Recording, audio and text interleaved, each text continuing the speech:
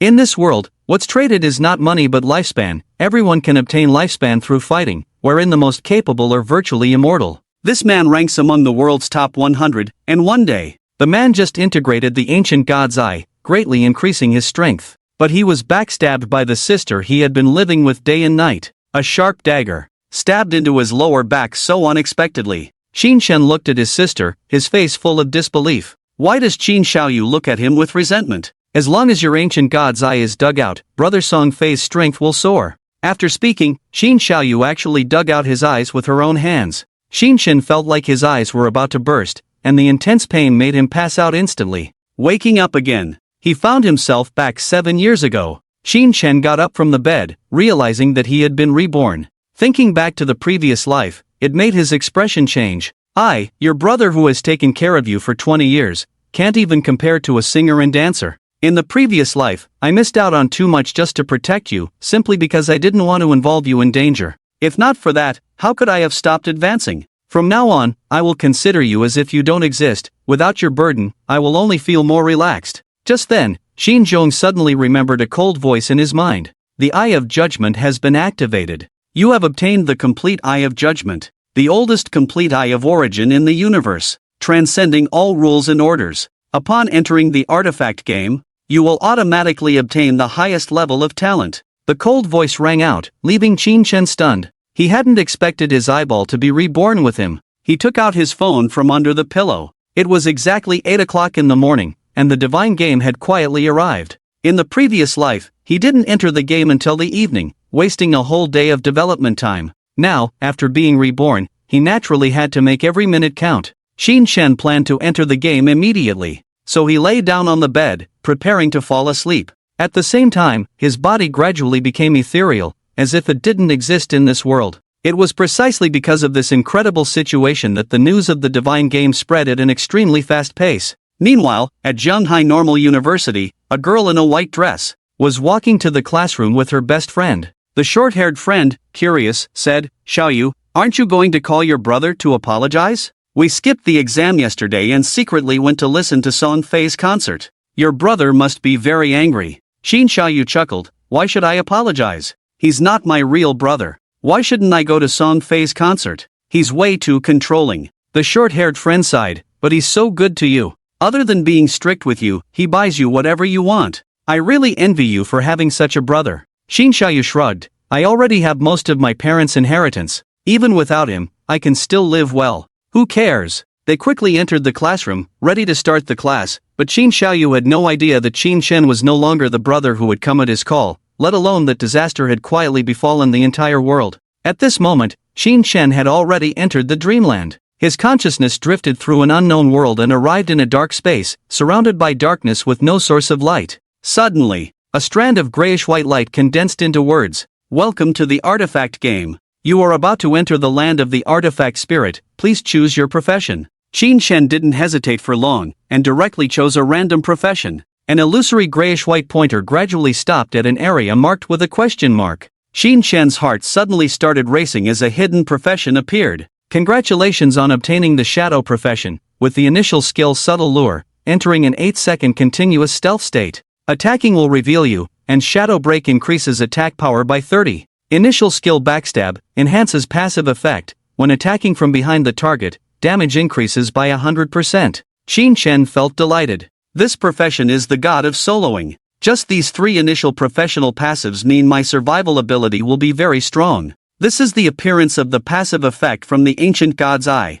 Congratulations on obtaining the talent Infinite Evolution. When killing monsters in a solo state, there is a chance to obtain evolution points, used for evolving skills. Currently, you have 5 evolution points. Qin Shen decisively moves 3 points of reinforcement forward, 2 points of reinforcement are damaged by the attack. He smiles knowingly. Just as the invisibility time ends, the cooldown is complete, allowing for unlimited invisibility. At this moment, a grayish-white input box pops up in front of his eyes. "Please enter your game code." Qin Shen casually taps the screen a few times. "Your code is love you, starting to enter the abandoned land of the gods." In an instant, Qin Shen feels dizzy, as if time and space are frozen at this moment. When he opens his eyes again, he finds himself in a dilapidated town. Welcome to the abandoned land of the gods. Countless monsters run rampant here. Leaving the town to kill monsters will earn you tradable lifespan, but if you die in the game, half of your remaining lifespan will be deducted. Familiar system prompts come to Qin Shen's mind.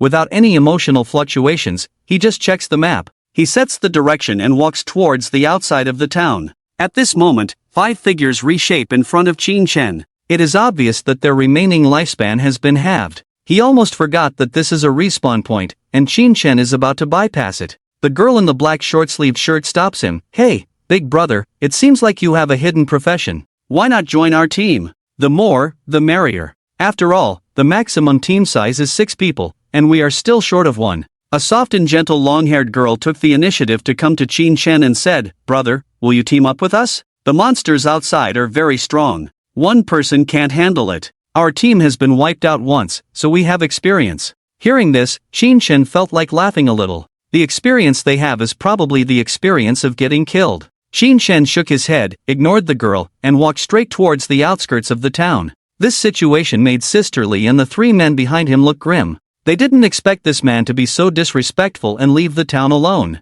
"We all said it's dangerous outside, but this guy still goes out alone. He really doesn't know the word death." A few people joked and didn't take it too seriously. Only Sisterly took the opportunity to check Qin Shen's information as he approached. His code name is Amy. Quite pretentious. He looked at Qin Shen's back and sneered, "Let's follow him and see how he dies. Maybe we can figure out the pattern of the monster's movements." Qin Shen arrived at the edge of the town. When he left the safe zone, he noticed that someone was following him from a distance. The previous night, Qin Shen didn't hesitate at all. He directly activated his skill. In an instant, his figure seemed to blend into the surrounding environment. He disappeared into thin air in front of those people. Sisterly and the other 5 people were stunned, looking left and right but couldn't find a trace of Qin Shen. The tall male assassin in the team is quite fierce. Is this the stealth skill? Starting with the stealth skill, what kind of profession is this? It's so cool at this moment. Qin Shen released the stealth, already walking on the dark scorched earth.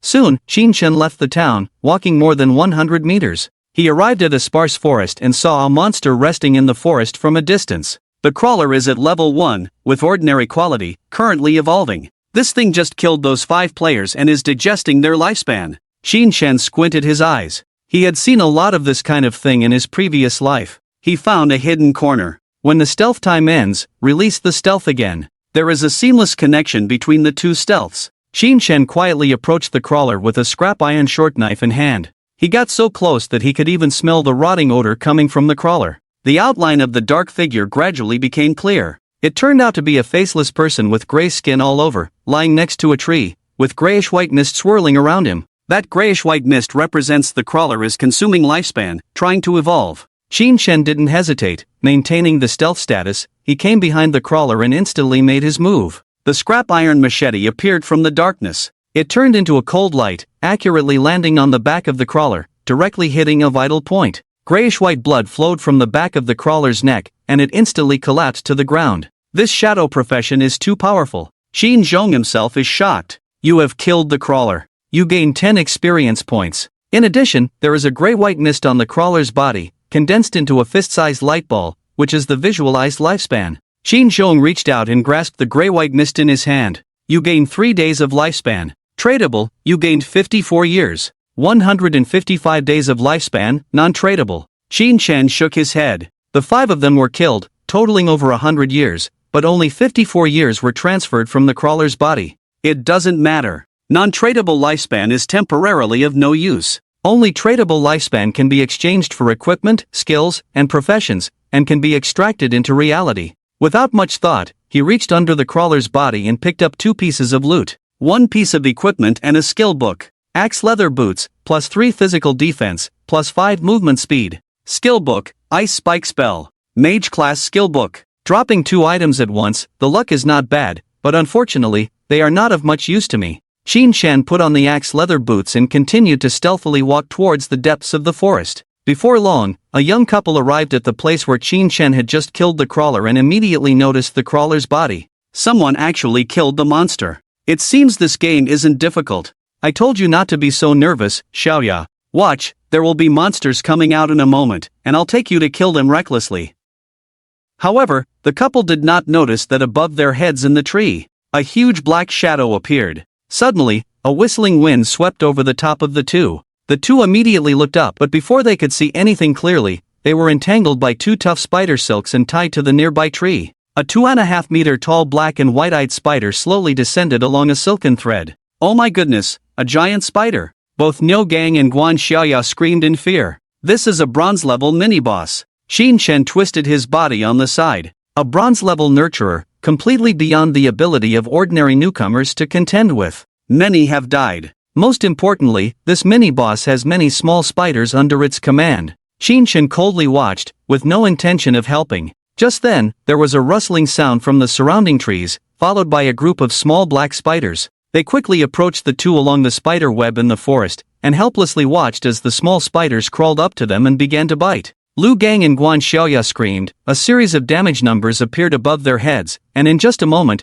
both of them had died. The life that burst out turned into a pale white light sphere, surrounded by about 10 small spiders. It was absorbed when it took off. Just then, a cold light flashed, and Xin Chen's agile figure swiftly passed by, causing the bronze-level nurturer to be accidentally severely injured. Hundreds of nurturers instantly locked onto Xin Chen, but before they could spray their silk, Xin Chen's figure had quietly disappeared, completely vanished from in front of them. The bronze-level nurturer seemed to hesitate, while the small spiders around were still consuming life, unaffected, and continued to fight for the couple's lifespan. It wasn't until 26 seconds later that Xin Chen's shadow stealth skill cooled down, and he appeared in another direction of the nurturer. The scrap iron short knife struck again, launching a critical attack on one of the giant creature's eyes, on the fisherman's body. Instantly, another terrifying wound appeared. His trace vanished once again. The fisherman was successively ambushed twice and still couldn't find the assailant. In anger, it wildly sprayed silk around, a large-scale attack that could instantly wipe out a team of 6 players.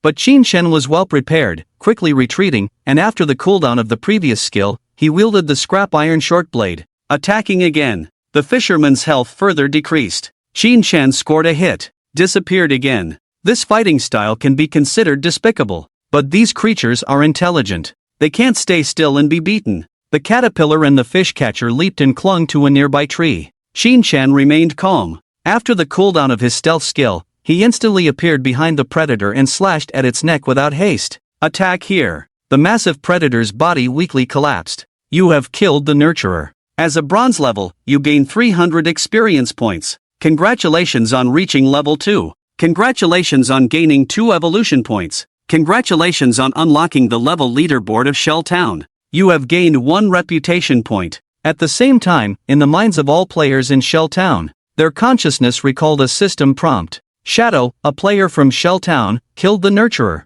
Level leaderboard activated. Li Zijie and others who were searching in the town were all stunned. This Shadow was the guy who just went out alone. How did he reach level 2 so quickly? The key thing is not that he killed a bronze level gang. Did he team up after going out? However, Li Zijie looked incredulous. He didn't team up, and there was only his name on the leaderboard. On the level leaderboard of Shelltown, only the name of Shadow was displayed alone, with a row of question marks below. Xin Chen reached out and absorbed the light ball from the corpse of the large spider. You have gained 46 days of lifespan. Xin Chen smirked, a small boss, with life earnings equivalent to more than 10 ordinary small monsters. Immediately after, Xin Chen looted 2 items from the boss's corpse. Skill book Greedy Hand, an assassin skill book that can be used on monster corpses after learning. There is a 20% chance of obtaining an additional loot reward. Overlooking Short Sword. Bronze adds 25 to attack, and 4 to structure. One of the skill books caught Xin Chen's eye. This was it.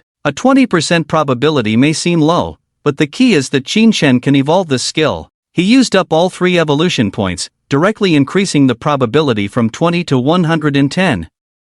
He then wore the overlooking short sword around his waist, doubling the original 25 attack to 50. After doing all this, Xin Chen had no intention of letting these small spiders go, as he emerged from the shadows. The blade cut through the abdomen of each small spider, directly killing them one by one, just as Xin Chen began to spawn monsters. At Zhanghai Normal University in the real world, Xin Xiaoyu and her best friend Xu Yan are in class. A boy suddenly fell asleep on the table. His body actually turned into a translucent virtual state. The middle-aged teacher in the Mediterranean stopped teaching, with a puzzled look on his face, and walked towards the boy. The teacher tried to reach out, but his hand actually passed through the boy's body. This scene made the whole class gasp in shock, and the classroom suddenly became chaotic. Teacher from the Mediterranean loudly tells the students, "Let's end the class here for today. I need to have a quick chat with the school leaders." After saying that, the teacher hurriedly leaves the classroom. Qin Xiaoyu and Xu Yan sit in their seats, quickly scrolling through their phones. Soon, Qin Xiaoyu frowns slightly.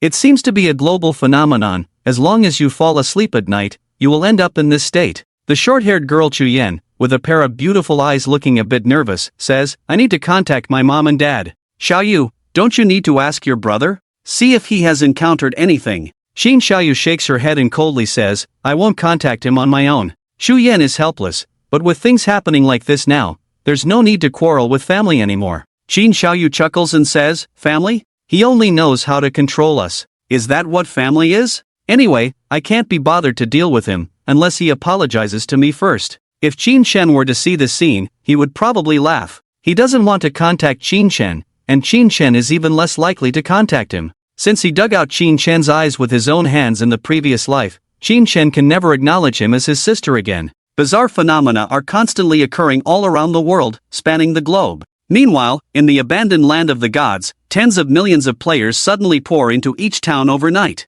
They simultaneously hear the system prompt, "Welcome, players, to your first entry into the artifact game. You can return to the real world upon meeting the conditions for level 3. So many players begin to take action. They form teams and head out to hunt monsters. On the leaderboard of Shell Town, after 20 minutes, someone finally reached level 2. A person with the codename Wang Mang, leading an elite professional team, had 6 people simultaneously reach level 2, occupying the 2nd to 7th positions on the Shell Town level leaderboard. At this time, Qin Shen had also finished dealing with all the little spiders. The evolution points had reached 3 again, and the tradable lifespan had also increased to 146 days. Qin Shen remained invisible, continuing to move through the woods, when suddenly he sensed the sound of a battle ahead. After quietly approaching, Qin Shen felt delighted to find another bronze-level leopard ahead. The frantic runner was level 2, and of bronze quality. It was a humanoid crawling creature with 6 legs, extremely fast-moving, and new players had no chance to escape when encountering it.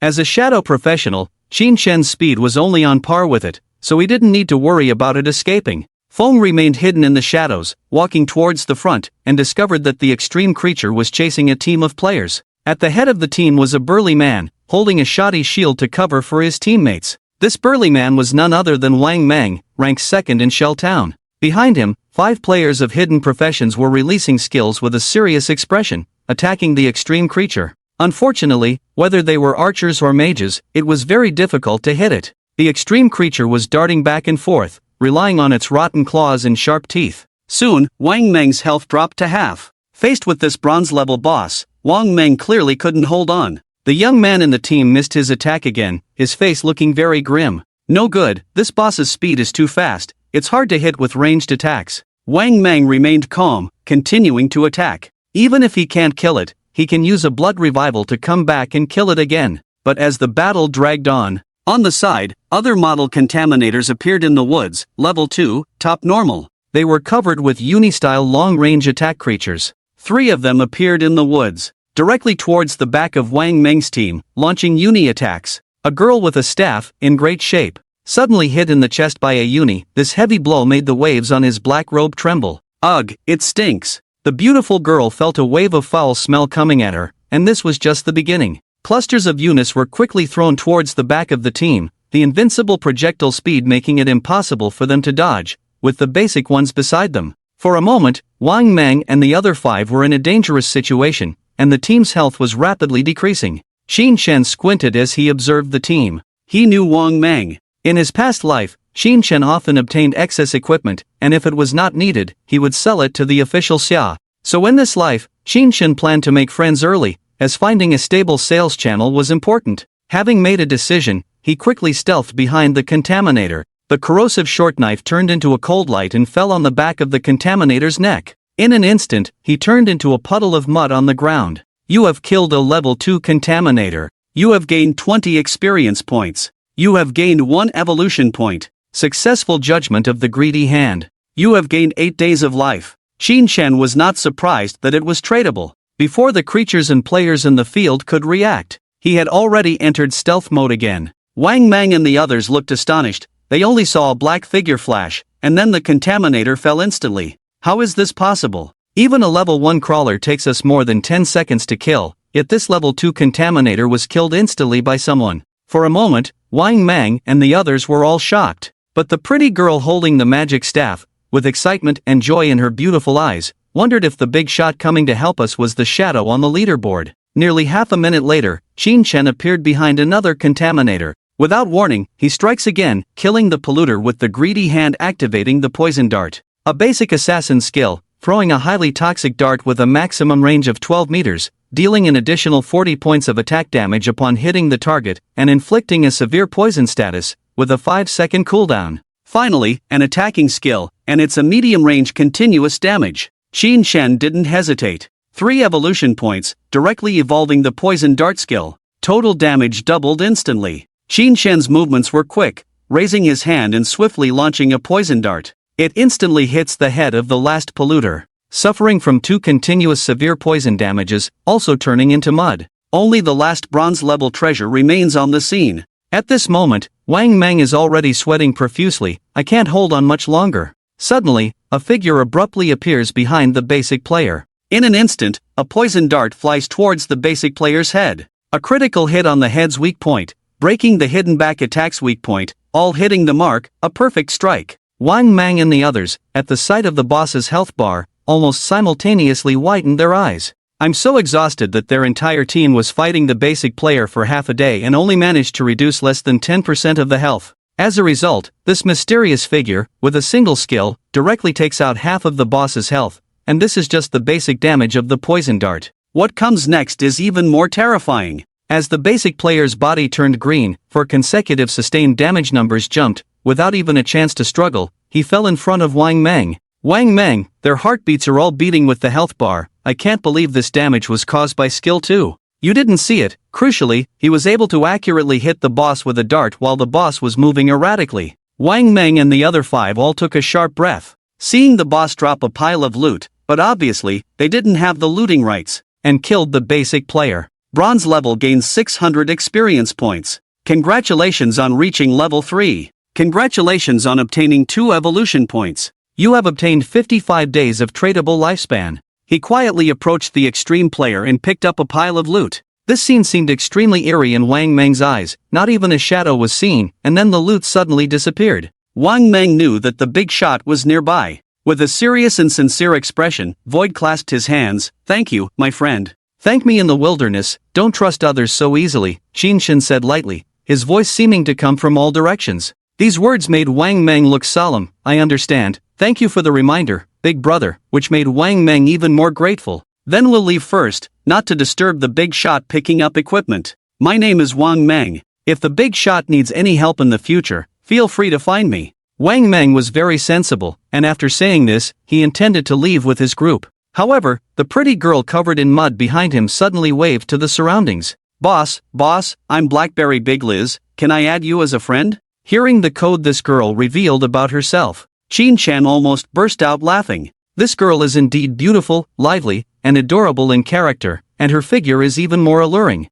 In fact, in the previous life, he knew this girl, and she was a hidden professional prophet, much stronger than the average mage. I'm not interested in Blackberry Big Liz. The girl was unwilling to accept that she couldn't add Qin Shen as a friend, and she still wanted to pester him. As a result, the middle-aged female priest in the team, with a helpless expression, dragged her away, and when Wang Mang and the others confirmed that they had left, Qin Shen released the greedy hand towards the corpse of the extreme one. Congratulations, you have obtained 2 evolution points. You have obtained 55 days of life. The harvest from trading is not bad. There are still 3 pieces of equipment and 2 skill books in the drop, of which only 1 piece of equipment can be used by Qin Shen. Extreme Rush Leather Leggings. Bronze Assassin Series equipment, with long-lasting physical defense and resistance to all elements added. Cooldown speed plus 15%. Qin Shen was excited and focused. With a 15% cooldown speed increase, it's equivalent to a more frequent attack frequency. Let's continue grinding monsters and get another evolution point. Then I can evolve the greedy hand to the emerald level. Remaining invisible, they continued to move deeper into the dark forest. At this time, Wang Mang's team had already returned to the first level monster area. But as soon as they returned, they saw a group of 6 players being surrounded by over 10 lizards. Look at all these lizards, what the hell? A young man panicked and cursed. Immediately, he was knocked down by 3 lizards and killed by 4 monsters. Preparing for battle, Wang Meng's face turned extremely serious as he raised his low-quality large shield. Meanwhile, the adult Blackblin, holding a staff,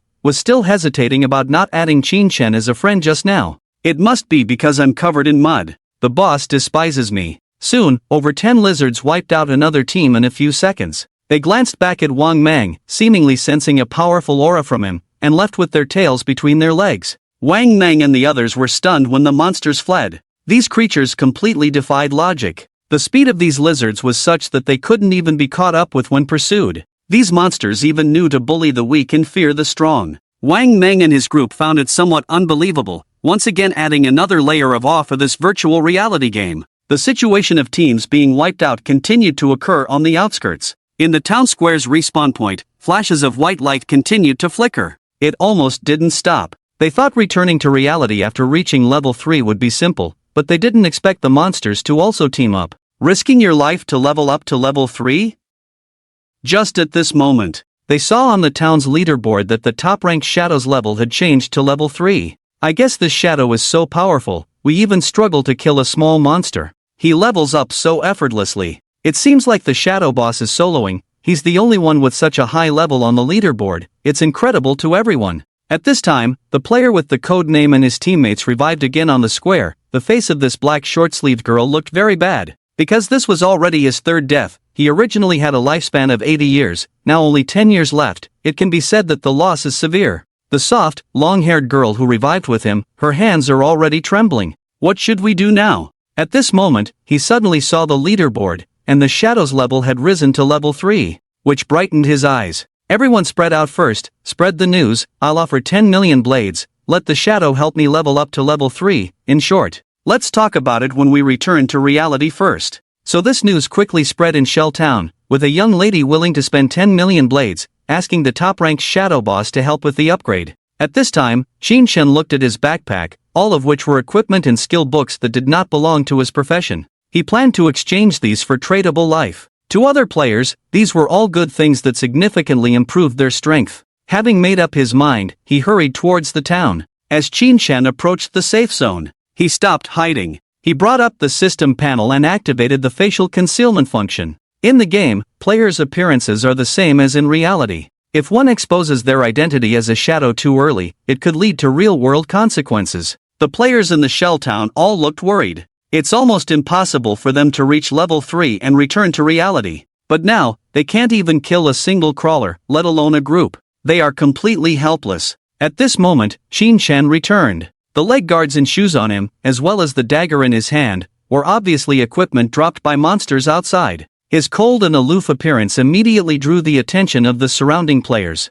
Could he be the #1 Shadow boss on the leaderboard? Oh my goodness, it seems like it. Someone is offering $10 million to ask you to help them level up. I've already died 4 times. As long as the boss is willing to take me, I'm willing to do anything. Qin Shen completely ignored them all and went straight to the central square of the town to set up a stall and open the trading function. He put up the names of the 10 pieces of equipment and skill books in the shop. Equipment and skills on sale, only available for 10 minutes. Buy now while stocks last. There are a lot of people in the town now. It's estimated that it will be about 10 minutes before the crowd disperses. As soon as the stall was set up, it immediately attracted everyone around. Wow, boss, you're actually selling equipment, and there are even 2 pieces of bronze equipment. For a moment, players from all around gathered around. Soon, a woman in a gray robe, accompanied by her teammates, walked over. She had an enchanting figure, especially with her long and slender legs, making it hard for anyone to look away. The woman in the gray robe came up and immediately asked how to deal with the ice cone technique.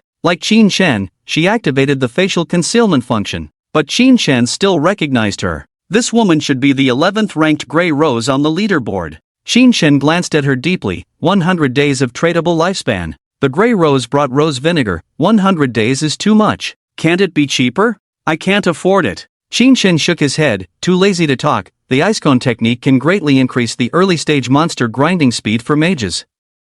100 days is already very cheap. The Grey Rose then asked, can I pay with cash? But Qin Shen's face remained expressionless. You can buy lifespan from someone else with cash and then come to trade with me. If no one offers a higher price, I can keep the item for you. The Grey Rose reluctantly agreed. After waiting for half a minute, the gray rose came back to Qin Shen. I've gathered 100 days of lifespan. Let's trade. The ice cone technique skill book you sold received 100 days of tradable lifespan. The transaction has just been completed. Suddenly, a few people rudely pushed through the crowd and came to Qin Shen. At the head was the leader, codenamed Sister Pair. Looking down at Qin Shen, she said, I'll give you a chance. Just wait for me to reach level 3. When we return to reality, I'll give you 10 million in cash. My dad is the chairman of DJI Technology. Don't worry, I can afford it. However, Qin Shen glanced at him, showing no emotion on his face. I refuse, Qin Shen thought to himself, sneering inwardly. This woman did a lot of ruthless things in the previous life, buying life with cash. As a result, after returning to reality, he took the opportunity to kill the other party, and at least 10 people fell victim to his hands. Qin Shen's attitude left Zhangli stunned. He never expected that someone could ignore the temptation of 10 million. Zhangli frowned. Although you're quite strong in this game, no one knows what's going on with it now. If you follow me, I guarantee you a life of luxury, cars, houses, women, everything. You can have everything. Qin Shen waved his hand. Step aside if you're not buying anything. Don't disturb my business. A flash of malice passed through his eyes as he looked at Qin Shen, but it quickly disappeared. All right, since you're unwilling, he said, turning away. His face darkened once again. Qin Shen watched him leave and paid no attention. No one knew that the divine game would disrupt the order of reality, only personal strength was the fundamental thing. Just then, a young man with a tattoo on his arm found Zhangli. My codename is Lao Mao, he said. I know the trick to leveling up. I can help you level up as long as the conditions you mentioned still hold. Zhangli readily agreed, as long as you can help me reach level 3 and return to reality. I will give you double the cash. Lao Mao agreed on the surface, but in his heart, he was still thinking. Although Ah Ying is strong, it seems like he has a bit of a problem. It would be foolish if this simple 10 million is real. However, Qin Shen quickly sold everything on his end, but his traded lifespan had also reached 546 days. Qin Shen closed his stall and left the shell town, quickly heading out in stealth mode. On the way, he saw a young man named Lao Mao, who was taking Zhangli out, preparing to help her level up. At first glance, Qin Shen knew what Lao Mao's fate would be. Of course, he was too lazy to remind the other party. For Qin Shen, as long as they didn't provoke him, he couldn't be bothered with anything else. More than 10 minutes later, Qin Shen ventured deep into the dark and dense forest, arriving at the place where he had seen the cursed one before. Sure enough, this boss had already advanced to the silver level, and there was a gray mist swirling around him, still advancing. Without hesitation, he silently approached behind the cursed one. He swiftly threw a venomous dart, hitting the boss directly in the head. The cursed one instantly suffered a heavy blow. His health bar dropped by nearly 1/4, and he was still continuously being damaged by the poison. But when he turned around, he didn't even see a shadow. This made the cursed one let out a somewhat angry voice. Raising his withered and weak arm, the gray elemental energy gathered in his hands and expanded. An area attack skill with a diameter of over 20 meters suddenly erupted, instantly engulfing everything around him. The cursed one is a magic-based boss, most of the skills are area attacks, and the damage is high. Xingzhuang had already retreated at the fastest speed after throwing the deadly poison dart, only barely leaving the attack range with his speed. Close call. Xingzhuang looked at the large-scale poisonous fog eruption in front of him, his heartbeat quickened. Once hit, there would be no way out. Qin Shen looked at the large area of gray mist in front of him, his heart beating a little fast. This curse caster killed more than 30 players and advanced to the silver level in one go. Even the life it plundered was enough for it to advance to gold, or even higher grades. Unfortunately, it encountered Qin Shen. After the opponent's gray mist erupted once, Qin Shen did not approach. Instead, he moved away from the boss, waiting for his shadow stealth skill to cool down. The curse caster kept raising its hand, releasing gray mist explosion skills into the surrounding air. These small skills didn't have such a large range, but they posed a great threat to Qin Shen. Once Qin Shen was hit, he would have only one way to die. Fortunately, he remained invisible throughout, staying away from the boss, and encountered no danger. When Qin Shen's shadow stealth cooldown was complete, the curse caster seemed a bit tired, releasing more than 10 skills in succession, causing its mana to fall behind. The curse caster looked extremely vigilant around it, starting to move deeper into the dense forest. Suddenly, a figure appeared behind it, and another deadly poison dart hit its head. -659, weakness attack. -219. -219. Qin Shen's figure flashed by. From about 10 meters away, the dart accurately hit the boss's head. Just this long-range attack accuracy was something no other player could achieve. Qin Shen also dared not get too close, as he wouldn't have time to escape the boss's area of effect attacks. It can be said that his theoretical strength is strong now, but a large part of it is also due to the rich experience he gained from struggling for 9 years in his previous life. After 2 deadly poison darts, the boss's health bar had gradually dropped to only 1/3 remaining. The curse caster couldn't see where the enemy was. It could only frantically move deeper into the forest. A withered and weak curse caster, with long thin hands hanging down to its knees, was fleeing at its fastest pace. If anyone saw this scene, they would probably be astonished. No one could imagine that a boss who had already advanced to the silver level would be chased by a player. Remember, when this boss was in the bronze level, it had wiped out several dozen players in one go. And now, a shadow appeared once again behind the curse caster. Poison dart. Once again, the curse caster's body turned green. Under the continuous damage of the deadly poison, the curse caster's health bar finally dropped to 0, and its withered and weak body fell on the decaying and damp forest floor. You have killed the curse caster, silver level. You have gained 1800 experience points. Congratulations on reaching level 5. Congratulations on gaining 4 evolution points. You have gained 124 days of lifespan, tradable. A large amount of experience points allowed Qin Shen to level up twice directly, reaching level 5. Moreover, the silver level boss brought Qin Shen 4 evolution points. Greedy hand. Qin Shen looted the corpse directly. A golden hand reached out from the void and grabbed the withered body of the curse caster. Skill greedy hand judgment successful. You have gained 4 evolution points. You have gained 4 evolution points. You have gained 124 days of lifespan, tradable. You have gained 124 days of lifespan, tradable. 2 additional rewards were directly obtained.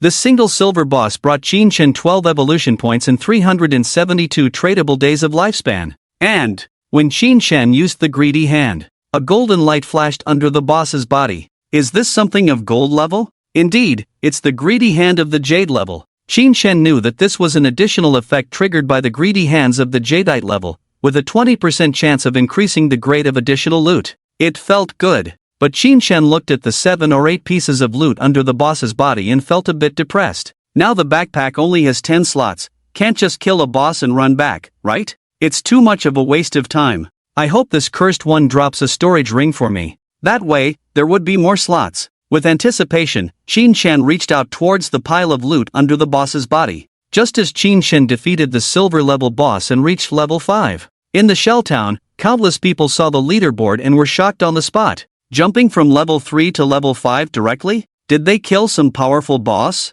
Just over 10 minutes ago, I saw the big shot selling equipment, and now they've leveled up by 2 so quickly? This is too unbelievable. My sister is 18 this year. I really hope the big shot will take a liking to my sister, so I can benefit and level up too. Forget it, they don't even look at someone with 1 million. How could they be interested in your sister? In the center of the town, Wang Meng, Lin Liu, and their team of 6 finally reached level 3. They instinctively looked at the leaderboard. Damn! The sharp-eyed archer in the team cursed, we just reached level 3, and that big shot is already at level 5? Are they not going to let us live? Wang Meng also looked dumbfounded. But soon he shook his head and said solemnly, let's not think about that for now. Let's each return to reality and inform our family and friends about the God Abandoned game. The world is likely to be in turmoil, at least we should prepare our loved ones. Wang Meng's identity is a member of the armed police. The reason he fell asleep in the morning was that he had been on surveillance all night on a criminal suspect, just returned from duty and rested, only to enter the God Abandoned game unexpectedly. Upon hearing Wang Meng's words, Lin Liu and the others nodded solemnly. They each returned to reality. In the bodies of the God Abandoned game, gradually becoming illusory, until they disappeared. Just as countless people were shocked, Qin Shen also had his big harvest. From this silver level cursed one, he not only obtained 12 evolution points but also had 372 days of tradable lifespan. Even the non-tradable lifespan directly gained over 200 years. I now have 418 years and 271 days of non-tradable lifespan. It seems like a lot of lifespan, but in the future advanced areas of the God Abandoned game, or in reality after the first desolation, the rate of lifespan depletion will only increase. Qin Shen shook his head, not thinking too much. He looked into his backpack. First, he looked at the piece of golden level equipment, Ring of Curses, Golden Universal for all professions. All attributes 8. Dark element resistance 26, weak point attack multiplier 0. 1. Equipment requirement, level 4, a ring with all attributes? Xin Shen was quite satisfied. 8 points in all attributes, equivalent to 32 attribute points. This ring was equivalent to the attributes one would gain by leveling up 3 times. Additional dark element resistance, useful against many monsters. Weak point attack multiplier, starting at 1. 5 times, with this ring it's 1. 6 times, not bad. The God Abandoned game does not have critical hits. Instead, it has weak point attack multipliers for hitting weak points. In other words, this weak point attack multiplier is somewhat similar to the critical hit damage in some online games. Next, Xin Shen looked at a skill book. Compared to equipment, Xin Shen clearly preferred skill books, because he could evolve skills infinitely. And at this moment, a silver level skill book dropped by the cursed one caught Xin Shen's eye, making him extremely surprised and delighted. Shadow Strike, Silver Assassin class skill. Blink in one direction, up to 15 meters, and enter stealth mode, lasts 5 seconds, dealing 3 slashes to all enemies on the path. Cooldown 12, 10, 43 seconds. Learning requirement, level 4/width, 2, 1 meters. Each slash adds 100 attack power, considered a backstab with no weak point damage. Xin Shen held the skill book in his hand and learned it directly. If he had just learned this skill, the time needed to kill the silver curse would be halved. Most importantly, this skill not only allows him to remain stealthed, but it is also an area damage skill. As for the cooldown time, 12 seconds is the base cooldown time of the skill, while 43 seconds is the actual effective cooldown time. After all, Xin Shen carries a 15% cooldown speed attribute, an attack range of 15 meters long and 1 meters wide. Very satisfying to use against small monsters. Through evolution, the range should be able to be enhanced, but no rush for now. Xin Shen focused his attention on the greedy hand. He had evolved the greedy hand 4 times before, and now it was the 5th evolution. The required evolution points were 1 point, 2 points, 3 points, 5 points, and 8 points respectively. So, the evolution points required for each evolution of the skill are equal to the sum of the previous 2 evolutions? If I'm not mistaken, the evolution points required for the 6th evolution of each skill are 13 points? While thinking like this, Xin Shen spent 8 evolution points and evolved the greedy hand again. You have spent 8 evolution points, remaining 4 points. Greedy hand, Emerald Diamond Assassin skill. Can be used on monster corpses, with 160% 220% chance of obtaining an additional loot reward. The extra loot obtained has a 20% 40% chance of increasing by 1 tier. Looking at the effect of the skill improvement, Xin Shen was taken aback. Now, every time I kill a monster, I will definitely get 2 extra loot rewards. Killing 1 monster is equivalent to others killing 3. There's even a 20% chance of getting 3 extra rewards, and a 40% chance of increasing a tier. With the evolution of this skill, Xin Shen felt that he was becoming more and more abnormal. When he looked at the next evolution condition of the greedy hand, he found that indeed, the next evolution required 13 evolution points. Without the greedy hand, Xin Shen would probably have to work hard for those 13 evolution points. But now, with the greedy hand, as long as there was a boss, evolution points would come easily. There are 4 evolution points left. Let's enhance the combat power first. Xin Shen realized that he couldn't one-shot a silver-ranked boss he had just killed. So he needed to increase his combat power, or else encountering higher-level bosses could easily lead to trouble due to prolonged battles. You have spent 3 evolution points, remaining 1 point. Shadow Blink, Silver Gold Platinum Blink in one direction, up to 151821 meters, and enter stealth mode, lasts 5-6-7 seconds, dealing 3-4-5 slashes to all enemies on the path. Cooldown 12, 10, 43 seconds. Slash width, 2, 1 2, 6 3, 1 meters. Each slash adds 100150200 attack power. Evolving Shadow Blink didn't reduce the cooldown time? A bit uncomfortable. But, relying on Shadow Blink alone, I can achieve unlimited stealth. 3 slashes turning into 5 slashes, this damage is explosive. With 1 evolution point left, there were no skills available for evolution at the moment. Xin Shen looked at the remaining loot. There was nothing he could use, but there was a silver-ranked warrior skill book Battle Roar, which increases the team's attack power and defense by 20 points when released. Once this skill book is learned, it can double the damage and tanking ability of the entire team in the early stages. If a warrior from the previous life had this skill in the early stages, they would be invincible. But now, this skill book can only be sold. Xin Shen felt a little regretful. He remained invisible, looking around. This dense forest is already a spawning area for level 4 to 5 monsters, and the original level 2 cursed one has also leveled up to level 4 due to lifespan digestion, giving Qin Shen level 4 loot. In the shadows of the nearby woods, 3 decaying limb crawlers were cautiously eyeing the dead body of the cursed one. Before they could react, Shadow Slash. -725. -725. -725. The level 4 common monster also has about 1,000 health points, but with one Shadow Slash, Qin Shen's figure first appeared for about 0.1 seconds, then instantly traveled over 10 meters away. Along the way, each of the 3 limb crawlers received 2 slashes and were instantly killed. You have killed Limb Crawler, LV4. You have gained 80 experience points. You have gained 5 days of lifespan, tradable. A series of system prompts sounded in Qin Shen's mind.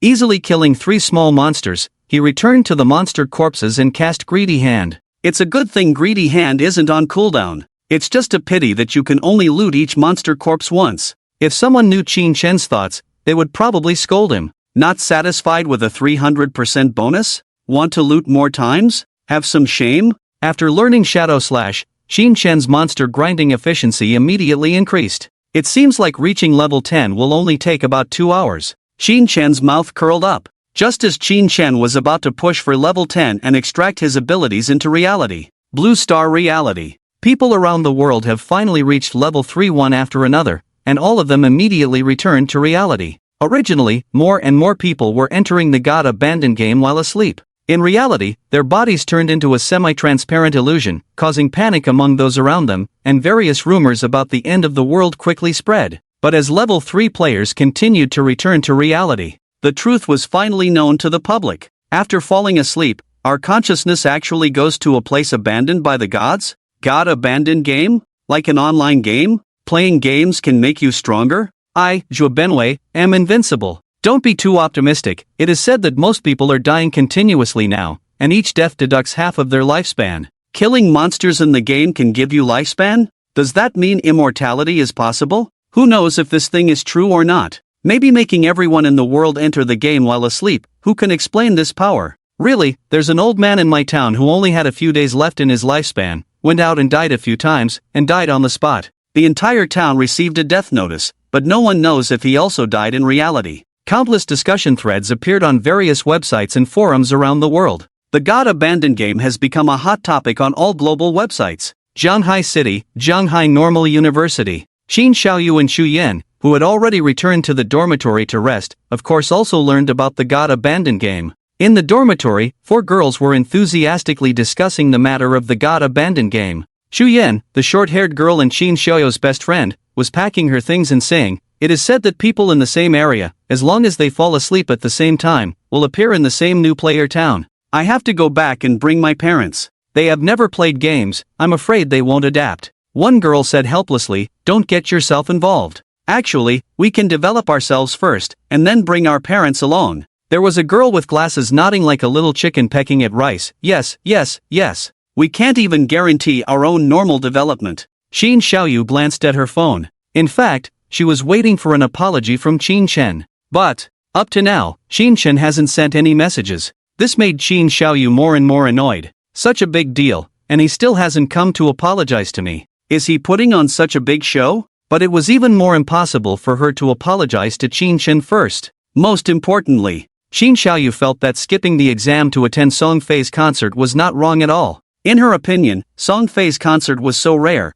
how could it be compared to a mere exam? You can retake the exam if you miss it, you can retake the course. If you miss the concert, you will miss the chance to get close to your brother forever. Fortunately, Xu Yan accompanied me this time, it was the closest I'd been to my brother. Just thinking about Song Fei, Qin Xiaoyu felt sweet. The opening of the concert with Song Fei's words "I miss you" made Qin Xiaoyu reminisce until now. I wonder when brother Song Fei will enter the God Abandoned game. With brother's strength, he will definitely work hard, and he must be strong in the game too. It's funny, the brother in Qin Xiaoyu's mind now is mostly Song Fei, not Qin Shen. The Qin Shen from the previous life didn't know this. Because of the appearance of the God Abandoned game, Qin Shen personally came to the school, found Qin Xiaoyu, apologized and begged her, and finally entered the game with her. But this time, you love what you love. However, the current situation will also change due to Qin Shen's choice. In the previous life, although Qin Shen didn't come to Qin Xiaoyu immediately after receiving the news because he was at work,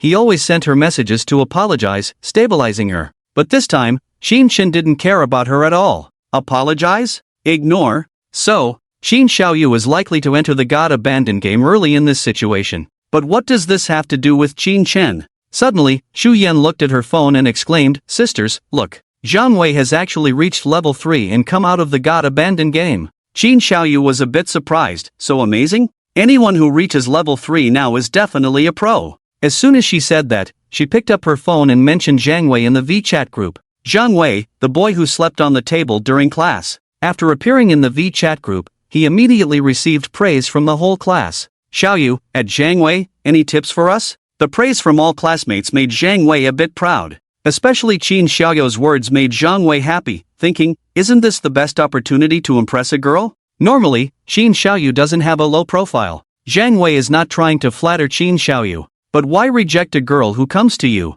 So, Zhang Wei directly started a private chat with Qin Xiaoyu and started to praise her. "Don't worry, Xiaoyu, as long as someone in the town reaches level 5, the teleportation array in the town will be activated. By then, the initial towns can teleport to each other. You find a town first, form a team to level up casually, and I will find you later to take you flying. Also, let me tell you a secret. When allocating initial attribute points in the game, add all to agility, otherwise, if your speed is not fast enough, you will be beaten by monsters." Seeing Zhang Wei's message, Qin Xiaoyu was a bit puzzled. She asked, "What if I am a mage class, do I still need to add agility?" Zhang Wei solemnly replied, "Yes. Agility is not completely useless for mage class, it can speed up spell casting, especially important in the early stages." Qin Xiaoyu, got it. Looking at Qin Xiaoyu's cute VChat avatar, Zhang Wei felt a bit dreamy, even fantasizing about getting close to Qin Xiaoyu. Little did he know, in Qin Xiaoyu's eyes, there was only one brother Song Fei. To her, others were simply tools to help her level up. Thinking of Qin Chen, Qin Xiaoyu smirked to herself, "You still haven't come to apologize to me, you're really giving yourself face. Since that's the case, I'll go level up first. When someone in Zhang Wei's town reaches level 5, he can teleport over to take me. Qin Chen, by the time you enter the game, we'll be at who knows what level." She believed that with a pro leading the way, her leveling speed would definitely be fast. Little did she know, Qin Chen had already reached level 5. If Zhang Wei was considered a pro, then what was Qin Chen? The teleportation array in the starting town is bidirectional. So, lighting up the teleportation array in a single town is not enough, other towns also need someone to reach level 5. That's why Qin Chen wasn't in a rush to go back and light up the teleportation array. Besides, for Qin Chen, he planned to quickly reach level 10 and head to the main city. That's when the real game of God Abandoned would begin. However, teleportation between towns is free. Let me think, in which town was Song Fei? Qin Chen casually killed monsters in the dark forest, squinting as he thought. In the previous life, not long after the start, Qin Xiaoyu wanted to find Song Fei, but Qin Chen stopped her from going. Thanks to Qin Xiaoyu, there was a fan group for Song Fei at the time, which revealed the initial town where Song Fei was located. It seems to be called Luminous Fire Town? Alright, I'll go level up in Luminous Fire Town later and kill Song Fei every time I see him. Qin Chen's eyes were filled with killing intent. In-game hunting was just the prelude, the goal was to make them fear logging off. The real hunting would come later. Qin Chen glanced at the level leaderboard of Shell Town. Currently, he was the only one who had reached level 6. Everyone else was still at level 3. It wouldn't be so quick to wait for players from other towns to reach level 5 and activate the teleportation between towns. Continue killing monsters. Shadow Slash. -754. -754. -754. The ferocious and terrifying monsters in the eyes of other players were instantly killed by Qin Chen, turning into experience points, dropping life and loot. Meanwhile, in reality, in Blue Star, Zhanghai City. After returning to reality, Wang Meng quickly drove to the office to report the situation. What? You're saying someone in Shell Town has already reached level 5? And they did it solo? His code name is Shadow? He's already at level 5 now, isn't that globally the first? In the office, over a dozen high-ranking officials were shocked after hearing Wang Meng's report. At this moment, some of the big shots from Zhanghai City had gathered together. Some of them also played games in their spare time. They were now quite interested in this God Abandoned game. Of course, as officials of Daxia, the most important thing now was to maintain stability. After hearing Wang Meng's report, one official frowned and said, "Wang Meng, according to what you're saying, this Shadow was already at level 3 half an hour ago. Why hasn't he returned to reality?" Does he not have any family in reality, so there's no need to inform them? Wang Meng shook his head. I don't know, maybe he really doesn't. At this moment, a clear and pleasant female voice spoke up. Could this shadow be a time traveler? Time travelers are usually orphans and rise quickly, right? Everyone was stunned, all looking over in unison. They saw a beautiful policewoman in an elegant uniform, looking naturally clueless. Her long and shapely legs, full figure, were quite eye-catching. Seeing everyone's gaze on her, the pretty policewoman blushed. Did I say something wrong? A minister sighed. And you? Try to read fewer novels in your spare time. This is a serious occasion, don't make jokes. Oh, the policewoman stuck out her tongue and fell silent. The officials continued discussing matters regarding the shadow. Based on Wang Meng's description, it seems like the shadow's character is not bad. That's right, although the temper seems a bit strange, being able to save Wang Meng and the others indicates that the person is fine. In that case, it is necessary to establish a connection with this shadow. After a brief discussion, the officials quickly made a decision to have Wang Meng and you both responsible for befriending that shadow in the game. The first task is to understand the shadow's character. The second is to try to uncover the shadow's real identity. The third is to establish cooperation with the shadow on behalf of the authorities. Regarding the lifespan issue, we have received a message from above confirming the authenticity of the lifespan data. Some older individuals died after entering the God Abandoning game. Through subsequent data collection and comparison, it was confirmed that these deceased individuals died multiple times in the God Abandoning game, with their lifespans continuously halved. If the remaining lifespan is less than a day, once they die, a day of lifespan will be forcibly deducted, leading to death. Therefore, this game has been confirmed to be extraordinary, and countries around the world are taking the God Abandoning game extremely seriously. The authorities are currently busy with two main directions. One is maintaining social stability. The other is exploring the God Abandoning game. Human lifespan is controlled by a mysterious and eerie game. This has forced authorities around the world to take this game seriously. Of course, at present, governments and people worldwide only know that this game can affect lifespan. What is truly important is, once someone reaches level 10, they will receive a system prompt. They will be able to extract everything in the game to reality, including levels, attributes, equipment, skills, and so on, by consuming tradable lifespan. At that time, the global chaos will truly begin. Over an hour later, Qin Xiaoyu forced herself to fall asleep in the dormitory and entered the God Abandoning game. Just like in the previous life, she chose a random profession, and obtained the hidden profession Life Sacrifice. This profession has higher healing capabilities than the average priest, ensuring the maximum survival environment for teammates. In the previous life, Qin Shen was just an ordinary warrior, and as a result, Qin Xiaoyu always looked down on him. Even though Qin Shen had strong combat power, Qin Xiaoyu still didn't really acknowledge Qin Shen. But little did she know that Qin Shen chose the warrior profession in the game just to protect her. In this life, without her, Qin Shen directly obtained the unique hidden profession Shadow. Both are hidden professions,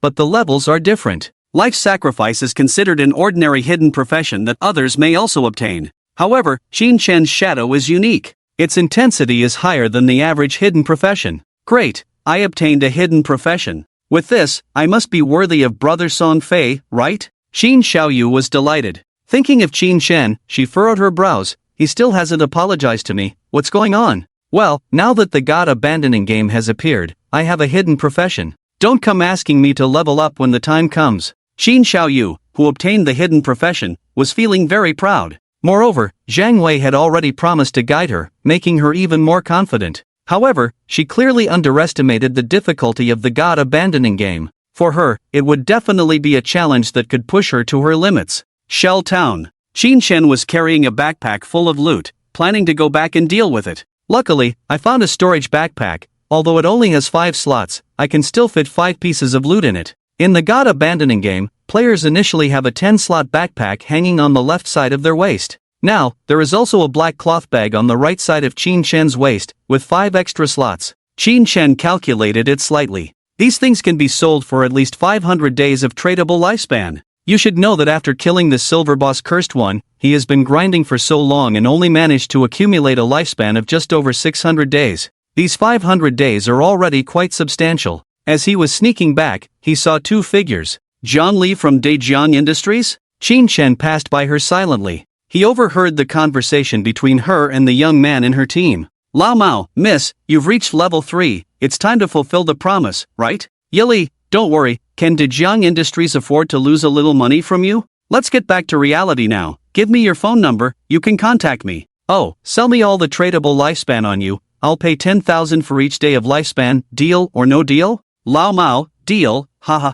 The young man Mao Lijun is just an ordinary profession, a self-selected archer, plus he added agility at the beginning, which made his early leveling up quite smooth. Now, he has brought Ye Li to level 3, it's time to reap the rewards. Shadow. Even though you've reached level 7, it's just a game. Like me, seize the opportunity, transform the game ability into cash, that's what a truly smart person does. Even if this game really affects lifespan can be accumulated at any time, so why rush? Mao Lijun was pleased with himself, joyful for the upcoming 5 million. No, over 6 million. In his lifetime, he had never seen so much money, which made him very excited. Xin Shen, of course, couldn't be bothered with those two. Soon, he returned to Shell Town again. He first maintained his stealth status, went to the basement of the central square, walked down the stairs, and saw a petrified teleportation gate.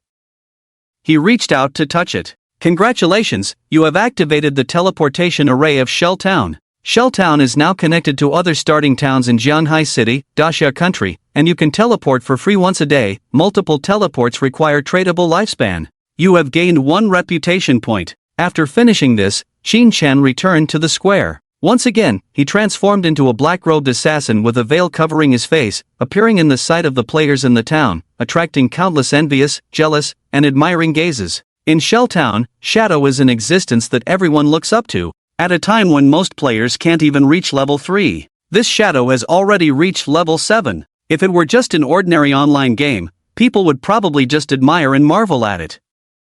But now, this divine game is extraordinary, linked to lifespan. How can people not envy and be jealous? Under the envious eyes of countless people, Xin Chen returned to Shell Town, first activated the teleportation gate in the square basement, and gained 1 reputation point. Then he returned to the square and set up his stall again. Originally, there were many other people setting up stalls around the broken flower bed, but when they saw Xin Chen appear, they all gathered around. The big shot is finally here. I prepared 150 days of lifespan, just waiting for the big shot to sell things. Last time the big shot appeared, he sold the ice cone technique, allowing Grey Rose to directly rush to second place on the ranking list. It was too amazing. Of course, the big shot's things, how can they be ordinary? Many people gathered in anticipation. People know that among the things Xin Chen sells, many are of high quality. At this stage, many players can grind ordinary monsters but can't defeat bosses. They can accumulate lifespan, can grind small monsters to drop low-quality equipment and a small amount of ordinary equipment,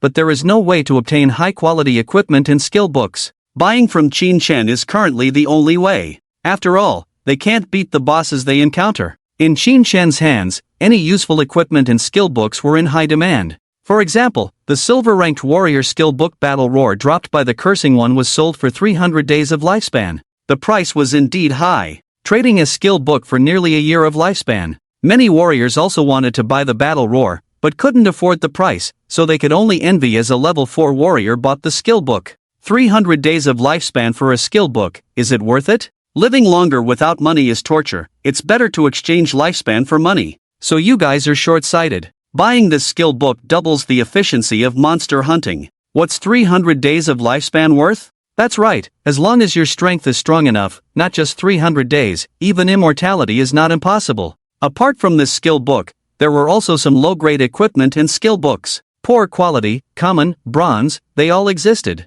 Some items with better attributes had higher prices, such as shoes that increased movement speed, and skill books with control effects or acceleration effects, which could be sold for 50 to 80 days of lifespan. The rest had lower prices, only 20 to 40 days. In addition to selling items, Xin Chen also indicated on the stall that he needed to purchase storage backpacks and similar items. Not long after, a slender and beautiful girl dressed in a black mage robe, with a staff hanging from her waist, gracefully approached Xin Chen. She was the hidden profession of Wang Meng's team, codenamed Black Plum Bigly Z the Prophet. The Prophet belonged to the mage profession and could wear mage equipment. Due to the passive nature of the profession, the Prophet was much stronger than the average mage, mainly in terms of damage. Big brother, I have what you want. This pretty girl came to Xin Chen's side with a lively look. Her bright eyes sparkled as she reached out her fair hand and presented a ring to Xin Chen. Xin Chen took a glance, space ring, with 12 storage spaces. Does not occupy the ring or backpack equipment slot.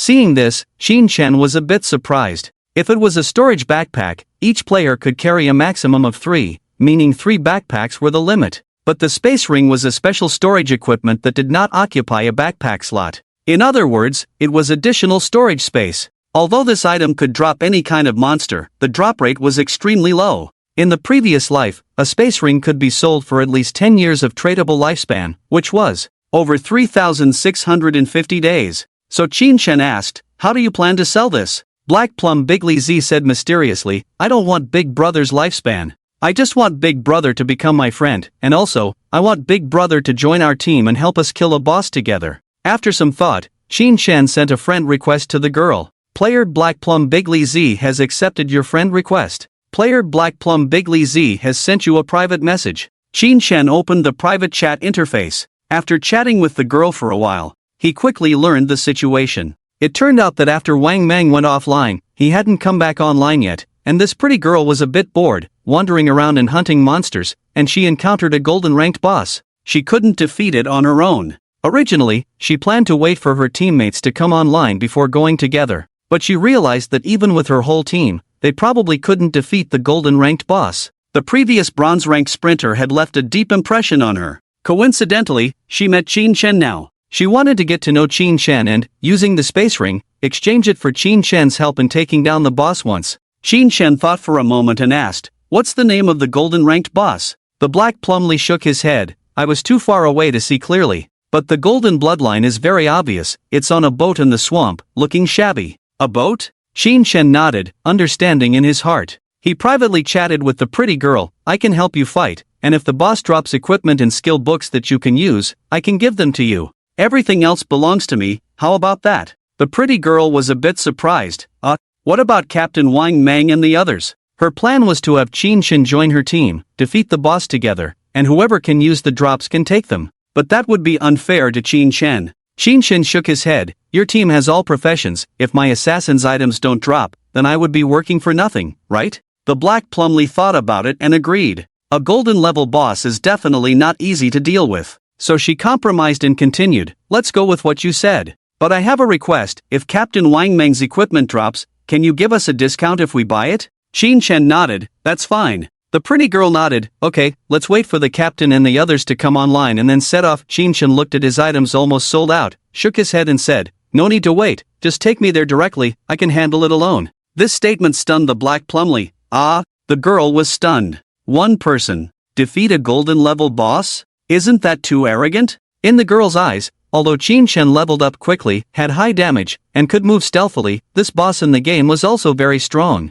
Especially a golden level boss, they have unknown skills. This big shot is so confident that he can solo it. Isn't that too much? In fact, Qin Chen wasn't just talking nonsense. Hearing the girl's description, Qin Chen knew that the golden level boss was a rare special boss, the Golden Ghost Ship. This boss can appear at any level range. If it appears near the starting town, its level should be around 5. Its health and attack are similar to regular golden level bosses, but it has many more skills, making it extremely difficult to defeat. The key point is that this boss drops a very useful special item. That special item is something that can't be bought even with thousands of years of life in the later stages. Encountering the Golden Ghost Ship near the starting town so early, you're really lucky. Moreover, the level 5 Golden Ghost Ship is the easiest to defeat. If it's a higher level Golden Ghost Ship, its skill range and damage are outrageous. A few minutes later, Qin Chen sold the last 2 items and left the shell town with the girl Black Plumly. He calculated that this time he sold items totaling 650 days of life, and now he had accumulated 2,174 tradable days of life.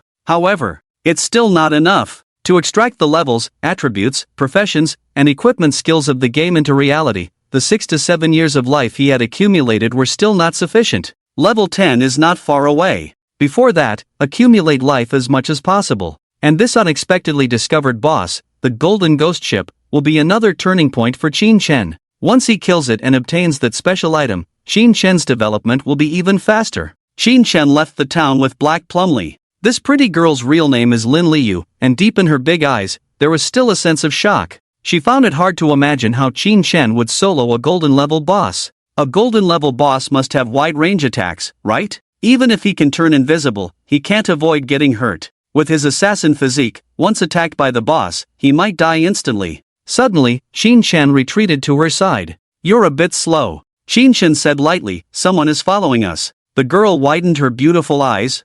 What should we do?" Being followed was obviously not a good thing. If they were ambushed while fighting the boss, it would be troublesome. Qin said, "You keep going. I'll be right back." Lin Liu didn't look back. Her graceful figure in a black robe continued walking forward on the scorched earth. Qin quietly disappeared. A few seconds later, Qin retreated to a forest dozens of meters away and saw 5 players tracking him. Shadow slash. His figure flashed through the dark forest. Blade light bloomed. -817. -821. -798. 4 damage numbers floated in front of Qin. The 4 trackers died on the spot. As for the last person, watching the 4 being killed instantly, his face changed slightly. He tried to escape, but a deadly poison dart hit the back of his head accurately. -948, weak point attack. Instant kill. Unfortunately, these 5 guys were all poor, and Qin picked up the tradable lifespan they dropped, totaling only about 10 days.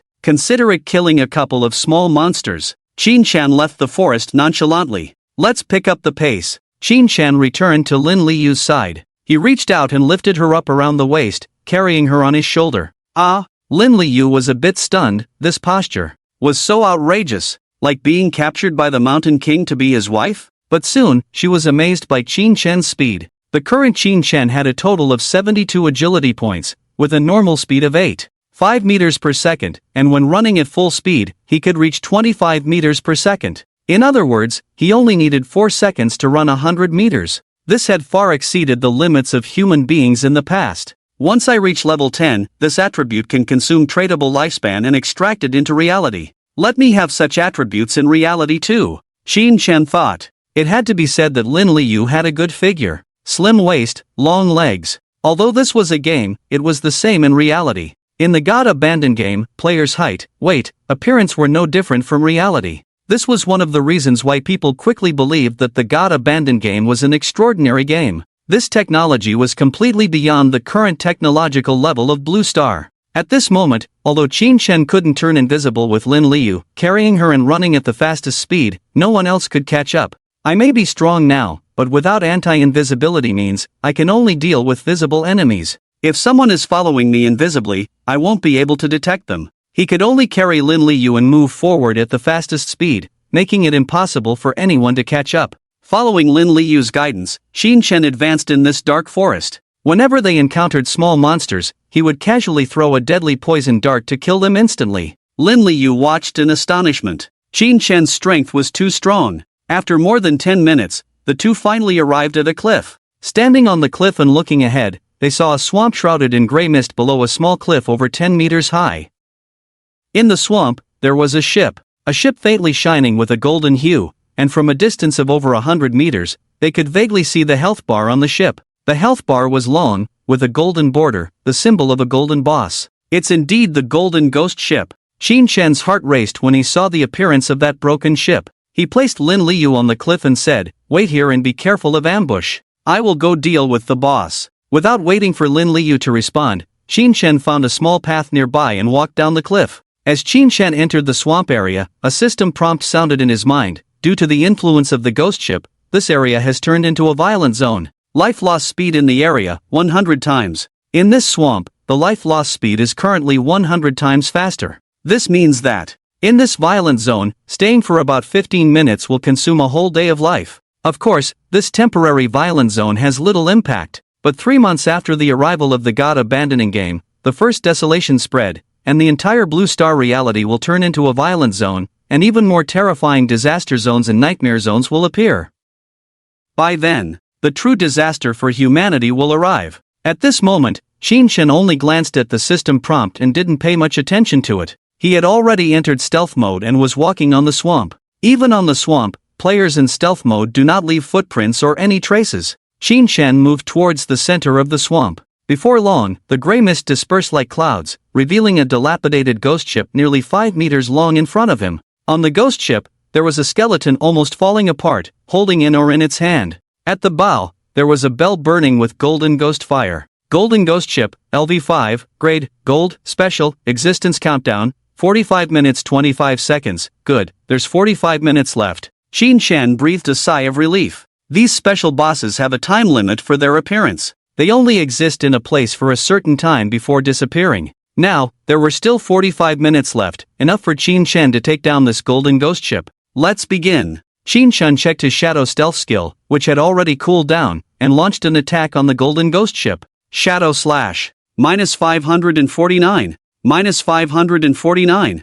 -549. 5 consecutive damage numbers instantly appeared on the ghost ship. Qin Shan's figure flashed and disappeared, then reappeared, and a venomous dart landed on the golden bell on the ghost ship. -621, weakness attack. -207. -207. The weak point of the ghost ship was not the skeleton holding the ore but the golden bell. After using 2 skills, Qin Shan immediately used shadow stealth to retreat at the fastest speed to a distance. Then, the skeleton holding the ore on the golden ghost ship made a creaking sound, and the empty eye sockets lit up with ghost fire. Suddenly, water surged in the surrounding swamp. Dozens of rushing water columns erupted from around the ghost ship. Qin Shan knew very well that with his current fragile body, once hit by these water columns, he would be in big trouble. Fortunately, he was prepared. After the ambush, he immediately retreated. Even so, water columns erupted around him, almost catching him off guard. The closer to the ghost ship, the denser the water columns.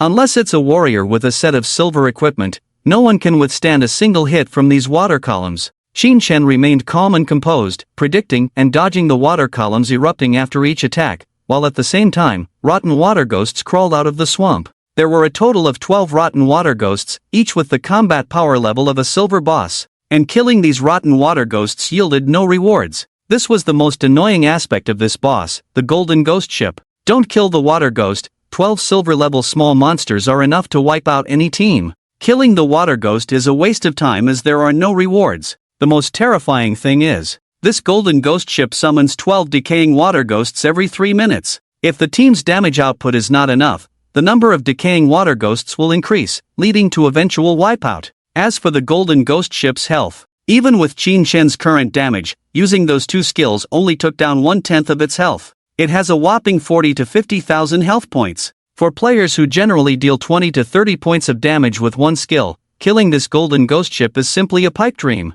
Xiao Hei, I will die once later. Qin Shan dodged skills while opening a private chat with Lin Liu, instructing her, "You don't need to worry about the boss during this time, just wait for me to return." Upon hearing this private chat, Lin Liu was a bit dumbfounded. She asked, "Who is Xiao Hei?" Qin Shan replied, "Aren't you Xiao Hei?" Lin Liu was almost speechless, but she had nothing to say. After all, she chose an ID called Black Plum Bigley. At the same time, in Shelltown, several players were searching for the way to the swamp. Damn, do they really think I'm easy to bully? A middle-aged man wearing heavy armor with a cross-shaped scar on his face was searching everywhere for Qin Shan's trail with a dark expression. This middle-aged man's code name is Iron Man. The tracker that Qin Shan just killed was one of his men. When I was conquering legends and taking down one after another in Shabak, this kid was still in diapers. Iron Man was very interested in Qin Shan. He had always wanted to track Qin Shan, but whenever Qin Shan left the town, he would disappear, making it impossible for him to find him.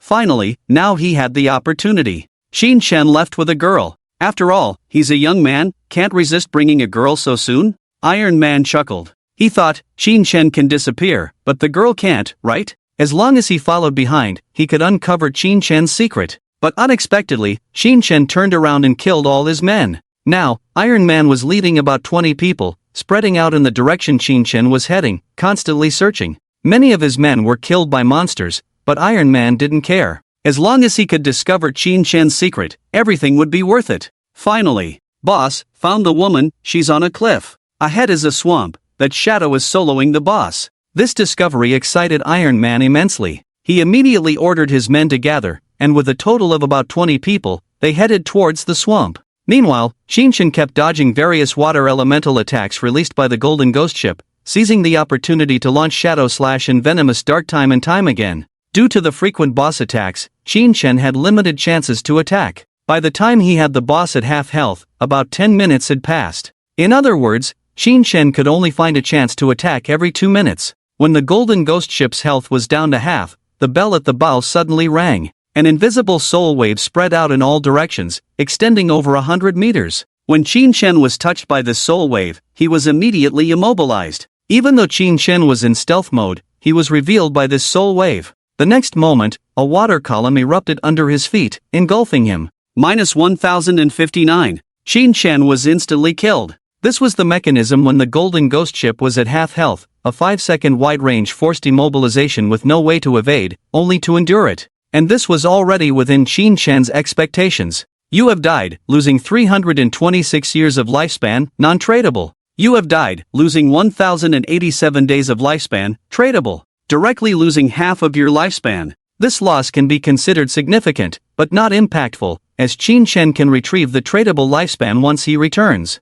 As for the non-tradable lifespan, even if picked up from monsters, it will incur a 50% loss. Of course, compared to the item that the ghost ship will drop, this loss is not important. Just as Qin Shen died and returned, Tainan happened to arrive with his men. Seeing Qin Shen being killed and the scene of lifespan being lost. The heavens are truly helping me. This idiot is so arrogant, daring to solo a golden boss? Brothers, let's go, we'll take on the boss and pick up the lifespan that the shadow dropped. Look at that huge gray-white light ball, it must contain at least several hundred days of tradable lifespan, right? Tainan led his men and charged straight towards the golden ghost ship, but just a moment later, in the swamp, there were 30 to 40 silver rotting water ghosts, along with water pillars everywhere from the golden ghost ship, directly wiping out the 24 people on the spot. They couldn't even get close to where Qin Shen died. The gray-white lifespan light balls were bursting everywhere in the swamp. Even a special boss that requires Qin Shen to die once before it can be killed, how could it be easily conquered?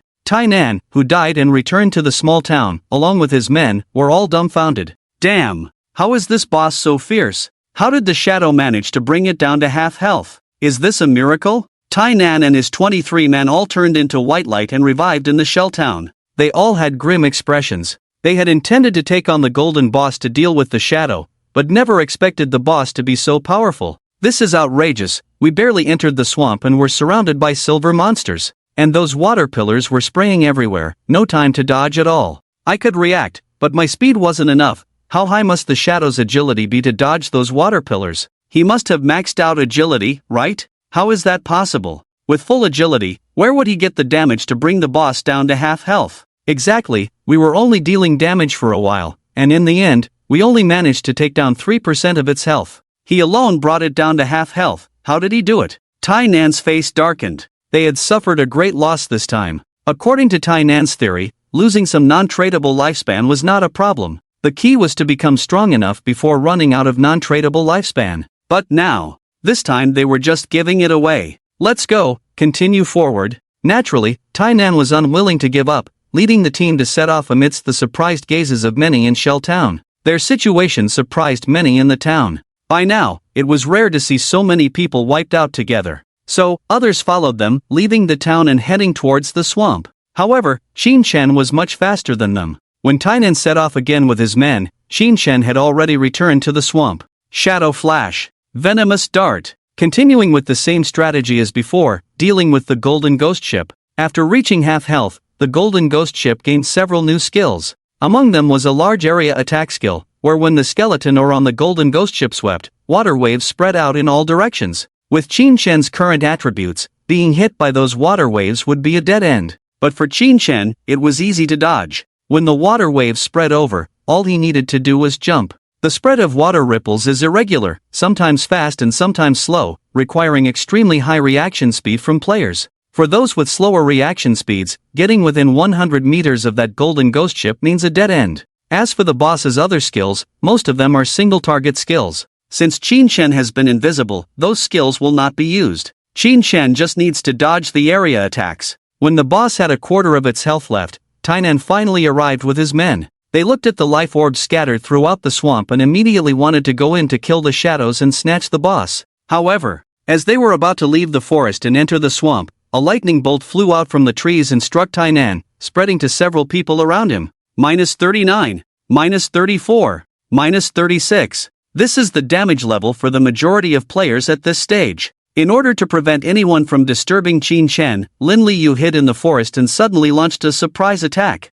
Moreover, the team led by Wang Meng was an elite team, well aware of the importance of agility in this game. Lin Liu's movement speed was much faster than that of ordinary players. The surprise attack hit, and just as the opponent turned around, Lin Liu immediately ran away. Xin Shen was entangled with the golden ghost ship in the swamp, watching this scene from afar without paying much attention. In fact, even if those people entered the swamp, most of them would end up dead. Shadow Slash. Venomous Dart. Seizing the opportunity, Xin Shen unleashed another set of attacks, leaving the boss with only 5,000 health points, appearing to have only 1/10 of its health left on the health bar. Just as another group of players followed Tainan and the others and arrived at the edge of the swamp, Xin Shen happened to execute the final Shadow Slash, passing through the golden ghost ship. 5 consecutive flashes of sword light bloomed, slashing the boss's hull. -549. -549. -549. You have killed the golden ghost ship, golden grade. You have gained 4,800 experience points.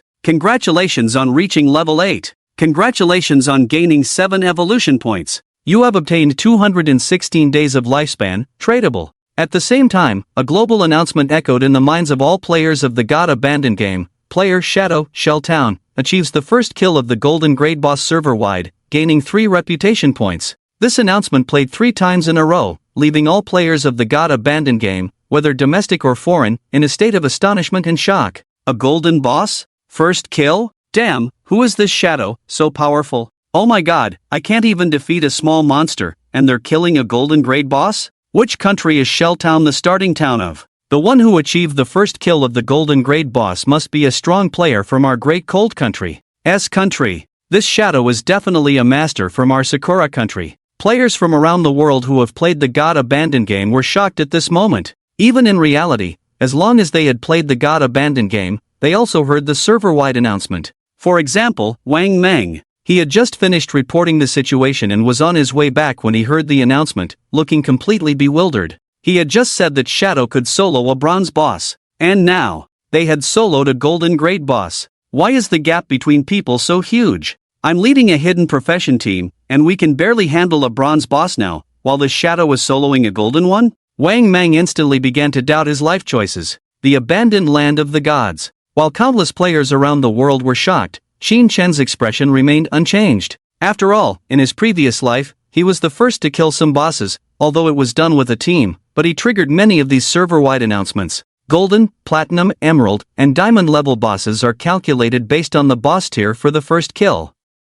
For example, the first kill of a golden level boss is only counted once. Now that Xin Shen has triggered it, if someone else kills a golden level boss later, it won't count as a first kill. But if it's a legendary boss, they all have names, and each boss killed will be announced server-wide. This time, Xin Shen did not team up with Lin Liu. So, in the announcement, only his name appeared. When the last Shadow Slash was released, the golden ghost ship disintegrated, scattering loot all over the ground. Before Xin Shen could pick it up, a group of players rushed into the swamp. Agwon, use your skills to find that guy. Take him down, we'll monopolize the loot from the golden boss. A tall and thin young man, very pale, but his eyes lit up when he saw the loot dropped by the boss, clearly indicating his intention to snatch it. A golden level boss. In other words, what's dropped on the ground is at least silver level equipment and skill books. They even saw a golden light, indicating there were golden level loot. Next, a hunter player behind him raised his hand and summoned a soul-horned eagle, the eagle sword, emitting faint blue energy ripples spreading around. These energy ripples can reveal hidden entities. According to the player's plan, they can find and kill the invisible shadows. However, when the soul-horned eagle flapped its wings and sent out faint blue ripples, it failed to detect any invisible players. At this stage, players can only obtain level 1 anti-invisibility skills. And Xin Shen, as a shadow class, naturally has a level 1 invisibility. So, these players naturally couldn't find Xin Shen. Xin Shen wasn't in a hurry to pick up the loot on the ground, as there is a protection time for ownership, preventing others from taking it. Seeing those players summon the soul-horned eagle, Xin Shen knew their intentions. Still want to kill me and steal my stuff? Dream on. Xin Shen sneered inwardly. He was like an invisible ghost, wandering nearby. There were about a dozen people on the other side, all gathered together near the body of the golden ghost ship. They speculated that Xin Shen had already fled. Otherwise, there was no reason why they couldn't find him even after releasing the soul-horned eagle. He's smart. The tall and thin young man sneered, raising his hand. But don't be careless, be ready to fight at any time. The ownership protection time for the boss loot is 5 minutes. After 5 minutes, the loot belongs to us. The soul-horned eagle flew above them, emitting energy ripples of anti-invisibility, making them feel secure. However, suddenly, a figure flashed through their field of vision. Accompanied by countless flashes, they all bloomed on the bodies of the dozen people. They only saw a myriad of damage numbers floating around them, then their vision went black, and they died on the spot. Shadow slash. If the opponents were scattered, it would be a bit troublesome for Qin Chen to kill them. Since they were gathered together, it's not Qin Chen's fault for not showing mercy. All killed. As the sword light flashed, next to the disintegrated body of the golden ghost ship, 12 gray-white life orbs suddenly appeared. The entire swamp finally fell silent. By the way, where did Lin Liu go? Qin Chen looked around the swamp but didn't see anyone. He didn't rush to use the greedy hand on the body of the golden ghost ship but first opened the skill panel. I had 6 evolution points before. This boss gave me 7 points, totaling 13 points. Evolve Greedy Hand. Greedy Hand, Diamond Epic Assassin Skill. There is a 220% 300% chance to receive an additional loot reward. The additional loot obtained has a 100% chance to increase by 1 tier. Epic Greedy Hand. A direct qualitative change. Increase by 1 tier 100%? Isn't this invincible? Qin Chen's breathing became a bit rapid. Even though he had been struggling in the God Abandoned game for 9 years, he had never heard of such an outrageous skill. No need to say more, just loot the corpses. You have used the skill Greedy Hand. You have gained 7 evolution points. You have gained 7 evolution points. You have gained 7 evolution points. You have gained 216 days of lifespan, tradable. You have gained 216 days of lifespan, tradable. You have gained 216 days of lifespan, tradable. A series of system prompts came, making Qin Chen's heartbeat faster. In one go, he directly gained 21 evolution points, 648 days of lifespan. Qin Chen picked up all the tradable lifespans that everyone burst out in the swamp, including the over 1,000 days he burst out himself. Then he looked at his tradable lifespan, 3,115 days. Got another 21 evolution points. Continue to evolve Greedy Hand. Qin Chen opened the skill panel. But when he was about to evolve Greedy Hand, he heard a system prompt. The skill Greedy Hand has reached the epic level. Continuing evolution requires 10 times the evolution points. Do you want to spend 210 evolution points to evolve this skill? Qin Chen chose not to. Where would he get 210 evolution points from? To evolve from epic to legendary, you need 10 times the evolution points. Doesn't that mean you need even more later on? Qin Chen sighed. Fortunately, now he was gaining evolution points faster. With the epic Greedy Hand, a golden tier boss was worth 28 evolution points. Since that's the case, I can only evolve other skills first. Qin Chen shook his head and didn't act for the time being. Instead, he picked up all the loot from the golden ghost ship and checked them one by one. Among them, the most important was the special item Qin Chen wanted. Ghost Firebell, special item when carried, death will not result in a loss of lifespan. This effect has a cooldown of 1565 seconds. Soul Absorption, passive, when you kill demons, the lifespan burst increases by 20%. Soul Shock, active, shake the Ghost Firebell to cause a 3-second immobilization effect on all enemies within a 100-meter radius, cooldown 521 seconds. This special item is something that even in the late game of the God Abandoned game, you might not be able to buy with thousands of years of lifespan. The most important effect is the Soul Absorption. The lifespan burst from killing monsters increases by 20%. In the God Abandoned game, the importance of tradable lifespan is self-evident. Not only is it necessary to consume tradable lifespan to extract abilities into reality, but there are also many other aspects in the middle and late game that require it. In short, the more tradable lifespan you have, the stronger the player will naturally become. And this Ghost Firebell is not considered equipment, just an item. It doesn't take up an equipment slot, only a backpack slot, very convenient to use. With the Ghost Firebell, there is a chance every half hour for the carrier to not lose lifespan upon death. For Qin Chen, this also increases his margin for error. After all, although he can maintain invisibility all the time now, his body is still too fragile. Of course, there is one thing that surprised Qin Chen the most. Even if you kill the golden ghost ship, it's not a 100% drop for the Ghost Firebell. According to statistics, the drop rate of this thing is around 30%. And this time, with the drop of the foundation and 3 additional drops from the Greedy Hand, I actually got 2 Ghost Firebells? In the previous life, no one had ever obtained 2 Ghost Firebells, so Qin Chen also didn't know if the effects of this thing could stack. He checked his detailed attributes. He found the entry enemy kill life extension and was surprised to see 40% written on it.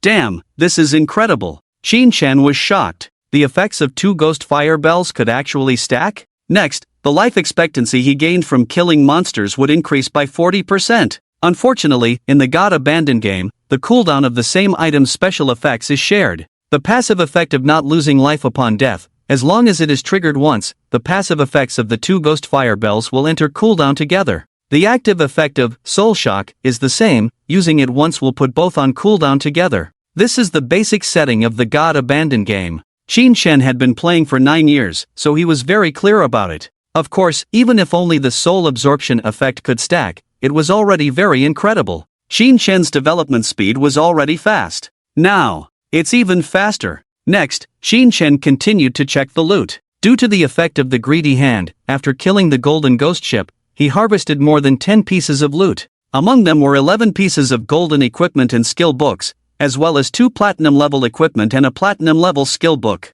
Originally, the drop from a golden-level boss was usually 2 to 4 pieces of silver equipment, with a small chance of dropping golden equipment. But now, due to the epic greedy hand effect, the grade of any loot dropped by the boss would increase by 1. This directly upgraded 3 pieces of golden loot to platinum level. Among these loot, there were 3 pieces that could be used by the assassin class. Qin Shen checked them one by one. First was a platinum-level assassin weapon. Ghost Ship Twin Blades, Platinum Assassin Weapon. Attack Power 136, Agility 22. Attack Speed 24%, Armor Penetration 17. Equipment Requirement, Level 5, Unique Effect, your basic attacks deal double damage. This effect doesn't have much impact, after all, I mainly use skill output. But, this weapon has a high base attack power and adds 22 points of agility. The attack speed will also increase the skill release speed and reduce the skill cooldown, so it's not completely useless. As for the armor penetration attribute, the benefits are also high. Just now, the damage he dealt to the golden ghost ship with skills was significantly lower than when fighting other monsters. This was because the defense of this golden level boss was too high. The benefits of the armor penetration attribute were quite good. Qin Shen directly equipped this weapon. Next, he checked the next piece of equipment. Ghost Fire Leather Armor, Golden Physical Defense 25, Fire Element Resistance 50, Damage Block 14, HP 419. Equipment Requirement, Level 5, a nice piece of armor, especially the Damage Block attribute. Once I wear this armor, most players at this stage won't be able to break my defense. And I haven't added any vitality when leveling up, so my current HP is only 350 points. This armor directly added 419 points to my HP. After all, it was a golden level equipment. The attributes of a single piece of equipment were higher than a full set of others. Finally, there was a skill book. Ghost Shadow Blur, Golden Assassin Skill. Passive gain 15% evasion rate, triggering evasion can immune all damage. When Qin Shen saw this skill, his eyes lit up. Finally, a survival skill for assassins. Evasion build, in the God Abandoned game is not mainstream, but that's because evasion rates generally don't stack high. Even with 50% evasion, it's very easy to die. However, I can evolve skills infinitely. Even if I only reach an 80% evasion rate, the effect would be considerable. Qin Shen glanced at his 21 evolution points. For others, facing these skills would make it difficult to decide which one to evolve first. But for Qin Shen, a decision was quickly made. Continue to increase damage first. The higher the damage, the stronger the bosses we can defeat, and the better the loot we can obtain. Qin Shen temporarily ignored the newly learned Ghost Shadow Blur. Instead, he chose to evolve Instant Shadow Slash first. You have spent 35 evolution points, with 13 points remaining. Instant Shadow Slash, Platinum Emerald Diamond Blink in a direction, farthest 212427 meters, enter stealth mode, lasts 789 seconds, and deal 567 slashes to all enemies along the path.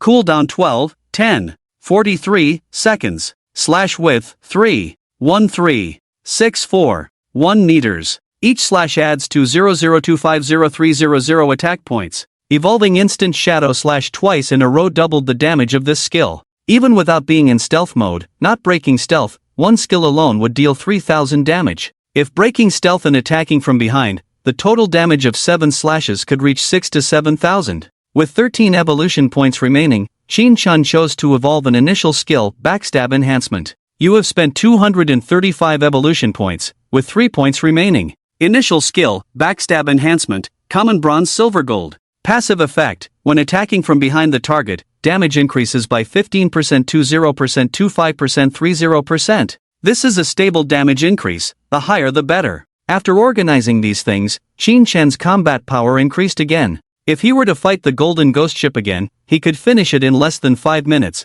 with a high probability of not dying. After all, his agility had increased by 20 to 30 points, making him much faster, capable of dodging even the full-screen attacks of the ghost ship. Next, Qin Shen looked at his backpack. In it, he had a piece of platinum equipment and a platinum-level skill book. The equipment was for an archer, and the skill book was for a priest. Platinum-level items are not suitable for selling at the moment. Let's keep them for now. Qin Shen wasn't afraid of exposing his greedy side. After all, as long as he was strong enough, what was there to fear? The key point was that currently, no one could afford platinum-level items. Items of this level could be sold for at least 5 to 6 years of lifespan, and skill books were even more expensive. Selling for 10 years of lifespan wouldn't be considered much. In addition to the platinum-level items, there are 7 to 8 pieces of gold-level equipment and skill books that can be sold to Wang Meng's team.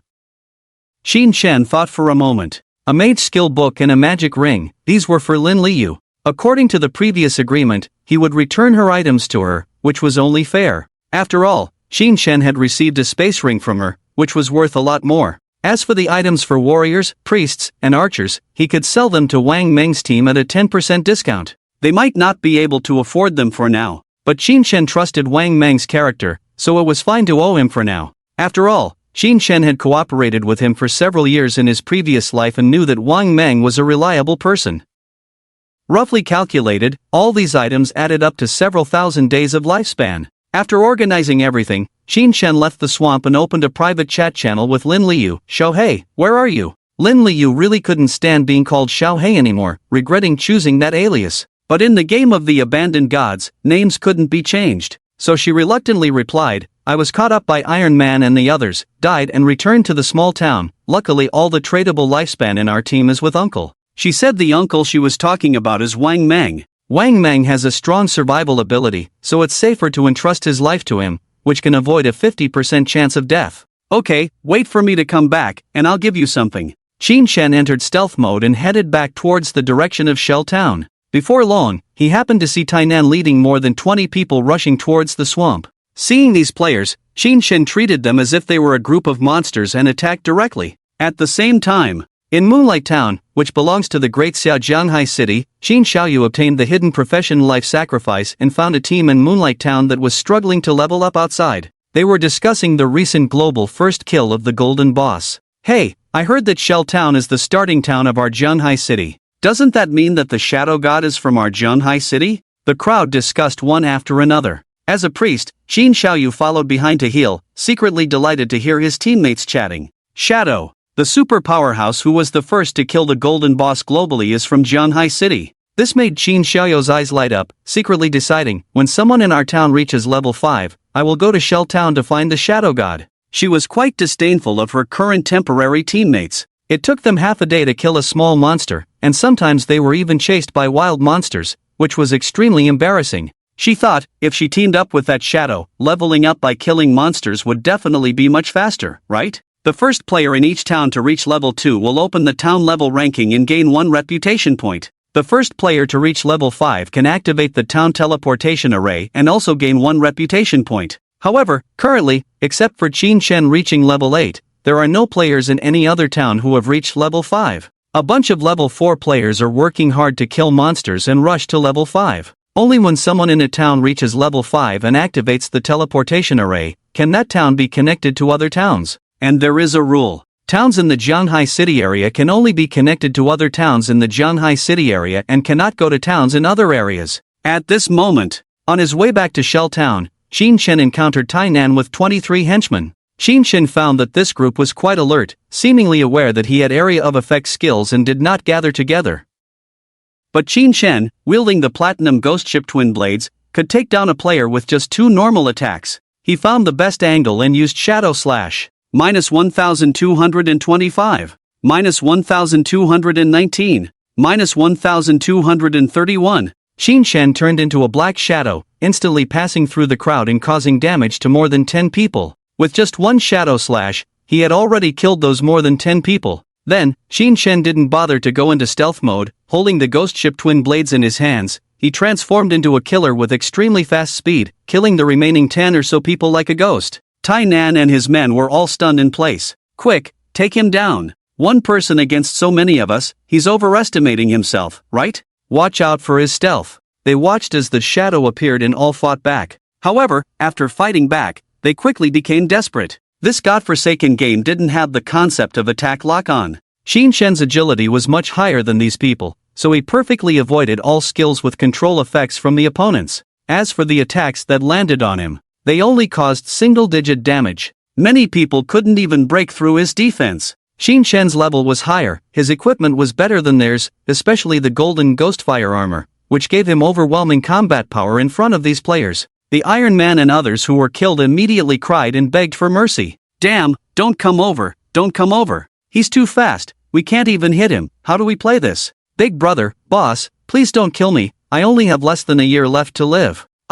Qin Shen had no intention of showing mercy to anyone. I originally wanted to take over the boss, but the boss's group was wiped out, so I can't be bothered with you guys. But you guys keep causing trouble, and expect me to let you go? Qin Shen's figure, like a ghost, moved through the dark forest. In the end, he killed 22 people, including Tai Nan. As people scattered and fled, 2 people managed to escape. Not because Qin Shen couldn't catch up. It was because these people fled in different directions, and those 2 were far enough away that Qin Shen didn't need to waste time chasing them. It's a pity, the combined lifespan of these people is only a little over 30 days. Really poor. Qin Shen shook his head. During the time he killed these people, he also received a system prompt. Due to his excessive killing, he gained a negative status of slaughterer at 1 level. At slaughterer level 1, death results in a loss of 75% of current lifespan. At slaughterer level 2, death results in a loss of 87.5% of current lifespan. In other words, each level of the slaughterer status would make the player die as if it were an additional death. However, Qin Shen had the ghost fire bell. Even if he accidentally died once, he wouldn't lose any lifespan. So, Qin Shen didn't care about this slaughterer negative status at all. After all, this status wouldn't reduce his attributes, nor would it affect his development. As long as he didn't die twice in a row, it wouldn't have any impact on him. Soon, Qin Shen returned to the shell town. The ghostfire armor on his body had dark red flame patterns on a black base, making him look handsome and full of killing intent. Just as he returned to the town, he caught the attention of everyone around. It's the Shadow. Wow, this armor is so cool, isn't it? Is it a golden grade armor? I envy him, he really soloed a golden boss.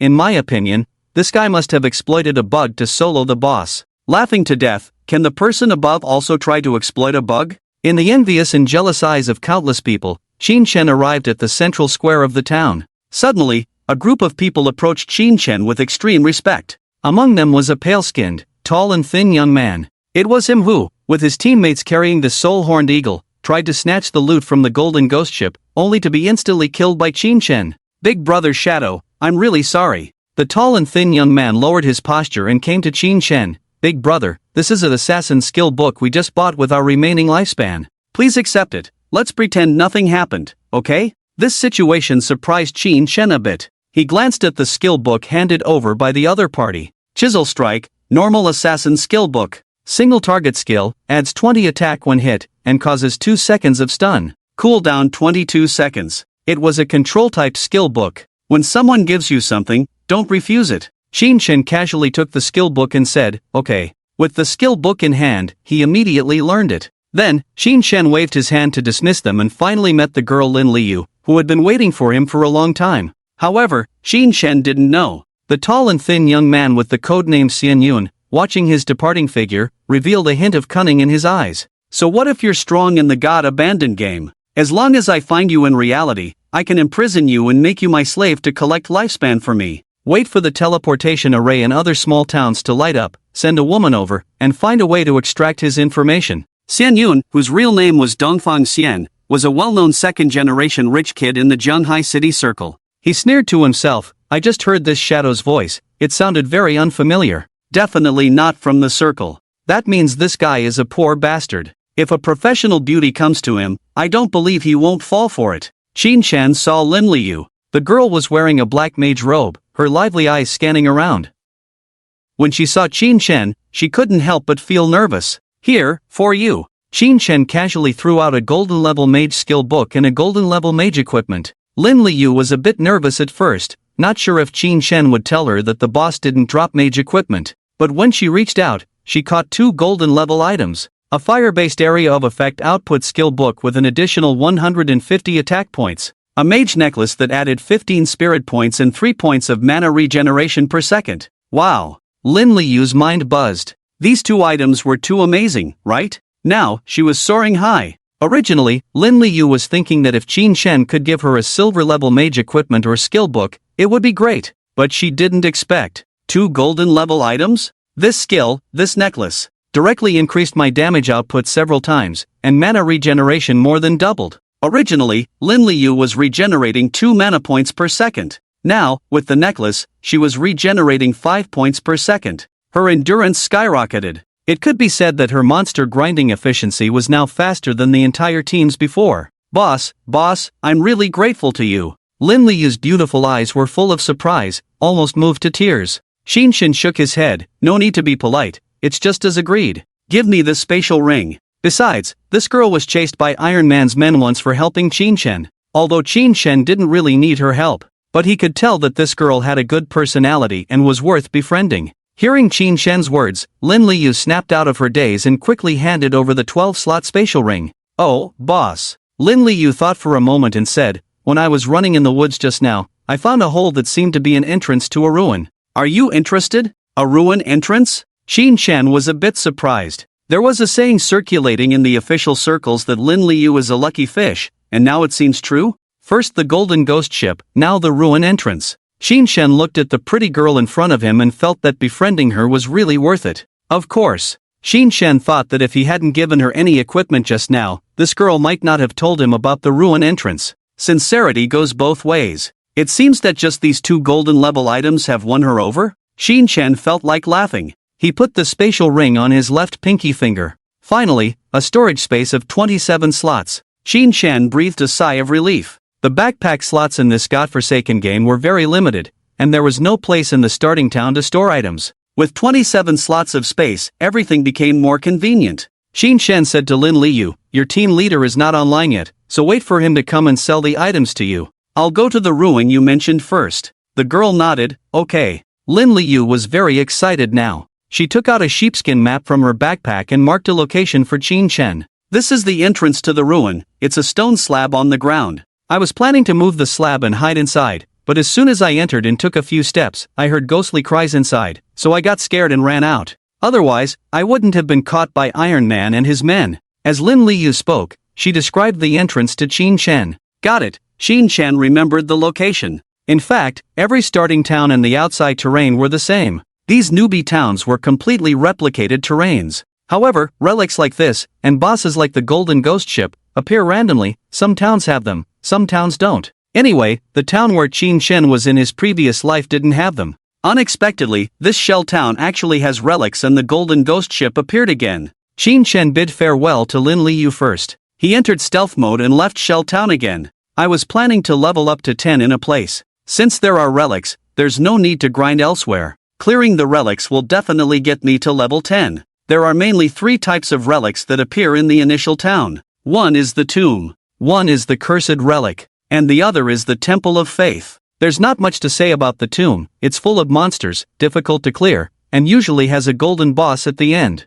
The monsters in the cursed relic have been cursed by ancient gods and evil gods, perhaps once human. Some have gone mad and turned into ghosts. The monsters in the Temple of Faith are followers of ancient gods and evil gods. They can be killed or spared, but the map inside the temple is very complex. If you successfully clear the latter two, you can obtain some special items or skill books. For example, Qin Shen's ancient god's eye, also known as the Eye of Judgment, actually came from a Temple of Faith. Regardless of which type of relic Lin Liyu mentioned, Qin Shen wouldn't miss it. Because even the small monsters in these relics are at least bronze level, some even silver level. For Qin Shen, this means a massive amount of evolution points. With my current epic greedy hand, killing a bronze mini-boss can earn me 8 evolution points. If it's a silver boss, I can earn 16 evolution points. Compared to killing high-level bosses, killing numerous mini-bosses yields significantly more evolution points. Soon, Qin Shen, maintaining stealth mode, arrived at the location marked by Lin Liyu on the map. In the gray-black thicket, he indeed saw a stone slab. Qin Shen moved it aside, revealing a downward staircase passage. Sure enough, as soon as the stone slab was moved, he heard the cries of ghosts coming from deep within the passage, sorrowful and mournful. Qin Shen was not afraid at all. He entered the passage and covered the stone slab. The surroundings instantly turned dark, with only a faint yellow firelight ahead, illuminating the stone walls on either side of the passage. By the dim firelight, Qin Shen's expression changed slightly. These murals on the stone walls. Why are they exactly the same as the Temple of Faith from my previous life? This is the Temple of Faith. And, it's probably the Temple of Faith of the Judgment Ancient God. Qin Shen possessed the Eye of Judgment, wielding the authority of judgment. The appearance of this temple here made Qin Shen feel. It was extraordinary. Let's go in and take a look. Qin Shen took a deep breath, maintaining stealth mode, and walked forward along the passage. While Qin Shen was exploring this mysterious Temple of Faith, players from various initial towns were frantically leveling up. Of course, in terms of gaining experience points, they were definitely not as fast as Qin Shen, who was killing bosses in the relics. However, other players were lower level, requiring less experience to level up. Soon, some players reached level 5, lighting up the teleportation array in their respective towns. Each player had one free teleportation opportunity per day to go to other initial towns. So, in Shelltown, many players from other towns quickly teleported over. Because the world's first kill of the golden boss, Shadow, was in Shelltown, the town became more and more crowded. Why are there so many people here? Wang Meng logged in again and was a bit stunned to see that there were many more players in Shelltown than before. After entering the God Abandoned game for the first time, you need to reach level 3 to be able to leave, which is equivalent to logging out. If you want to go online again, just close your eyes for more than 10 seconds, and an option will pop up, asking if you want to return to the abandoned place of the gods. Wang Meng was originally at level 3, ranking in the top 10 in Shelltown. But now, he has been pushed down to over 20. We must hurry. Wang Meng quickly sent a private message to teammates like Black Plum Bigley. He found that 2 of their teammates were still offline. One of them was the middle-aged female priest. We need to recruit another priest. Wang Meng first gathered the other 3 people together. When he saw Lin Liu, he couldn't help but be stunned, because he saw that this girl had a faint golden necklace blooming in front of her chest. Wang Meng and the other 2 were all stunned. You have. Lin Liu smiled and then explained what happened between her and Shadow. Finally, she said, it seems that Shadow still has equipment skills for your profession. I will contact him later and ask him to sell us the items at a discount. Wang Meng laughed and cried, it's fine if it's silver level, but if it's gold level, we probably can't afford it. The sharp-eyed archer in the team looked a bit envious. It's great, you actually became friends with Shadow. Put in more effort. If we can befriend the big shots, we can also enjoy the good life. Huh? Lin Liu gave him a disdainful look. Look at you, just hoping to cling to someone's coattails,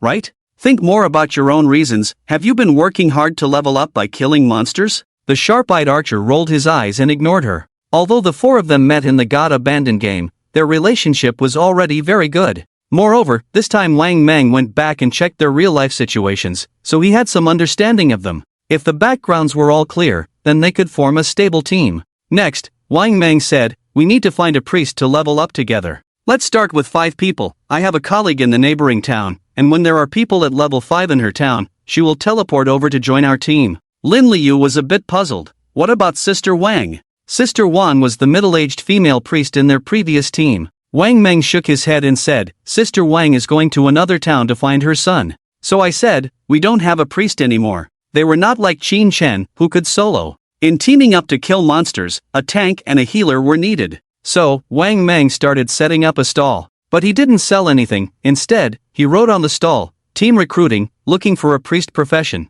There were many stalls like this for recruiting, but because Lin Liu was standing behind Wang Meng, her faint golden necklace in front of her chest suddenly attracted the attention of many people. Gold-level equipment? Many people were skeptical. But just based on Lin Liu's appearance, some young priests quickly came forward to sign up. However, when they heard that they had to provide their real identities and would be officially recorded afterwards, they all backed out. Just then, a long-haired girl walked over. It was Qin Xiaoyu, who had already reached level 3 as a life sacrificer. Qin Xiaoyu behaved very politely. I am a hidden profession life sacrificer, can I join your team? Wang Meng glanced at her, his expression unchanged. Life sacrificer, this was a hidden profession, sounded good. But he was looking for someone who could stick around for the long term, so he wanted to confirm the other party's real identity. And Qin Xiaoyu did not object, straightforwardly stating her identity. Zhanghai Normal University, freshman. My parents are deceased, and I only have one brother at home.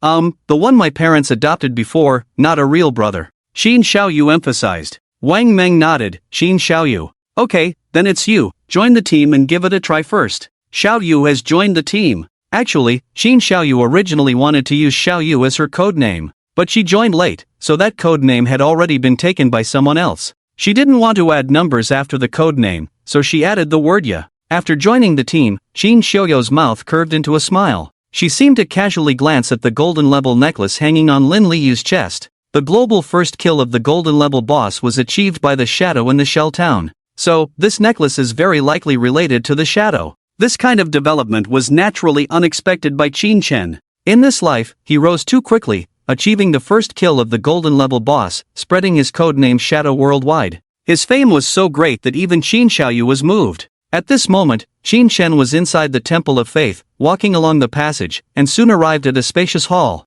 There was nothing in the hall. Only two humanoid creatures were bowing down, kneeling on the ground, hands raised above their heads as if holding something. The eerie cries heard at the entrance were coming from these two humanoid creatures. Devout believer of ancient gods, the judged, LV10, rank, silver, Qin Chen remained invisible as he entered the hall. Seeing the two believers kneeling on the ground, he directly activated instant shadow slash. Unveil. Backstab. Besides the weak point attacks, all damage bonuses that should be triggered were activated. However, weak point attacks were not effective. The instant shadow slash skill could not cause weak point damage, which could not be compensated by skill, but instead, the basic additional attack of this skill was very high. -1058. -1058. 7 damage numbers appeared above the heads of the two devout believers, but their health bars were only reduced by a small amount. After all, being a level 10 silver boss, their health was more than double that of the curse bearer Qin Chen had killed before. Even the combined health of the two devout believers exceeded that of the golden level ghost ship. Originally, Qin Chen was preparing to dodge the opponent's attacks. However, the two kneeling devout believers not only did not attack Qin Chen, but instead turned around and knelt towards the direction where Qin Chen was invisible. These two are the judged, and I have the authority to judge. Could it be they won't attack me? Qin Chen was surprised by this thought. To confirm this speculation, he voluntarily revealed himself from invisibility and kept his distance from the two devout believers. He found that the two devout believers, resembling ghouls, indeed did not attack him. Instead, upon seeing him, they completely prostrated themselves on the ground. Originally, Qin Chen wanted to kill these two to gain evolution points and experience. But now, the situation made Qin Chen a bit puzzled. Even after struggling for 9 years in the previous life, Qin Chen had never heard of such a situation. It is probably because I have the authority to judge. Qin Chen had a hunch. This strange temple of faith might really be related to his eye of judgment. This temple held secrets. He thought for a moment and tried to speak. Do you know the way? Show me the way. The two devout believers seemed a bit confused upon hearing his words. Clearly, they didn't understand what he was saying. Actually, Qin Chen knew that these creatures in this abandoned land of the gods were actually beings from other civilizations. However, they were corrupted, driven mad, lost their sanity, and even turned into beasts that only knew how to steal life from humans. These two in front of him seemed to retain some sanity? Just as Qin Chen was thinking this, the two devout believers suddenly became alert. On their decaying faces, a sudden fierceness emerged, and they turned abruptly, rushing towards the entrance of the hall. Qin Chen heard the chaotic footsteps coming from the passage outside the hall. It seemed that other players had arrived. Huff! Huff! The two devout followers gathered 2 green flames in their hands and threw them directly towards the distant end of the passage. Ah, damn, it's 2 silver tier bosses. We can't handle one, and now 2? Run, run fast. Clusters of green flames were thrown by the 2 devout followers, and within the passage, there were sounds of chaos, panic, and screams. Qin Chen returned to stealth mode. He arrived at the entrance of the hall and looked into the passage. The entire passage was already engulfed in a sea of green flames, where 6 players were unable to escape and were being burned to ashes. Grey Rose? Qin Chen saw a familiar figure in the flames. It was the mature woman who had previously purchased Ice Spike from him, unexpectedly finding her way to this temple of faith. Unfortunately, her team was not strong enough. The 2 silver tier gatekeepers took her out. This passage is too narrow, there's no room to dodge the flames of the devout followers. So when encountering a boss, one should first enter the hall to give themselves enough space to evade. Qin Chen shook his head. He coldly watched as the 6 people were burned to death by the green flames. Soon, 6 gray-white life orbs appeared in the passage. Qin Shun unceremoniously picked them up and found that these people had over 100 days of tradable lifespan. To Qin Shen's surprise, the 2 devout followers showed no interest in these lifespans at all. After taking out the 6 people, he returned to the hall and knelt down where Qin Shen had just disappeared. Qin Shen ignored them for the time being. He searched around the hall and found that there were no paths leading elsewhere. Is this it? Just 2 silver-tier small bosses? Qin Shen was extremely puzzled. Further exploration yielded no results. Qin Shen decided to take action and took out the 2 devout followers. As he expected, no matter how he attacked, the 2 devout followers showed no intention of fighting back. They were killed by Qin Shen just like that. You have killed devout follower of the ancient god, the judged, silver tier. You have gained 4,000 experience points. Congratulations on reaching level 9. Congratulations on gaining 4 evolution points. You have gained 188 days of lifespan, tradable. By killing the 2 devout followers, Qin Shen reached level 9. He directly released Greedy Hand on their bodies. Soon, Qin Shen dealt with the 2 silver-tier small bosses. A total of 32 evolution points, 1,504 days of tradable lifespan. Epic Greedy Hand, so satisfying. And, a total of 4 pieces of gold-tier items, plus around 10 silver-tier items. Among them was a gold-tier necklace suitable for assassins. Followers Pendant, Gold Assassin Accessory. Agility 15, cooldown speed 20%. Equipment requirement, level 8, unique effect, summon a silver-tier devout follower to fight for you, cooldown 600 seconds. This necklace had good attributes, mainly the 20% cooldown speed. After Qin Shen put it on, the cooldown of his Shadow Veil skill decreased from 22.6 seconds to 19.2 seconds. The cooldown of Venomous Dart decreased from 4.3 seconds to 3.7 seconds. And the cooldown of Instant Shadow Slash decreased from 10.4 seconds to 8.8 seconds. Monster farming will be more efficient now, Qin Shen thought. As for the other spoils of war, they are all level 8 to 10 equipment, and at this stage, no one would buy them. Let's leave them for now. Qin Shen was about to leave. Suddenly, the floor in the middle of the hall loosened. When the 2 devout believers were killed, it finally triggered the mechanism. Is this an elevator? Qin Shen looked. In the middle of the hall, a circular stone plate protruded from the floor, a sight Qin Shen had seen many times in his previous life. He stepped on it immediately. Then, the circular stone plate made a rumbling sound and carried him down. In the middle of the hall, a circular hole appeared. After Qin Shen was sent down, 2 semicircular stones immediately moved out from the side and blocked the hole. Everything returned to its original state, as if the circular stone plate elevator had never appeared. If someone else came here, they would only see the bodies of the 2 devout believers, nothing else. Boom! After a loud noise, the circular stone plate carrying Qin Shen landed on the ground. Loose stones and soil scattered around him. Qin Shen felt that the circular stone plate had descended at least 300 to 400 meters with him on it. When he arrived here, it was surprisingly brighter. On both sides of the stone walls, torches emitted a dim light at intervals. This is indeed a maze, Qin Shen sighed. He had explored many mazes in his previous life and was quite adept at it, but to fully explore it, it would still take a lot of time. Most importantly, there were many traps in the maze. With Qin Shen's current attributes, once those traps were triggered, it would almost be a dead end. It's a good thing I just dropped this thing. Qin Shen touched the devout pendant on his chest. Using its special effect, he summoned a silver-rank devout believer. A gray-skinned humanoid monster prostrated on the ground materialized in front of Qin Shen. Scout ahead. At Qin Shen's command, the devout believer began crawling ahead of him, exploring this underground maze. With a scout leading the way, Qin Shen felt much more at ease. In his spare time, Qin Shen opened the skill panel, ready to use the 32 evolution points he had just obtained to continue evolving his skills. 32 evolution points, plus the remaining 3 points from before, totaled 35 points. Greed's Hand requires 210 points for further evolution. Let's hold off for now. The Temple of Faith may be dangerous, so let's evolve the passive evasion skill first. In order to increase his survival rate, Qin Shen chose to evolve Ghostly Blur. You have spent 1235 evolution points, with 24 points remaining. Ghostly Blur, Golden Epic Assassin Skill. Passive gain of 15% 75% evasion rate, triggering evasion can immunize all damage. After reaching the epic level, the evolution points required for further evolution will increase tenfold. Originally, it only required 8 evolution points, but because it's from epic to legendary,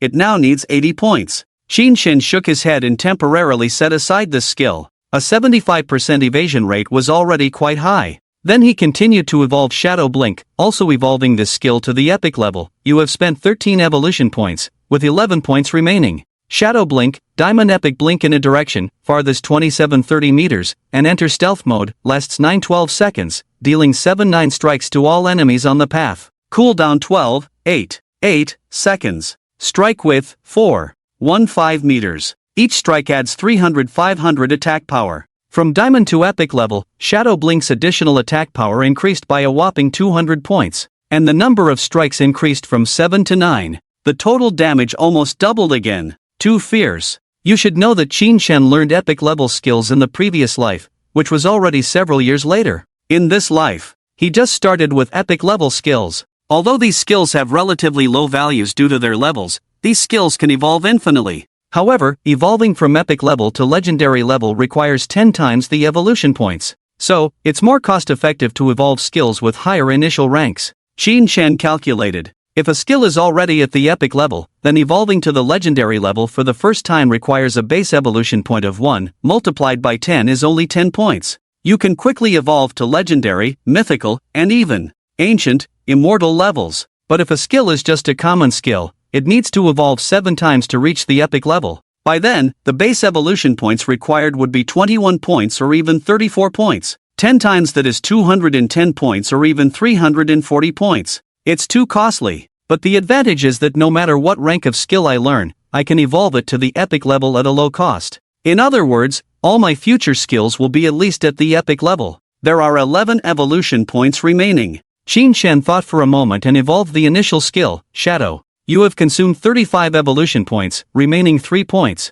Initial skill, Shadow, Silver Gold Platinum. Enters a 16-20-24 second stealth state. The attack power of the first strike after breaking stealth increases by 90-100 and 20-150. Cooldown 26-24-22 seconds. The final skill has a base cooldown of 22 seconds. But since Qin Shen has a 35% cooldown speed attribute, the effective cooldown is 16.3 seconds. The cooldown time for this stealth skill is still too long, and the attack power after breaking stealth is a bit low. I'll definitely have to replace it later. Qin Shen used up the evolution points and refocused his attention on the maze in front of him. The crawling devout disciples were moving forward at a relatively fast pace. As they turned a corner, suddenly, a large iron ball flew out from the wall and smashed the devout disciple. -6,666. -99,999. The first damage was from being hit by the iron ball. The second damage was from being smashed against the wall, leaving the devout disciple flattened and pitiful.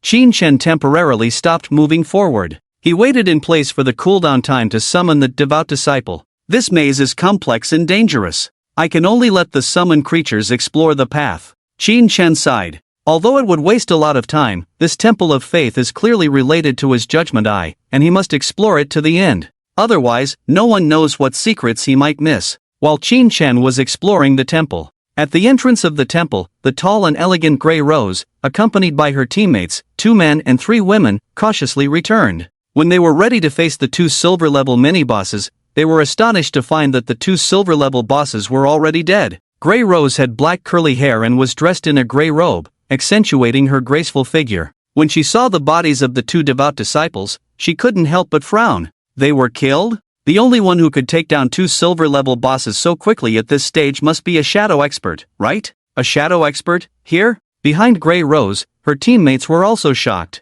Looking at the pale bodies of the 2 devout disciples, they started talking and unconsciously breathed a sigh of relief. Although they were prepared, they were still afraid of not being able to defeat them and dying again. Only the Grey Rose, looking at this scene, seemed a bit puzzled. Last time I came, it seemed like I saw a figure communicating with the silver boss. Is that the shadow? Did I see it wrong, or? Last time she came, the Grey Rose had already stepped half a foot into the hall. Her beautiful eyes caught a glimpse of a shadow communicating with the 2 silver bosses. But upon hearing the silver boss roar, she immediately retreated outside, only to be burned to death by the silver boss's green flames in the end. Looking back now, was that shadow really a shadow? Grey Rose was very skeptical. I believe I didn't see it wrong. But why don't these 2 silver bosses attack the shadow? Could it be that the shadow has some means to deceive the bosses? Is that how they can kill so many bosses? No matter how Grey Rose speculated, she could not guess the truth. As time passed, more and more players were being teleported to the Shell Town, and the town was already overcrowded. A town can only accommodate up to 10,000 people. The current shell town has almost reached its limit. This has also led to a shortage of monsters around the town to hunt, with nearly 10 times more players. The crawlers, polluters, and others had never expected that so many people would come to this town. They scattered and fled, hiding, but they were still dug out and killed by the players. In this situation, even elite teams like Wang Mang were unable to increase their monster hunting speed. After a full 3 hours, they had only reached level 5. Lin Liyu's golden level skills were not being utilized at all. Wang Mang frowned. It seems we need to teleport to another town with fewer people to speed up our leveling. Lin Liyu said, no problem. But before we leave, we have to wait for Shadow Brother to trade with him. Wang Mang nodded, okay. Xin Xiaoyu on the side listened quietly to their conversation, her mouth already unable to control the smile. Deep in the Temple of Faith. 3 hours, according to my exploration speed, should be about right. Based on the experience of the previous life, the Temple of Faith had about this much. For others, without dying dozens or hundreds of times, they might not be able to get through. But Qin Shen not only had rich experience but could also summon silver-level devout disciples to explore, with no possibility of failure. At this moment, Qin Shen arrived at a passage filled with starlight. The star blue light adorned the entire passage like a starlight avenue. The devout disciples crawled ahead, with Qin Shen following behind. They walked all the way to the end of the starlight passage. What appeared before him was an ancient bronze gate. Open the door. Qin Shen commanded the devout disciples. The devout disciples crawled forward to push the door, but found that they couldn't budge it at all. The bronze gate remained motionless. Qin Shen confirmed that there was no danger around. Only then did he step forward. With just a lift of his hand, as soon as he touched the bronze gate, he felt movement, and the gate began to open. As the gate slowly opened, Qin Shen stepped back, ready for battle at any moment. But what appeared before him was a starlight hall. In the center of the hall, there was an altar.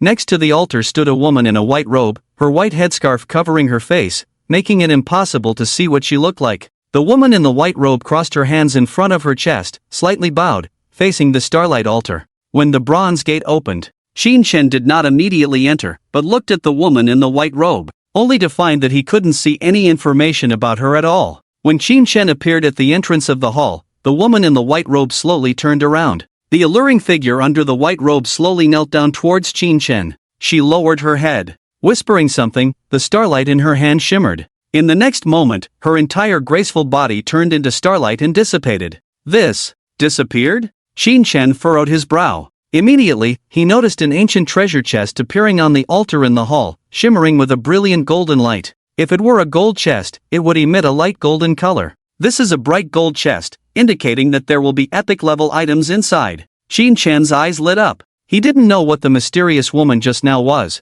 but he thought it was related to his eye of judgment. Moreover, the woman seemed very respectful towards Qin Shen. Regardless, caution is still necessary. Qin Shen did not act recklessly. Seeing the chest, he continued to command the silver-rank summoned devout disciple to walk towards the altar in the hall. Until reaching the chest, the devout disciple reached out, opened the chest, and nothing unexpected happened. Soon, the devout disciple brought a skill book obtained from the chest and handed it to Qin Shen. This skill book is Assassin's Divine Skill. Qin Shen's pupils contracted. Bestowal of Liberation, Epic Assassin Skill Book. Passive effect, weak point hit correction 100%, weak point attack rate doubled. Throat slit, active use, causing the next attack to have a throat slit effect, dealing 100% damage of that attack per second, lasting 3 seconds. Cooldown 60, 44. 4 seconds. This skill has both passive and active effects. The passive effect is quite overpowered. Doubling the weak point attack rate is easy to understand. As for the weak point hit correction, let's give an example. The head and heart of a person are weak points. Others need to hit these weak points accurately to trigger a weak point attack. But after learning Bestowal of Liberation, it's like magnifying the opponent's weak points. The higher the weak point hit correction value, the easier it is to hit the opponent's weak points. Even for Qin Shen, this passive effect is very useful. At this stage, he mainly encounters humanoid monsters, so hitting the head is easy, but later he will encounter many underworld creatures, such as a certain monster without a head, with the weak point being a small glowing spot on its body. For an average player, it's impossible to hit the weak point, but with the passive effect of Bestowal of Liberation, hitting that glowing spot is not difficult, because the system will automatically adjust, making the player's attack closer to the target's weak point. A weak point hit correction of 100% is equivalent to doubling the opponent's weak point. As for the active effect of this bestowal of liberation, it's even more outrageous, directly causing the next attack to have a throat slit effect, equivalent to a 3-second bleeding. For example, after Qin-Shan activates throat slit and casually slashes someone, causing 300 points of damage, the effective throat slit will make the opponent receive an additional 300 points of damage per second for the next 3 seconds. In total, it's 300 by 4, which equals 1,200 points of damage. In simple terms, the throat slit effect of bestowal of liberation increases the next damage threefold, but it takes 3 seconds to fully execute. For skills like Shadow Slash, each of the 9 slashes is considered one attack, so the damage from throat slit will stack up. This one epic level skill has instantly boosted my power several times over. And this initial epic level skill, I can spend 10 evolution points to evolve it to legendary level. Qin-Shan currently only has 3 evolution points. Because there are no monsters in this underground maze, he was very surprised and disappointed. After all, in previous mazes, various devout disciples and fanatical disciples were powerful monsters that hindered players' exploration. As for what exactly this Temple of Faith is all about, Qin-Shan also doesn't know, most likely related to my Eye of Judgment. Qin-Shan shook his head, not thinking too much about it. Thinking too much about such things was useless. If he were to see the mysterious woman in white robes again, Qin-Shan would definitely try to communicate with her. It was a missed opportunity this time, but it didn't matter. With the assassin's divine skill gift of liberation in hand, Qin-Shan's damage became even more terrifying. Now if he encountered a level 5 golden ghost ship, he would probably be able to instantly kill it with a shadow slash. Several minutes later, Qin-Shan stood on the circular stone platform in the center of the Starlight Hall, being carried up by the platform. After rising 5 to 600 meters, he finally returned to the ground. After the platform brought him up, it directly turned into a layer of black scorched earth, as if it had never appeared before. It's been so long, Wang Meng and the others should be online by now, right? Qin-Shan's main concern was that his backpack slots were almost full. So before setting off to level up, he needed to sell everything he had on him. And when he contacted Lin Liu, he unexpectedly received some news. Qin Xiaoyu? Qin-Shan frowned. Qin-Shan truly did not expect Qin Xiaoyu to come to the abandoned land of the gods at this time, and she even came to Shell Town and joined Wang Meng's team. Qin-Shan almost instantly understood Qin Xiaoyu's intentions, trying to find shadow and establish connections? If not for this purpose, why come to Shell Town? However, she can see that I have a connection with Lin Liu, and she's a bit clever. Qin-Shan sneered. In the previous life, he had spent a lot of time with Qin Xiaoyu and naturally knew what his little sister was thinking. In the early stages of the abandoned god game, before Qin-Shan had risen, Qin Xiaoyu had always wanted to join other strong teams, but Qin-Shan had always stopped her. Fortunately, Qin-Shan quickly rose in the abandoned god game. After that, Qin Xiaoyu obediently followed Qin-Shan. It seems that this life, the timeline has changed a bit. Qin-Shan was a bit surprised, but quickly calmed down. Since Qin Xiaoyu was in Wang Meng's team, there was no need to sell the priest equipment to them.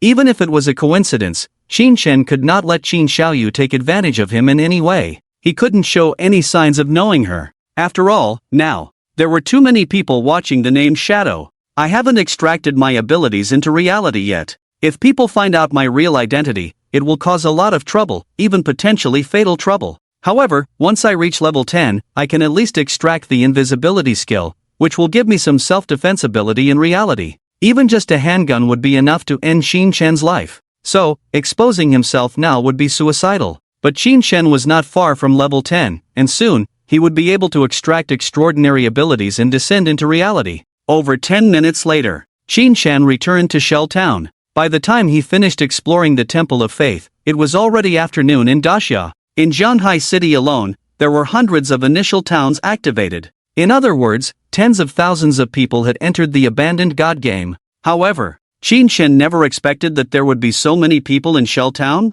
Looking around, it was crowded with people. And when Qin-Shan, clad in the Ghostfire armor, appeared in a cool and striking figure, he attracted the attention of everyone in the town. Shadow, Shadow. Shadow brother. Can we be friends? Are you Shadow? I am the chairman of the Rundong group in Zhanghai City, and I would like to invite you to join our group. Shadow boss, do you need more followers? I can call 666. Boss, this is my sister, she's your fan, she just wants to get to know you. With just one shadow slash, Qin-Shan flashed past a distance of 30 meters and entered an invisible state where no one could find him. He first shook off those who had come looking for him. Then he made an appointment with Lin Liu at a relatively secluded location and hurried over. Wang Meng, Lin Liu, and a few others were waiting for Qin Chen behind a ruined house. Behind them was Qin Xiaoyu. The girl was very excited and nervous, sometimes squeezing her left hand with her right hand, sometimes squeezing her right hand with her left hand, constantly looking around. Qin Chen appeared in front of Lin Liu, his gaze sweeping over Qin Xiaoyu, completely looking at her like a stranger.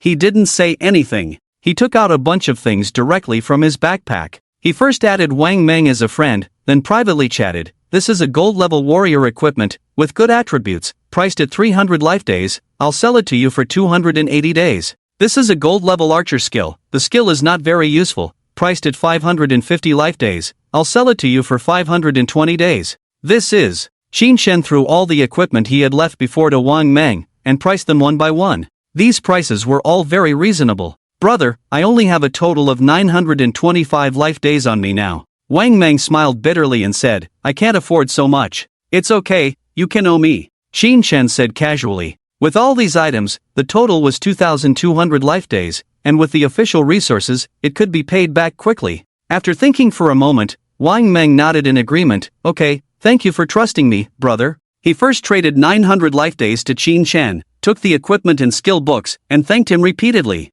With these equipment and skills, the speed of their team in killing monsters would be greatly improved, and they could even deal with the silver boss. Wow, the shadow boss is amazing. I can use gold equipment so early? This gold level skill is so cool, right? My output has increased by more than 3 times in an instant. And the boss even allows us to buy on credit. This is trusting us, woo woo. Wang Meng and others were all amazed and astonished. But soon, they found a problem. Hey, why isn't there anything for the priest? This statement stunned Qin Xiaoyu, who was waiting to be fed on the side. Nothing for the priest? Qin Chen didn't react at all to this. He stealthily disappeared. His figure vanished from in front of everyone. In fact, Qin Chen did have things for the priest in his backpack. There was a gold-level priest staff and even a gold-level priest skill book. But how could Qin Chen let such precious items go cheaply to Qin Xiaoyu? Qin Chen not only wouldn't give her anything, but also planned to find another priest to forcibly join Wang Meng's team and kick out Qin Xiaoyu. After all, Qin Chen planned to sell a large number of unused equipment and skill books through the official channel to save time.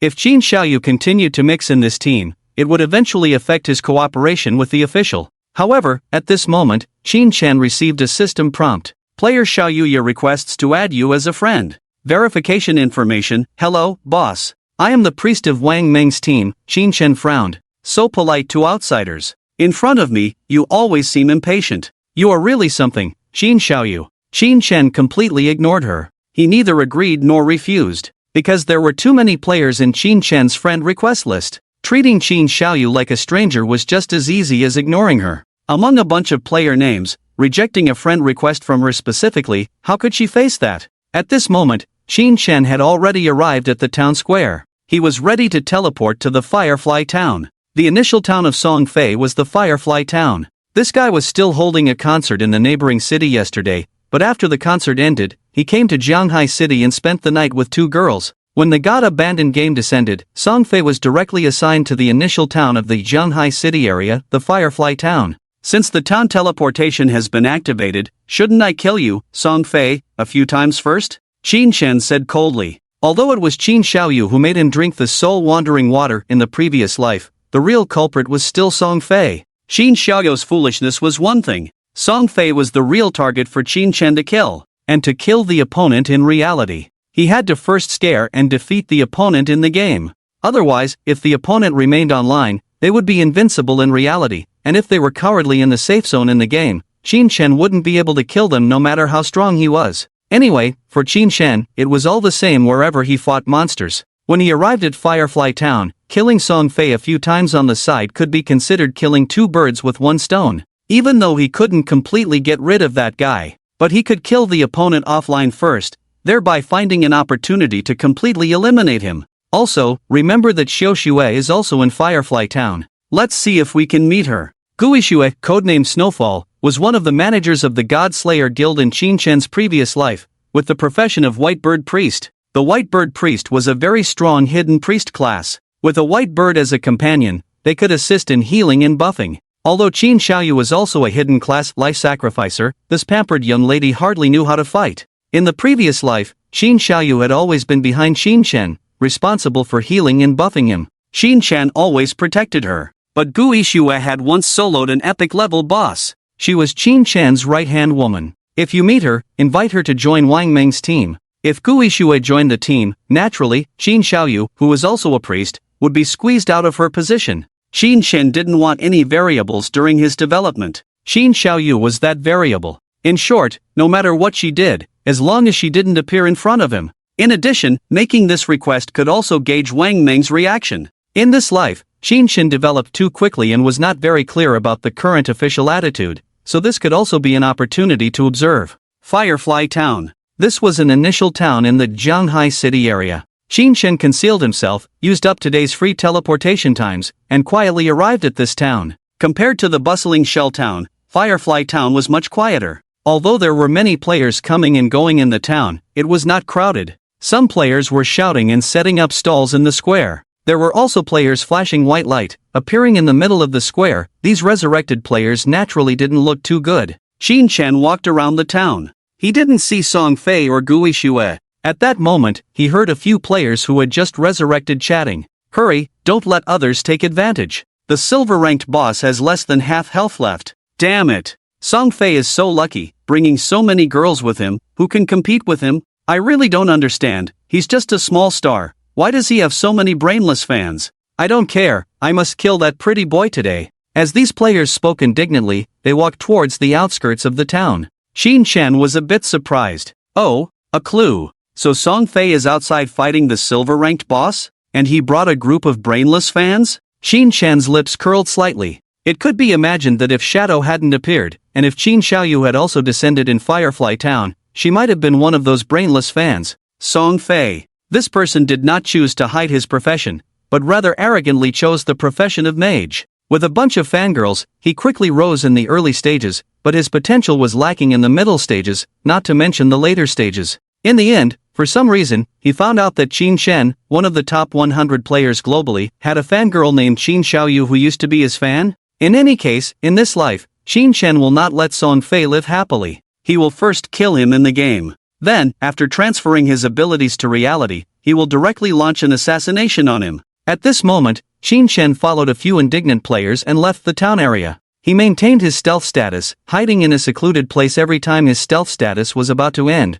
renewing his stealth status. After leaving the town, he entered a dark forest. Then he arrived at a gloomy valley. This is a level 5 monster spawn area, the Valley of Mourning. The monsters here should be fire burners and chain lockers. The fire burner is a long-range attacking monster with high fire elemental attacks, but its attack method is relatively simple, just throwing fireballs. As for the chain locker, it is a melee physical attacking monster, with its hands and feet shackled, relying only on biting with its mouth. Both types of monsters have extremely eerie facial features. Some players are so timid that they might cry and dare not face these monsters. Soon, when Qin Shen entered the gloomy valley, he heard many players shouting and cursing. Among them were many women's cursing voices, sounding quite young, but each curse was fiercer than the last. Qin Shen quietly moved forward. Soon, he saw in the middle of the valley ahead a double-headed fire burner over 3 meters tall, spraying blood-red flames all around. The double-headed fire burner is a silver-ranked boss. With a body over 3 meters tall, it burns with blood-red flames, with 2 headless heads, mouth split open, revealing an extremely crazy smile.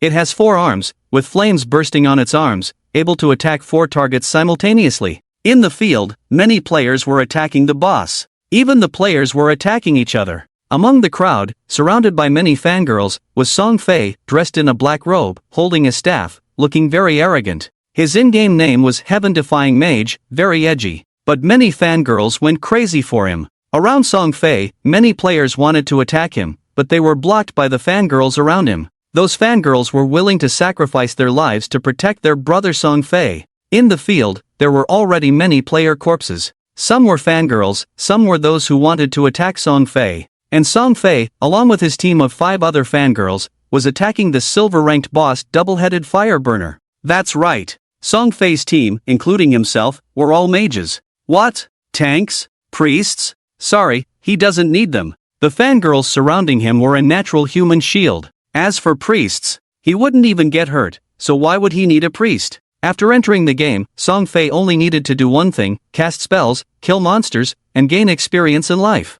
Although many fangirls died protecting him from harm during the process, what did that have to do with him? Song Fei was actually quite puzzled. He didn't enter the game too late. After all, he played with 2 fangirls all night, just finished breakfast in the morning, and fell asleep together. And he had so many fangirls helping him in the town of Manhwa. He originally thought he was leveling up quickly, but he didn't expect that the Shadow in the Shell Town would level up much faster than him. And he even first killed a golden ranked boss. That guy must be the golden boss that Card Bug killed, right? These silver level bosses are so hard to kill, how could anyone solo a golden boss? However, overall, Song Fei was still very happy. With dozens of sisters escorting him, he was like a fish in water in the God Abandoned game. Although just an ordinary mage profession, Song Fei quickly reached level 6. In the Firefly Town, he was the one who lit the teleportation array. As long as I defeat this silver boss, I can level up to 7. The Shadow in the Shell Town has been stuck at level 9 for a long time, right?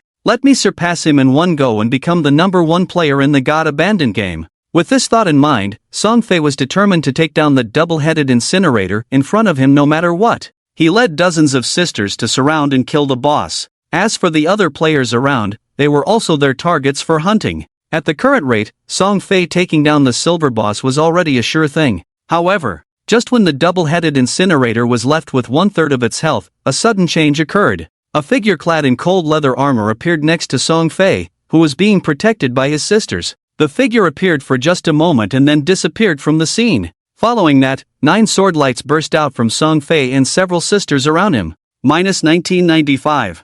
-2052. -2009. Song Fei only saw a series of damage numbers floating in front of him, then his vision went black. You have been killed by Shadow. You have lost 1,106 days of life, tradable. You have lost 18 years and 113 days of life, non-tradable. A system prompt left Song Fei dumbfounded. When he opened his eyes again, he found himself back in the square of Firefly Town. I died? Song Fei looked incredulous. Seeing that the silver boss still had 1/3 of its health left and victory was near, how could a shadow suddenly appear and kill him? Impossible. How could a shadow come to our Firefly Town? There are so many starting towns in the Zhanghai City area, why did he come to mine? And why did he encounter me and steal my boss? Song Fei's greasy and effeminate face contorted in disbelief. Behind him, his 5 mage sisters from the team were also killed and brought back. They all looked bewildered. Ah, I'm dead? How could this happen? How could brother also die? It's the shadow. But why did the shadow kill us and brother? He must have wanted to steal the silver boss. So despicable, taking advantage of brother's inattention and launching a sneak attack. How shameless. Steamed shrimp head. Brother Song Fei. Should we go back for revenge now? I don't think we need to, the other sisters will avenge brother. As the 5 sisters discussed, they looked at Song Fei with affection. Song Fei flicked his hair arrogantly and wore a confident smile on his face. Assassin's stealthy sneak attack is indeed powerful, but once revealed, he will become our live target. Just watch, he will soon be killed back by our people. That's what he said. But soon, he realized that something was amiss. Because more and more players were resurrecting in the square, and most of these resurrected players were from his sister group. As more and more sisters resurrected, Song Fei became a bit flustered. How is this possible? You were all killed? This is not logical. That shadow could launch a sneak attack once, but could he slaughter you all like pigs? Song Fei's face turned ugly. The resurrected sisters behind were all on the verge of tears, talking all at once. Brother Song Fei, we're sorry. We were useless, but that shadow was too fast. My attacks couldn't even reach him. Yeah, and it seems like he has evasion ability. Many of our attacks clearly hit, but we got a message saying they were evaded. Even if the attacks hit, it's useless. My ice spike hit the shadow, but only caused 2 points of damage. The situation was getting worse. Soon, around the silver tier boss Double-Headed Inferno, there was no longer a member of Song Fei's sister group. All of Song Fei's people were killed back to the town by Qin Shen, in the Valley of Mourning. After assassinating Song Fei by surprise, Qin Shen did not leave, but instead slaughtered those brainwashed fans of the sisters on the spot, making them cry and scream. Of course, these sisters were good at one thing: mouth escape. They cursed wildly, blaming the shadow. But they could only satisfy their mouths. With their strength, they could barely touch Qin Shen. Even if they managed to touch him, Qin Shen had a 75% evasion rate, making him immune to damage. Most importantly, the defense of the golden tier Ghostfire leather armor was something they couldn't even touch at the moment. Under the siege of dozens of sisters, Qin Shen was like a fish in water. In just 1 or 2 minutes, he slaughtered them all. There were also some solo players around, who had originally united to compete with Song Fei. These solo players were all stunned at this moment. You see, this group of solo players also had a total of more than 10 or 20 people. But in the process of fighting against Song Fei, many of them were killed, some even 2 or 3 times. So they knew deeply how terrifying, crazy, and desperate the sisters brought by Song Fei were. But now there was an assassin who appeared and went crazy on the spot. Those sisters, one by one, could only be helpless and angry, being slaughtered like Xiaokuan in the midst of stubborn insults. Oh my! This is too fierce, isn't it? Who is this assassin? Could it be the Shadow? It must be the big shot who was the first to kill the golden tier boss globally. Who else could it be? I think so too, but why would the Shadow come to our town of Manhwa? Everyone, step back and let the boss go to the big shot. The solo players had good eyesight, and with admiration and awe, they retreated to the back of the valley. Soon, only Qin Shen was left next to the boss. Faced with this situation, Qin Shen used shadow stealth, entered stealth mode, and just when everyone thought he was going to leave quietly, a fierce poisonous dart suddenly hit one of the heads of the double-headed inferno. A shocking scene appeared. The poisonous dart shot out, hitting the boss's head, and the boss's health bar above his head was instantly emptied. For a moment, the more than 10 solo players who had retreated to the side were all stunned. WH. What? A dart killed the boss? The boss only has 1/3 of his health left, so it's normal to be killed instantly, right? Do you want to listen to what you're saying? Even if the silver tier boss has 1/3 of his health left, it's still several thousand, it's normal to be killed instantly? Is this the Shadow Big Shot? I used to think that the Big Shot relied on exploiting bugs to kill the golden tier boss, but now it seems that's not the case. This damage is insane. Our skill damage is in the tens, while his is in the thousands. Is it 100 times difference? Are we playing the same game? Using King's values to fight the Alliance, right? People were all shocked, staring blankly at the double-headed inferno. The health bar emptied, and it fell to the ground with a bang. The body of the dual-headed fire burner, burning with blood-red flames, left charred marks on the ground of the valley. Qin Shen's figure appeared next to the boss's body. He was playing with the platinum-grade ghost ship twin blades in his hand, looking at the dozen or so scattered individuals as if they were prey. Let's go, hurry. Damn, the boss wouldn't want to kill us, right? Stop looking, it's a matter of life. Let's go, let's go. People were suddenly terrified, and more than a dozen of them quickly left the Valley of Mourning, disappearing into the woods faster than flying. There was no way, in this godforsaken game, death meant losing lifespan. They dared not take the risk. Although Shadow appeared and killed Song Fei and others, it did not mean that the Shadow boss would stand with them in the same camp. From the recent situation, it was obvious that if Shadow wanted to kill them, it would be as easy as slaughtering dogs. How could they not run? Watching the group of people flee, Qin Shen was not in a hurry. He directly used the active effect Soul Shock of the Ghost Fire Bell. Ding-a-ling. The bell's sound spread eerily, immobilizing all enemies within a 100-meter radius. If there were targets in stealth mode, they would be immobilized and then revealed from stealth. Fortunately, the bell rang out, and there was no one around. Qin Shen turned around, raised his hand towards the dual-headed fire burner corpse, and released the greedy hand. Immediately, 3 additional rewards burst out from the silver-grade boss's body, shining with silver light, and even a faint golden light. Qin Shen calmly picked up everything. Now my backpack slots, after defeating a boss, can occupy most of them. I still need to reach level 10 and leave the starting town to be free. Qin Shen shook his head. The experience needed to go from level 9 to 10 was still considerable. After killing the silver-grade boss, his level did not reach 10, but was still 1/3 short. If the greedy hand could give extra experience, that would be great. Qin Shen couldn't help but think. But if that were the case, the effect of the greedy hand would be too exaggerated. Of course, the most crucial gain this time was the 16 evolution points. Qin Shen opened the skill interface and directly evolved Gift of Liberation once. You have consumed 10 evolution points, remaining 9 points. Gift of Liberation, Epic Legendary Passive Effect, Weakness Attack Correction 100% 200%, Weakness Attack Multiplier doubled. Active use, causes the next attack to inflict Throat Cut Effect, dealing 100% 150% damage of that attack per second, lasting 3 seconds. Cooldown 30, 22, 2 seconds 25, 18, 5 seconds. The weakness hit correction was increased by another 100%, reaching 200%. It meant that the target's weakness was doubled.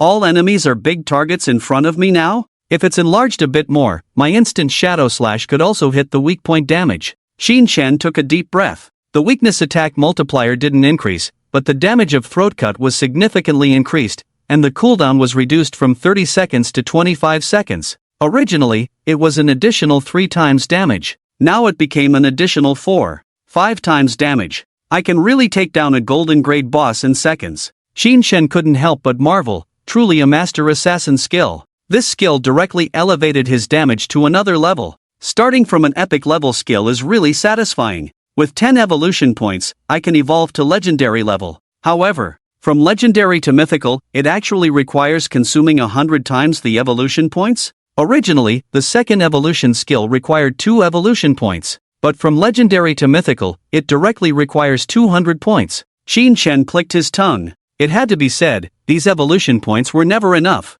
According to this rule, the epic greedy hand requires 210 evolution points for evolution. By the time it reaches legendary status, it will need 3,400 points for evolution. Shin Shen felt a sense of great responsibility and a long way to go. But it's okay. With the greedy hand around, it's still relatively easy to earn a few hundred evolution points once he leaves the initial town. Shin Shen checked and found that he still had 9 evolution points left, so he spent another 8 points to evolve the backstab enhancement skill. You have spent 8 evolution points, remaining 1 point. Initial skill, backstab enhancement, gold platinum. Passive effect, damage increases by 30% 40% when attacking from behind. After finishing up, Shin Shen collected all the white life orbs in the field. In total, he gained over 1,400 days of tradable life. Plus, there were several decades of non-tradable life on the boss. Done, let's go back home. After cleaning up the battlefield, Shin Shen entered stealth mode again and left the Valley of Mourning.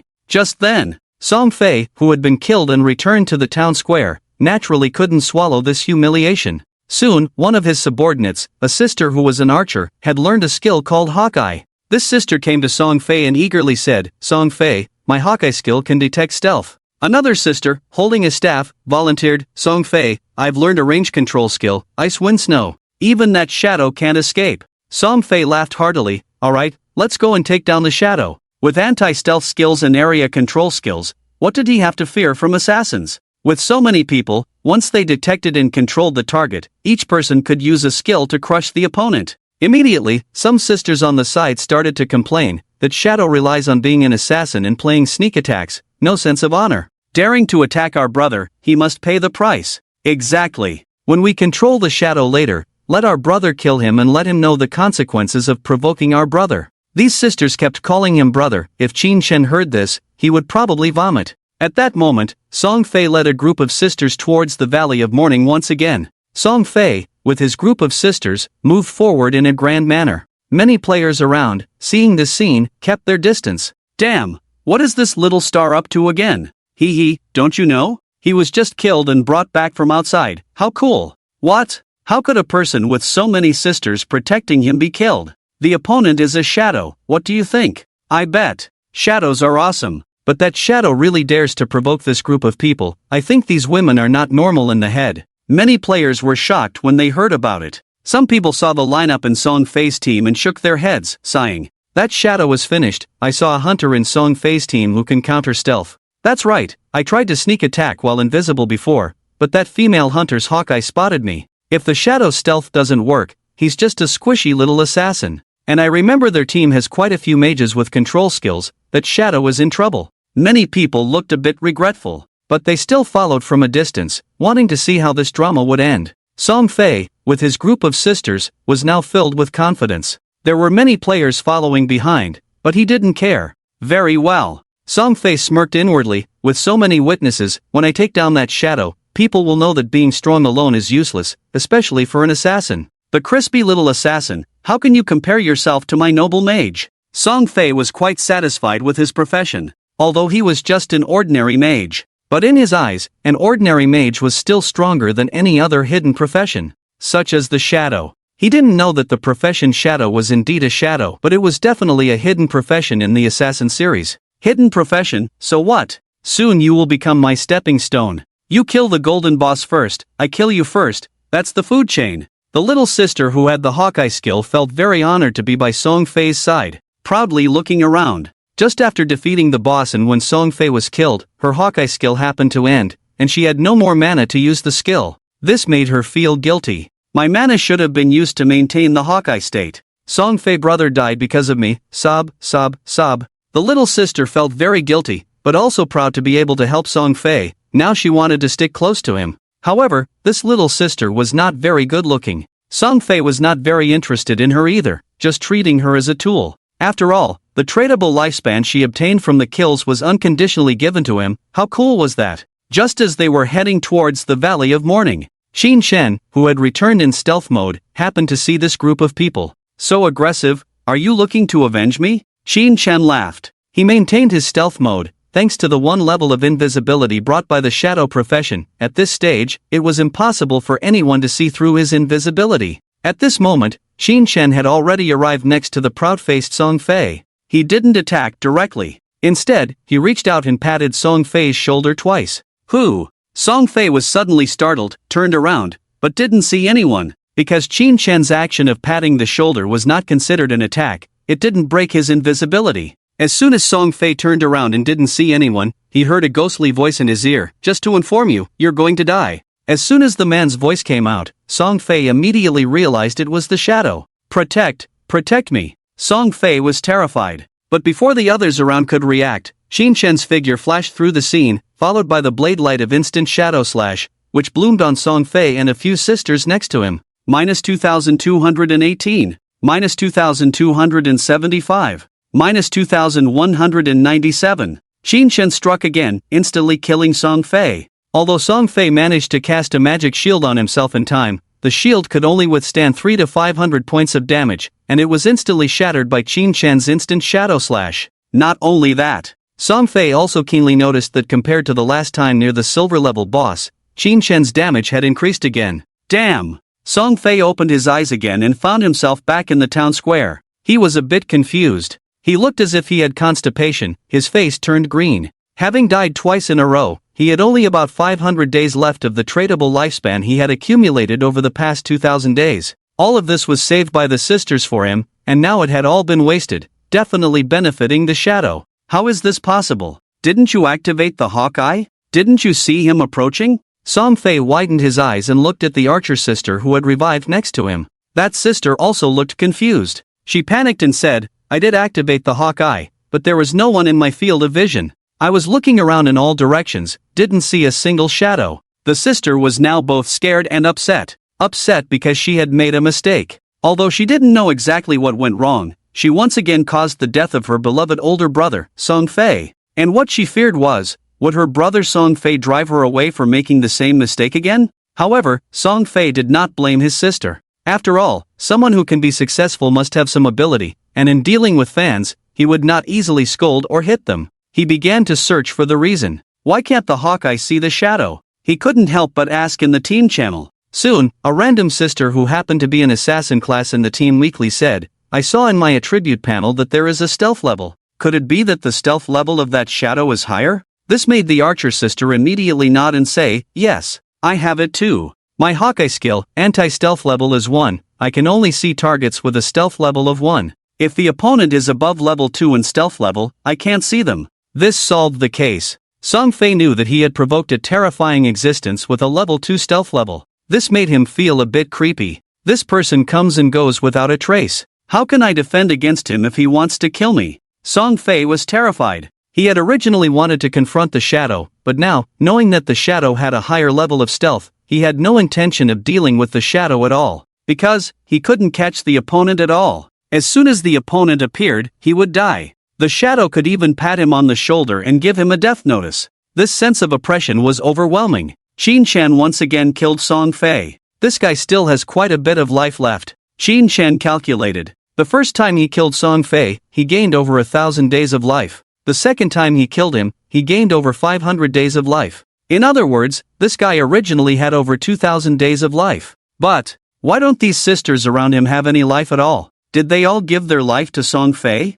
Xin Shen was a bit speechless. These women, could they really think that this godforsaken game was just a game? Of course, even if this life was real, Xin Shen also doubted that these sisters would probably still give all their life to Song Fei. If it weren't for their own non-tradable life, they would probably even give their own life. Crazy fans are really scary. Xin Shen shook his head. Looking at the ground full of life orbs, all of which were non-tradable life, adding up to several hundred years. Unfortunately, he couldn't pick them up. He could only let the surrounding monsters benefit from them. Soon, when Qin Shen returned to the town square, he didn't see Song Fei's figure. He didn't even see the group of sisters. Did they go to other towns? Or did they log out? Soon, he stealthily gathered information in the town and learned that Song Fei had taken the sisters to level up in another direction of the town. Although I know the direction they left in, I don't know where their destination is. Qin Shen felt a bit troubled. In this situation, even with his speed, it wasn't easy to find Song Fei in the wilderness. However, at that moment, he saw a familiar figure. It was a young girl in a white priest robe. The girl was walking past Qin Shen sideways, with a white owl-like bird perched on her shoulder. The girl was Gui Shui. She was one of the core managers of the God-Slayer Guild created by Qin Shen in the previous life. Qin Shen was already very familiar with Gui Shui. However, in this life, the other party clearly didn't recognize him. The white bird priestess seems to have a wide-ranging detection ability. Let her help, and at the same time, get to know her in this life. After a moment of thought, Qin Shen appeared in front of Gui Shui. Her godforsaken game code name was Snowy Day. Qin Shen stopped her. "Beauty, can you help me?" Gui Shui has fair skin, a pure appearance, especially those clear and translucent eyes, giving people a sense of purity. As for her figure, it is currently covered by a white priest robe, not clearly visible. "Ah, you are Shadow?" After seeing the man in front of her clearly, Gui Shui's small mouth opened slightly, looking pleasantly surprised. Then Qin Shen remembered that he seemed to be too famous in this life. The name Shadow is now well known to countless players worldwide. So, it's not right to say that Gui Shui doesn't recognize him now. At least she can recognize his identity at a glance. "Yes." Qin Shen nodded, not beating around the bush with her, and said directly, "I heard that your profession can search targets on a large scale? Find out where Song Fei is for me. As a reward, I'll sell you this golden level staff cheaply." While speaking, Qin Shen displayed the golden level priest staff he had dropped from the golden ghost ship boss earlier. This golden priest staff was originally intended to be sold to Wang Meng. As a result, the priest in Wang Meng's team turned out to be Qin Xiaoyu. Naturally, Qin Shen couldn't give it to her. Giving it to Gui Shui now is just right. "Ah, this." Gui Shui's eyes lit up when she saw the golden level priest staff in front of her. Sure. Wait, where did you hear that I can search on a large scale? I haven't told anyone about it." Qin Shen shook his head. "Don't worry about that. Do you want this golden level weapon?" Gui Shui nodded repeatedly. Yes, but I may not be able to afford it." Qin Shen said, "Don't have 500 days? The original price is at least 700 to 800. Gui Shui tilted her head. "Oh, I have just that amount. So, deal?" Qin Shen said, "Deal. And then find out Song Fei's location for me." Gui Shui grinned, opened the trading interface, and put up all her 500 days of life. Her priest profession, although a hidden class, has been challenging to solo. Fortunately, her personal skills and understanding of the game are top-notch, which is why she later became a core combat member of the God-Slayer Guild. This girl is definitely not just a support class. In short, her healing is deadly. When she held the golden level priest staff, she couldn't help but smile foolishly. "Hey, business." Qin Shen reached out and waved his hand in front of her. "Oh, right." The little girl woke up as if from a dream, completely unembarrassed, and chuckled. "Big shot. Aren't you afraid I'll take the stuff and leave without helping you?" Qin Shen laughed. "What, are you a fan of Song Fei?" Gui Shui squinted her eyes. "Big shot, you know I'm not a fan of Song Fei? Are you perhaps a friend of mine in real life? But your voice doesn't sound like it." Qin Shen shrugged indifferently. "Guess?" Gui Shui shook her head. "Can't be bothered to guess. Off you go." She waved her hand, sending the white little owl perched on her shoulder flying into the sky. Then her eyes turned snow-white, and Qin Shen knew that she had switched her perspective to her white bird. The white bird soared in the sky, taking in the area around the Firefly town within a radius of about 10 kilometers. With Song Fei leading so many sisters, the target was very obvious. Soon, Gui Shui got the coordinates of their location and told Qin Shen. After sharing the coordinates, Gui Shui continued, "I can't guarantee they won't move, so when you go over, they might relocate." Qin Shen thought for a moment and said, "Add me as a friend, keep an eye on them, and inform me of their latest location at any time." Gui Shui said, "Huh?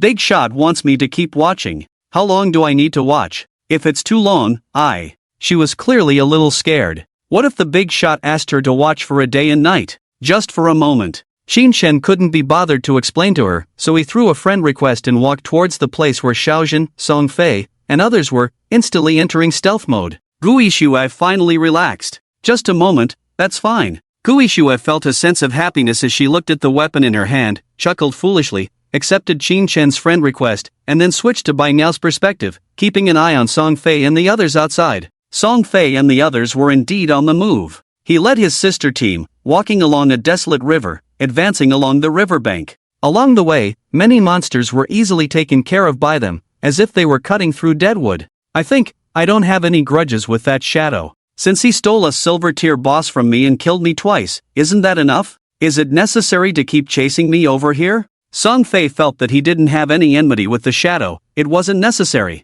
On this side, Song Fei, with his sister fan club, cleared monsters along the riverbank. Many monsters, upon seeing so many people, wanted to run away. But Song Fei and his sisters had increased agility, they were fast, swarming up, those monsters couldn't escape and were killed one after another. Song Fei was having a great time here. However, he didn't know that Shadow was quickly approaching his location. Qin Chen, following Guishue's guidance, ran towards the riverbank where Song Fei was. Along the way, he dealt with any monsters he saw. However, these monsters were not high level, so Qin Chen didn't gain much experience. Just as he reached a large tree, he suddenly stopped. "Hey, where are you, big brother?" At this moment, Guishue suddenly asked in a private chat. She had been watching Song Fei, but couldn't see Qin Chen's location. After all, Qin Chen had been in stealth mode. "Look, are there any other big trees like this nearby?" Qin Chen appeared and pointed to the large tree in front of him. Guishue, huh? The girl was a little confused. Weren't they looking for Song Fei? Why look for a big tree again? Of course, this wasn't difficult for her. About 20 seconds later, she sent a message. Two other similar large trees nearby were within 100 meters of Qin Chen. Qin Chen walked around these three large trees, then found some special symbols on the tree trunks.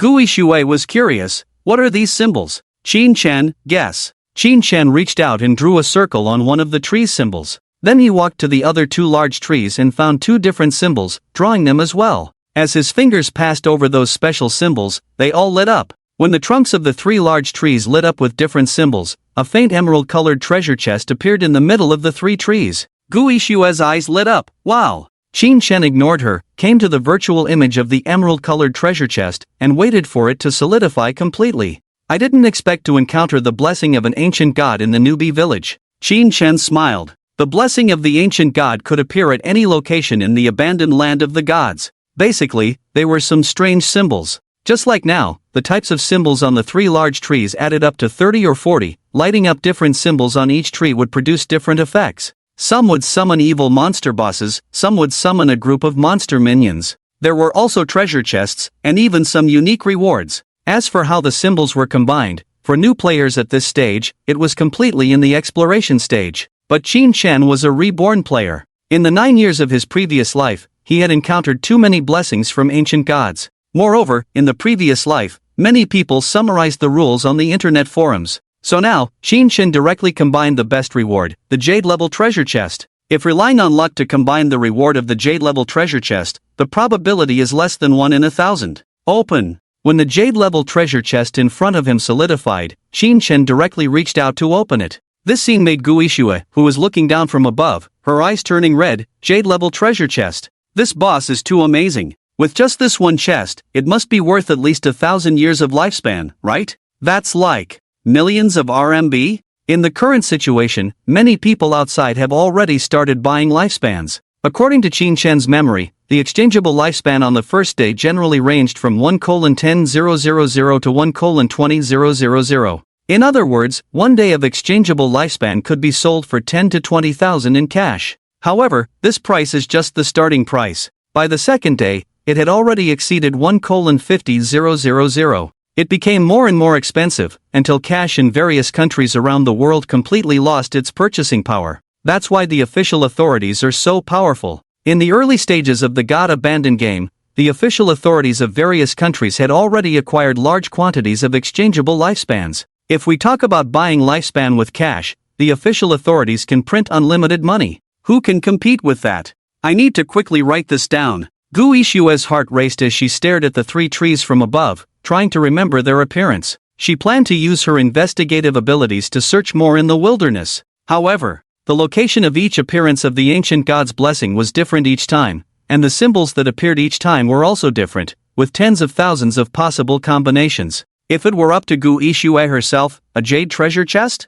Qin Shen didn't believe this girl could have such luck. Being able to open a golden chest was already extremely rare, with a high probability of just summoning a bunch of monsters, resulting in almost no rewards. When Qin Shen opened the jade treasure chest and reached out to grab something, a system prompt sounded. You have opened the jade level treasure chest. You have obtained the jade level skill book Curse of Blooming Flowers. Upon hearing the system prompt, Qin Shen was a bit stunned. Curse of Blooming Flowers? What kind of skill is this? In his previous life of 9 years, he had never heard of this skill name. He looked at the skill book in his hand, which emitted a faint jade-colored light, with a strange blood-red flower on the cover. The flower had some eerie patterns on it, resembling a sinister smile. Check the skill. Curse of Blooming Flowers, Jade Level Universal Skill Book. When used on a player's corpse within 15 seconds of death, a cursed flower will grow on the enemy's body.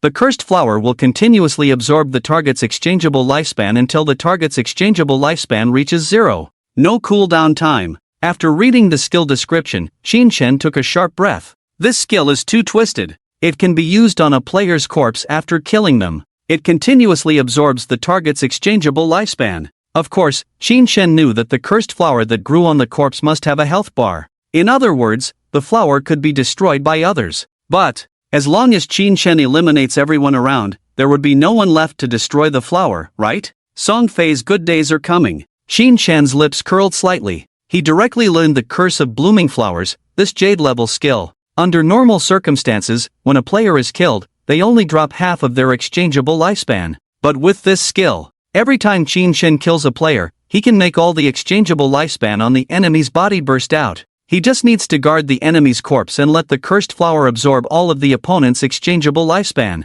It's easy to imagine how many enemies this skill will become a nightmare for. If this is the effect, then I do have an impression. In the previous life, someone did indeed acquire this skill. I just don't know the name of that skill. It's called this. After Qin Shen learned the skill, he entered stealth mode again. On the other side, Gu Ishue envied and admired, but she didn't forget her duty. She always kept an eye on the whereabouts of Song Fei and the group of sisters. After Qin Shen obtained the Flower Bloom Curse skill, he continued to rush towards the river where Song Fei was located. His speed was extremely fast. Now when he ran, he only needed about 3 seconds for 100 meters. The distance between him and Song Fei was getting closer and closer. At this moment, Song Fei was dealing with a level 7 bronze boss, Corrosive Claw, by the river. Just as he was about to make a move and deliver the final blow to the boss, a voice suddenly sounded in his ear again. Just to inform you, you're going to die. Damn! Song Fei was startled and jumped up, running forward without looking back.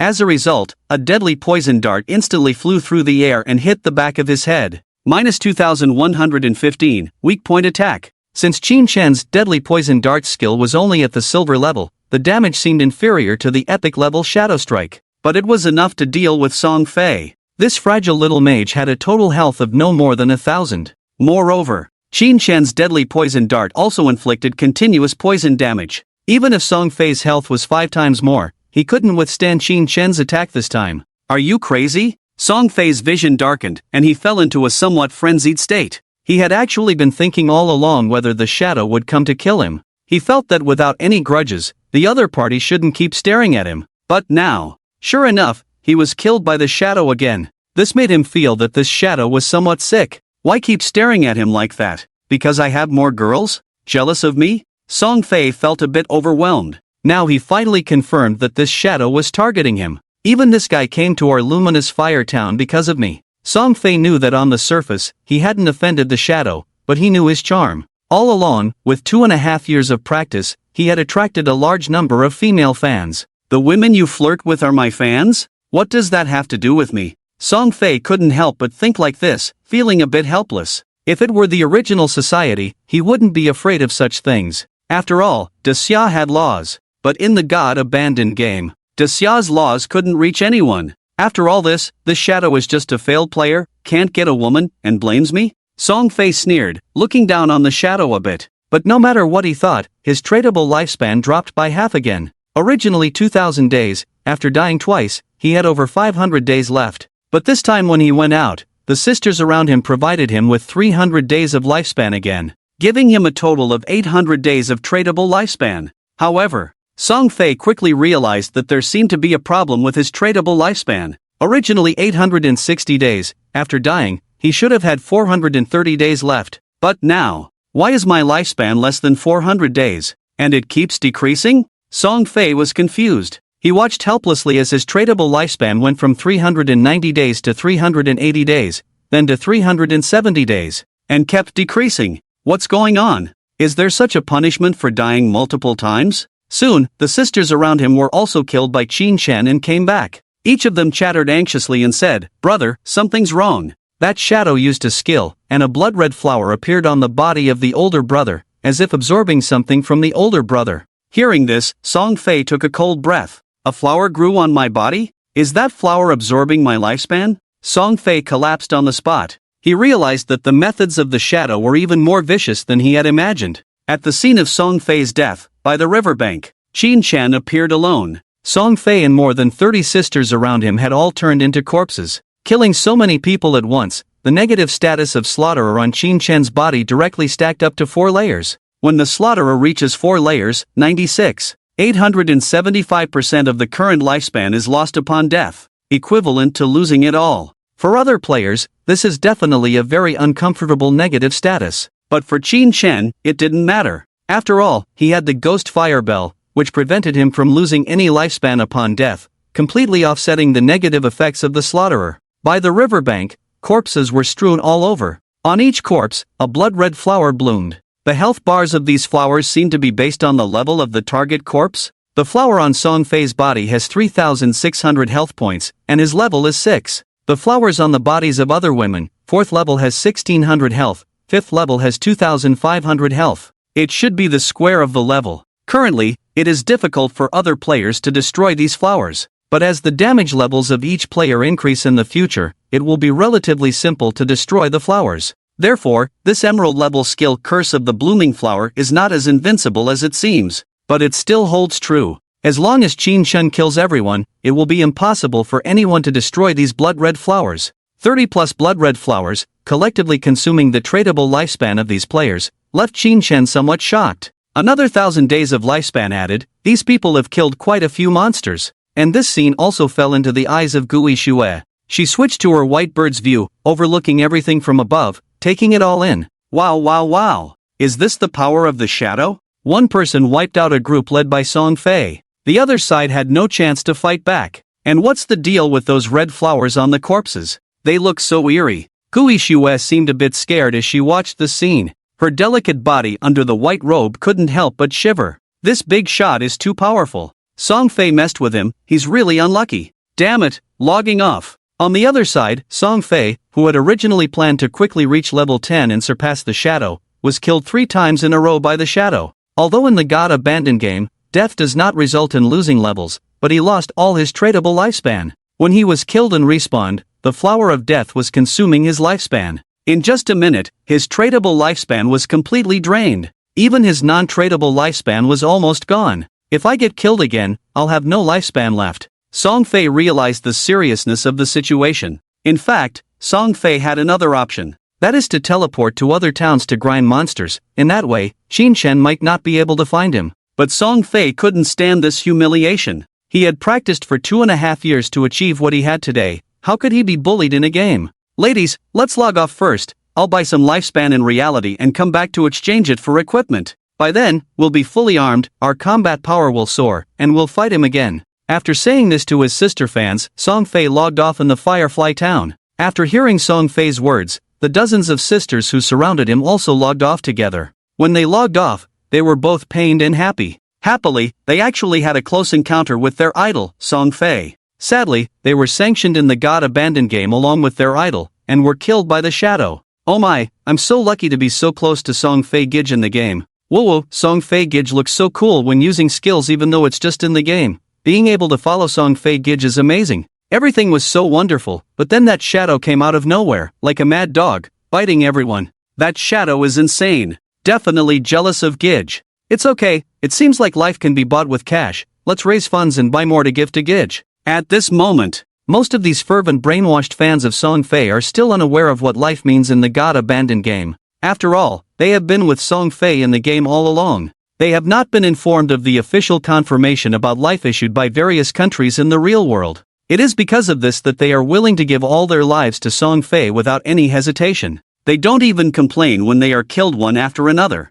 It wasn't until they returned to reality that they finally learned the official announcement: the God Abandoned game is a truly extraordinary game. Whether it's tradable life or non-tradable life, it's all real. Once life reaches zero, the player will die in reality. Upon receiving this news, these sisters were shocked one by one. How is this possible? Isn't this just a game? We were killed by that shadow 3 times, tradable life is 0. Non-tradable life only has a few years left. I originally had over 70 years of life, now I only have a little over a year left. No way? How could dying 3 times reduce it so much? I killed many other players, had a layer of killer status, dying once equals losing 2 years of life. Woo. Oh my, I only have 2 years of life left. Is this life really true? I don't believe it. Many of these sisters immediately felt regret. They thought it was just a game. So in the game, they gave everything to Song Fei, helped Song Fei, and even sacrificed themselves to shield arrows for Song Fei. However, the God Abandoned game is real.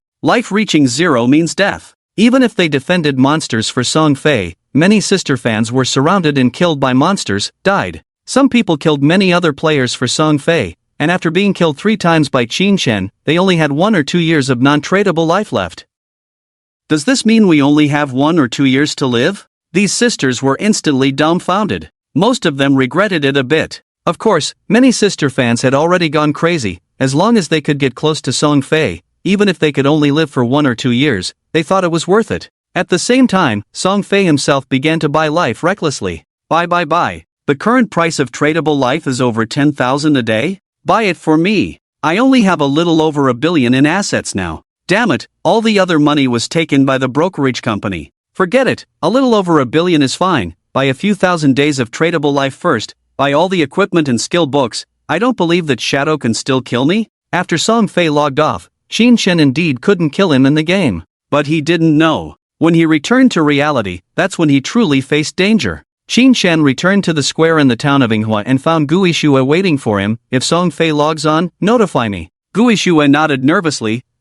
Okay. She seemed a little scared. Since witnessing the scene of the shadow slaughtering Song Fei and the group of sisters with her own eyes, Guishue has developed a slight psychological shadow towards this shadow. The scene of corpses everywhere, with red flowers blooming on the bodies, gave her a creepy feeling. This is a golden level skill of the priest class. Do you want it? Qin Shen took out a skill book. This skill book is the priest's damage dealing skill, the Sword of Holy Judgment. Although it is a single target skill, the damage output is impressive, making it one of the few damage dealing skills for priests. As soon as this skill book was revealed, Guishue's beautiful eyes lit up. I want it. Qin Shen directly said, 500 days of lifespan. The young beauty was taken aback. She rubbed her hands and asked a bit shyly, sir, can I pay later? Qin Shen thought for a moment and said, promise me one thing, and I'll sell you this skill book at half price. Guishue stared at him and took 2 steps back. Let's make it clear first, I'm not selling myself. Qin Shen. What is this girl thinking?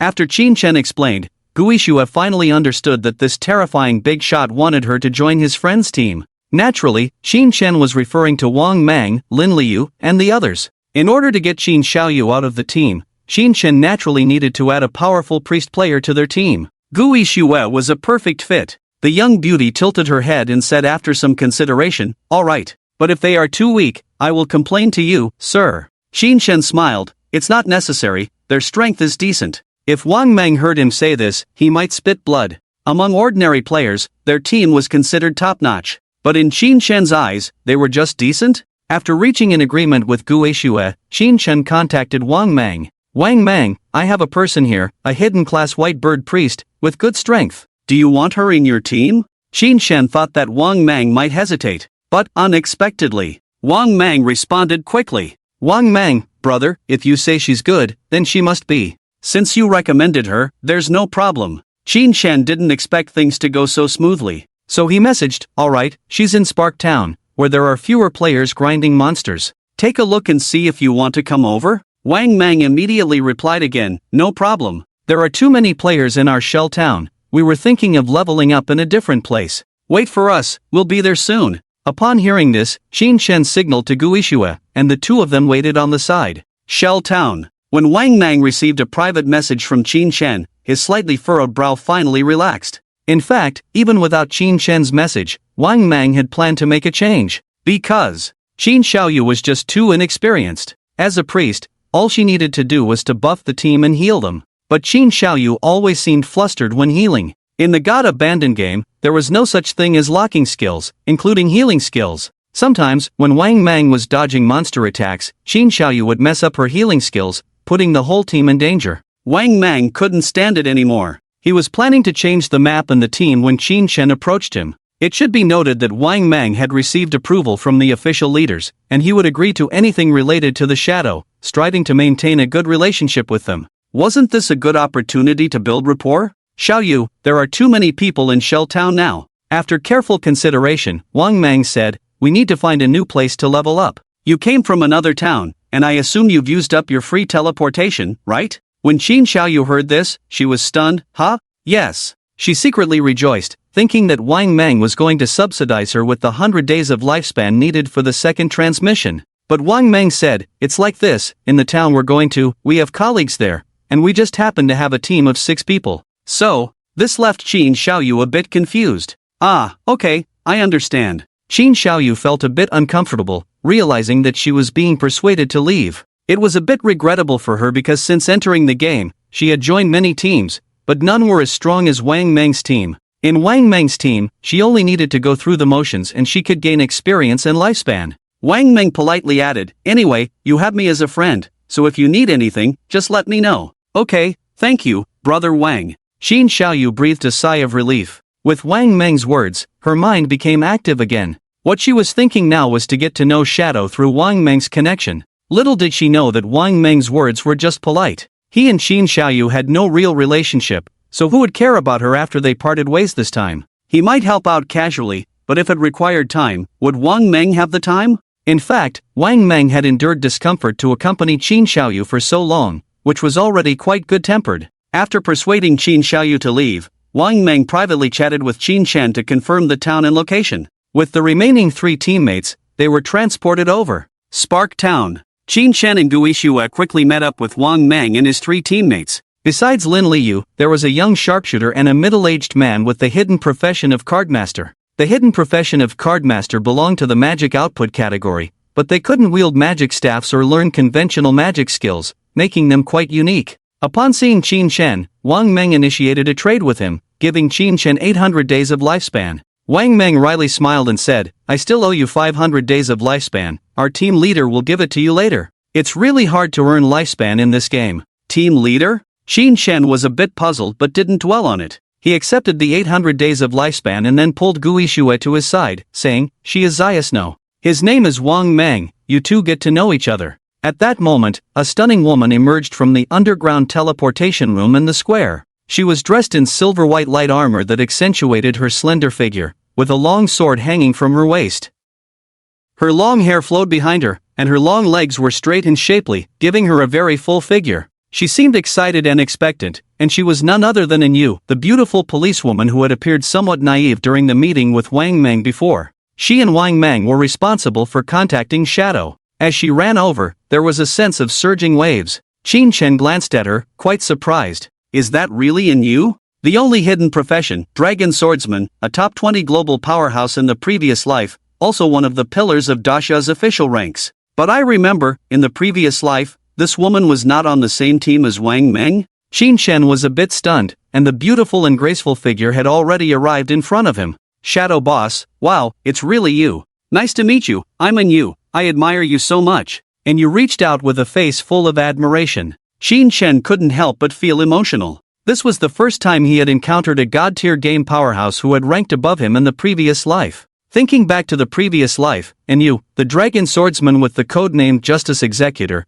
was a nightmare for many foreign hostile forces. Even if Qin Shen faced her one-on-one, he wouldn't be her match. After all, Qin Shen was just an ordinary warrior profession in the previous life, while Yu's profession was the unique hidden dragon swordsman, on par with Qin Shen's current shadow status. Looking at Yu's worshipful appearance now, Qin Shen still feels a bit uncomfortable. However, considering that Yu is only a level 5 small Kalami at the moment, Qin Shen is also understanding. In this life, Qin Shen's development speed is too advanced. Not only does he have the unique hidden profession, but also possesses unheard of primary level talents. Even at a news level, Xin Shen is far ahead. Hello. Xin Shen calmly extends his hand to shake hers. Shadow boss, your development speed is too fast. And Yu chuckles, her beautiful face and eyes full of admiration. I used to wonder if you were a time traveler or a reincarnator, hee hee. Xin Shen's face, covered by a black veil, reveals a smile that is not quite a smile. Time traveler?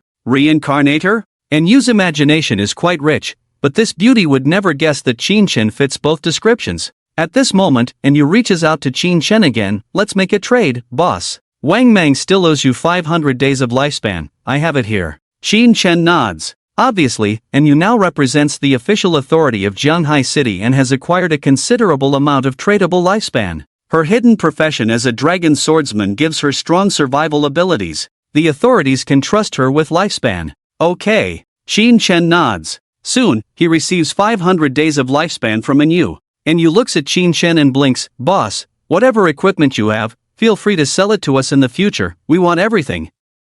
Also, all the lifespan of Jianghai City officials is in my hands. You wouldn't kill me, right? This girl may seem naturally silly, but she is actually quite smart. This statement is clearly a test for Xin Shen. If Xin Shen can't resist and harms her, it will naturally affect the official attitude towards him in the future. Although Xin Shen is not afraid of the authorities of Daxia in this life, there is no need to make enemies. After all, to sell the equipment and skill books dropped from monsters, he still needs to cooperate with the authorities to sell them as quickly as possible. Establishing long-term cooperation is much more profitable than a one-time deal or trading lifespan. Besides, who knows how much lifespan this woman has? If he kills her and only gets a few days of lifespan, wouldn't that be a loss? So Xin Shen nods without saying anything. After throwing Gui Shui into the opponent's team, he turns and leaves to level up. He looks at his experience points, still 1/3 away from level 10. If nothing unexpected happens, I can reach level 10 in less than half an hour and return to reality to extract abilities. On the other side, Xin Xiaoyu leaves Wang Meng's team and logs off first. Thanks to Wang Meng, she has nearly 200 days of tradable lifespan on her, planning to sell it for cash first. After all, at the current rate, 1 day of lifespan can be sold for 15,000 cash. Naturally, she is tempted. However, when she returns to reality, she habitually opens the VChat group on her phone and is shocked and unable to accept the message she sees. Heavens, Shadow slaughtered brother Song Fei? And killed him 3 times? Xin Xiaoyu is dumbfounded. Having teamed up with Wang Meng for a while, she knows that the lifespans in the God Abandoned game are real. Once lifespan reaches 0, people will die. So, when she learns that Song Fei has been killed 3 times in a row, she feels like her heart is being cut with a knife. Even if he originally had 100 years of non-tradable lifespan, after dying 3 times, he only has a little over 12 years left. But why did Shadow kill brother Song Fei? Xin Xiaoyu can't understand. Originally, she was completely on Song Fei's side. But now,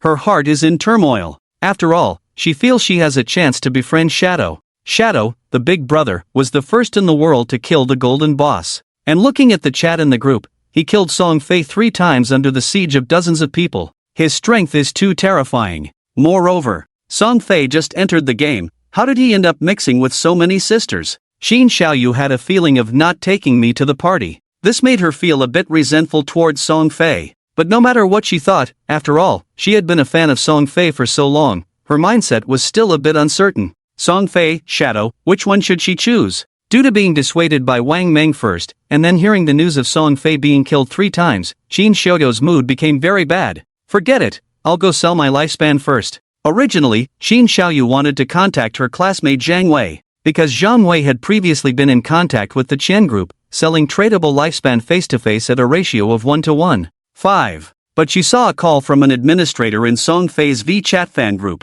Brother Song Fei needs help now. Sisters in Jianghai City, you can go find brother, sell tradable lifespan to brother. The ratio is 1:10,000. Jume, the opportunity to get rich and help brother is here again. Xin Xiaoyu saw this information and couldn't help it. Brother Song Fei is in Dajun Square? No, I can't just watch brother Song Fei's lifespan run out. Xin Xiaoyu gritted her teeth and decided to take a loss. She still wanted to sell her lifespan to Song Fei. And at this moment, Xin Shen was close to his assassination plan. He was in the advanced monster area of the Firefly Town, relentlessly killing monsters to level up, only a bit of experience away from level 10. Each starting town is an island surrounded by the sea on all sides. The closer to the coast, the higher the level of the monsters. With Qin Shen's speed and damage, he directly reached the coastline of the island, killing 10th level monsters along the coast. There were tide makers who launched water elemental spells. There were diggers who could burrow underground and disappear. There were red armored lobsters with shells all over their bodies. These small monsters couldn't withstand one of Qin Shen's skills, and they all turned into experience points and contributed evolution points and lifespan under Qin Shen's hands.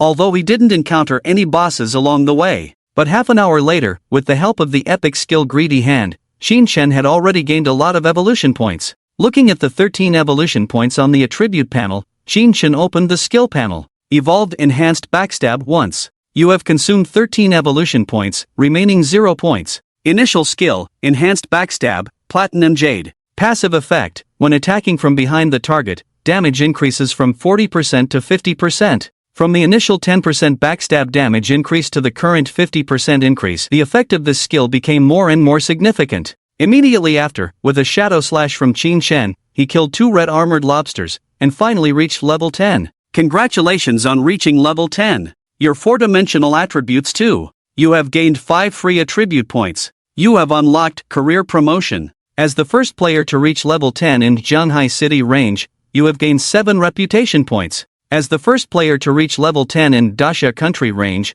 you have gained 14 reputation points. As the first player to reach level 10 globally, you have gained 21 reputation points. When there are 7 level 10 players in the Zhanghai City range, the teleport function to the abandoned continent of the gods will be activated. The first level 10 player globally. Even though Qin Shen spent 3 hours exploring the temple, he was still the first globally. After all, he soloed, killed monsters in seconds, and his monster farming efficiency was many times faster than others. At this stage, even top teams like Wang Mang's take at least half a minute to kill a small monster. The experience is evenly distributed among the team members. In terms of leveling efficiency, how could anyone compare to Qin Shen? Apart from Qin Shen, the highest level globally is only level 8. It's really similar to the previous life. In the previous life, it wasn't until the evening that the first level 10 player appeared, who was from North America. Qin Shen's lips curled up slightly. Many players are currently in a difficult situation. Many teams can't even kill a small monster and are wiped out in madness. There are not many players who can level up steadily, let alone efficiently kill monsters.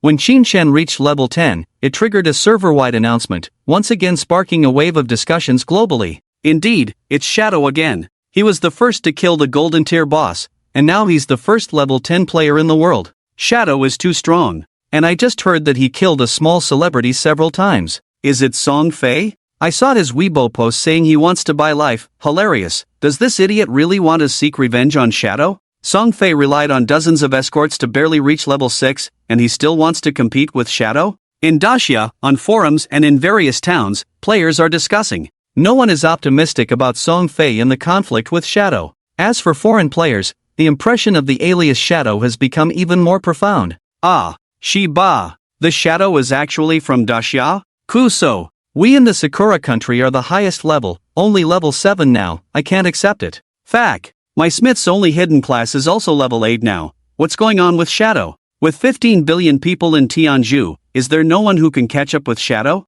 I heard that this Daxia person has been soloing all along, so he levels up fast. Impossible. The game's small monsters are so hard to beat, how could someone solo and level up so quickly? People around the world are shocked. Many want to know who this Shadow really is. Even the Daxia authorities are investigating secretly. But currently, no one knows the real identity of Shadow. Yinghua Town. After reaching level 10, Qin Shen looked at his attribute panel. Alias, Shadow, Occupation, Shadow, Unique Hidden, Level, 10, Non-Tradable Lifespan, 1,219 years 128 days, Tradable Lifespan, 7,455 days, Strength, 39, Constitution, 39, Agility, 111, Spirit, 41, Reputation, 47. The tradable lifespan is only over 7,000 days, not enough at all. Qin Shen sighed, then logged out on the spot. After level 10, the experience required to level up is more than 10 times what it was before. Just leveling up by killing small monsters is painfully slow.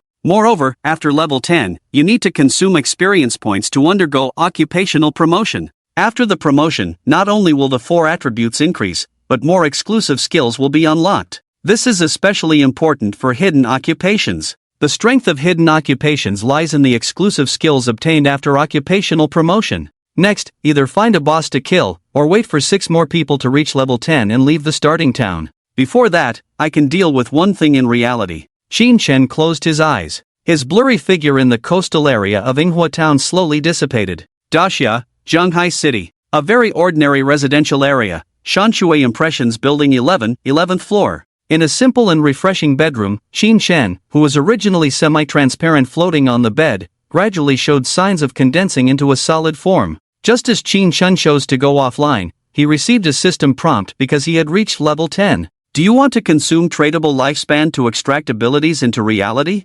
Yes/no. Qin Chen chose yes. A list of extractable abilities appeared before him. 1. Extract profession and level. 2. Extract equipment. 3. Extract skills. 4. Extract bloodline, currently unavailable. 5. Extract divinity, currently unavailable. The first extraction was for the profession. In this aspect, the God Abandoned game treated all professions equally, whether they were common or hidden professions. Extracting professional abilities into reality required consuming 1,000 days of lifespan. Without hesitation, Qin Chen directly extracted the unique hidden profession Shadow into reality. You have consumed 1,000 days of tradable lifespan. You have extracted Shadow, unique hidden profession. You have obtained Shadow, unique hidden profession, and the professional passive has taken effect. Your strength 3, physique 3, agility 8, spirit 5. Next was the level extraction. Extracting levels mainly brought about attribute enhancements in reality, but it did not allow for the redistribution of free attribute points.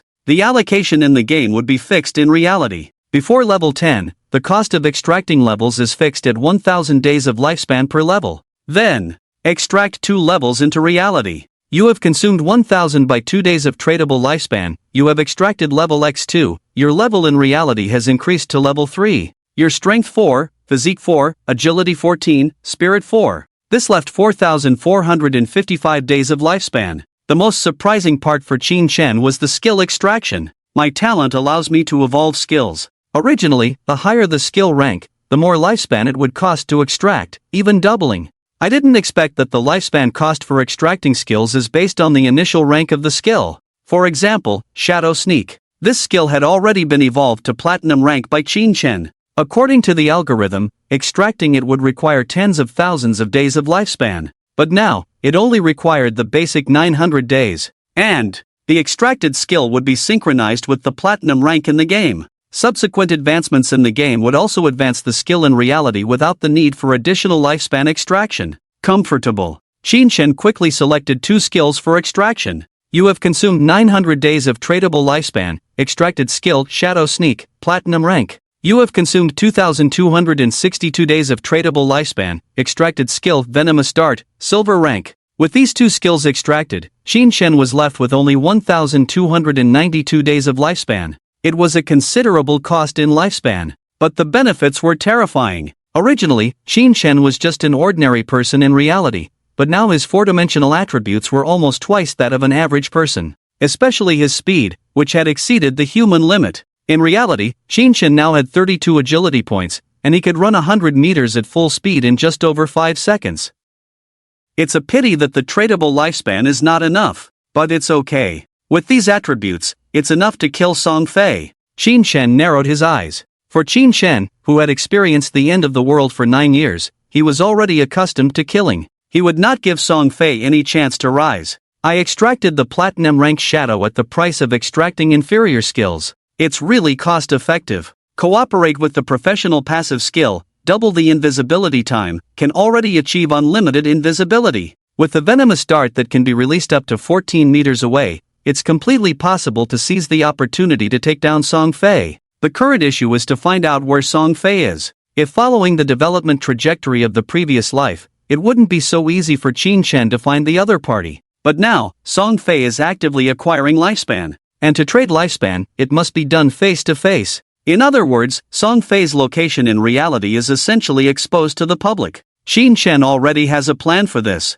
Zhanghai City, afternoon. Qin Chen gradually opened his eyes in the bedroom. After completing the extraction, his body solidified completely. He clenched his fist, moved slightly, got used to the attributes, and a smile appeared on his lips. Let's go. Just as he was about to act, suddenly the phone next to him rang. Qin Chen frowned. He picked up the phone, glanced at it, and found that it was his former boss from the company calling. Hu Chi-bin. Still remembering that in the previous life, Qin Shen was scolded by this fat guy for being late for work today. Now, Qin Shen naturally couldn't be bothered to pay attention. He hung up the phone without a second thought, threw the phone on the bed, was about to leave, but it rang again. It was still boss Hu Chi-bin. Qin Shen went up to hang up, blocked the number in one go. But then, Hu Chi-bin sent him a message on WeChat. Qin Shen, are you looking for death? Missy is looking for you, giving you one last chance. If you still don't listen, think about the consequences yourself. Qin Shen didn't even finish reading the message, directly deleted and blocked the WeChat contact. The whole world fell silent. Let's go. Target, Song Fei. Location, Dajiang Square. Through Weibo, Qin Shen had already found out that Song Fei was at Dajiang Square in Shanghai City, personally appearing to acquire lifespan. And Dajiang Square was only 7 to 8 kilometers away from the residential area where Qin Shen was. With Qin Shen's current speed, he could invisibly jog there in about 10 minutes. Qin Shen left his phone in the room. Then he put on a gray mask, changed into a black jacket. His figure instantly became illusory, transparent, until he completely disappeared. If this scene were seen by other people in reality, they would definitely be shocked on the spot. Because this was an ability from the God Abandoned game, appearing in reality for the first time. Currently, other players had no idea that the abilities from the God Abandoned game could be extracted into reality. And this meant that Song Fei had absolutely no defense against Qin Shen's assassination. Shanghai City, Dajiang Square. 4 o'clock in the afternoon. Song Fei's female fans in Shanghai City learned the news from Weibo and rushed to Dajiang Square. Among them, many female fans had obtained lifespan from the God Abandoned game. They excitedly gathered to sell it to Song Fei, in order to get a chance to get close to him. In the crowd, under the isolation of more than 20 security guards and temporary fences, Song Fei, wearing a white vest and sunglasses, was sitting with his legs crossed in the middle of the indoor venue. Beside him was a girl with a single ponytail. The girl was wearing a pink short-sleeved shirt, black skirt, legs wrapped in black socks, looking youthful and beautiful. She was none other than the daughter of the chairman of Dajiang Industries, Zhang Li. Zhang Li had always been a fan of Song Fei, just not as fanatical as other female fans. Upon learning that Song Fei wanted to acquire lifespan, she took the initiative to contact him and provided Dajiang Square as the venue. On one hand, she could get close to Song Fei and help him acquire lifespan. On the other hand, when Song Fei ran out of money, she could also acquire some lifespan. With Song Fei's fame, she could attract more people to come and sell their lives. At this moment, Zhang Li was leaning against Song Fei, chatting and laughing. The young lady smiled and asked, Song Fei, how much lifespan have you received? Song Fei glanced at his own attributes. Miss Jiang, I have received over 2,000 days of lifespan, spent 20 million. Zhang Li pursed her lips and said, there are still many fans who will give you lifespan for free, so envious. Song Fei waved his hand and smiled, can't compare to your Jiang Industries, big family, big business, what I do is just child's play. Zhang Li modestly waved her hand, it's not like that. By the way, I heard you were killed 3 times by the Shadow in the God Abandoned game? Don't worry, I am currently investigating and trying to find out the true identity of that Shadow. Song Fei frowned, it's a bit difficult. Currently, we only know that he is male, located in Shanghai City, and we don't know anything else. Zhang Li smiled, everyone has weaknesses. Money? Beauty? I have already sent someone to the Firefly town to contact him, offer a number, he can't refuse. As long as he agrees. He will have to come for the money, right? When he comes for the money, as long as we show up, he won't have a choice. Song Fei laughed, indeed, it is a method. I heard that your Jiang Industries have already controlled several players using this method, making them work for you for free? Zhang Li chuckled, they are all fools, very weak, can't even earn much lifespan. If we can catch that Shadow, the efficiency should improve significantly. Song Fei nodded, when the time comes, you must inform me. Zhang Li giggled, don't worry, when we catch him, I will definitely call brother Song Fei to come and beat him up to vent our anger. Suddenly, Zhang Li's smile froze, because she saw a blood hole suddenly appear on Song Fei's forehead in front of her. A dark green mysterious dart flew in from somewhere, silently piercing through Song Fei's forehead. Bang! Song Fei fell to the ground, blood flowing from his forehead, and a gray-white lifespan lightball condensed on his body just like in the God Abandoned game. Ah! Zhang Li screamed in horror, scrambling backwards. Everyone around was silent for a moment, then a wave of screams erupted, chaos ensued. Protect Miss! The security guards of Jiang Industries reacted immediately and gathered around Zhang Li.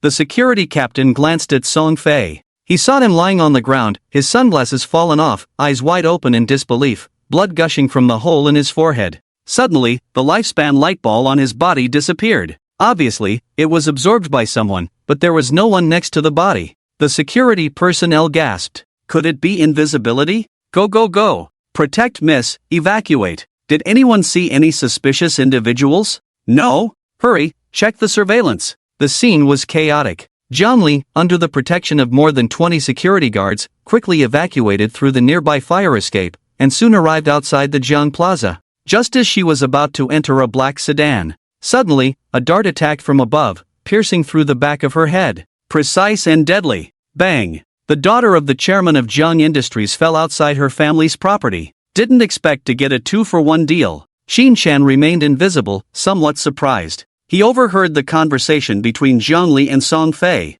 Since Zhongli had set her sights on him, how could he let her go? Anyway, she's not a good person, might as well take care of her. Too bad, she also had a few hundred days of lifespan burst, surrounded by security guards, can't get it. In reality, half of the tradable lifespan would also burst upon death. Xin Chen took advantage of the invisibility and chaos on the scene to absorb 1046 days of tradable lifespan that burst from Song Fei. This guy never imagined that the lifespan he had just bought would be so cheap for Xin Chen. If there was a curse that could make flowers bloom, it would be great, as it could also extract the other half. Xin Chen shook his head, feeling a bit regretful. The flower bloom curse skill of the Jadeite level could extract over 10,000 years of lifespan into reality, but he couldn't do it now, so he had to give up. After settling everything, Xin Chen left quietly, leaving behind a chaotic scene. And this assassination in broad daylight quickly spread throughout the country and even globally. Shanghai City, Dajiang Square. The female fans of Song Fei on the scene, as well as the people who came to sell their lifespan,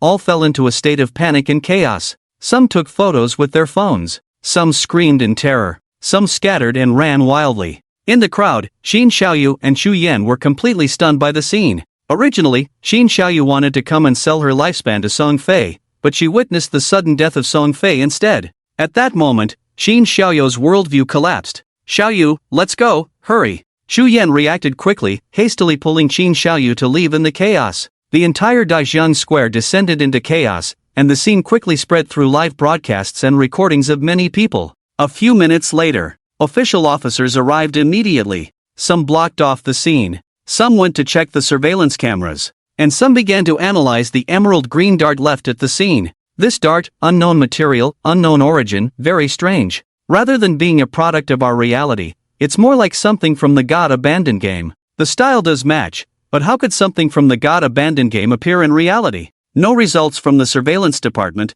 The attack came from a blind spot in the surveillance, couldn't see who it was. Have they asked the people at the scene? They did, asked the people nearby, but they all said they didn't see anyone. Look at the surveillance playback. A lifespan light ball appeared on Song Fei's body, then disappeared suddenly. Could someone have been invisible nearby, absorbing the light ball? How could a person be invisible? Wait, assassins in the God Abandoned game can be invisible. The official officers of Shanghai City were all at a loss. However, after the investigation, they came to the most likely conclusion that the person who targeted Song Fei and Jiangli was most likely truly in an invisible state. Could it be that the ability from the God Abandoned game can be released in reality? Are you kidding? I can also be invisible in the game, why not in reality? Is there a need to fulfill certain conditions? Due to the large number of eyewitnesses at the scene, even if the official authorities of Shanghai City wanted to hide the information, they couldn't, especially now that chaos had spread worldwide. The news of Song Fei's death quickly spread. Officials from various countries around the world, after watching some videos, immediately made the same speculation. The ability from the God Abandoned game could very likely be used in reality. Xin Chen didn't care about this. After all, soon, others would also reach level 10. This secret would no longer be a secret by then. Just as Song Fei's death was being widely discussed, the official authorities of Shanghai City were on high alert, and countless people were in fear and unease. Xin Chen had already returned to the Shanshui impression community. He changed into casual clothes, wearing ordinary sports pants and a short-sleeved shirt, took his phone, and went to a noodle shop across the street, ordering a bowl of noodles. In the God Abandoned game, although players are invincible in reality, they still consume energy. Feeling hungry, still need to eat. This was the troublesome part for Xin Chen. It was precisely because of this that players couldn't stay in the game all the time. In any case, they had to return to reality, eat to replenish energy and water, otherwise, no matter how long their lifespan was, they would starve to death. While eating noodles, Qin Shen overheard some customers chatting about the abandonment of the game by the gods, about the death of Song Fei. They never expected that the person who killed Song Fei was right in front of them.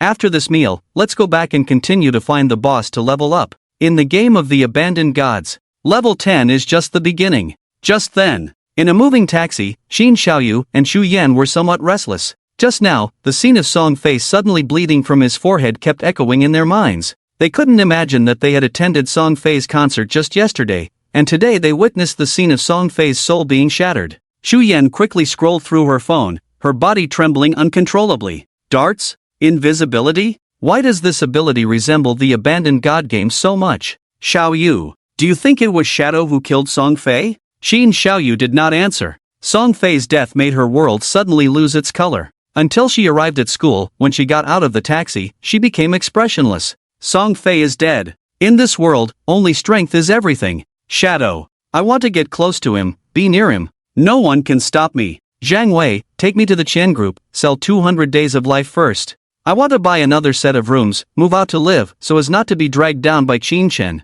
Also, Zhang Wei, do you have an assassin skill book? Give it to me, I want to give it to Shadow. Song Fei is dead. Now, Xin Xiaoyu doesn't need to struggle to choose who to pick. But the key is this a question of whether she chooses or not? About half an hour later, Qin Shen finished eating, went home, took a shower. He was about to lie down on the bed and continue playing the abandoned god game, but his phone kept popping up with messages. Qin Shen glanced at it. It was from a female colleague of his, named Yang Xiaoya. Xiaoya, Qin Shen, Hu Pingzi is furious, saying you blocked his phone and WeChat. If you don't come soon, you'll be fired, and you won't get your salary this month. This girl has a good personality, but she is gentle and often bullied. In the previous life, she was also a member of the God-slaying guild. Qin Shen thought for a moment, then replied, don't worry about him. You don't need to go to work either, go level up in the abandoned god game first. When Yang Xiaoya saw Qin Shen's reply, she was a little surprised, then typed weakly, oh. Qin Shen, have you entered the abandoned god game?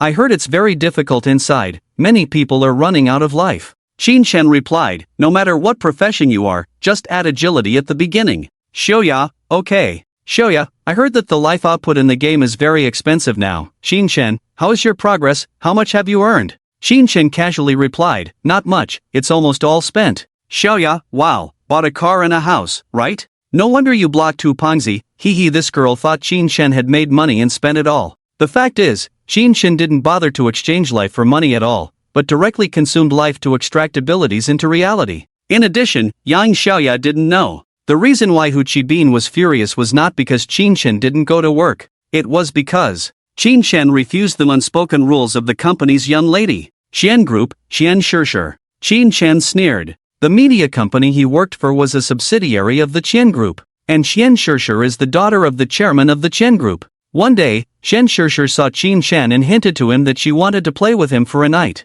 If it were someone else, they would probably be overjoyed. Although Qian Shishir was not particularly beautiful, and her figure was flat, she could definitely be considered a rich beauty. However, Qin Shen had seen the spade tattoo on Qian Shishir's calf. To this, Qin Shen could only say, CTMD. Qin Shen not only has no interest in this woman, but also feels disgusted. In fact, there have been some gossip about Qian Shishir in the company on weekdays, such as going to a hotel with 6 foreign middle-aged men, driving a sports car to play with 3 African-American men. When she saw Qin Shen later, she found him handsome and wanted to play with him. If it weren't for the arrival of the god-abandoning game, Qin Shen would have offended Qian Shishir, and the consequences would be unpredictable. But in the previous life, the god-abandoning game arrived, causing Qian Shishir to dispel the idea of unspoken rules with Qin Shen. This woman ignored Qin Shen and left Daxia to go to North America, where she led the formation of the top 3 guild in North America, Alice's Wonderland. The Alice Guild is a major enemy of Daxia. The Qian Group where Qian Shishir is located is one of the shareholders of the Alice Guild. After some contact, Qin Shen learned that Qian Shishir has always been admiring foreign things, thinking that foreign men are real men, and looking down on men from Daxia. Even towards Qin Shen, she completely held a playful attitude. At this time, Qian Shishir should be trapped at the Magic City Airport, Qin Shen recalled. The arrival of the god-abandoning game caused a temporary halt in global transportation. Flights at the airport were suspended. It wasn't until a few days later that Qian Shishir boarded a plane to North America. If we were in Shanghai, we could have taken care of her today. However, it won't take long. When I enhance my attributes, I can go to the Magic City and get rid of her before she leaves to prevent future troubles. Otherwise, it won't be easy to deal with her once she goes to North America. Qin Chen listed Qian Shishir as his next target. If Qian Shishir dies, that Alice's Wonderland Guild that caused trouble for the Slashing God Guild in the previous life, and even for the entire Daxia, may not be established. After all, Qin Chen heard rumors in the previous life. The founders of the Alice Guild all had a relationship with Qian Shishir. If this woman dies, the bond between those founders will naturally be lost. While he was contemplating, suddenly Qin Chen's phone rang. When he answered, it was Qin Xiaoyu. She actually called me first? Qin Chen was surprised. After all, in his impression, Qin Xiaoyu would never contact him first. In the previous life, he kept apologizing and seeking forgiveness, and even went to Qin Xiaoyu's school in person to bring her back to play the God-abandoning game together. And now, Qin Xiaoyu actually called him first? Qin Chen thought for a moment and answered, but his voice was a bit cold. Hello? Qin Xiaoyu's voice came coldly from the other end. Qin Chen? You can still answer the phone. I thought you died in the God-abandoning game. Since you're here, let me inform you that I earned money to buy a house myself, so don't come to me in the future. Qin Chen could tell from her tone that she was in a bad mood. Was it because she was expelled by Wang Meng? Or was it because Song Fei died? Whatever the reason, it didn't matter. Qin Chen didn't care at all. It has nothing to do with me how you are. Qin Xiaoyu, didn't you always feel that I restricted your freedom? Rest assured, I won't bother with you anymore, do as you please. When Qin Xiaoyu heard this, she was visibly stunned. She didn't expect her brother, who had always been so good to her, to speak to her in such a cold tone. However, she had made up her mind to cut ties with Qin Chen. She was determined to make friends with Shadow and didn't care about much else. So she coldly said, "You know how much you've suppressed me? This is what you said. From now on, we have no relationship. Don't bother me in the future, and I won't look for you either. We're cutting ties. Don't try to find out where I live." Hearing Qin Xiaoyu's words, Qin Chen smiled. Cut ties? Is there such a good thing? Okay. Qin Chen replied with one word and hung up the phone directly. Then, he turned off his phone and lay down on the sofa. As his figure gradually became semi-transparent, he once again entered the God-abandoned game. Hearing the sound of the phone being hung up on the other end, Qin Xiaoyu had a complex feeling that was hard to describe. First was relaxation. She always felt oppressed and restricted by Qin Chen, now she finally felt liberated. With her own abilities, she and Xu Yan bought a 3-bedroom apartment and moved in directly. Although the formalities were not yet completed, it was just a matter of time. From now on, she could live without Qin Chen. No one will hold me back now, I can do whatever I want. The feeling of freedom is so good. Next, I just need to find a way to get to know Shadow and build a good relationship with him. Qin Xiaoyu looked at her phone. Song Fei's death had already spread worldwide. Many people speculated that he was likely assassinated by Shadow. They just didn't know how Shadow could use the abilities of the God-abandoned game in reality. Xu Yan, who was beside her, looked at her with some concern. Xiaoyu, is it not good to cut off ties with your brother? Otherwise, you can just apologize to him. I think he seems really angry this time. Qin Xiaoyu shook her head. Apologize to him? Impossible. Let's go. What does it have to do with me once I get to know Shadow? Soon, Qin Xiaoyu and Xu Yan entered the God-abandoned game together. They met in the Shell Town. From Zhang Wei, Qin Xiaoyu obtained a bronze-level assassin skill book stun. Then, with anticipation, she opened a private chat window with Wang Meng. Brother Wang, I have an assassin skill book here. Can you help me ask if Shadow needs it? If he wants it, I can give it to him. Qin Xiaoyu felt both nervous and proud. Nervous because this was her first attempt to communicate with Shadow. Proud because at this stage, the opportunity to make friends with Shadow was very rare, and she was one of them. As long as she could get along well with Shadow, in the new era of the God-abandoned game, Qin Xiaoyu would definitely surpass countless others. However, just after she chatted with Wang Meng, he quickly replied, the boss said he doesn't need it, you can keep it and sell it yourself. Qin Xiaoyu was dumbfounded on the spot. She never expected that Shadow would reject this skill book with control effects. Reject it so decisively? Qin Xiaoyu never expected this outcome. What is going on? I gave him the skill book, and he doesn't want it? Qin Xiaoyu was at a loss. She couldn't understand. Someone would refuse a gift? Xu Yan, who was beside her, couldn't help but ask, Xiaoyu, what's going on? Qin Xiaoyu explained the situation, and both Xu Yan and Zhang Wei were shocked. Zhang Wei, damn, refusing a free skill book? Is this person crazy? Xu Yan thought for a moment and comforted her. Xiaoyu, maybe he has already learned this skill? Let's kill more monsters and see if we can get some other skill books. Xin Xiaoyu sighed. That's all we can do. A few minutes ago, Xin Shan returned to the game first. Before he could see the surrounding scene clearly, he heard a series of desperate roars in his ears. I logged out by the seaside. The monsters around shouldn't have respawned so quickly, right? Xin Shan was a bit surprised. As the darkness around him faded, he suddenly saw several players running in all directions on the coastline in front of him. And behind those players, there was a strange monster about 3 meters tall, chasing after them. Golden arthropod, level 8, grade, gold. The monster is a pale golden color, with the lower body resembling a horse with 8 legs. But the upper body is like a centipede with dozens of hands, each holding a rusty iron knife or sword. Its head is like a spider's head, with hundreds of compound eyes, watching several escaping players with eerie intensity. The golden arthropod moves extremely fast, almost instantly catching up to a warrior player. With a flurry of iron knives and swords, the warrior player is chopped into dozens of pieces in less than a second. Shadow. Shadow? One player is running away and is surprised to see a figure appear in front of them. Following the sound, Xin Shen sees a mature and hot lady in a fiery red mage robe. She has black wavy hair and beautiful eyes looking at Xin Shen with surprise. It's the voluptuous lady who bought Xin Shen's ice spike before Grey Rose. When Grey Rose sees Xin Shen, she is first delighted, then a bit nervous. Shadow, this boss can detect stealth. Our assassin in the team was taken out by it. If you want a fight, you must be careful.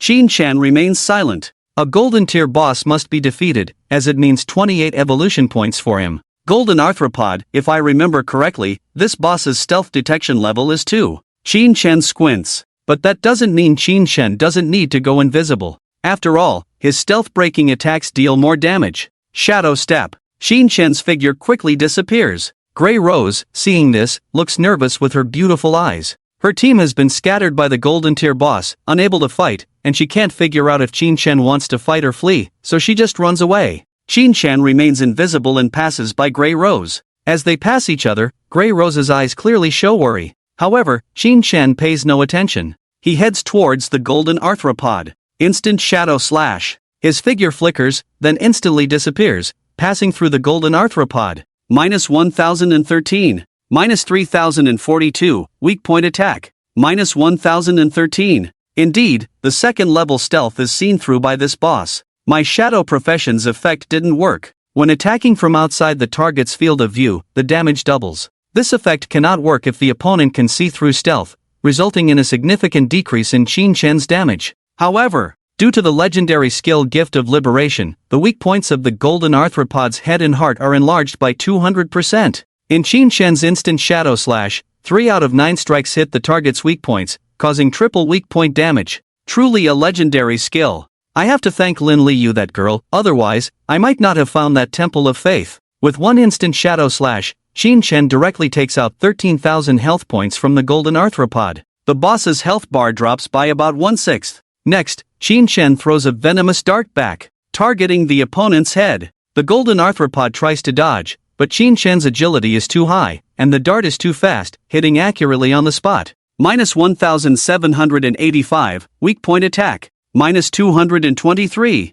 Minus 223. The venomous dart is only at the silver level now, and its damage level cannot keep up. Of course, the most important thing is that in front of the golden arthropod, Xin Shen lacks half of his occupational damage bonus. Now, facing him, the boss can't receive 50% of backstab damage. Still need to advance professionally, to achieve a higher level of stealth. Xin Shen thought silently. When he finished using his 2 skills, the 8 legs of the golden arthropod moved in unison, rushing towards him at an extremely fast speed. It sprinted at a speed of at least 30 meters per second. In just an instant, dozens of iron knives and swords fell towards Xin Shen like a storm from the golden arthropod's hands. Be careful! The distant Grey Rose reacted instinctively, showing a worried expression on her face. But not only her, all the teammates who were scattered by the boss around them widened their eyes. They witnessed an unbelievable scene. They saw Xin Shen dodge the boss's attacks dozens of times in a short period of time. Damn! What speed is this? Not only speed, his reaction is so fast, and he knows the boss's attack patterns too well. That's right, in terms of speed, he's about the same as the boss, but he manages to dodge every attack from the boss. It's as if he has fought this boss countless times. They didn't know that this was the basic skill Xin Shen had developed during the 9 years of his previous life. His profession in his previous life was a warrior. And a warrior is not just about taking hits. A truly top-tier warrior must dodge the boss's key skills, and many times, cannot afford to take a single hit, otherwise it would endanger the entire team. Especially when Qin Xiaoyu was the healer in the team. When strategizing against epic-level bosses, there are many wide-range skills. It was already difficult for Qin Xiaoyu to dodge those skills, let alone find time to heal Qin Shen. So in his previous life, Qin Shen often had to face challenges alone. If you think Qin Shen only relied on his stealth to slaughter bosses, then you are completely mistaken. With enough agility, even if his stealth failed, Qin Shen's agility allowed him to easily toy with the vast majority of bosses. Slash, charge, stomp. With hundreds of compound eyes, the golden arthropod could see through any target with stealth level below 2. Even Qin Shen couldn't escape its detection. However, no matter how the golden boss attacked, it couldn't hit Qin Shen. Compared to special bosses like the golden ghost ship, dealing with this golden arthropod was much easier. Qin Shen dodged those attacks with ease, almost effortlessly. When his skills cooled down, he threw them out directly, each time taking away 1/6 of the boss's health. After just over a minute, under the shocked and incredulous gaze of Grey Rose and the others, the golden boss actually turned and fled. But Qin Shen was too fast. The golden arthropod only ran out of the forest for more than 200 meters before Qin Shen caught up and completely killed it. You have killed golden arthropod, LV8 golden grade. You have gained 6,400 experience points. You have gained 7 evolution points. You have gained 497 days of lifespan, tradable. While Grey Rose and the others hadn't caught up, Qin Shen directly released Greedy Hand. You have gained 7 evolution points. You have gained 7 evolution points. You have gained 7 evolution points. You have gained 497 days of lifespan, tradable. A series of system prompts made Qin Shen feel a sense of satisfaction. A golden boss gave me 28 evolution points, nearly 2,000 days of tradable lifespan. The stacking effects of Greedy Hand and Ghostfire Bell allowed Qin Shen to develop much faster than the average player. As for the experience, it only takes 10,000 experience points to go from level 9 to level 10. But to go from level 10 to level 11, it requires 100,000 experience points. This 6,400 points of experience, while a lot, is still not enough for Qin Shen to level up. When Qin Shen checked the spoils, his eyes lit up. Black Light Shield, Platinum Assassin Skill. After active use, converts all evasion rate into damage shield, lasting 8 seconds. Cooldown 60 seconds. Required level, 8, conversion rate, every 20% evasion converts to 1 layer of damage shield. After the shield is broken or the duration ends, evasion rate returns to normal. This skill book actually dropped? With this skill, many bosses can be defeated without taking damage. Especially the bosses on the abandoned continent of the gods. Qin Shen was quite surprised. Directly learn it. Taking Ghost Shadow Blur that he has learned now, and evolving it to an epic level, he passively has a 75% evasion probability. After using the Black Light Shield, he will gain 3 layers of damage shield. This means that, no matter how high the opponent's damage is, Qin Shen can immunize himself against the first 3 attacks, not only for boss fights, but also for exploring ruins and maps. With this skill, I can even explore many high-level areas in advance. Qin Shen did not hesitate at all. He directly consumed 1, 2, 3 evolution points, a total of 6 points, to evolve this skill to an epic level. Black Light Shield, Platinum Epic Assassin Skill. Damage shield lasts 8:101:14 seconds. Conversion rate, every 20% 15% 12% 10% evasion converts to 1 layer of damage shield.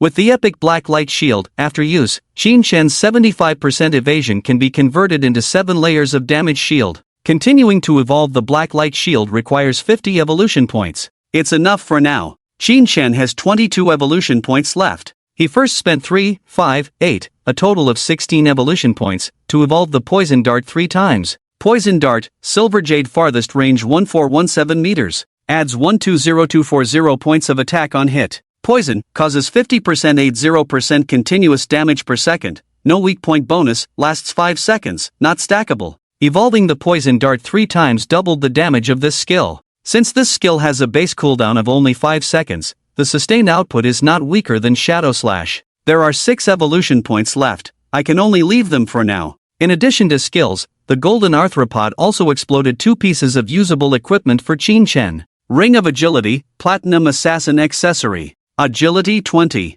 Movement speed 20%, attack speed 20%, cooldown speed 20%. Equipment requirement, level 8, thick red leather gloves, golden assassin armor. Physical Defense 18, All Elemental Resistance 15. Constitution 12, Health 588. Equipment Requirement, Level 6, with the exchange of 2 pieces of equipment, Xin Shen's cooldown speed reached 55%. The Shadow Slash, which originally had a cooldown of 12 seconds, now only needs 7 seconds. In addition, Xin Shen's Constitution, Defense, and Health have all increased. 51 Constitution points, 106 Physical Defense, 1,517 health points. With these attributes, even the attack of this golden arthropod just now, I can survive 2 or 3 hits. As for the previous level 5 golden ghost ship, its half-health full-screen skill couldn't kill me. Moreover, I still have a 75% evasion rate passively. Xin Shen packed up his backpack. In the few backpack slots, half of them were filled again. It wasn't until this moment that the Grey Rose, with her remaining 3 teammates, caught up. When she saw the golden limb corpse fallen in front of Xin Shen, she was shocked in a way that couldn't be expressed. A boss is a boss, really soloed this boss. In the beautiful eyes of Grey Rose, there was a look of admiration and anticipation. How about it, boss? Do you have any equipment skills that I can use? I'll buy some. For a mage, there is this golden skill book, Frost Ballistic. Xin Shen glanced at his backpack, took out a skill book with an ice blue cover, and displayed it in front of her. Group skill, release ice balls, can shoot up to 10 times. 800 days fixed price. The loot dropped by the level 8 boss has a usage requirement between levels 6 to 8. This Frost Ballistic skill book is a level 7 skill book. The higher the level of the skill equipment, the higher the values naturally. The same golden level skill, level 7 Frost Ballistic, has over 40% higher damage than level 5 Frost Ballistic. Of course, the same skill cannot be learned twice, only higher levels can overwrite lower levels. 800 days, this is too expensive. Grey Rose smiled bitterly, but as she looked at the attributes of the skill book Xin Shen took out, she didn't want to give up. After all, this Frost Ballistic skill would greatly accelerate her leveling speed. When encountering a large group of small monsters, this skill would explode in damage. In the end, Grey Rose considered for half a minute, found her teammate again, and borrowed all of her teammate's lifespan. 800 days, deal. You have lost Frost Ballistic, golden level skill book. You have gained 800 days of lifespan, tradable. The system prompt came, and Xin Shen turned and left. He planned to return to the town, post a message, and acquire the location information of silver and golden level bosses. 30 days for silver level, 100 days for golden level. This way, Xin Shen would have a steady stream of bosses to kill, maximizing his growth speed. It was only after Xin Shen killed the golden limb and sold the Frost Ballistic that he received a private message from Wang Meng. What? Xin Xiaoyu wants to give me a bronze skill book? Xin Shen was speechless and directly refused. Now outside, most people are speculating that Shadow killed Song Fei. According to Xin Xiaoyu's character, if it was Xin Shen who killed Song Fei, Xin Xiaoyu would definitely confront Xin Shen. But if it was Shadow who killed Song Fei, Xin Xiaoyu not only wouldn't be angry but would also give a skill book? Could this double standard be any more obvious? Xin Xiaoyu has always been like this. No matter how good Xin Shen is to her, she always feels it's only natural. In the previous life, whenever Xin Xiaoyu was slightly dissatisfied, she would get angry and quarrel with Xin Shen. Xin Shen took care of her for 9 years. Equipment, skills, lifespan, food, shelter, everything was arranged for her, and she felt she deserved it all. In the end, for Song Fei, she personally dug out Xin Shen's eyes. The most outrageous thing was that she looked happy when she did it. You can remember others' small favors for a lifetime. No matter how good I am to you, you will never appreciate it. Xin Shen coldly smiled. Although Song Fei was already dead, he would never accept Xin Xiaoyu again. After all, that's her character. Without Song Fei, there would still be Lin Fei, Li Fei, Zhang Fei. Xin Shen would not fall for the same person twice. Not treating her like he treated Song Fei was already out of respect for his deceased parents. If you were to find out that I am Shadow, that I killed Song Fei, you might curse at me for 3 days and nights without relief. But for Shadow, you can still give out a skill book? Xin Shen shook his head and put this person out of his mind. He now had a lot of things in his backpack, ready to sell in town first, and also to post a reward for boss coordinates. So he opened Wang Meng's private message. Say a sentence, convert it into text and send it out. Wang Meng, return to the small town, sell your things, get ready for your life. Wang Meng immediately replied, okay. This guy is leading the team, looking for monsters and leveling up outside the fluorescent town. After seeing Xin Shen's private message, he immediately led the team back. Halfway, Wang Meng suddenly asked, by the way, did you kill Song Fei, the big shot? This sudden question might require some thought on how to answer for someone else. But Qin Shen didn't hesitate at all and admitted directly, yes, Wang Mang has his good friend and has never been offline. So he must know that during the time when Song Fei was killed, Shadow was always offline. The motive and timing of the crime are both sufficient. Now, since Wang Mang asked like this, it means he has already guessed most of it. Qin Shen could deny it, as there is no evidence anyway, but there is no need. It's a good opportunity to see the official response of Daxia, a kind of test. Hearing Qin Shen's resolute admission, Wang Mang was a bit surprised instead. After a while, he replied, okay. We are a bit far from the small town, it will take about 10 minutes to get back to the town, please wait a moment, big shot. Qin Shen smiled and said, it's okay, I'm even further away. In order to level up quickly, he ran all the way to the coastline, which is more than 20 kilometers away from the town. At his speed, it would take about 15 minutes to run back. Along the way, Qin Shen encountered monsters and easily killed them. He also gained more than 2,000 experience points, 5 evolution points, inferior and common equipment, skill books, and even got several drops. When he just returned to the town, his backpack was completely full. Afterwards, Qin Shen arranged a meeting place with Wang Mang and others. They met in the basement of the abandoned church in Fluorescent Town. The big shot is here. Wang Mang and the others had been waiting for 2 minutes. When they saw Qin Shen wearing a veil and shining in a faint golden outfit, everyone became a bit nervous for a moment. And you, the dragon swordsman in a silver lightweight armor, with a silver long sword hanging from her slender waist, her long legs covered in metallic light armor, appeared graceful and elastic. This beautiful female police officer, after putting on this swordsman armor, showcased her perfect figure even more vividly. Moving with a graceful and elegant posture, she rushed to Qin Shen first, staring at him up and down, big shot, do you admit that you killed Song Fei? Qin Shen smelled the fragrance of the girl coming towards him and smiled faintly. What, do you want to arrest me? And you pointed to her head, look at my code name. Her code name in the God Abandoned game is Justice Executor. Qin Shen looked at her code name, then looked at her charming figure, and asked playfully, so, who do you think is righteous between me and Song Fei? Originally, and you was a bit serious. But when she heard Qin Shen's question, this beautiful policewoman suddenly smiled, don't worry, we checked the surveillance recordings and found out that Song Fei and Jiang Li were plotting against you, and Dejiang Industries also captured many players to work for them, which is illegal detention. Upon hearing this, Qin Shen understood the current official attitude. Obviously, unable to investigate his true identity, even if the authorities wanted to catch him, they couldn't. They could only temporarily cooperate with him. As for what will happen next, Qin Shen was also unsure. After all, in the previous life, when he cooperated with the authorities, there were no black marks. But in this life, he directly took out Song Fei and Jiang Li, which would bring some variables. The authorities cannot encourage random killings in reality, right? Let's see how my rebirth can bring about changes in this era of the God Abandoned game. Qin Shen thought lightly. Next is the trade. Qin Shen displayed all the golden and platinum level equipment in his backpack. Due to the official background of Wang Mang and Yu, they need all kinds of professional equipment and skill books. Qin Shen selling things to them is more convenient and faster. Most importantly, the official lifespan is guaranteed. Platinum level equipment, platinum level skill books. When Wang Mang, Yu, and others saw what Qin Shen took out, they were shocked. They knew that Qin Shen was very powerful, having first killed a golden level boss. But, platinum level, this level of boss hasn't even been killed yet. How could there be several pieces of platinum level items?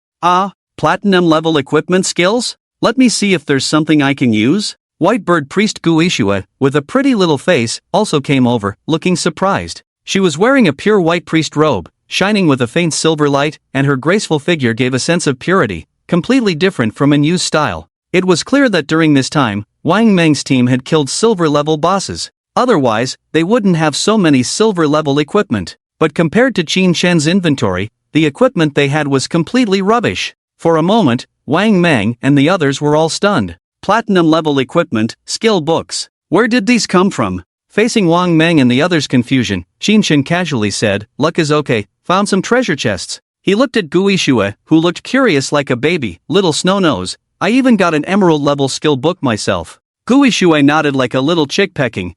I saw the big shot open the emerald treasure chest myself. But how can you call getting several pieces of platinum-level items just okay? This little beauty was envious. At this time, a beautiful mage in a black robe, also known as the prophet Lin Liu, was leaning against a dilapidated stone pillar, her long and beautiful legs crossed, her figure perfectly curved and enticing. She chuckled, call her little snow, call me little black. Sigh. Qin Shen glanced at her, Who told you to be a Blackberry Bigly Z? I won't call you Little Black, how about Little Blackie? Lin Liu? Wang Meng's team, 3 beautiful girls, all seem to have a good relationship with Qin Chen. Among them, Gui Shui joined this team because of Qin Chen. In addition to Wang Meng and the 3 girls, there was also a sharp-eyed young archer and a middle-aged man card master. These 2 looked at the golden and platinum level items that Qin Chen took out, feeling a myriad of emotions. People really can't be compared. Indeed, we had to work hard to kill a silver level boss, while the big shots casually opened platinum and emerald level chests.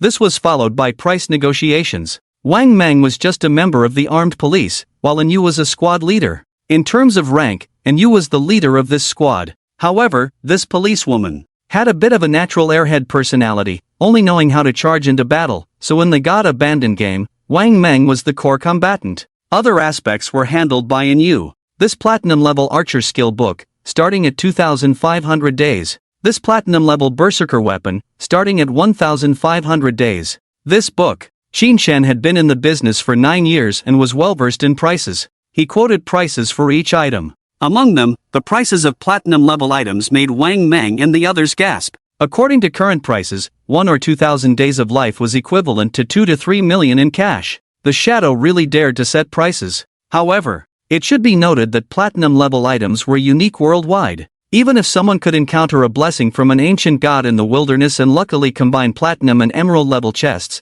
the quantity would still be extremely rare. With 2 or 300 million in cash, you can buy a platinum level skill book or a piece of platinum level equipment. At this stage, many financial groups, even official organizations, are eager to get their hands on them. In this era of the arrival of the abandoned god game and imminent changes in world rules, any country or power wants to have more combat power in their hands as soon as possible. In the previous life, why did cash collapse? It's because various countries that issued currency officially resorted to massive acquisitions of lifespan. When cash collapses and lifespan becomes the new global hard currency, countries around the world have gained a foundation for establishing themselves in the new era due to the massive acquisitions of lifespan. Qin Chen doesn't know how much lifespan An Yu has now, but it's definitely enough to buy these platinum and gold level items from him. Qin Chen priced them and calculated, saying, a total of 25 items, total price of 16,500 days, I'll give you a discount, let's make it 10,000. Okay. And you nodded directly in agreement.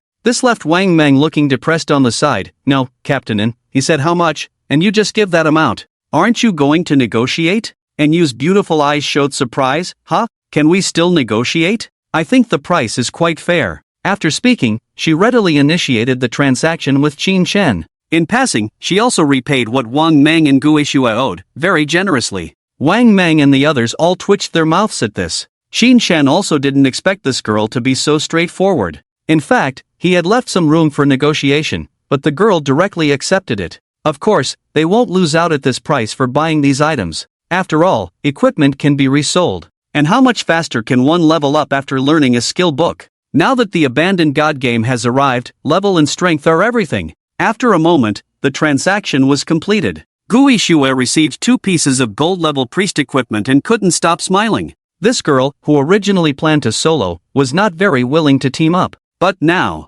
it's really satisfying. The equipment she needed was directly bought for her by the official. Of course, she only has the right to use these 2 pieces of gold equipment, and when the equipment is replaced, she has to return them to the official. But this is satisfying enough. As for Qin Chen, with 16,000 days of lifespan in hand, it was also a big harvest. When the tradable lifespan on one's body exceeds 10,000 days, the default display unit for lifespan becomes years. If you want to see the specific number of days, you can check the details. I have 60 years of tradable lifespan now. Converted to days, that's 22,000 days. It can be said that this is a huge sum. If it were to be sold for cash now, it would be equivalent to 3 or 4 billion. Even for the Jianghai city authorities, this is a significant expenditure. However, the hidden benefits brought to the authorities by this transaction far exceed 3 billion. With this batch of equipment and skill books, how many teams in Jianghai city can advance in development? Let's go. Qin Chen planned to leave. And you reached out her hand and pulled his sleeve. Hey, wait. Over at Dejiang Industries, they have imprisoned several players, and we are planning to rescue them. Do you want to join the rescue mission, big shot? When Qin Chen heard this, he was a bit surprised. Is the official trying to recruit him? Are they trying to whitewash the incident of him killing Song Fei? However, Qin Shin didn't have the time to rescue people. Moreover, he couldn't reveal his real identity at this stage. I'm an assassin, and you want me to rescue people? Qin Shin shook his head, but I do have some advice. If you're going to act, do it quickly. As long as the abandoned god game reaches level 10, you can extract the game abilities into reality. You should understand what that means. Hearing Qin Shen's words, Yu's expression changed slightly. She nodded nervously, understood. Dejiang Industries is now also acquiring life. Once their people reach level 10 and extract gaming abilities, our actions will face greater resistance. You understand, then. I'm leaving. After Qin Shen finished speaking, he turned and left. In any case, in another 2 hours, the whole world will know about this. It's not a bad idea to inform the authorities in advance. It's like giving them face, there's no harm in it. As he left, you watched his figure disappear, a serious expression appearing on her pretty face. Wang Meng, from now on, we need to split up for leveling. Right now, all 6 members of our team have high levels. When we gather together, even encountering small monsters results in instant kills, damage overflow. But if we split up, each person leads a team, it can significantly increase our overall leveling efficiency. If we encounter a boss, we can strategize together again. In short, everyone should level up to level 10 first. Don't underestimate Yu's somewhat naive appearance, she is still very capable in business. Under her arrangement, the official player strength of Jianghai City will increase at a faster pace, thus better controlling the situation. Qin Shan left the abandoned church basement. He arrived at the square in the Firefly town, set up a stall, and the stall's name was 30 days to collect silver boss coordinates, 100 days to collect gold boss coordinates. He had just sat down when a somewhat familiar player came up to him. The person was an archer player. Qin Shan had seen him once in the Shell town. It was the archer youth who was with Zhongli, codenamed Lao Mao. Initially, Zhongli offered Qin Shan 10 million to help with leveling up, but Qin Shan refused. As a result, this Lao Mao went to contact Zhongli and helped her level up. He thought he could get 5 million in return. However, when he went to collect the money, he was tied up firmly by Dejiang Industries' henchmen and taken to a basement in a villa. So, Mao Lijun was coerced and forced to provide life to Dejiang Industries. If the life handed over was insufficient, no food or drink would be given. Mao Lijun was in tears. He finally understood why Shadow didn't even want 10 million back then. He was truly foresight. This was a matter of life and death. After being kidnapped by Dejiang Industries, Mao Lijun compromised. He even agreed to become a lackey under Zhongli, bringing 2 more people to her. At this moment, he accepted Zhongli's task and was waiting for Shadow in this Firefly town.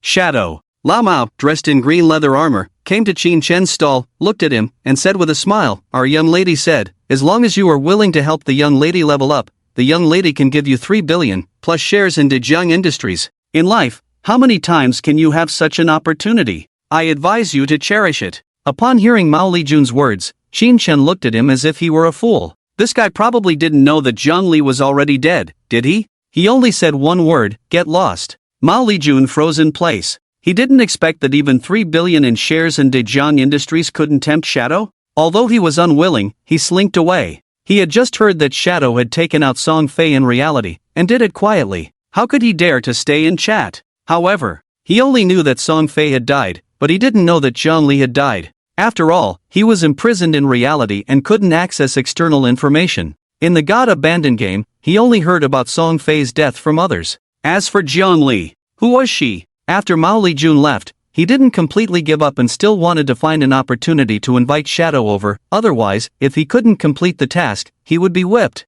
Just then, he heard a few people next to him discussing quietly. Damn, Shadow actually appeared. Didn't he just take out Song Fei? Not only Song Fei, but it is said that there was also a little beauty who was destroyed by him, directly killed. Ah, isn't that too wasteful? Waste your sister. It is said that the woman is the daughter of the Dejiang group, named Zhongli. Originally planned to catch the Shadow in reality, give her a lifespan, but was killed on the spot. Hiss. How did Shadow do it? God knows. It must be a problem with the God Abandoned game. This world is about to change, let's level up quickly. What? Zhongli is dead? Hearing these people discussing, Mao Lijun was struck by lightning. He stood there dumbfounded, feeling incredulous. Song Fei's death didn't affect him much, after all. There was no connection between him and Song Fei, they were far apart. But Zhongli, she was a woman that made Mao Lijun fearful. In a short period of time, Shadow killed Song Fei, and also killed Zhongli? Was it an assassination? Mao Lijun had a creepy feeling.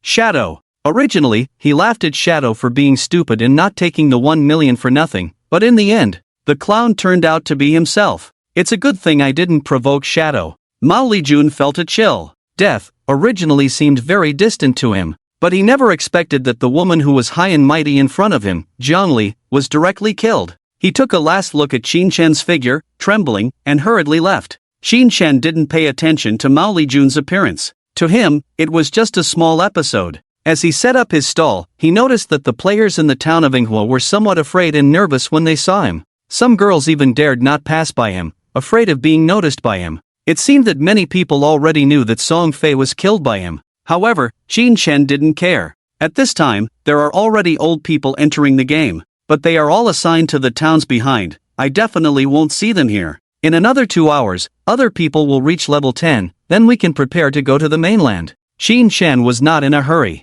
Before heading to the abandoned god continent, he could first collect a full set of gold and platinum equipment in the starting town. After all, once he went there would be too much for Qin Shen to do. Soon, 2 players dressed in black robes came to Qin Shen's stall. I have the coordinates of the silver boss here. Just as Qin Shen was preparing to brush more bosses. In the neighboring city of Jianhai, the Magic City, the total population of Jianhai City is over 8 million. While the population of the Magic City has reached 3,500,000. So far, in the initial towns of the Jianhai City area, there are a total of over 700, with over 700,000 people entering the God Abandoned game. This number will surge rapidly in the evening, quickly exceeding 5 million, until all adults enter the game. In comparison, the population of the Magic City is larger. In the initial towns of the Magic City area, there are already over 4,000, and it is increasing at an extremely fast pace. In a town in the Magic City area, there is a team that attracts attention.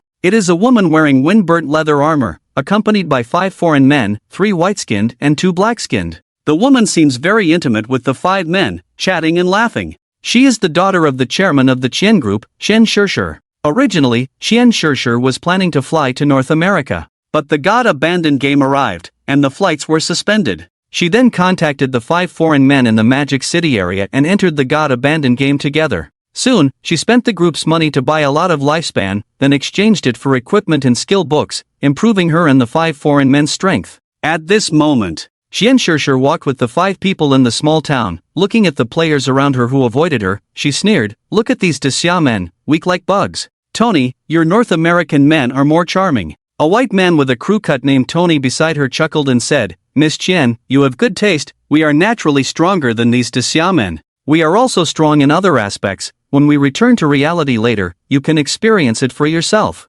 Qian Shishir giggled, "Okay, I'm looking forward to it." At that moment, she thought of someone. By the way, Qian Shishir suddenly said lightly, "I just heard that useless Song Fei was killed? I played with him before, he was gone in a minute, what a waste. The shadow of Jianhai City can kill Song Fei, so it should be even easier for him to kill an ordinary person, right? Everyone, I'll go offline to make a call, have someone contact the shadow, help me kill someone in Jianhai City." The person she wanted to kill was naturally Qin Shen. After all, Qin Shen had repeatedly rejected her play invitations, not giving her any face, which made her very unhappy. In her opinion, for a Daxia man to catch her eye is an honor for him. Just an employee of a subordinate company. How dare he refuse her? Since you don't give me face, then go to hell. Of course, it's too wasteful to spend a lot of money to kill you. The key is to make contact with the shadow. Although he is a Daxia man, he is still the best in the world. I reluctantly can get to know him. Qian Shishir's lips curled up, thinking she was strategizing.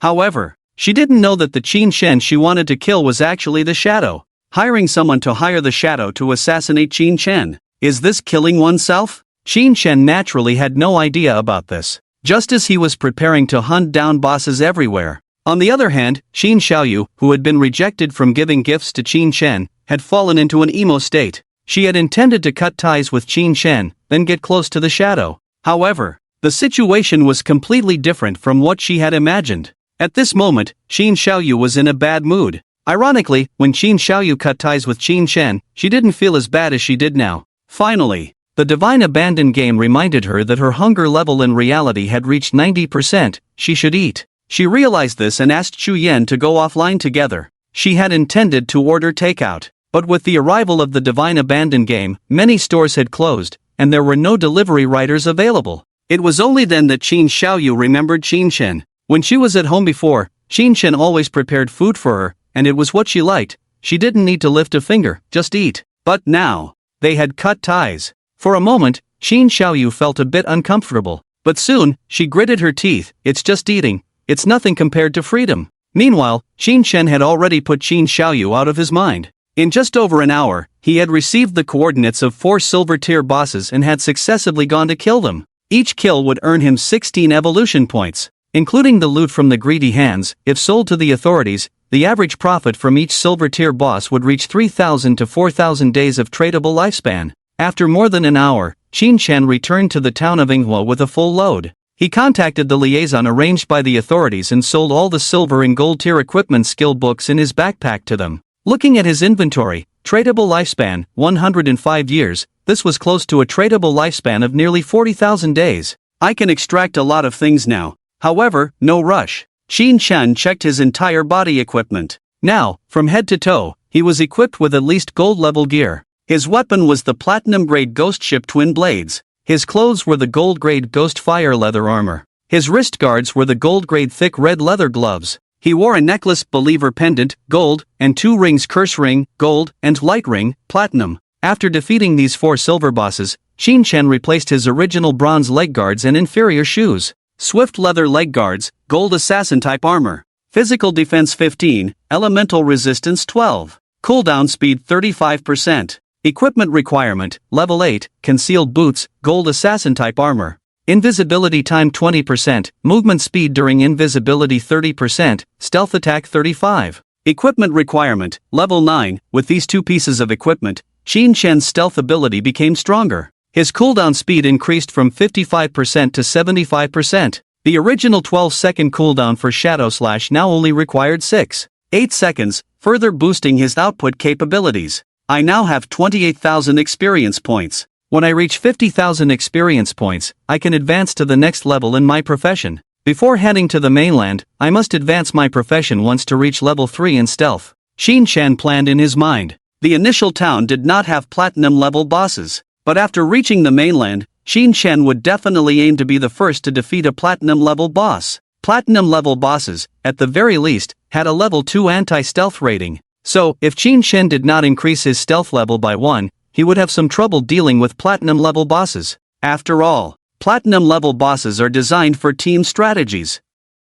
Typically, it takes 30 to 40 people to consider facing them. Just then, as Qin Shen returned to the town square, a shifty-eyed young man ran up to him. "You're Shadow, right? I have an assassination job here, are you interested? Don't worry, the reward will not be lacking." The young man lowered his voice and said sneakily. Qin Shen glanced at him and walked away. The triangular-eyed young man became a bit anxious. "Wait, don't go. It's just killing an ordinary person named Qin Shen. I'll give you the address. You've even killed Song Fei, this should be easy for you." Hearing this, Qin Shen stopped in his tracks. "Kill Qin Shen? Well.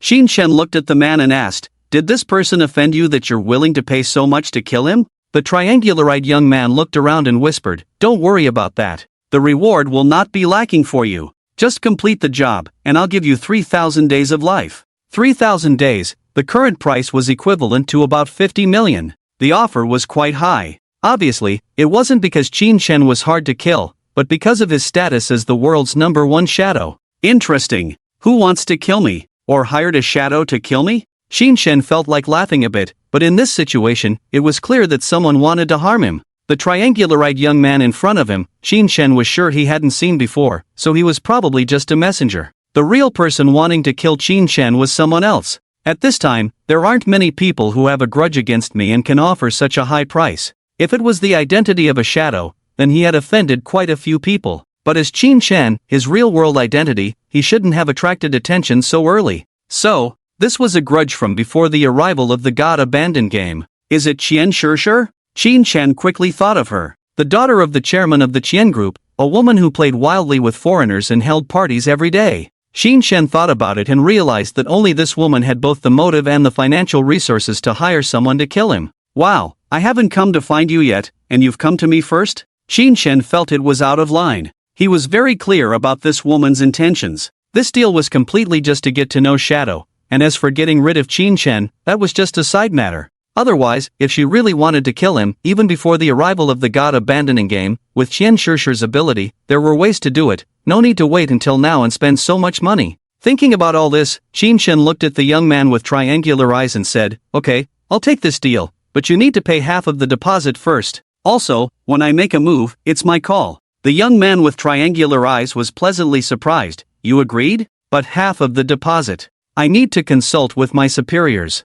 Soon, the young man with triangular eyes initiated a trade invitation. Indeed, he offered 1,500 days of lifespan. For Qin Shen, this amount of lifespan was nothing significant, but he didn't want it to go to waste. Soon, the deal was completed. Qin Shen revealed a playful smile to himself, thinking, "I'll take the deposit first. But the one I want to kill is not Qin Shen, but you, Qian Shishir. Despicable? Shameless?" Qin Shen didn't care about these things. For him, he only needed to do two things. First, become stronger. Second, send all his enemies to hell. After receiving the 1,500 days of lifespan, the young man with triangular eyes sent Qin Shen's address. "Mountain water impressions. That's really where I live." Qin Shen calmly turned and left. Qian Shishir was his next target. Now, it seemed he needed to take out this woman in advance. After all, in reality, the only one who posed a threat to Qin Shen was this woman. Next, he continued to set up his stall and acquire boss coordinates. The time now was around 6 o'clock in the evening.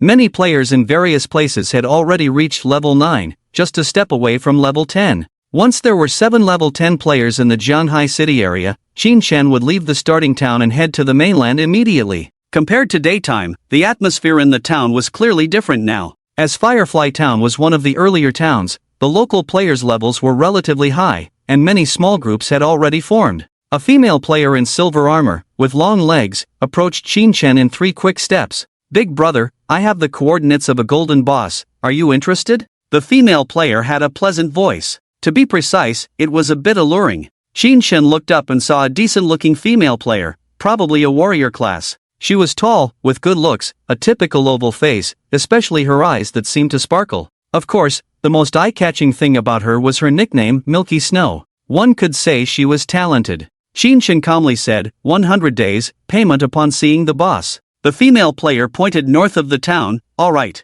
come with me, I'll take you there, it's a bit far." Qin Shen stood up. "First, tell me, what's the boss called?" After thinking for a moment, she said, "It's called Plague Enveloper, is that okay?" Qin Shen nodded. "Alright." Plague Enveloper was indeed a golden level boss, and quite challenging to defeat. Especially for a lone wolf like Qin Shen, it was even more difficult. Because this boss had a toxic aura, causing continuous health loss every second within a certain range. Qin Shen currently had no recovery ability if he soloed. To deal with this boss, it had to be taken down as quickly as possible. Of course, Qin Shen had the confidence to do it. Upon hearing Qin Shen's agreement, the long-legged girl hesitated a bit and asked, "Can you handle it alone? Do you need a healer?" The boss has area poison damage. Qin Shen shook his head. "No need, just lead the way." If he needed a healer, Qin Shen could just call for Gue Ishue. The White Bird Priest's healing support ability far exceeds that of an ordinary priest. However, as long as the damage is high enough to defeat the boss instantly, who needs a priest? With the damage of the plague surrounding not enough to pose a significant threat to Qin Shen, as long as you avoid its single target skills. Soon, Snow White led the way ahead. Qin Shen followed behind. It has to be said, this woman walks with a lot of style. In one word, charming. Walking along the river outside the small town, the two quickly arrived at the entrance of a cave. Snow White pointed inside the cave. "The boss is in there, all the small monsters have been cleared by my team, but we can't defeat the boss. I'll take you in." She continued walking ahead. Inside the cave, some stones emitted a faint light source embedded in the stone walls, allowing people to barely see the path inside the cave. Soon, they arrived at a wide cave the size of a football field. Qin Shen saw a section of gray-brown dry tree trunk in the middle of the cave. The dried tree trunk emitted gray-brown gas within a 50-meter radius, causing 1% toxin damage to health per second when approached. If I remember correctly, this toxin damage can be dodged. So Ghostly Blur's 75% dodge will be very useful. Qin Shen briefly recalled the boss's skills. He made a deal with Snow White, giving her 100 days of life, and then planned to take action. However, at that moment, Snow White hesitated and called out to him, "Hey, big brother, there's something I need to remind you. This is actually a trap. As soon as you start the fight, someone will come to kill you soon. I remember they have level 2 anti-invisibility items." Qin Shen had already disappeared. Hearing this, his voice came from inside the cave ahead. "It doesn't matter," Snow White helplessly said. "That's not the point. The point is, in the plan, I will stop those people and take the opportunity to get to know Big Brother. Finally, I will find a chance to investigate your real information." Qin Shen was a bit speechless. "What kind of nonsense plan is this?" Snow White said. "Big Brother, I'm coming clean with you. Please don't hold it against me. Go find the person behind me." It seems that Qin Shen killing Song Fei still had some deterrent power. At least this woman didn't dare to provoke Qin Shen and instead honestly explained the situation to him. Qin Shen turned back. Appearing next to her, he asked, "Who's behind you?" The female warrior held a long knife in her hand, looking conflicted, but ultimately made up her mind. "It's Dongfang Xian. In the game, his ID is Xian Yun. He said you killed him once, Big Brother." "Big Brother, if you can kill Song Fei, you can definitely kill him too, right? I'm coming clean with you. Please don't betray me. It's best to take out Dongfang Xian, or I'll be in trouble." "Dongfang Xian? Xian Yun?" Qin Shen remembered, with a slight impression. "Isn't this the group of player leaders who tried to steal his golden ghost ship boss? They even gave him a skill book chisel as a gift, pretending to seek forgiveness, but then scheming behind his back like this? In the previous life, I don't think I heard of this guy. Either he didn't develop, or he was killed early on. Makes sense when you think about it. In this game's early stages, everyone was fighting over monsters, provoking others. It would be strange not to be killed by someone." Another name was added to Qin Shen's death list. He said to Snow White, "Then let's play along and have their people come over." Qin Shen hadn't killed anyone in the game for a long time, not even using Flower Curse. It would be best to have more people come, so Qin Shen could gain more life. "Got it, Big Brother." Snow White quickly nodded in agreement. Immediately, Qin Shen attacked the level 10 golden tier boss, Plague Surrounding. Due to the need to quickly resolve the battle, Qin Shen directly activated the Gift of Liberation. Instant Shadow Slash. Countless sword lights erupted on the withered tree trunk, blooming in an instant. -2118. -2118. -6345, weak point attack. In the center of the trunk of the Plague Surrounding tree, there was a eerie smiling face, with 2 eye marks on the smiling face, both weak points. Due to the amplification effect of the Gift of Liberation on weak points, 1/3 of the strikes of this instant shadow slash hit the weak points. And the legendary active effect of the Gift of Liberation is Throat Cut, inflicting 150% additional damage per second for 3 seconds, equivalent to a total of 450% additional damage. Qin Shen used the Gift of Liberation instant shadow slash, and after 3 seconds, the boss's health bar was only 1/3 left, dealing over 80,000 total damage with one skill. Seeing this scene, the female warrior Snow White instantly contracted her pupils. What the hell? One skill, taking down 2/3 of a golden level boss's health? Is this still a human? Seeing this explosive scene, the girl could hardly believe her eyes. A golden level boss. It is said that when this boss was found, 3 teams and 18 people were brought over from the East Sage's side. As a result, just half a minute into the fight, they were wiped out. The tank couldn't hold on, and the healer couldn't keep up. The continuous poison damage from that boss was too high. Most importantly, with 3 teams of 18 people attacking the boss together, they were only able to take down less than 5% of the boss's health before being wiped out. And now, with one move from the shadow, the boss's health dropped by 2/3? What the? Are we playing the same game? Snow White cursed, looking at the boss's health bar, her eyes widened. But what she didn't know was that after using one skill, Qin Shen had already retreated from the boss's side in just 3 seconds, moving 50 meters away from the boss. The active effect of the Gift of Liberation now has a cooldown of 25 seconds. With a 75% cooldown speed bonus, the final cooldown is 14.3 seconds. In other words, in another 14.3 seconds, Qin Shen would be able to take down the boss. However, Qin Shen was not in a hurry. He hid on the side, waiting for the people from the East Sage to come and meet their end. As for the boss, being just a tree trunk, it continued to spew poison in place while Qin Shen was hidden and unable to find a target. Various green and gray poisonous mists emerged from the trunk, spreading around. Some venom also burst out, splashing around in puddles. This damage, even if Qin Shen were to take it now, would either kill him or severely injure him, not to mention other players. If they really wanted to kill the Plague Surrounding tree, they would need a full team with silver-grade equipment, and the healer would need a variety of skills, otherwise it would be impossible to confront it head-on. And now, those players, let alone silver-grade equipment, hadn't even seen a few pieces of bronze-grade equipment. Most players didn't even have complete basic equipment. And they still wanted to come and fight a golden level boss? Soon. Outside the cave passage, a series of chaotic footsteps could be heard. It seemed that the other side's prepared people had arrived. Get ready! Enter the cave, kill the boss, anyone who tries to stop us, kill without mercy. The leader's voice sounded somewhat familiar. Shinshen hid on the side, looked around in the dim light inside the cave, and smiled. It turned out to be Iron Man. Is this guy still hanging out with the East Sage? It seems like he's not satisfied after being killed by me a few times, but their plan is to have Snow White help me stop these people, and take the opportunity to get close to me. Shinshen was still a bit puzzled. Is Snow White really that strong? Iron Man brought over a dozen people, can she really stop them? Soon Shinshen knew.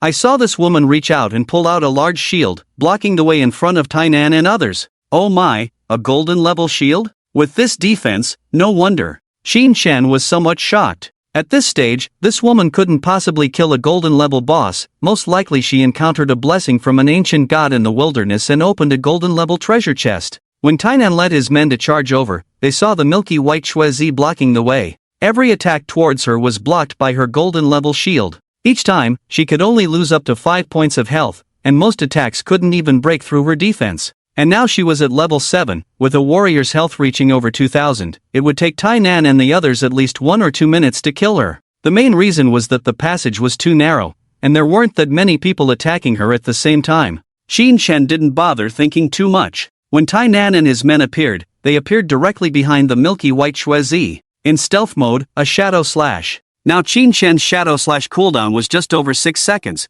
By the time Tainan and his men arrived, it had already cooled down. Next, countless flashes of blades appeared in the passage. Over a dozen people on the other side were crowded in this passage, and Shinshen's skill hit them all. Minus 2,412. Minus 6,597, weak point attack. Minus 1978. Shinshen turned around and saw a screen full of damage numbers. But most people died after just one hit. Only one Tainan, with higher health and defense, survived one shadow slash hit, but Shinshen's skill had a total of 9 hits. It was just a moment. Tainan and over a dozen others were wiped out. Curse of the Blooming Flowers. At this stage, Shinshen was completely invincible in PvP in the game. After dealing with them, he raised his hand and released the Curse of the Blooming Flowers on Tainan and his men. Crimson flowers bloomed from the bodies on the field, starting to absorb their tradable lifespan. Brother, add me as a friend, I'll explain to Dongfang Xian later. The milky white Shuezi put away her shield, panting, and requested. She looked at the crimson flowers all over the ground, feeling a chilling sensation. The invisible man in front of her was too terrifying. At this moment, she was somewhat relieved. If she had really listened to Dongfang Xian, approached the shadow, and tried to investigate his real information, the outcome would likely have been very tragic. In fact, she was ready to listen to Dongfang Xian, but when she saw the tragic scene of Song Fei being killed, she got scared all of a sudden. If the God Abandoned game could only give people lifespan, she wouldn't be too worried. But now it was rumored that the abilities of the God Abandoned game could likely be used in reality. Faced with a globally renowned assassin who came and went without a trace, who wouldn't be afraid? Okay. Shinshen agreed to the friend request. I'll ask you later about Dongfang Xian's location in reality, just tell me in private chat. The milky white Shuezi breathed a sigh of relief. Okay, I'll wait. If brother needs any service, you can find me, it's free. When Shinshen heard this, he almost burst out laughing. So this woman was a healer? No wonder she was so hot. But then again, this kind of woman was indeed more lethal to some otaku, critical and deadly. Bestow liberation. Shadow slash. Shinshen returned to the boss room, bypassing the several puddles of green poison sprayed by the plague surrounding boss, and unleashed a combo attack. This boss was already left with 1/3 of its health. Shinshen had been in stealth mode all along, and it kept spraying poison in place, creating a poisonous mist and venom within a 50-meter radius. Fortunately, Shinshen's output was burst type. With 2 consecutive shadow slashes, he directly killed it. You have killed Plague Surrounding, LV10 Golden Level, you have gained 10,000 experience points. You have gained 7 evolution points. You have obtained 555 days of lifespan, tradable. The gray-brown tree root fell to the ground, bursting with a pile of loot. Such a miser. Shinshen couldn't help but comment. Of course, he wasn't referring to the boss, but to Iron Man and his dozen or so men. This golden level boss hadn't even been touched by greedy hands yet, and they all gave 555 days of tradable lifespan. As for Iron Man's group, Shinshen had drained their lifespan using the flower bloom curse, totaling just over 300 days. As for the non-tradable lifespan, this group of people should be running out soon, right? With things like this, causing trouble instead of peacefully grinding monsters. Unbelievable. Qin Shen naturally had no sympathy for this group of people. After sending away the milky white snow, he returned to the side of the boss's corpse and released his greedy hands. Qin Shen was quite looking forward to the drop from the golden level boss, because it almost always dropped platinum level items. When a pile of loot was revealed around the boss, Qin Shen picked them up, his eyes lighting up. It's been a while since I've seen an assassin skill book. Finally, another one has dropped. Qin Shen checked the skill book in his hand. Darkest moment, platinum assassin skill. Burst dark light from the blade in hand, causing all enemies in range to go blind. Cooldown 60, 34. 3 seconds. Required level 10 range, 20 meters base duration, 10 seconds. The higher the target's mental attribute, the shorter the duration. In simple terms, this is a blinding skill. Isn't this a perfect match for my class characteristics? As long as I blind the enemy, even if I'm not in stealth mode, I can still trigger double damage. Of course, this blindness state can be dispelled. In PvP, one must be wary of whether the opponent has a group dispel skill like a healer, or auxiliary classes like paladins or priests. It's quite useful for fighting bosses. Even if the boss has a high mental attribute, against a boss of the same level, lasting 3 to 5 seconds shouldn't be a problem. There's just one thing to note. Bosses have resistance to the same negative effects. If the first blinding lasts 5 seconds, the second might only last 3 seconds, and the third even shorter. Learn. Qin Shen learned the darkest moment skill. In addition, he also found a higher level platinum assassin weapon from the plague surrounding corpse. Blade of Plague, platinum assassin weapon. Attack power 216, agility 42. Weakness attack multiplier 0. 3. Equipment requirement, level 10 unique effect. Your attacks will be accompanied by poison, which will explode 3 seconds later, causing 50% of the damage from that attack. The effect of this unique effect is equivalent to amplifying any damage by 50%. It just takes 3 seconds to settle. Compared to his previous Ghost Ship Twin Blades, which caused double damage with each basic attack. I'm not playing a basic attack build right now. I'll just switch to the Blade of Plague. Qin Shen equipped the weapon. As for the Platinum Ghost Ship Twin Blades, they were already considered artifact-level weapons for other assassins. At this stage, having a Platinum-level weapon would at least double, if not triple, the output of other assassins. I could easily sell it for 3,000 days. Qin Shen glanced at the remaining loot, none of which were usable by assassins, so he collected them all. Next up were evolution points. With the 4 silver-level bosses before, along with this golden-level plague surrounding corpse, and occasionally killing some small monsters along the way, Qin Shen had accumulated 98 evolution points. My damage is sufficient for now, no rush to evolve Darkest Moment. You can save up first and continue to evolve the epic level Greedy Hand to the legendary level. Qin Shen checked the skill list. Shadow, Platinum Evolution requires 8 points. Backstab Enhancement, Jade Evolution requires 13 points. Greedy Hand, Epic Evolution requires 210 points. Venomous Dart, Jade Evolution requires 13 points. Instant Shadow Slash, Epic Evolution requires 210 points. Ghostly Blur, Epic Evolution requires 80 points. Gift of Liberation, Legendary Evolution requires 200 points. Shield of Dark Light, Epic Evolution requires 50 points.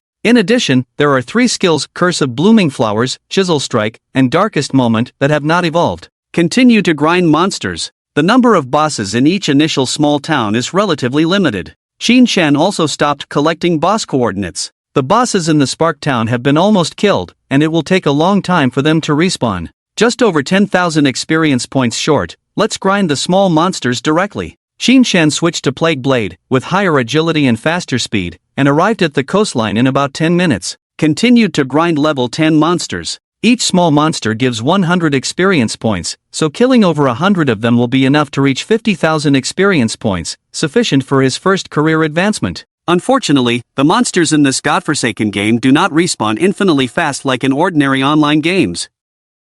Otherwise, I could level up in minutes. Finding monsters on the map is not easy. For example, the crimson armored lobster in the form of a lobster is hard to spot with the naked eye, mostly buried in the sand. Qin Shen is alone. In the eyes of these monsters, he is easy to bully. As soon as he passes by, the monsters sneakily approach. Once they get close, they can't escape and are directly killed by Qin Shen in one strike. And so, it continued until 8:30 in the evening. Qin Shen finally gathered 50,000 experience points. To reach level 11, he needs 100,000 experience points, so there is no rush for now. In comparison, these 50,000 experience points, used for the first career advancement, show a more significant improvement in strength. Your shadow career has advanced. Current, 0 order first order. Career attribute bonus, Strength 3-9, Constitution 3-9, Agility 8-24, Spirit 5-15. Career passive 1, Invisibility duration doubled. Added, can use invisibility skill while invisible. Career passive 2,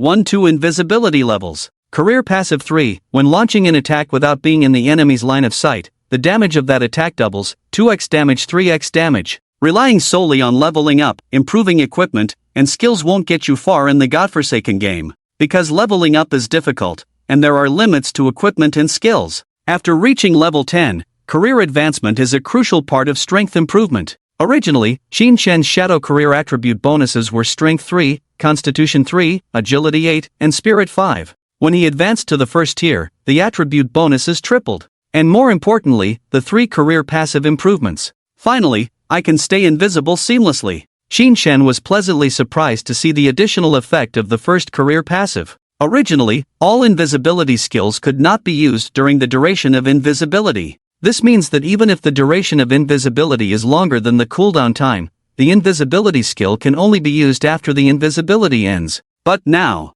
Qin Shen can use invisibility skills while invisible. In other words, as long as he doesn't attack, he is permanently invisible now. As the only hidden class, the early stage of the shadow may seem average, but its abilities in the later stages are definitely not weak.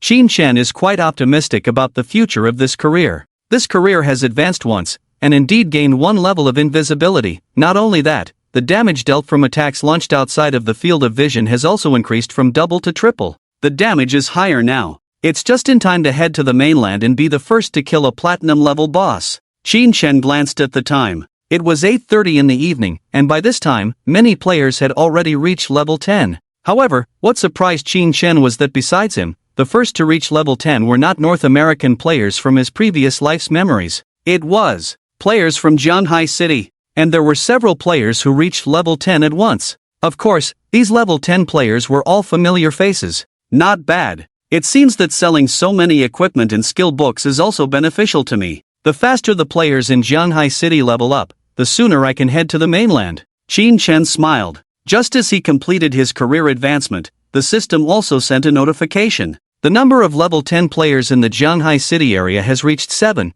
and the passage to the abandoned land of the gods has finally opened.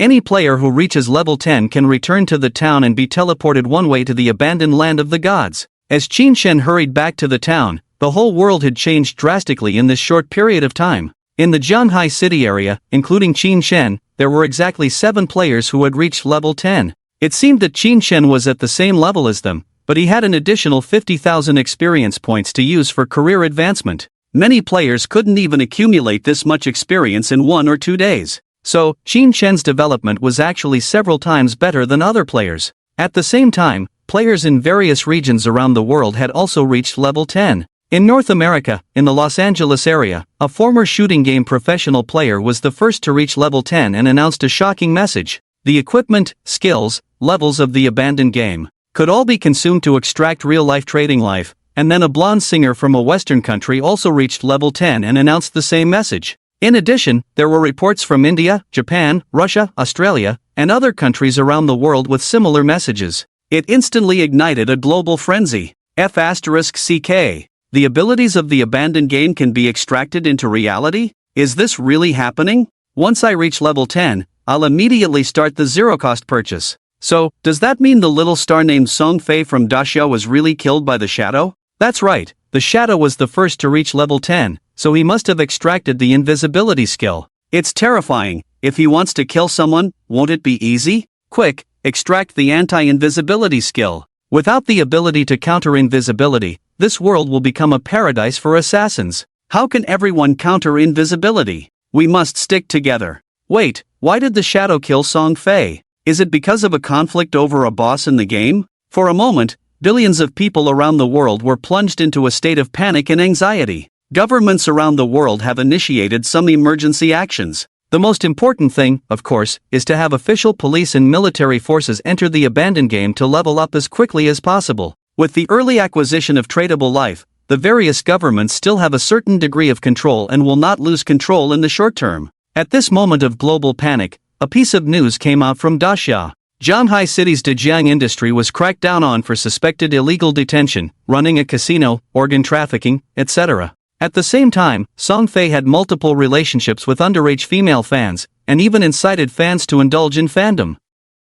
The reason why the Shadow wanted to kill Song Fei and Zhongli was due to being commissioned by the authorities and so on. On his way back to the town, Qin Chun chatted briefly with Shuezi, and learned about this matter, feeling a bit speechless. The authorities really know how to whitewash me. Is it for the sake of easier cooperation with me in the future? Qin Chen mourned for Song Fei and Zhang Limo. But speaking of which, the official accusations against Song Fei and Dejiang Industries may not be unfounded. It is very likely that they have indeed committed these acts, but they just hadn't been exposed before. In any case, these two are already in the past tense. Whether it's Song Fei or the powerful Dejiang Industries from the previous life, they have become history at the beginning of this life. The authorities even took the initiative to clear Qin Chen's name. Dongfang Xian is now at level 7, still not planning to log off? Alright, when he logs off, contact me again and let me know his location. After finishing his conversation with the snowy white Nai Bai, Qin Chen closed the private chat window. He remained in stealth mode, returned to the town, and arrived at the teleportation room underground in the square.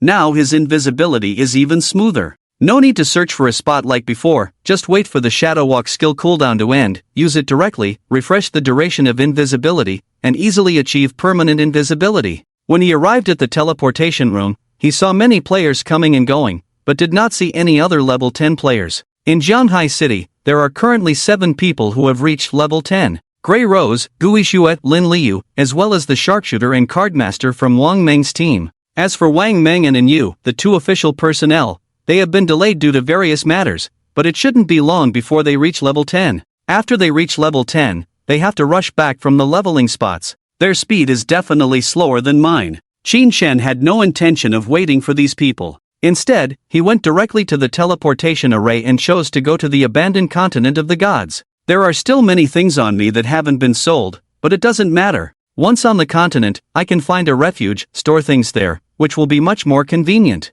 In the teleportation room now, a special teleportation array appeared. In addition to the teleportation arrays between towns, there was one that only level 10 players could use, the continent teleportation array. Many players were queuing up at the town teleportation array. The continent teleportation array, on the other hand, was deserted. Qin Chen stepped forward and activated it directly. Proceed to the abandoned continent of the gods? Yes/no. Qin Chen shows yes. With a burst of white light shining, surrounding him, the light from the activated teleportation array directly attracted the attention of everyone around. Wow, the continent teleportation array has been activated. Didn't see anyone? Who was teleported? Of course, it's the Shadow Master. Wait, I have a level 2 anti-invisibility level now, why can't I see him? Idiot, this means the Master's invisibility level is over level 2. In the envious eyes of a group of players, the continent teleportation array activated and teleported the invisible Qin Chen away. It should be noted that the vast majority of players now are basically at levels 3 to 5.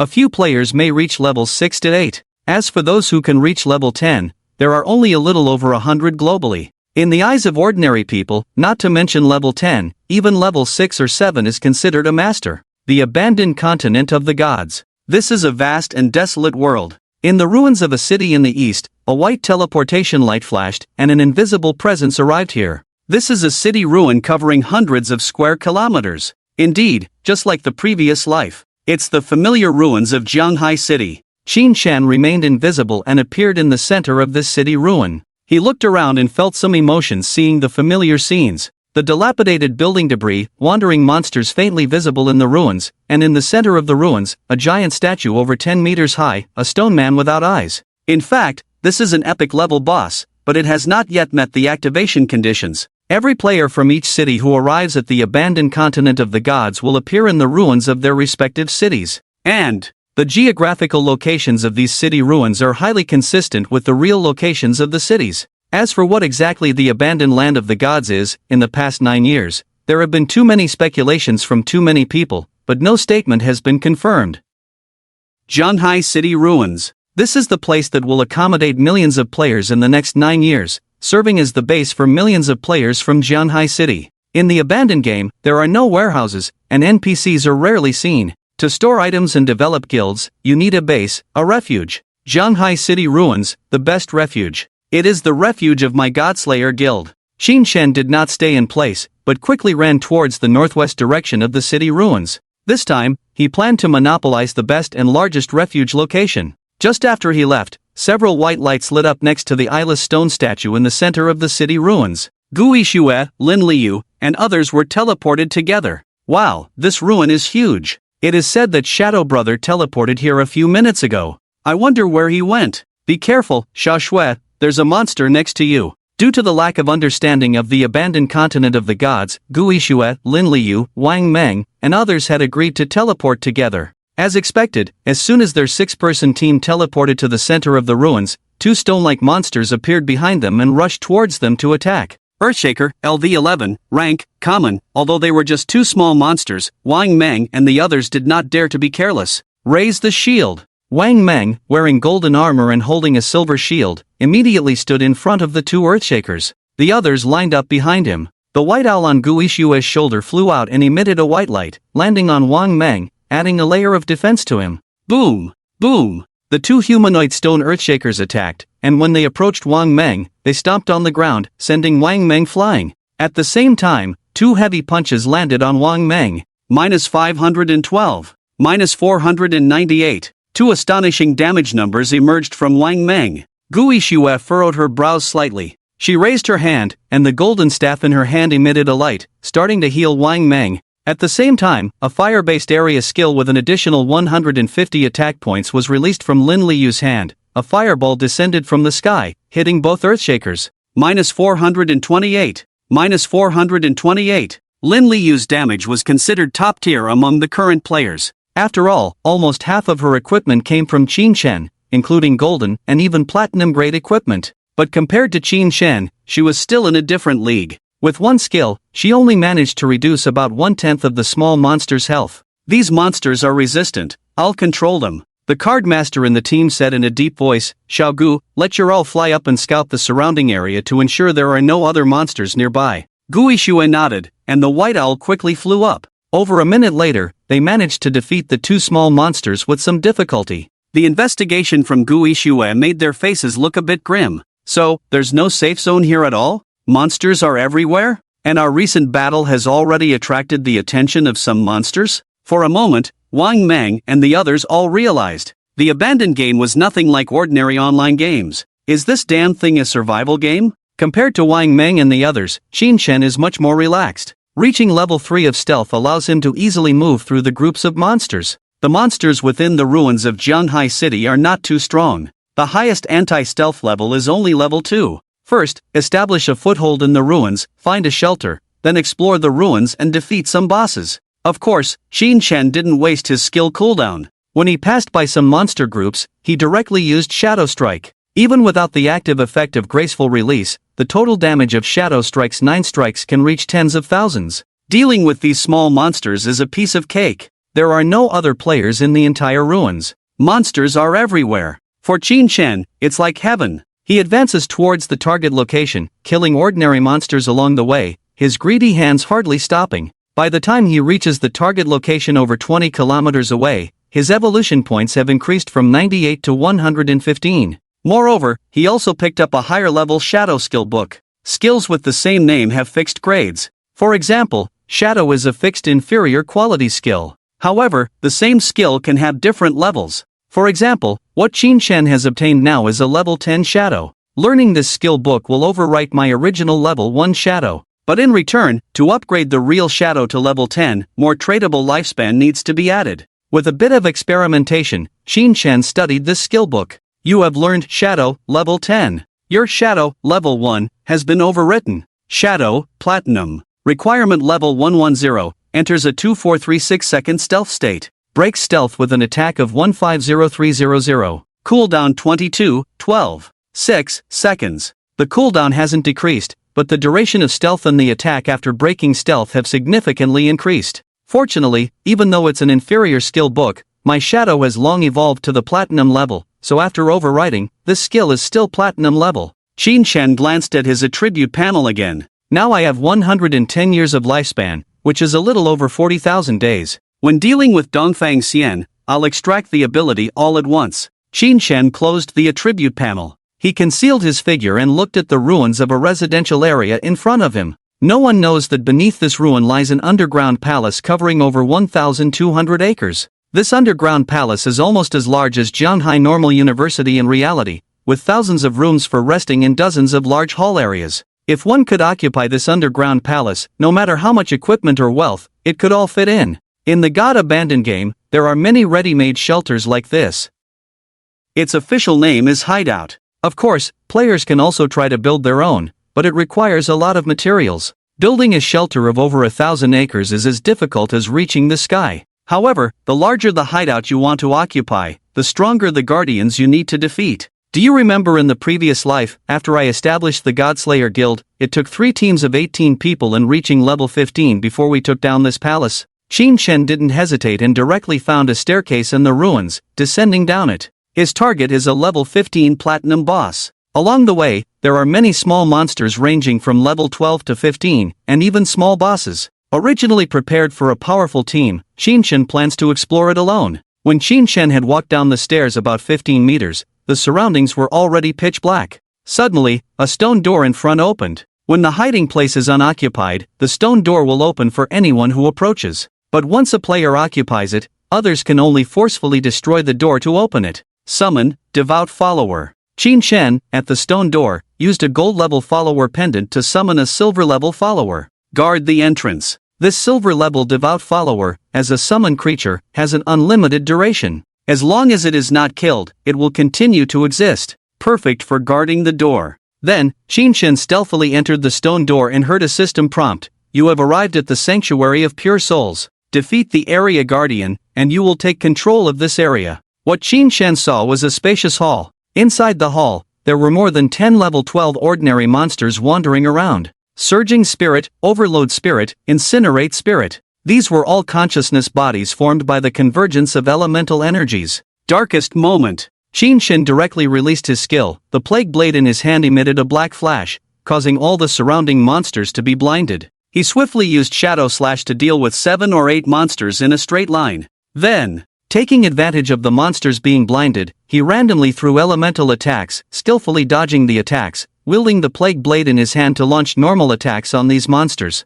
With the bonuses from his profession, weaknesses, and back attacks, even with normal attacks, Qin Shen could hit a weak point with each strike, dealing nearly 3,000 damage, instantly killing these level 12 monsters. If it were another player, even an elite player like Wang Meng and his team, encountering so many elemental monsters in a confined space would be extremely dangerous. But Qin Shen, in an instant, he perfectly dealt with a total of 15 elemental monsters. Loot, life orbs, were scattered all over the hall. According to the number of monsters in this hiding place, after clearing out the monsters here, I should have enough evolution points to evolve Greedy Hand again. Qin Shen was quite looking forward to this. Skills from epic to legendary levels could bring about a qualitative change. Who knows, what effect could be evolved from Greedy Hand to legendary level? Just as Qin Shen was preparing to break through this underground palace, outside, Wang Meng and the others were being chased by monsters all over the city ruins. Let's go, this way. There seem to be fewer monsters here, let's hide and not make a sound.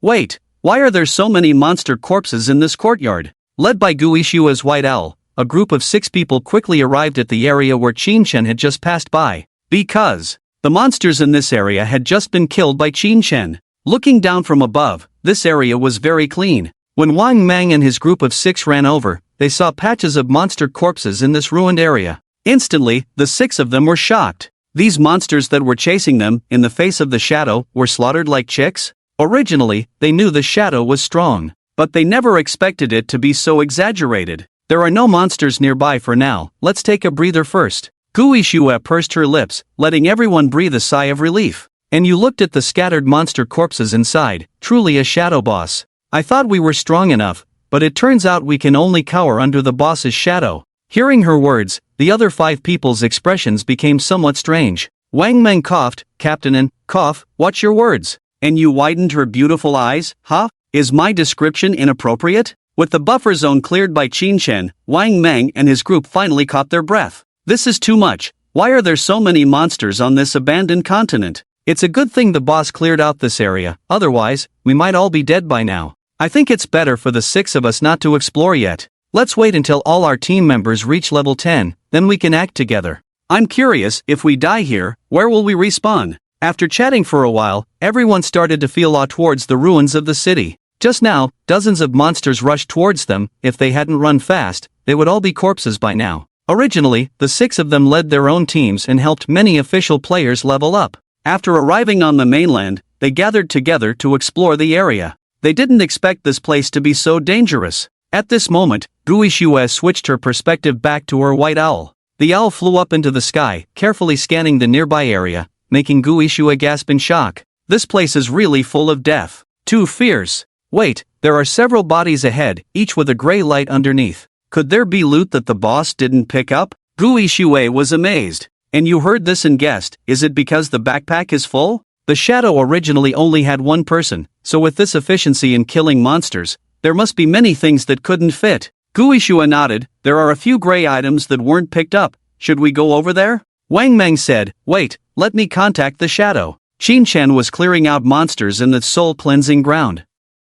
When he reached the 4th room, he received a private message from Wang Meng. Brother, we saw some things outside that you didn't pick up. We picked them up. How about we pay you for them? Qin Shen quickly replied, okay. Due to having a spatial ring, he later obtained a 7-slot storage backpack, so he had a total of 34 storage slots. But for the greedy Qin Shen, even 34 slots were not enough. Along the way, he left behind 5 pieces of great white inferior equipment. In fact, those who could reach level 10 and come to the abandoned land of the gods would not lack inferior equipment. As for the inferior skill books, Qin Shen picked them all up. Some of the skill books were still useful. Those 5 pieces of inferior equipment. Since Wang Meng wanted them and was willing to pay, he would give them to him. I'll contact you in an hour. I have some equipment to sell. After saying this, Qin Shen closed the private chat window. He continued to clear the soul cleansing ground. His backpack was already full. Along the way, the loot dropped by the monsters was everywhere, but he didn't care. After all, as long as he defeated the platinum level boss, the entire underground palace would belong to him.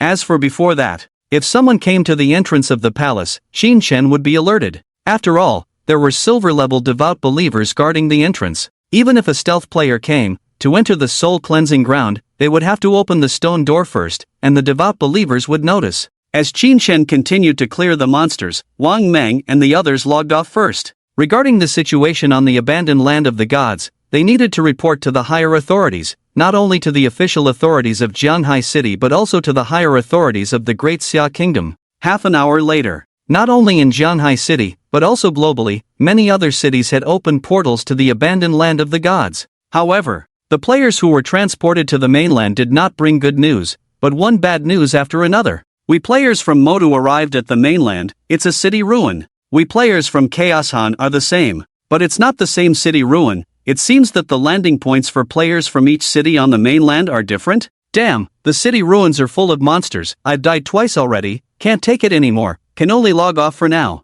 We need more people to be able to explore, otherwise it's just monsters bullying people. I'm a little curious, how is the situation with the global number 1 shadow? He's still at level 10 now, it must not be going smoothly, right? At this moment, Qin Shen has already cleared all the small monsters in the underground palace of the soul cleansing land. A total of more than 40 large halls, plus thousands of small rooms, have all been cleared by him. He has killed over 400 small monsters alone. There are also 4 bronze-level bosses, 2 silver-level bosses, totaling more than 80,000 experience points for Qin Shen, and his evolution points have soared to 205 points. With just over 80,000 experience points, ordinary players would take days and nights to grind. After all, ordinary players dare not provoke a large number of monsters, and can only slowly find and kill them one by one, so the efficiency is self-evident. Only 5 points away from evolving into greedy hands. Perfect, just take down that platinum-level guardian boss. Qin Shen heard the sound of elemental convergence, like the sound of electricity,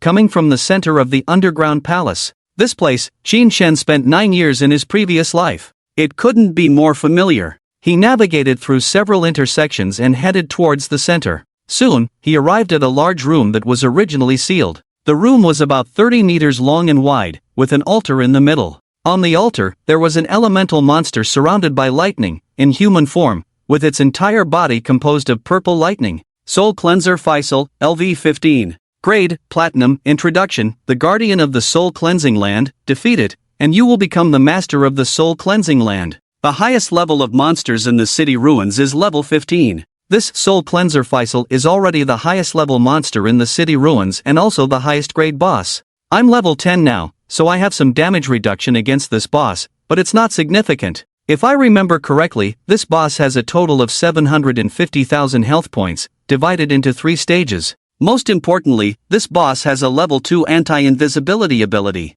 so Qin Shen needs to raise his invisibility level to 3 before confronting this guy. In my previous life, this boss's single target lightning damage was too high. Even with my warrior's full set of golden equipment, I could barely withstand it. But now, I don't even need to resist its single target skills. Qin Shen's plague blade turned, and he, like a ghost, instantly entered the room. Bestowal of Liberation. Shadow Strike. Minus 3,576. Minus 3,549. Minus 9,669. Weakness Attack. When Qin Shen released this skill, turning into a shadow that passed through the boss, and then entered stealth mode again, the Soul Cleanser Faisal, with thunder swirling in its blue eyes, hadn't even reacted yet when 9 damage numbers appeared above its head, and its entire body was tinged with green. The next second, minus 5,364, minus 5,323, minus 14,503. 9 even higher damage numbers appeared above the boss's head. This is the active effect of Bestowal of Liberation, causing throat-slitting damage that will last for 3 seconds. The Soul Cleanser Faisal, with its thunderous body, constantly emitted flashes of light, and damage numbers kept appearing above its head. It wanted to counterattack immediately, but couldn't find where the attacker was. The single-target high-damage lightning attack it was about to release couldn't be executed because there was no target. It could only raise its arms made of lightning and unleash a wide-range attack skill. There were hundreds of lightning bolts, condensing from the ceiling, then falling towards the ground. These lightning bolts, from condensation to striking, took less than 0.3 seconds. Once hit, with Qin Shen's current defense and lightning resistance, death is certain. And when facing these lightning attacks, Qin Shen's 75% evasion is not effective, because any skill or attack from a platinum-level boss has a hit modifier. The hit modifier of the Soul Purifier is definitely over 100%. In other words, the hit rate against anyone is at least doubled. For example, Qin Shen, with a 75% evasion rate, would only have a 25% hit rate from regular monsters. But for the Soul Purifier boss, the hit rate against him would reach 50% or even higher. After all, in the previous life, Qin Shen only fought this boss once, so he is not very familiar with its specific attributes, just rough estimates. Fortunately, Qin Shen's agility attribute has reached 182 points after advancing in his profession and switching to the Plague Blade. His full burst running speed exceeds 40 meters per second. As long as he pays attention and avoids before the lightning fully condenses, he can avoid being hit by these lightning strikes. This technique is almost impossible for all players at the current stage. Even with doubled agility, it is impossible to completely avoid this wave of thunderous attacks without any mistakes. But for Qin Shen, 9 years of battle experience have already formed the habit of dodging skills for him. There are bosses later on that are even more outrageous than this. This attack is nothing at all. In the previous life, we relied on luck and the priest's shield to barely survive with this skill. But this time, I won't give the boss any chance. 2 seconds. 3 seconds. By the 3rd second of the battle, the damage from the throat cut, along with the outbreak of the Plague Blade's special effects, directly depleted the boss's first stage of 250,000 health points. When the Soul Purifier's health dropped by 1/3, a layer of lightning shield appeared on it, and 3 lightning orbs appeared in the sky around it, constantly flying around. 3 lightning chains linked from those 3 lightning orbs to the Soul Purifier. Boss Bloodlock. The 3 lightning orbs must be taken down first. In the previous life, this stage led to the team led by Qin Shen being wiped out once. After being wiped out once, Qin Xiaoyu threw a tantrum and said she didn't want to continue. So Qin Shen didn't bring her. As a result, after not bringing her, they passed it in one go. Although they had experience, Qin Xiaoyu herself wasn't really that useful. Dodging skills would be risking her life. Heal? Does she have hands? Venomous Dart. Qin Shen waited for Shadowstalk to cool down, then threw a venomous dart accurately hitting the lightning orb hovering in midair. After throwing the dart, Qin Shen continued to stealth. When Qin Shen was stealthed, the Soul Purifier boss continued to launch ranged attacks. But for Qin Shen, dodging those lightning strikes was like a reflex ingrained in his bones, with no difficulty at all. Darts flew out one by one. Shadow slashes erupted one after another. Soon, the 3 swiftly flying lightning orbs were destroyed. The boss moved to the second stage. Gift of Release. Shadow Slash. The shadow-like blade light bloomed on the boss entwined with lightning, and damage numbers burst out one after another. 3 seconds later, the boss directly moved to the third stage. One after another, lightning rings spread out from the boss towards the surroundings. This skill, in the previous life, required all members to wear a set of equipment with lightning elemental resistance, along with 4 priest shields and healing to barely survive. But this life, Qin Shen directly used a shadow slash, flashed to the ceiling of the hall, and grabbed a beam with one hand, perfectly avoiding all lightning rings. It must be said that this boss's difficulty is still very high, but Qin Shen had already prepared corresponding strategies before the battle began. 5 minutes after the battle started, boss released a violent thunder attack. Qin Shen activated the black light shield, converting his entire body's evasion into a 7-layer damage reduction shield, then used a bestowed liberation followed by an instant shadow slash, piercing through the boss and instantly depleting the last 1/3 of its health bar.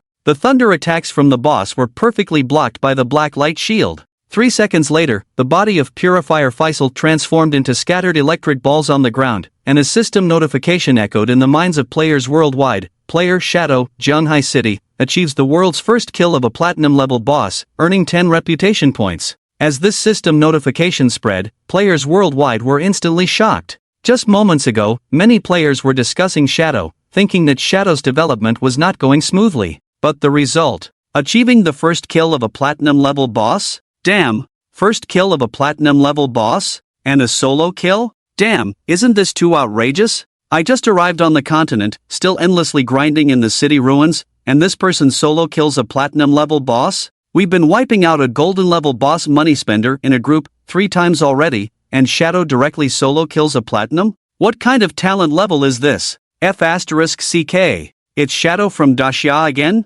Who knows his true identity? I suggest we just drop a nuke on Daxia Jianghai City. Good suggestion, let's not suggest next time. Do you really think Daxia is easy to mess with? Ha, you drop one, I drop one, let's destroy together. Just as the system notification of Qin Shen's first kill of a platinum boss was announced, in Seashell Town, Qin Xiaoyu was just cleaved in half by a silver-level boss wielding a giant axe that swept across. You have died, losing 14 years of life, non-tradable. You have died, losing 2 days of life, tradable. When Qin Xiaoyu revived in Seashell Town, she looked dazed. I died again? In the team channel, a teammate's cursing voice came through. Damn noob healer, with such a big axe from the boss, can't you dodge? Qin Xiaoyu was already annoyed. Hearing her teammates cursing, she immediately retorted, who the hell are you cursing at? You're the tank. If you don't aggro the boss properly, you blame me for not dodging the skills? I dodge your mother. The teammate got angry. Damn, with this AoE skill, how am I supposed to aggro? F***CK. Player level 8 Big Wind has left the team. Soon, there were only 3 people left in the team. Qin Xiaoyu, Xu Yan, and Zhang Wei. They were leveling up just now and encountered a silver boss during the monster grinding process, and this was the second time they were wiped out. Zhang Wei couldn't take it anymore, he said. The system reminds me that I'm hungry. I'm going offline to eat first. Only Xu Yan and Qin Xiaoyu were left in the team, and they were soon killed by the boss and revived in the town square. Xu Yan, a short-haired girl, was an archer. She walked through the crowd to Qin Xiaoyu and said helplessly, Xiaoyu, should we level up first? Otherwise, our lives will be gone soon. Okay. Qin Xiaoyu was on the verge of tears. Why was this game so difficult? And then, seeing Shadow achieve the first kill of a platinum-level boss, Qin Xiaoyu felt even more unfair. Why were all the teammates she encountered noobs? The land of purification. Other players only heard the first kill announcement once, but on Qin Shen's side, a series of system notifications followed. You have killed Purifier Faisal, platinum level. You have gained 48,000 experience points. Congratulations on reaching level 11. Your 4-dimensional attributes are 4. You have gained 10 free attribute points. Congratulations on gaining 20 evolution points. You have gained 1,520 days of life, tradable. You were the first in the world to kill the platinum level boss, and you received a reputation reward of 10 points. Congratulations on becoming the master of the Pure Soul Land. A series of system prompts came, making Qin Shen breathe a sigh of relief. After an hour, it was finally completed. From now on, Xin Shen had a base on this abandoned continent of the gods. And the most important thing is that this hiding place can also extract things into reality. When Xin Shen became the master of the Pure Soul Land, he could extract the Pure Soul Land into reality and activate the magical defense barrier within it. With the presence of the defense barrier, not even planes or tanks could break through the Pure Soul Land. As for the nuclear eggs,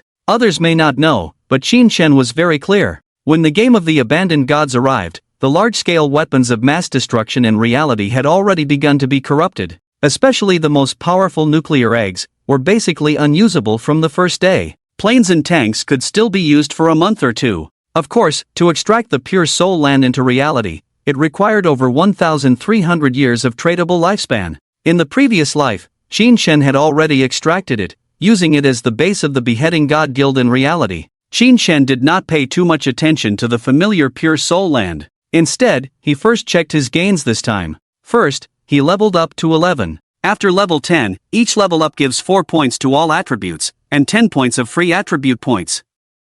Continue to allocate to agility. Xin Shen planned to add agility until level 20. With unlimited invisibility, many bosses in the game of the abandoned gods could be dealt with without harm, as long as the speed and reaction were fast enough. So agility was still the most important for Xin Shen in the early stages. Golden bosses only give 7 evolution points. I didn't expect the platinum boss to give 20 evolution points directly. With the greedy hand, Xin Shen looked and saw that he now had a total of 225 evolution points. Enough to evolve the greedy hand once. Before releasing the greedy hand on the Pure Soul Seeker, Xin Shen evolved this skill once. You have consumed 210 evolution points, with 15 points remaining. Greedy Hand, Epic Legendary Assassin Skill, has a 300% 500% chance of obtaining an additional loot reward. The additional loot obtained has a 100% chance of increasing by 1 tier. New passive effect, you gain a 100-slot greedy space for storing items. The effect of evolution completion made Xin Shen's eyes light up.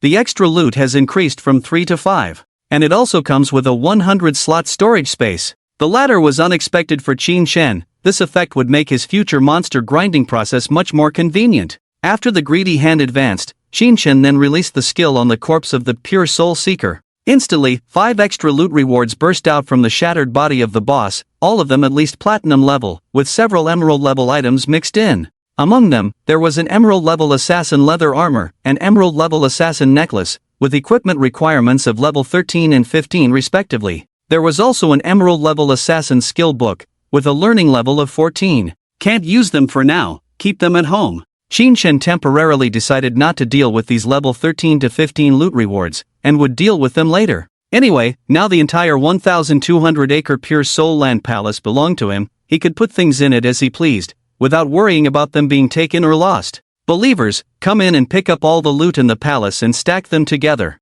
Xin Shen had just cleared the elemental monsters in the palace and dropped a lot of things. Whether it was equipment or skill books, he didn't pick them up, didn't even look at them. Now it's time to let the devout believers in and organize those things together. At the same time, Xin Shen already has a development plan for the next step. After arriving on the mainland, you can search for some bloodline monsters and obtain the first bloodline. Bloodline. This is another important part of player strength in the God Abandonment game. In the game, there are various bloodline monsters, and players can obtain different bloodlines by killing them. Each bloodline has different effects. In this life, the bloodline that suits me best should be Devourer. Devourer bloodline. After obtaining this bloodline, you will gain the ability to devour your own skills. The higher the grade of the skills devoured, the stronger the attributes and effects provided by the bloodline. In this life, I can evolve skills infinitely. Many low-level skills, low-end skills, are completely useless to me, but if I evolve them to epic level, and then use the Devourer bloodline to devour them, my bloodline attributes will reach an extremely terrifying level.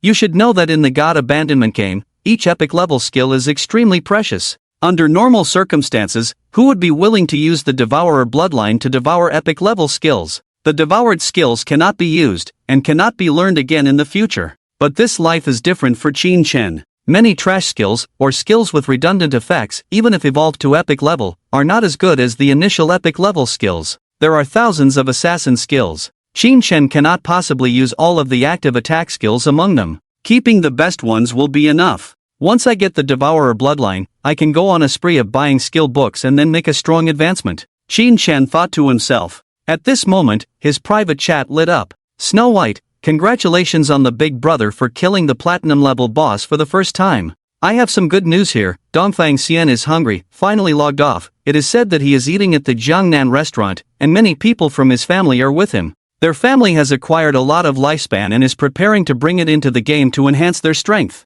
The voice message sent by this girl is still so charming. Qin Chen finally smiled upon hearing this. Good. It seems that Dongfang Xian's family has brought a lot of lifespan? This time back to reality, I can also extract the flower curse. The lifespan on those people will not be wasted for a day. Of course, Dongfang Xian's family dinner will not end so quickly. Qin Chen is not in a hurry either. Before returning to reality, he will first deal with the spoils of war and consume the evolution points he just greedily obtained. By then, more abilities can be extracted into reality. From the pure soul, Qin Chen has obtained a total of 100 evolution points. Adding the remaining points, there are still 115 points left. I can evolve most of the skills that are not at the epic level to the epic level. Qin Chen glanced at the skill list. Without saying much, evolve them one by one. Consuming 42 evolution points, Shadow Veil evolved 3 times to the epic level. Invisibility duration 36 seconds 60 seconds. Stealth attack 300 500. Cooldown 22 seconds 15, 8, 5 seconds. Then, consuming 34 evolution points, evolve Backstab Enhancement twice to the epic level, increasing backstab damage from 50% to 75%. There are 39 evolution points left. Qin Chen pondered for a moment and did not evolve the currently emerald level Venomous Dart. Instead, he first consumed 3 evolution points to evolve Flower Curse twice. From emerald to diamond, and then to the epic level Flower Curse, it can be used on the corpse of a player who died within 60 seconds, and it has added a new effect. Can it destroy the corpse? Qin Chen was stunned. This effect doesn't seem to have much use in the game, but outside the game, it seems to have a little bit of use? He didn't think too much. Then evolved 3 times to the darkest moment. You have consumed 123 evolution points, with 30 points remaining. Darkest moment, Platinum Jade Diamond Epic Burst of Dark Light, causing all enemies in range to be blinded. Cooldown 60, 34, 3 seconds. Range, 2030450 meters, base duration, 101 to seconds. The higher the target's mental attribute, the shorter the duration. With 30 evolution points remaining, it was just enough to evolve Curse of Blossoming from epic to legendary.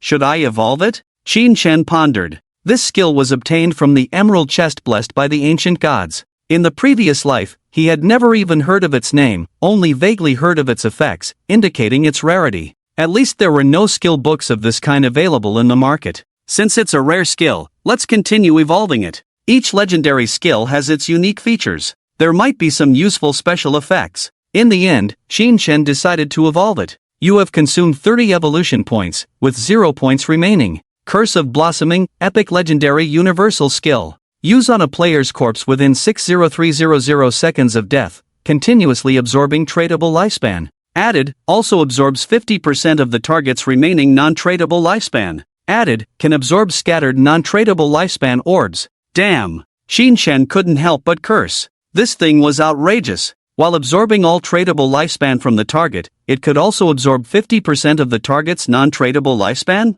It could even absorb scattered non-tradable lifespan. Although non-tradable lifespan cannot be used to extract skills into reality. But in the future, in high-level areas, where lifespan depletes 100 or 1,000 times faster, non-tradable lifespan will be consumed first. With this skill, non-tradable lifespan won't be lacking. Evolution points depleted. Qin Chen then informed Wang Meng, giving him a nearby coordinate. Of course, it wasn't near the entrance to the soul cleansing ground, but 500 meters away. There were temporarily no monsters in that area. The items to be sold this time included the loot dropped by the Plague Surrounders and the items dropped by the mini-bosses in the soul cleansing ground. This Greedy Hands 100 slot backpack is really useful. With all these items on me, there's still half the space left. Qin Chen nodded in satisfaction. He went alone to the coordinates. Soon, in a bedroom of a ruined residential house, Wang Meng, and Yu, and the other 6 people saw Qin Chen, still wearing a veil. Same rules as before, I set the price, you can refuse if you want.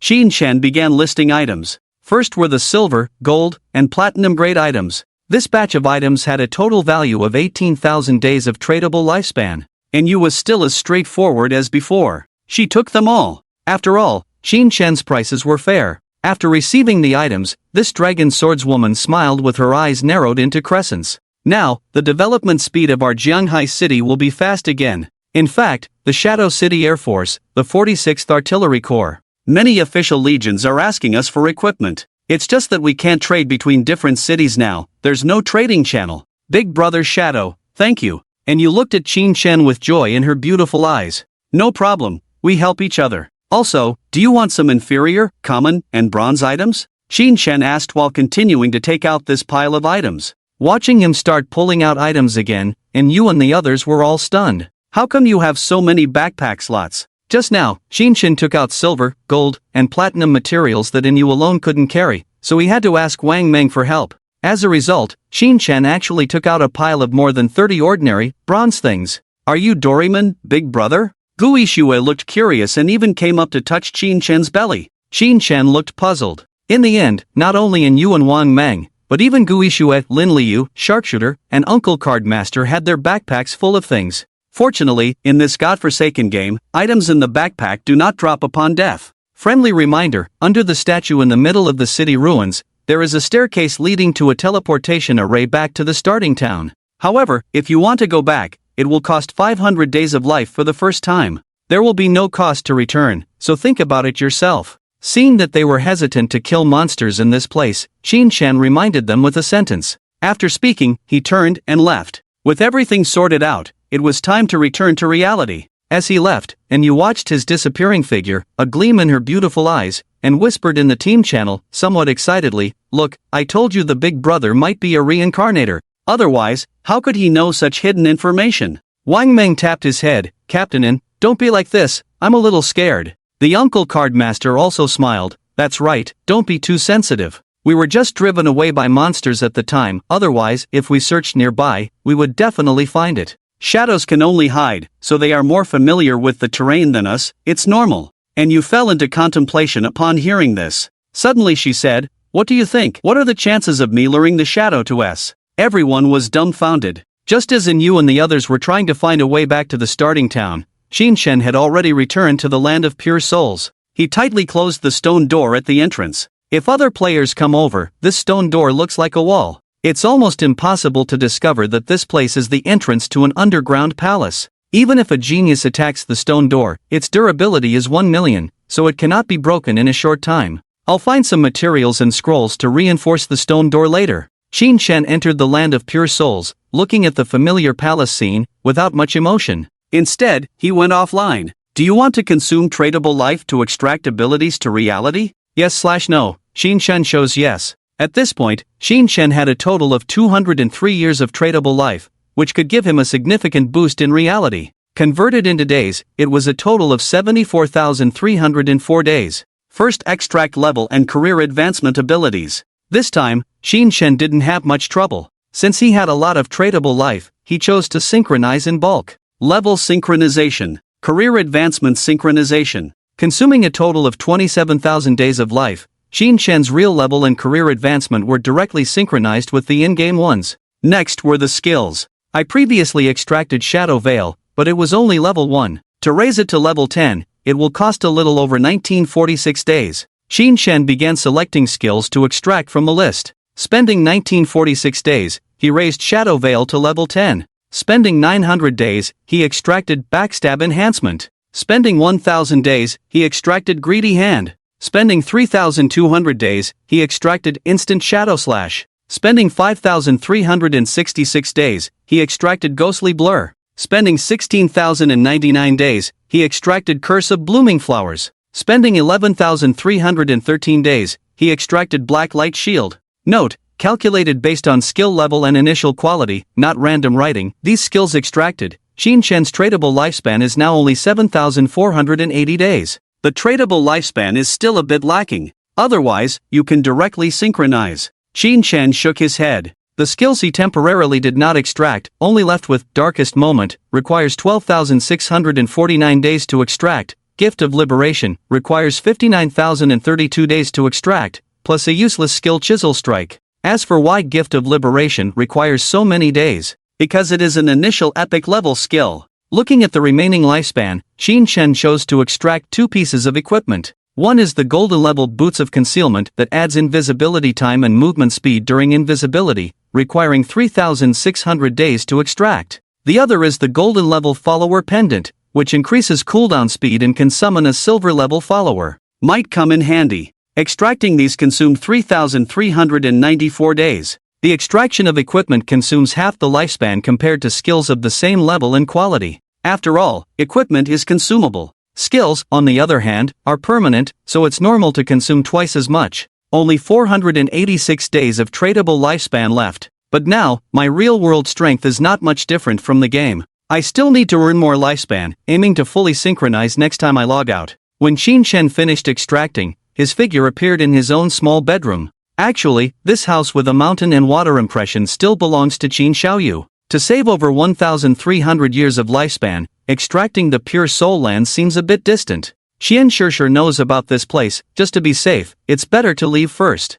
Qin Shen looked at the familiar bedroom without nostalgia. He raised his hand and directly used greedy hand. Don't get it wrong. There are no bodies in this room. Qin Shen just activated the 100 grid storage space that comes with the greedy hand. Currently, there are no monsters in reality, so the greedy hand is not very useful, but the 100 grid storage space is still cool. The 100 grid space in the game is represented as 100 cubic meters in reality and is calculated separately from the in-game space. Qin Shen directly threw all his belongings in the room into it, including the bed. Let's go. Qin Shen entered stealth mode. He still didn't bring his phone. He went straight to the window, leaped from the 11th floor. Under the cover of night, no one knew an invisible figure soaring in the night. When he was close to the ground, Qin Shen used Shadow Flash and flew towards the flower bed on the roadside, without attracting anyone's attention. Although not all equipment was extracted, but Qin Shen's running speed in reality has reached up to over 30 meters per second. Jiangnan Restaurant is 15 kilometers away from this neighborhood.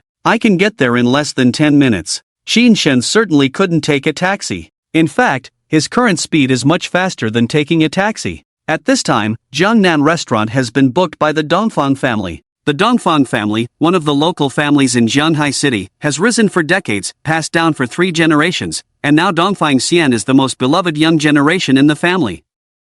In the largest private room of Jiangnan Restaurant, Dongfang Xian, along with some of the older and uncle generations of the Dongfang family, gathered together. They were eating and discussing matters related to the God Abandoned game. Originally, in the Dongfang family, Dongfang Xian didn't have much say. After all, he was a junior. But now, the God Abandoned game has arrived. Dongfang Xian has the highest level, equipment, and combat power in the family among the core members. Although many elders have also entered the God Abandoned game, they don't understand the game at all, let alone combat. Several of them were directly killed by monsters twice, almost having heart attacks. In the end, they had to spend a lot of money to have someone bring them to level 3 before they could log out and leave the game. As you can imagine, many older players, once they fall asleep and enter the God Abandoned game, have no chance of surviving. Even if they don't go out, trapped in the small town, after 2 or 3 days, their real bodies will not be able to bear it, starving to death, dying of thirst. This is the true cruelty of the God Abandoned game.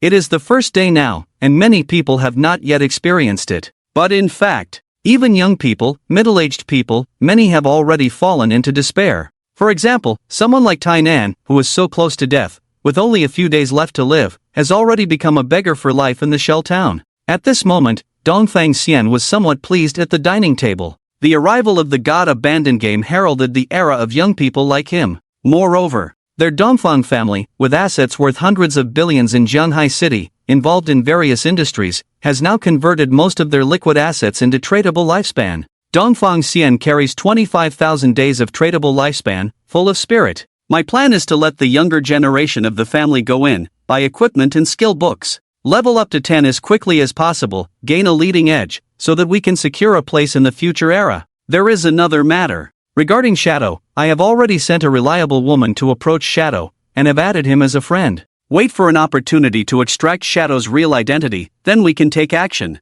If we can control Shadow in reality and make him work for our Dongfang family, our Dongfang family is the true rising power. Just as Dongfang Xian was speaking generously, 2 black-suited security guards outside the private room suddenly burst into a flash of knives, blood splattering as they fell to the ground. Bang! Bang! The 2 bodies, brutally killed by the flash of knives, lay in a pitiful state at the entrance of the largest private room of Jiangnan Restaurant. The soundproofing of this private room was quite good, and the people inside were completely unaware of the abnormality outside the door. After swiftly eliminating the two with a shadow strike, Qin Shen stood invisible at the entrance of the private room. His agility attribute was very high. He overheard Dongfang Xian's generous words inside. A reliable woman? Qin Shen couldn't help but smile. Dongfang Xian had no idea that the so-called reliable woman he mentioned had already turned against him. But, they actually have guns on them. Qin Shen checked the two bodies and refrained from making any rash moves for the time being.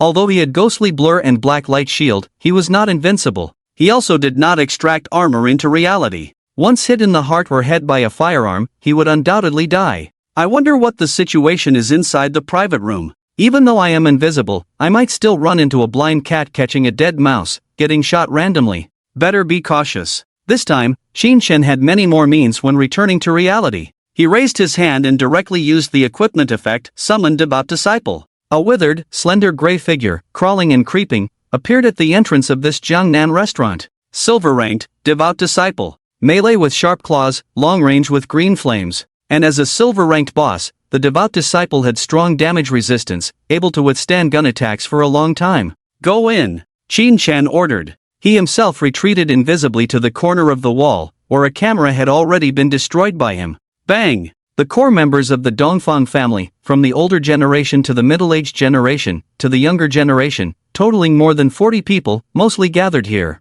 Their levels range from level 3 to level 8. Not a single person has reached level 10 to extract abilities into reality. The withered and thin devout believer, who broke in directly from the main entrance, smashing the precious wooden door, instantly triggered a series of screams. Among the screams, there were men and women, old and young, all of them were startled. How dare you? What the hell is this? Don't come closer.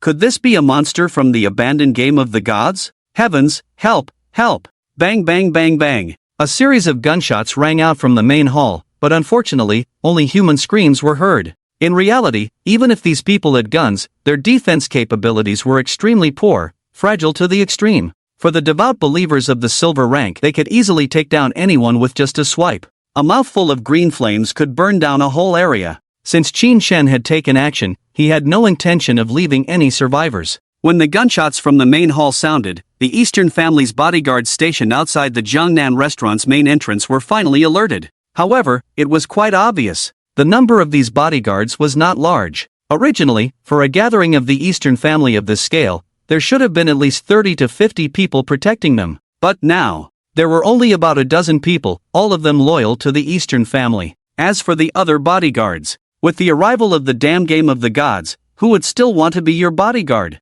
The remaining dozen or so were relatively experienced, and the Eastern family had promised to pay them with exchangeable lifespan before they were willing to stay. Moreover, they were not very skilled in the game's professions and talents. Those who were truly skilled and talented had long entered the game to level up on their own. They didn't need the charity of these family conglomerates. When those dozen or so bodyguards rushed in, they were all armed with knives, iron rods, and similar weapons, not as advanced as guns. But when they looked inside the main hall, they were all shocked. Some even vomited on the spot. Let's go, let's go. What kind of monster is that? We're dead, we're all dead. Wait, there's lifespan in there, a huge bunch of lifespan, at least tens of thousands. Hurry, there's that monster inside. You still have lifespan, don't you want to live? Just as the group of people had just run upstairs and glanced at the situation inside the main hall, they immediately turned around in a panic to escape. However, shadow flash. Qin Shen, hidden in the dark corner, acted immediately. A figure flew past, and the scene was filled with flashing blades.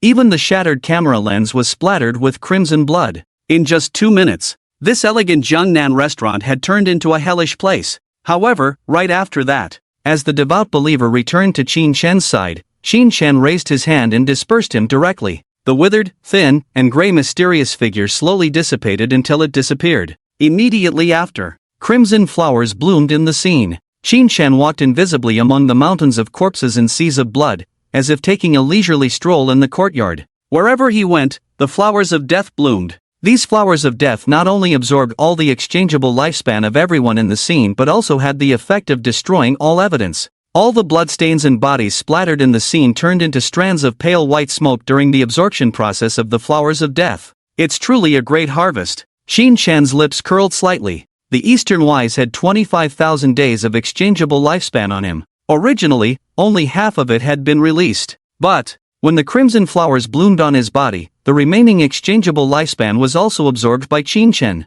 Qin Chen walked slowly into the main hall. Seeing that the Eastern Wise had already been dismembered, his head directly removed by the devout believer, and placed next to a plate of Australian lobsters, side by side with an Australian lobster head. He widened his eyes, unable to close them even in death. This guy never knew until death which link went wrong. He also didn't know he was killed by the shadow. Few people have seen devout believers. Perhaps only the Grey Rose and her teammates have seen something related to Qin Chen that they can remember. As for others, who knows what this is all about? The last thought of Dongfang Xian before he died was, how did the monsters abandoned by the gods in the game invade reality? Just 2 minutes later, the flower of death dissipated from the Jiangnan restaurant. The restaurant staff were originally in the kitchen and vaguely heard some commotion outside, so they didn't come out. After all, with the Dongfang family gathering, they, as outsiders, didn't dare to run around. But after a while, they felt something was wrong. When they came out, they all looked puzzled. They saw that the tables, chairs, vases in the private room were all smashed and in disarray, and there was a pale white smoke slowly dissipating in the private room and the corridor outside. Where are the people? So many people from the Dongfang family? The destruction of the corpses from the Flower of Death curse left no trace related to the bodies at the scene. As for the instigator Qin Chen, he had already left the Jiangnan restaurant. This time, it's a big harvest. I absorbed the tradable lifespan of everyone, and even 50% of their non-tradable lifespan. Qin Chen found that by spending 30 evolution points, he successfully evolved the Flower of Death curse to legendary level, which was a successful evolution. Report, from yesterday until now, the gifts have been converted into power generation totaling over 2,000, although it didn't reach 3,000, I still decided to add one more, thank you all. 4 more tomorrow. The power generation bonus will be permanently effective. After leaving the Jiangnan restaurant, Qin Chen first hid in a corner to check his gains from this trip. The tradable lifespan, a total of 74 years,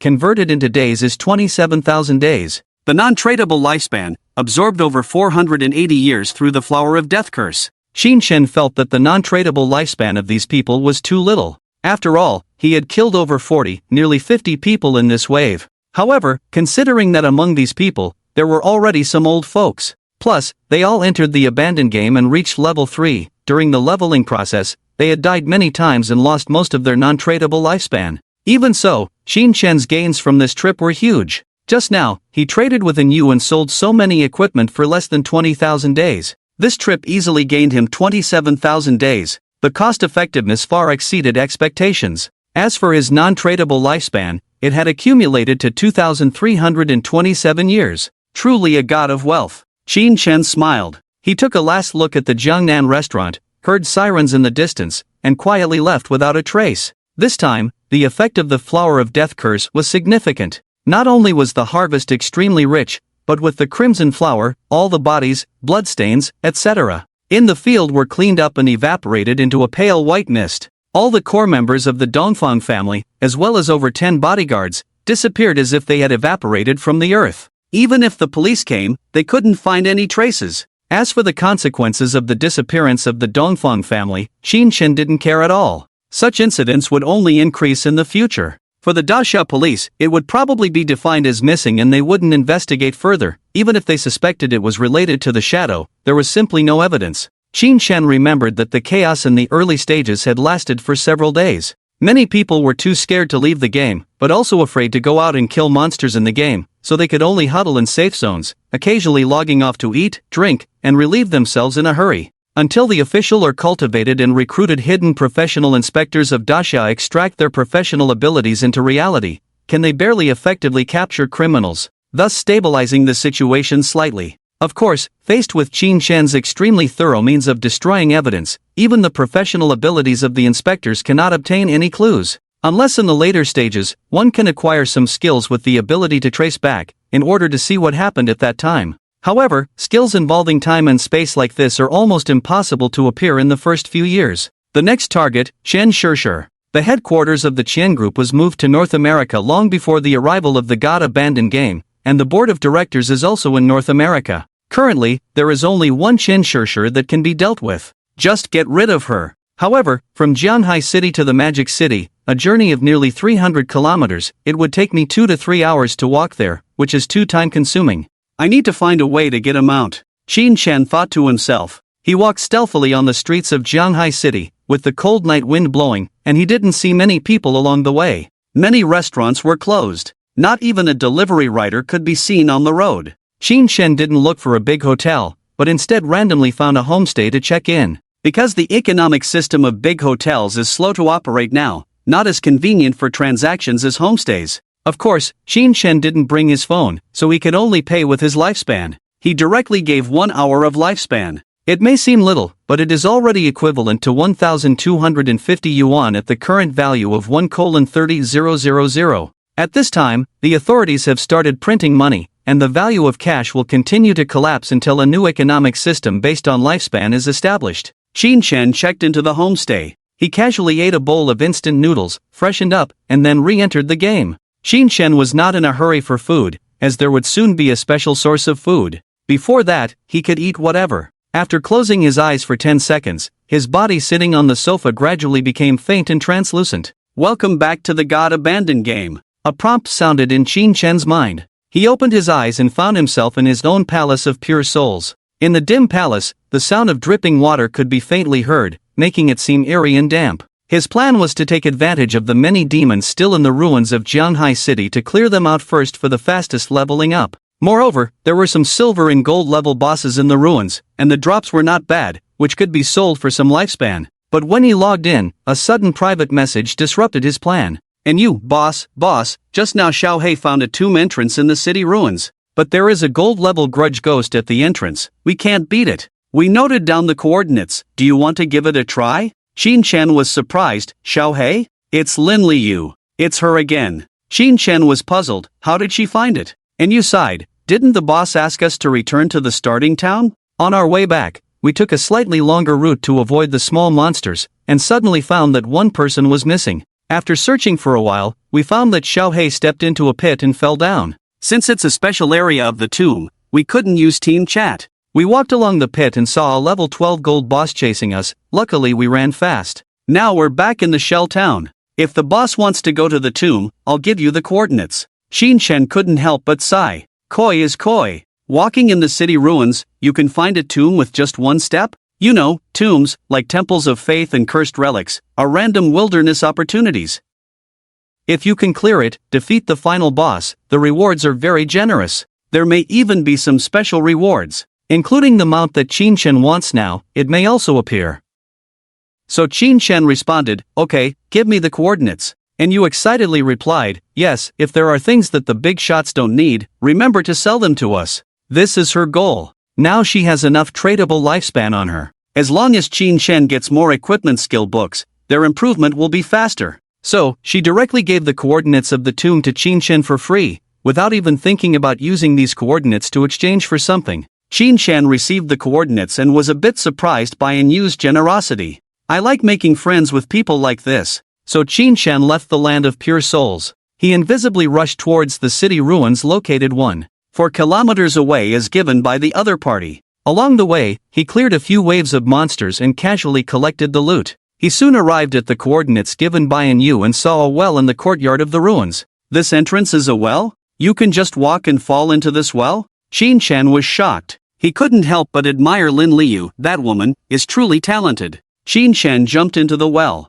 He observed that the well was not deep, with protruding bricks on the side that could be climbed up. But once inside the well, he entered the range of the tomb. You have arrived at the Tomb of Resentment. Your long-distance communication will be blocked. Qin Shan didn't mind. When he reached the bottom of the well, a 3-meter-wide passage appeared in front of him, illuminated by dim night stones on both sides. Qin Shan remained invisible and silently moved forward. After advancing 100 meters, Qin Shan saw a decaying and obese monster holding a large cleaver, guarding a dilapidated door. Resentful Ghost, LV12, grade, gold. This boss was over 2 meters tall, extremely burly, with 2 rusty cleavers in hand, exuding a strong smell of decay, like a large chunk of flesh and blood. It was this gatekeeper boss that made Anyu and the others flee in panic. Qin Shan believed that with their personalities, they must have tried. After all, they also had gold equipment and skills now, so they wouldn't run at the first sight. But obviously, their attempt failed. Resentful Ghost. I haven't had much contact with this boss,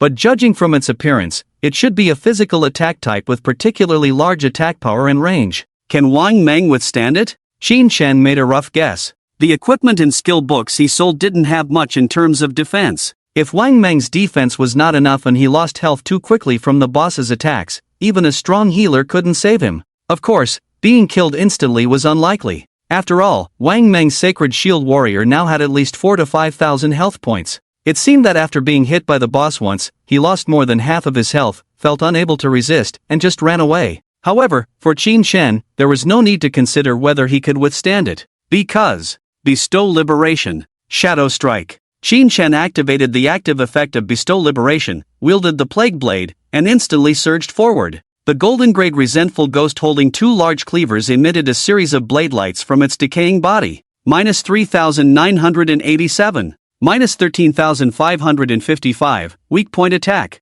Minus 3,987. A total of 9 blade lights, bringing up 9 damage numbers, appeared above the decaying big head. Qin Shen took a glance and was a bit surprised. This boss has high defense. Now my Shadow Stealth skill is already epic level, with a Shadow Strike attack reaching 535 points, much higher than before. Even against a Platinum level Pure Soul, a single strike of Shadow Flash can now deal nearly 5,000 points of damage. But why did it only do less than 4,000 to this fatty? Fortunately, it didn't have much impact. With almost all of Qin Shen's body covered in epic level skills stacked together, the effect was explosive. With epic level skills, facing a golden level boss was like cutting vegetables. After a Shadow Flash, Qin Shen maintained his invisibility and retreated to a distance. This boss had a total of about 120,000 health points. The severed damage from the bestowed liberation only jumped twice, instantly killing the resentful ghost that was wildly slashing around. Piles of rotten flesh exploded in the field, scattering all over the place.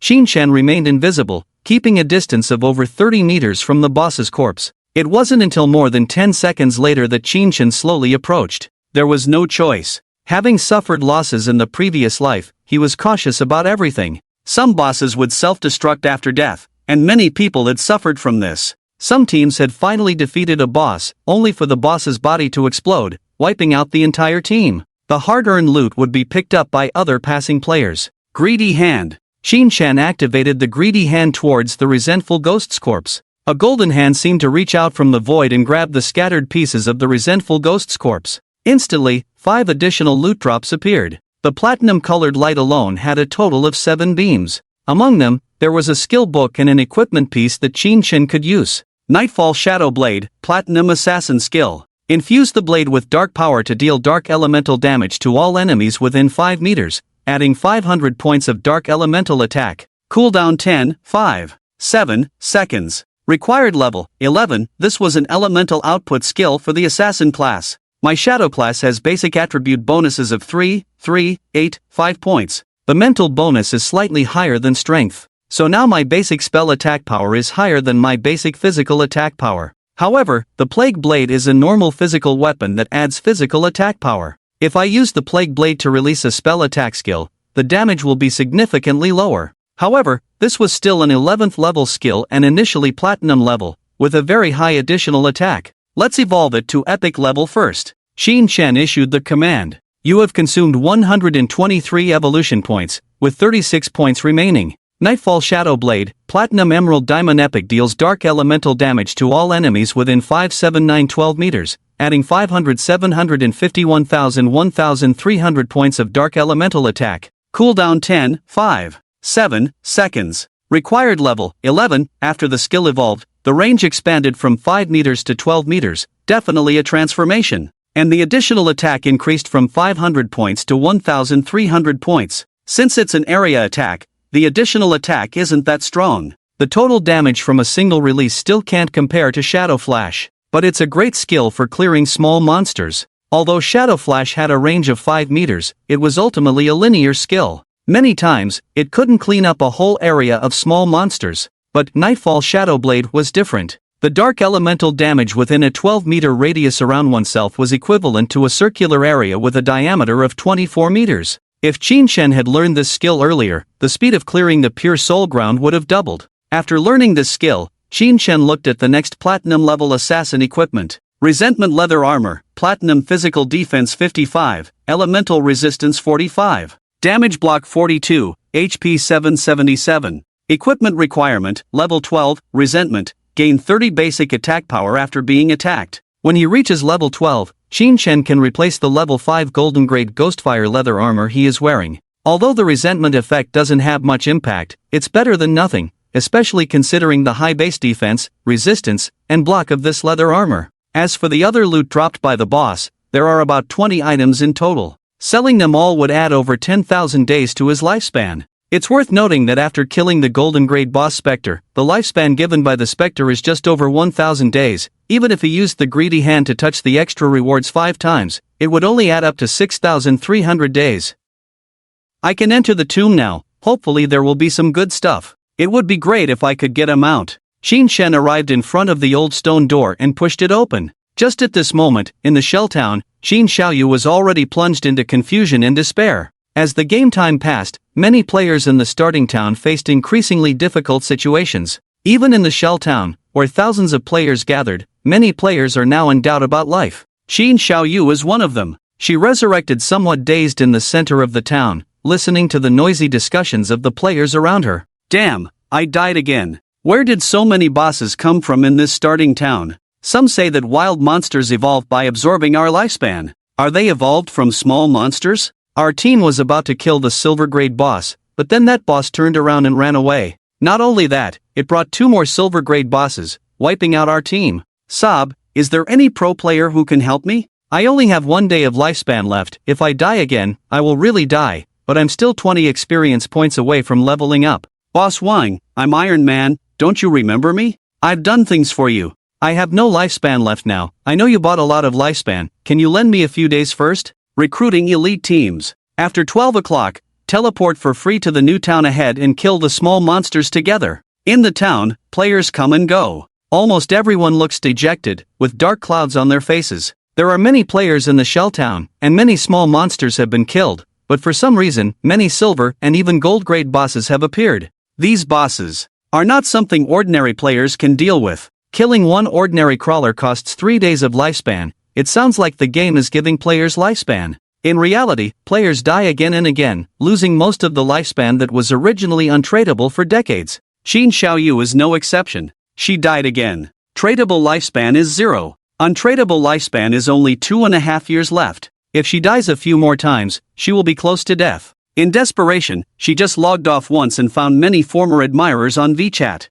What? You didn't agree when I pursued you before, now you want me to help you level up? Help you level up? That's not possible. Accompany me for a night, and I'll help you for an hour. Come find me now. The address is. I'm already a platinum grade talent. I've taken off. I won't need any women in the future. Get lost. Those admirers either rejected her, even scolded her, or didn't reply. It seems they are all still in the game. This made Qin Xiaoyu doubt life. In fact, she is a hidden profession and has a golden grade talent, so theoretically, surviving should not be a problem. But her skills are really too bad. Except for Qin Chun from the previous life who would take her, who else would be willing to team up with her? In a normal online game, there would definitely be many people willing to carry her. But this godforsaken game is linked to life, and can even extract abilities to reality. Who would take along a burden? So, Qin Xiaoyu found that when it came to such a life-threatening moment, it seemed like she didn't have anyone to rely on. Zhang Wei, who used to take her, has already formed another team.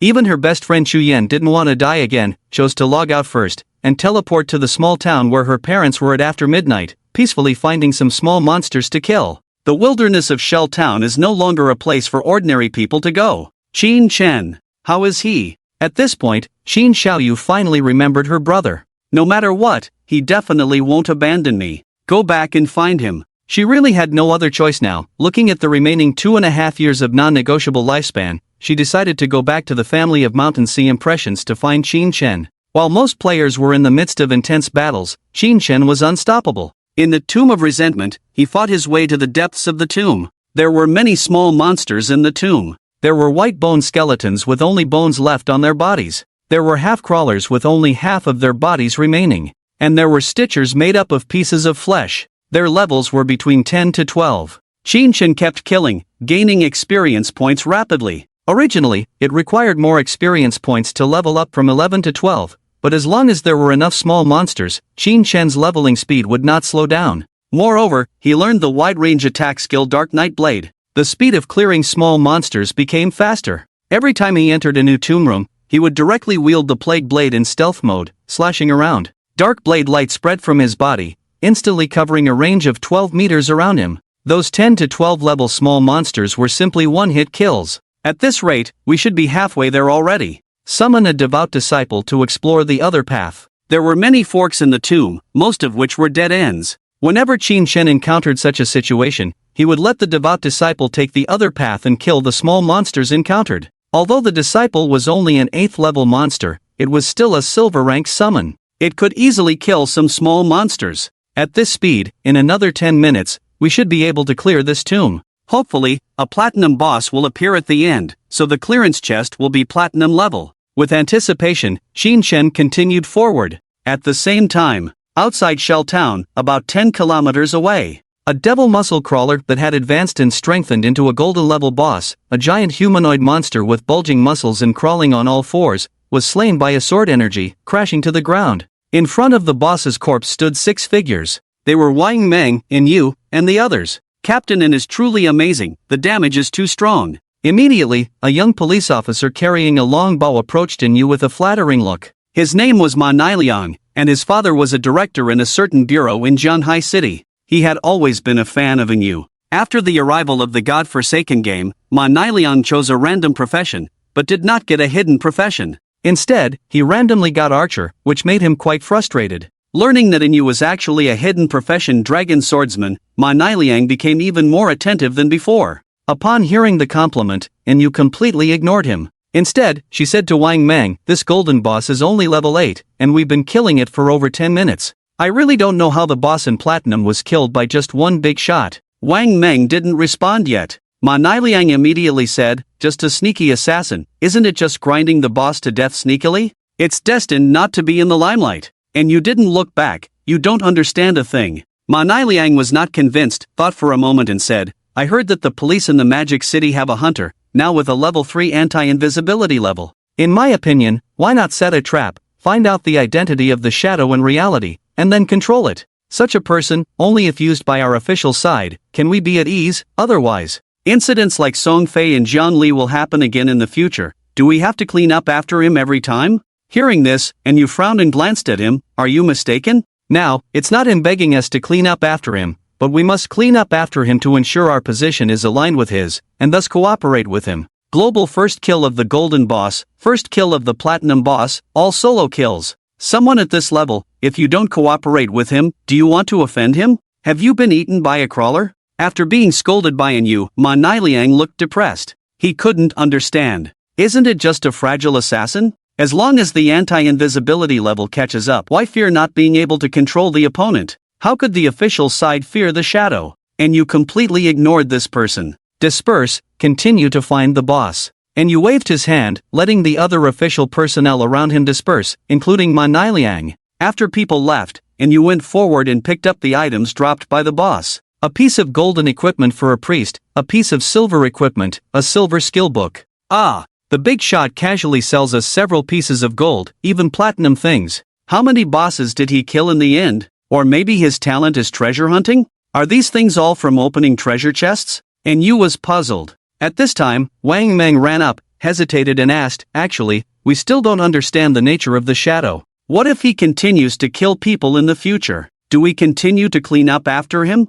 There will also be opinions from above." And Yu shook his head, "No matter how the higher-ups see it, I insist on cooperating with the shadow. Even if the higher-ups refuse to clean up after him, I will personally clean up after him." Wang Meng? Lin Liu? Gui Xue? Sharpshooter? Uncle Card Master? Deep in the tomb of resentment, Qin Shen advanced all the way, clearing more than 200 small monsters, including several bronze bosses and silver bosses. The experience value reached level 11 and a half. Level 12 was not far away. Finally, he reached the deepest part of the tomb and saw a golden coffin. The final reward for exploring the tomb was inside that coffin. However, opening the coffin would definitely trigger a boss. Go! Qin Shen summoned the devout follower and commanded him to open the coffin lid. A white mist surged out from it, condensing into a mummy wrapped in bandages. Son of Resentment, LV-12. Grade, Gold, resent your sister. Qin Shen was furious to see only a gold-level boss. Before its form fully condensed, he wielded the Plague Blade, granting immediate release, plus a Shadow Slash.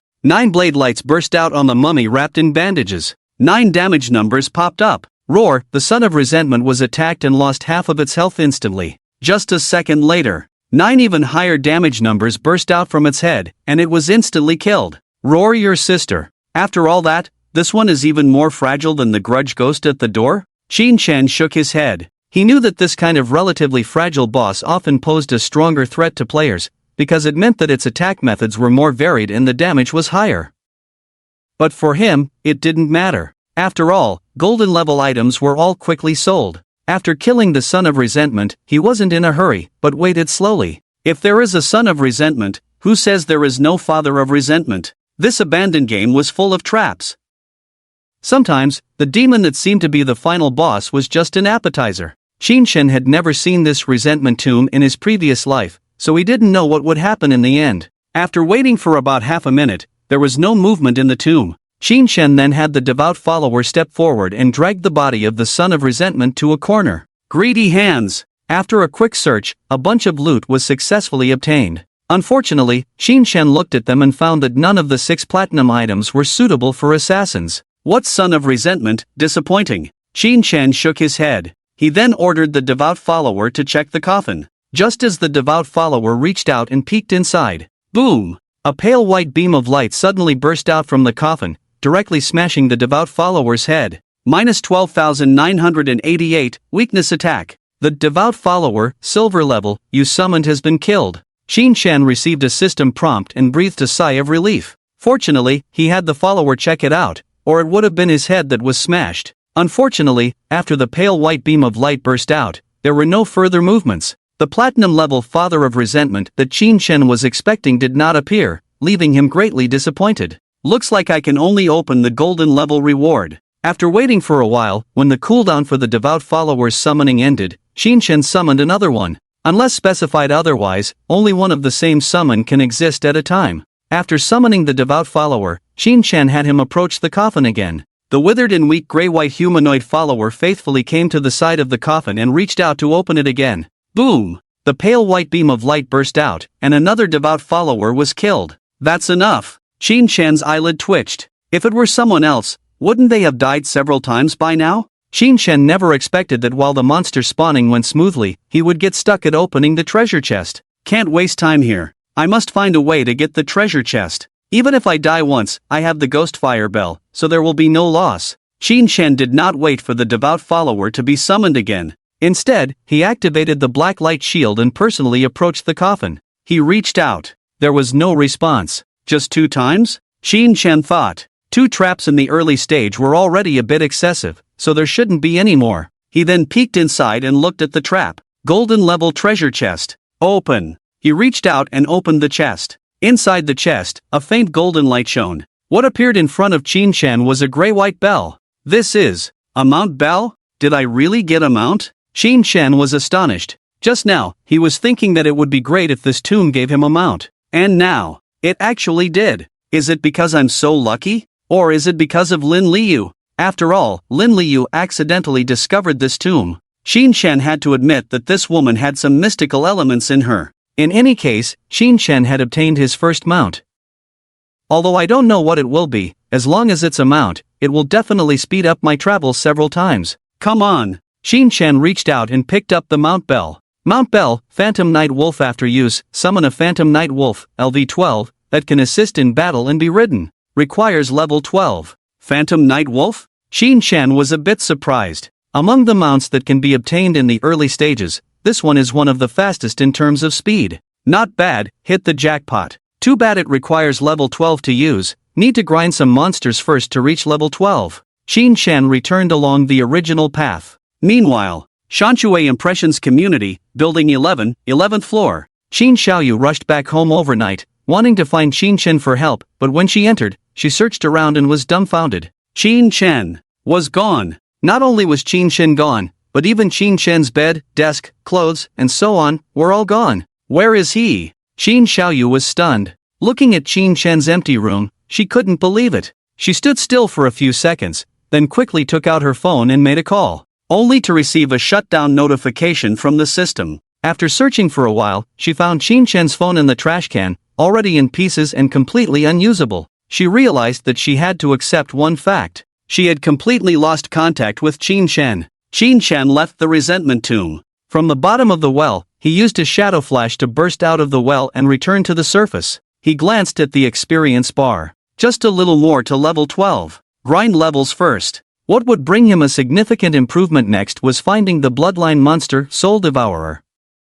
But this thing was not known to refresh around the ruins of Jianghai City in Qin Shen's memory. Level up to 15 first, activate intercity teleportation, and go to the ruins of the Demon City to search. As a warrior in the previous life, Qin Shen had no detailed information about the Soul Devourer. He only vaguely remembered that around the ruins of the Demon City, there had been sightings of the Soul Devourer, specifically located outside the ruins of the Demon City on the terrifying ghost ship. If he couldn't find it on the terrifying ghost ship, he would have to ask the authorities for help in finding information. Of course, at the current stage, other players couldn't survive in the city ruins, let alone leave the city ruins. Qin Shen hurried towards the largest gathering place of monsters in his memory, the ruins of Jianghai City. It was an arena ruin. Located in the north of the ruins of Jianghai City, it covered a large area, equivalent to 4 or 5 football fields. There were even 2 underground levels, with a complex environment and a large number of monsters. For other players, once they arrived here, it was basically a death sentence. But for Qin Shen, in his state of infinite invisibility, there was no threat at all. This is a paradise for the strong. Qin Shen killed several waves of monsters along the way and arrived at the arena ruins in a few minutes. Looking up, he saw several limb severers wandering among the rubble, searching for scraps everywhere. Suddenly, a sharp and dark blade light swept through the surrounding area in an instant. Minus 4,728. Minus 4,697. Minus 4,712. The dark elemental energy attached to the blade light directly cut the limb severers in half, causing them to fall dead on the spot. Qin Shen's figure emerged from the shadows. He then immediately entered stealth mode. Several beams of light continuously rose from the bodies of the limb severers, dropping scattered loot. These level 11 and 12 minor monsters only gave a little over 100 experience points. Fortunately, there were many minor monsters in this area, and no one was competing with Qin Shen at this stage. He immediately entered a smooth grinding mode. First, he cleared the monsters on the ground of the arena ruins. Then he moved to the first underground level. Finally, he descended to the second underground level. Qin Shen, like a dancer in the darkness, became the nightmare of all the monsters in this area. Even the bronze, silver, and gold level bosses couldn't withstand his attacks. Experience, lifespan, evolution points, all were greedily taken by Qin Shen. Time passed. Until the sun rose in the outside world, the gods abandoned the continent, and it was still a dark scene. No sun, no moon, only a gray mist-like light scattered on the earth, casting a layer of desolate shadow over the entire world. In the ruins of Jianghai City's arena, Qin Shen rode the ghost night wolf out of the ruins. He had already cleared out all the monsters in the ruined arena by himself. It would take a long time for the monsters to respawn. Just then, a team of players arrived in this area. 6 players, both male and female, were all cautiously observing their surroundings. Suddenly, the scene that appeared before them shocked them. Wow, why are there so many small monster corpses here? Some team must have been here first. Wow, this is too fierce, right? At a glance, there must be hundreds of small monster corpses. The 6 of them widened their eyes, their breathing becoming rapid. They ran past Qin Shen one after another. Not a single one of them realized Qin Shen's presence. Because Qin Shen's Ghost Night Wolf also had the ability to turn invisible. Ghost Night Wolf, LV13, Grade, Gold, Strength, 168, Constitution, 175, Agility, 211, Spirit, 155. The mount will gain the same experience as the owner and level up. If the mount's bell is traded, the mount's level will return to its initial state. Sprint, when activated as a mount, movement speed increases by 245%. Nightwalk, permanently invisible at night. Attacking will break the invisibility, adding 120 points of breaking attack. After appearing, it takes 60 seconds to turn invisible again. Continuous pounce, continuously pounce on a single target 3 times, each attack adding 267 points of physical attack power. Cooldown 12 seconds. Wolf Howl adds 35 points of attack power, physical defense, and all elemental resistance to friendly units, lasting 1800 seconds. Cooldown 600 seconds. When Qin Shen first summoned this mount, Its level was 12. Following him in battles in the ruined arena, it had reached level 13, with improved attributes and combat power. The key point was that this mount had the ability to turn invisible. Although it could only turn invisible at night, as long as it didn't attack, it could remain invisible permanently, which was quite extraordinary. This Nightwalk skill is average in the game, but in reality, it's extraordinary. Qin Shen was determined to extract this mount's bell into reality. However, this gold-level mount bell was a special item, and extracting it required a lifespan 10 times that of the same grade equipment. It would take around 30 to 50,000 days. When night falls, I can ride the Ghost Wolf to the Demon City. Based on its current attributes, its fastest speed reaches 150 meters per second.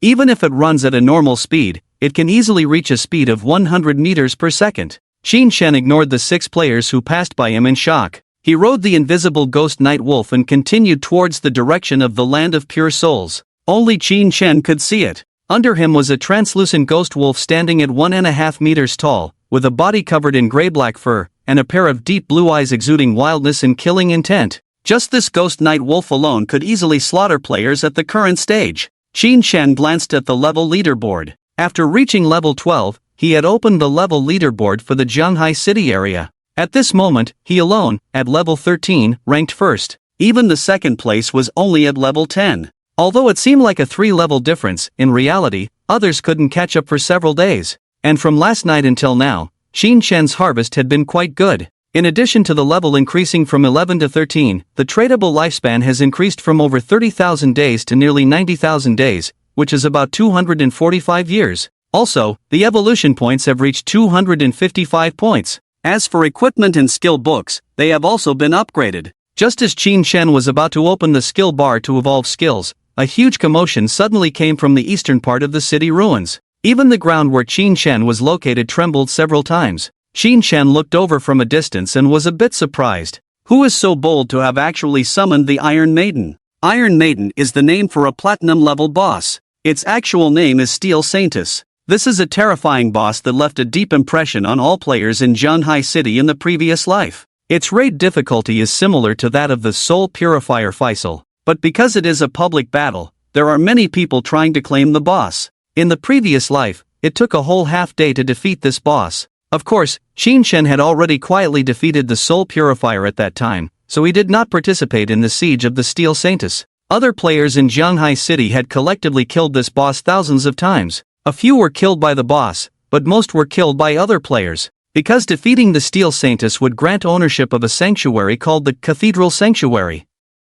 If I remember correctly, there should be many guilds established by now, but in the previous life, the Iron Maiden was only summoned on the 3rd day. Qin Shen looked into the distance. He saw a steel female figure standing tall in the ruins, about 10 meters high. Due to the distance, the lower half of the body was not visible for the time being. As for her upper body, it was entirely made of poured steel, with hands that lacked fingers and instead had 2 sharp iron-throwing knives exuding a murderous intent. On the steel-formed female face hung a sinister and cruel smile, a smile that seemed like it would never change. There were 2 flame devices on her chest, but those flames were skills used in the second phase of the Steel Saintess. Since someone has summoned her, I will be the one to claim this boss. Qin Shen's lips curled slightly, immediately changing direction and riding the Ghost Night Wolf at the fastest speed towards where the Steel Saintess was located. Along the way, Qin Shen was not idle. He directly opened the skill interface and began evolving skills. This time, after clearing the arena ruins, Qin Shen also defeated 2 golden bosses on the way. One of the bosses dropped a pretty good golden level skill book for him.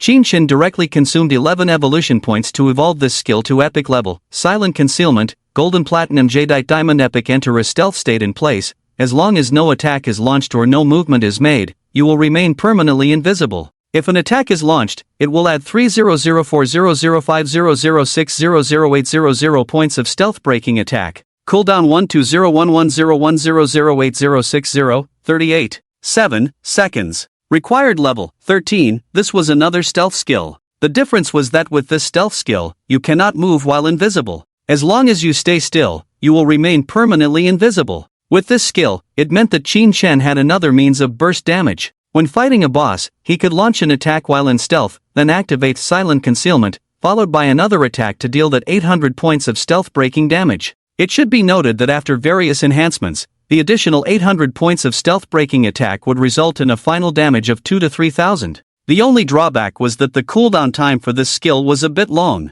However, this skill is practically invincible in reality. When entering the game, I can activate it, and as long as I don't log out, I will forever remain in stealth mode. When entering the game, the body in reality is in an unselectable state. This means that, with this skill, in the future, Shin-Chen will disappear in reality as soon as he enters the game, completely non-existent in this world. In addition to silent concealment, Shin-Chen also obtains several low-grade assassin skill books. However, only the skill foot kick can interrupt target casting, is somewhat useful, while the other skills are basically useless. Of course, Shin-Chen learned them all, and after he obtains the Blood Devourer lineage, these skills can be upgraded to epic level, allowing the lineage to devour and provide stronger lineage attributes. After evolving Silent Concealment, Shin-Chen evolved 2 more skills. Venomous Dart, Jade Diamond Epic Maximum Range 171820 meters. Upon hitting, it deals an additional 240300400 points of attack damage and applies the Venomous status.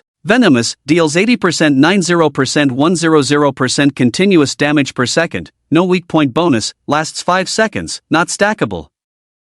The Venomous Dart evolved to epic level, consuming 34 evolution points. Finally, by consuming 200 evolution points, the originally legendary Gift of Liberation was evolved to mythical level. Gift of Liberation, Legendary Mythical Weak Point Attack Modifier 200% 300%, Weak Point Attack Multiplier doubled. Level 5, Active Use, causes the next attack to inflict Throat Cut effect, dealing 150% to 0% damage of that attack per second, lasting 3 seconds. Cooldown 25, 22, 2 seconds 15, 9, 7 seconds. This skill reached mythical level, although it seems to have little change. But Shin-Chen knows that this skill has finally undergone a transformation. With this 300% weak point attack modifier, for Shin-Chen, except for certain special monsters, anyone he encounters will have weak points all over their body. Taking players as an example, weak points are the heart and head. Once enlarged by 300%, it directly covers their entire body. Shin-Chen's instant shadow slash skill itself does not target weak points, but because the weak points are enlarged fourfold, hitting anywhere will target a weak point. With the legendary Gift of Liberation, Shin-Chen's instant shadow slash has an average 1/3 chance of hitting the target's weak point. The strike position is beyond his control, so the system calculates the probability randomly. But now, with the mythical Gift of Liberation, his instant shadow slash will hit the weak point damage at least 8 out of 9 strikes. This is a qualitative change. After evolving the Gift of Liberation, Shin-Chen has 10 evolution points left, temporarily unused. Then he checks his equipment. First is the white bone necklace he wears around his neck. Deceiver's Pendant, Platinum Assassin Accessory. Physical Attack Power 45, Strength 20, Constitution 20. Equipment Requirement, Level 13, Unique Effect, 1 level of invisibility. After putting on this necklace, Shin-Chen had to replace the Follower's Pendant. However, the Follower's Pendant is a summoning type of equipment. When needed, he can switch back by summoning it, and when he takes off the Follower's Pendant, the devout follower that was already summoned will not disappear. This Deceiver's Pendant directly adds 1 level of invisibility to Shin-Chen. It raises his invisibility level to 4. Skill comes with 1 level of invisibility. This Deceiver's Pendant adds 1 level, Shadow Class adds 2 levels, totaling 4 levels of invisibility. However, the downside is that this Deceiver's Pendant does not add cooldown speed. After removing the Follower's Pendant, which added 20% cooldown speed, Shin-Chen's cooldown speed decreased slightly, but the impact is not significant. On the other hand, it is definitely more important to have a level 1 stealth level, especially since this necklace increases physical attack power and strength, which will enhance damage. Another piece of equipment is the helmet. Shadow Veil, Gold Assassin Class Equipment. Constitution 5, Spirit 5, Evasion Rate 32%. Equipment Requirement, Level 12, this equipment does not increase defense or elemental resistance, it only adds 5 points to Constitution and Spirit, which is just a gesture. However, that 32% evasion is not bad. My Ghost Shadow Blur skill comes with 75% evasion. Adding the 32% evasion from the Shadow Veil, the final evasion is 83%. In the game of God Abandonment, evasion probabilities from different sources do not directly add up. Instead, they multiply together. Final evasion rate equals 1 evasion A, asterisk, 1 evasion B, asterisk, 1 evasion C. The evasion rate from a single source will not exceed 100%, so no matter how much evasion is stacked, the evasion probability can never reach 100%. Of course, except for certain special skill effects. In addition, the skill Black Light Shield can convert evasion rate into damage immunity counts. Qin Shen tried it and found the damage immunity shield count of this skill is actually calculated separately for each skill. This surprised Qin Shen a bit. If calculated based on the final evasion, then 83% evasion can be converted into 8 layers of damage immunity shield. But if calculated separately for each skill, it would be 7 layers plus 3 layers, totaling 10 layers of damage immunity shield. This also means the skill Black Light Shield has a very high limit. Of course, no matter how high the limit of this damage immunity skill is, there are means to counter it. Many professions like archers, mages, swordsmen, and warriors have many high-frequency attack methods. In later PvP, one skill can clear several layers of damage immunity shields. However, at the current stage, Qin Shen carries this Black Light Shield mainly for boss raids. In the later stages, it will be used for special one-on-one situations. In situations where one is facing multiple opponents, the effect of damage immunity shields is not as good as evasion. When Qin Shen evolved his skills and checked his equipment, he was already riding the invisible Ghost Night Wolf, approaching within a few hundred meters of the Steel Saintess. The Steel Saintess, over 10 meters tall, looked extremely powerful, swinging huge iron wheels with her hands, constantly cutting the players around her. A series of curses, noise, and commands could be heard coming from the front. The Ghost Night Wolf carrying Qin Shen leaped onto the roof of a nearby residential ruin. Seeing a group of 30 to 40 players on the ruin square in front, besieging the Steel Saintess. "You want to fight the Iron Virgin now? Too arrogant." Qin Shen did not act directly, but planned to observe first. The Steel Saintess is a level 15 platinum level boss. In terms of real difficulty, for a team, it is slightly inferior to the Pure Soul Eater, Phasar. But at the current stage, except for Qin Shen, other players are definitely not equipped to raid a platinum level boss. The only team that can meet the conditions to fight a platinum boss is Wang Meng's team, because they have benefited from many equipment sold by Qin Shen, so their hardware barely meets the requirements. But for ordinary players, a team of 6 people can forget about fighting a platinum boss. Platinum level and above bosses are all challenges for player teams. So, at least 6 or 7 top-level teams like Wang Meng's are needed to have a chance to challenge a platinum boss.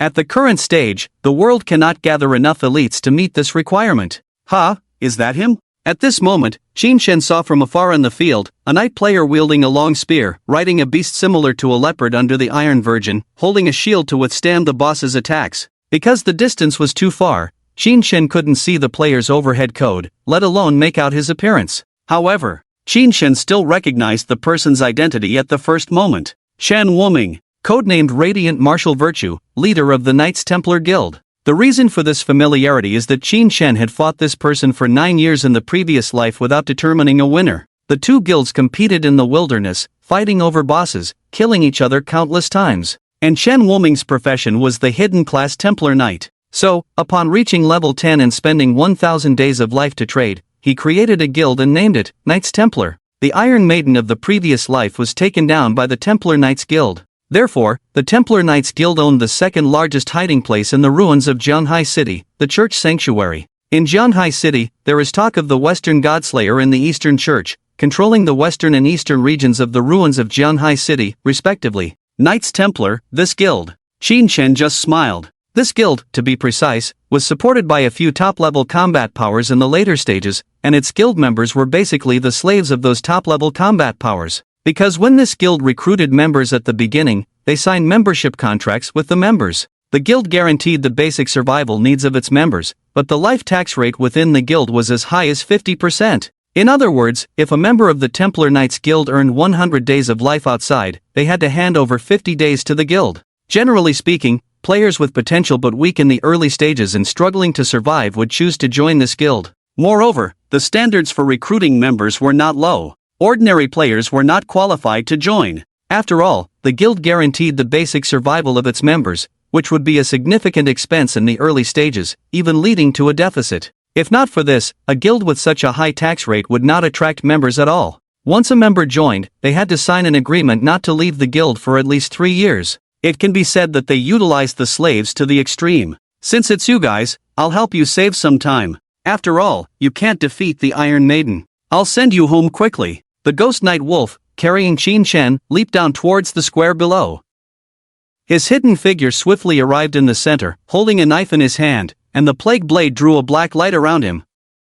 Dark Knight Ring Blade. Minus 17,014, weak point attack. Minus 15,788, weak point attack. The mythical level Blessing of Liberation caused even the Dark Knight Ring Blade to suffer weak point attacks. With one skill, a burst of white light erupted around, causing warriors, mages, priests, to fall in a large area. You have killed player self-destructive device. You have killed player Su Jojo. You have killed player Xiao Yuya. You have killed player not eating cheese. You have killed player Tulip. Where does sister's towel smell? This sudden turn of events shocked Chen Wuming, who was leading the boss fight. They were doing well against the boss, withstanding its attacks, but after a round of blade light, half of his team members were killed? Who is it? Shadow? We have no grudges against you, why are you killing us? Chen Wuming, riding a leopard war beast, looked around in shock but didn't see any suspicious figures, feeling a chill running down his spine. As he was under the boss, the distance was relatively far, so he didn't receive Qin Shen's attack and didn't die.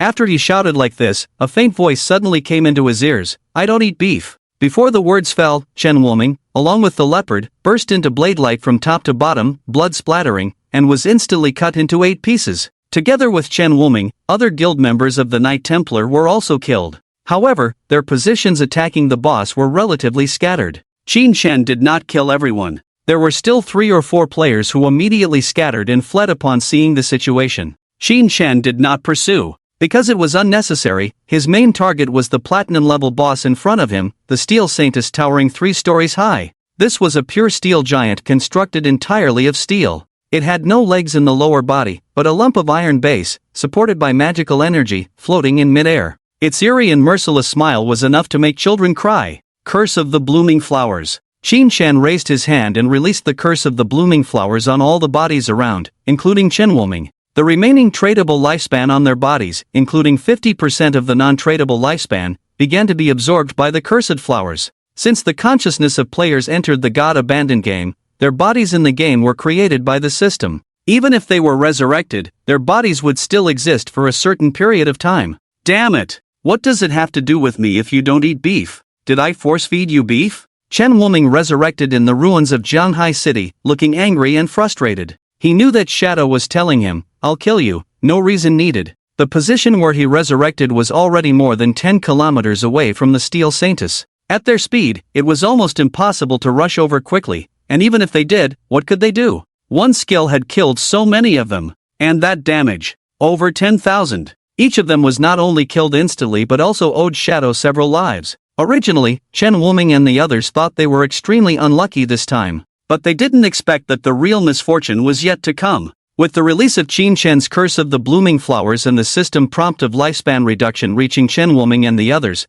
their faces turned pale. This time, not only did they lose half of their lifespan due to death, but they were also being continuously drained of lifespan by some terrifying skill. Even the non-tradable lifespan was being additionally absorbed. After a moment, the absorption stopped, and they found out. This time, they had lost all their tradable lifespan due to death, and even 75% of the non-tradable lifespan. According to the reports from guild members who had not been killed on the scene, Chen Wuming learned that crimson, eerie flowers had grown on their bodies. This caused a series of cries and curses to be heard in the Knight Templar Guild channel. But facing Shadow, they had no way to retaliate. So many of them were killed, and they hadn't even seen Shadow's shadow, let alone seek revenge. If they really wanted revenge, the result would only be getting killed again and again, countless times. On Chen Wuming's side, there was no thought of revenge at all. However, on Qin Shen's side, while absorbing lifespan, he casually glanced at the system prompt. He saw a familiar code name, Zaio Yuya. She joined the Knight Templar?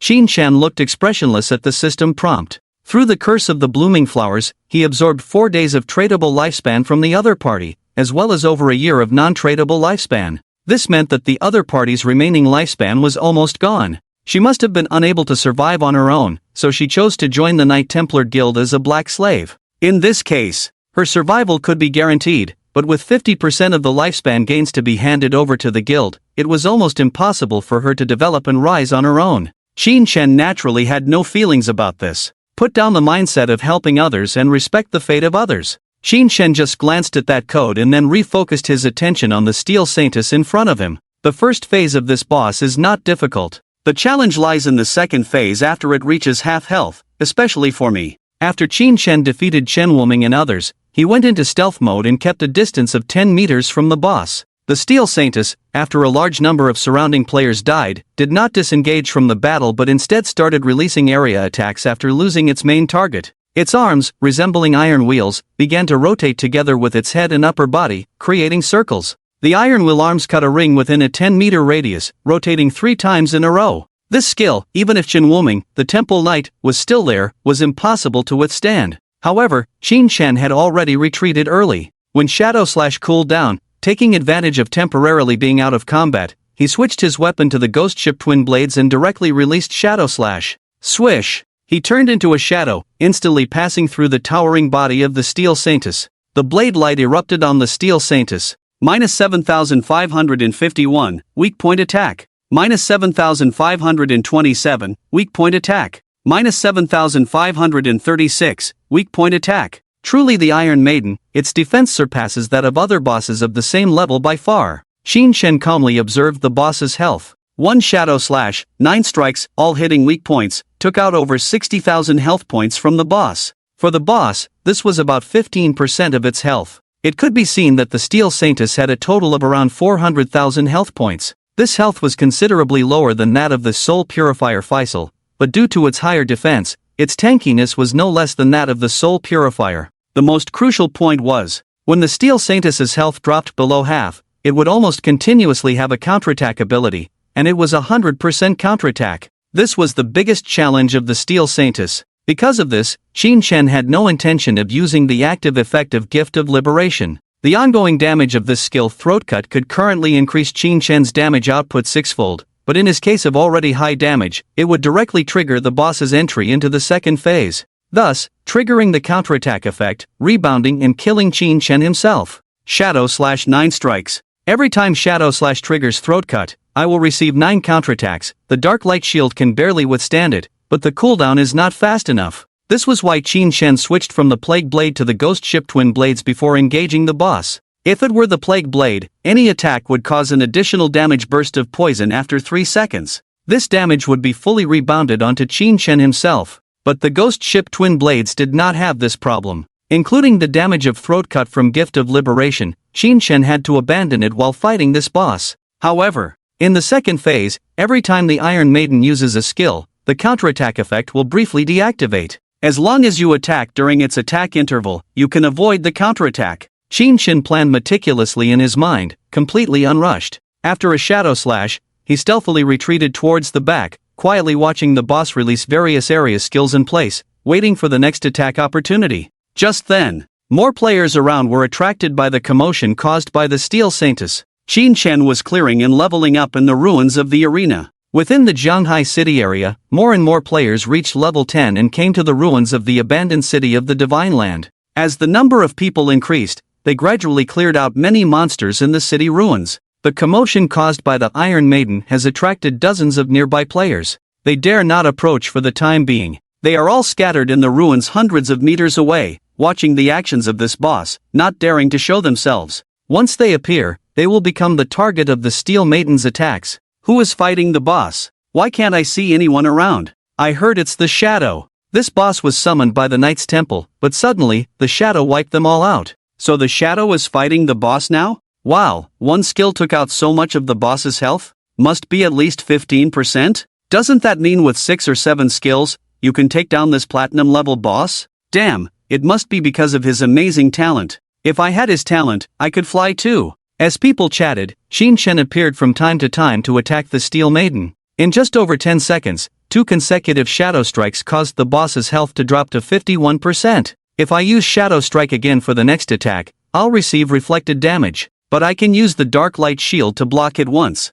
Qin Shen calmly responded. After the cooldown of Shadow Strike, he activated the Dark Light Shield. The action of activating the Dark Light Shield made him visible, but he quickly used Silent Concealment to enter stealth again. He stepped in place and used Shadow Strike. Minus 7,975, weak point attack. Minus 8,031, weak point attack. Minus 0, reflected damage 8,055. After hitting with 2 Shadow Strikes, some Thorn Iron spikes suddenly appeared on the Steel Maiden's body, extending from its steel body. Due to the higher damage of the stealth attack, this Shadow Strike caused several hundred points more damage than before. Unfortunately, after the boss entered the second phase with half health, the following 7 sword lights failed to cause any damage and were all fully reflected back to Qin Shen. Fortunately, Qin Shen had 10 layers of damage immunity from the dark light shield, which saved him from disaster. Immediately after, the eerie and cruel smile on the Steel Maiden's face turned into a twisted expression of pain. Thorn iron spikes emerged all over its body. The 2 flamethrower barrels on its chest also extended, ready to spew flames at any moment. However, after these changes, the boss suddenly stopped moving. In this motionless state, its reflected damage effect remained active forever. Qin Shen was patient, stealthily waiting on the side. If it continues to be still, I will have to reveal myself and slowly fight relying on the immunity count. But if other players provoke it, I can resolve the battle more quickly. No one knew Qin Shen's thoughts. The surrounding players saw the boss stop moving and began whispering, somewhat puzzled. Why did the boss stop moving? Could it be that the shadow died? It's possible, after all, the boss just had some changes, maybe it has some means to take out the shadow. But if he died, where's the body? And what about the loot? Could the body also be invisible? It must be said, these players have very vivid imaginations. At this moment, a 6-person team arrived near the Steel Maiden. Leading them was a masked warrior player wielding a samurai sword and wearing golden-level chainmail armor. His eyes were sharp, he looked spirited, mighty, and very confident. In addition, 3 players had been lurking here for a while. When they saw the masked warrior arrive, they immediately respectfully greeted him. Safety big brother, you're here. We've been observing for a long time, we've noted down all the boss's skills. Also, the boss suddenly stopped moving and its body has changed, there might be new skills. The masked warrior player nodded lightly. Before, was it shadow fighting this boss? The masked warrior codenamed Safety First snapped his fingers and said, Little Rabbit, activate red eyes and see if Shadow is still around. A girl player behind him nodded. The girl raised her hand and summoned a rabbit. The rabbit sneakily jumped onto the roof of the residential ruins, its eyes turning blood red as it observed the surroundings. 1 minute later, the summoner girl in robes and holding a staff, Little Rabbit, said, couldn't find Shadow's location, probably not here. The masked warrior sighed in relief. Little Rabbit's stealth detection level is at 3. If Little Rabbit didn't find anyone, chances are they're not here. But stay alert, if Shadow comes, remind me immediately.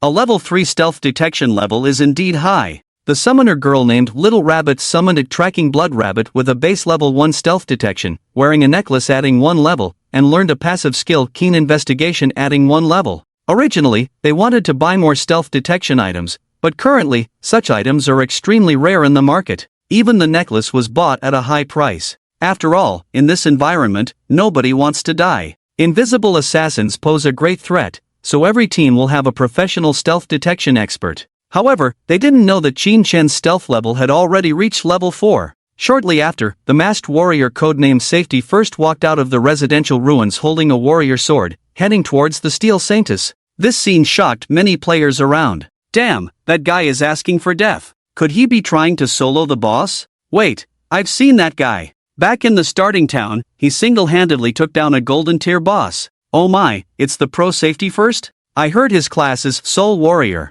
He can dodge 100% of attacks after every roll. They say this pro used to be the top Soul game streamer globally, with lightning-fast reactions. Under the astonished and expectant gazes of the crowd, the Soul Warrior Safety First, wielding a warrior sword, had already approached the Steel Saintess, facing the 3-story high platinum tier terrifying boss. Before the Soul Warrior could get closer, the Steel Saintess swung her iron wheels heavily towards him. In the background, in the midst of the residential ruins, the summoner girl Little Rabbit, along with her teammates, watched the masked Soul Warrior with anticipation. Big Bro Safety can definitely handle this platinum tier boss. Exactly, this boss moves slowly. With Big Bro's strength, he can easily react. As long as he can dodge with rolls, the next attack will ignore 50% defense. Defeating the boss won't take long. In the front, the Soul Warrior faced the attacks of the Steel Maiden, rolling directly. Roll, dodge, roll, dodge. After dodging 2 heavy iron will strikes from the Steel Maiden, the Soul Warrior remained calm,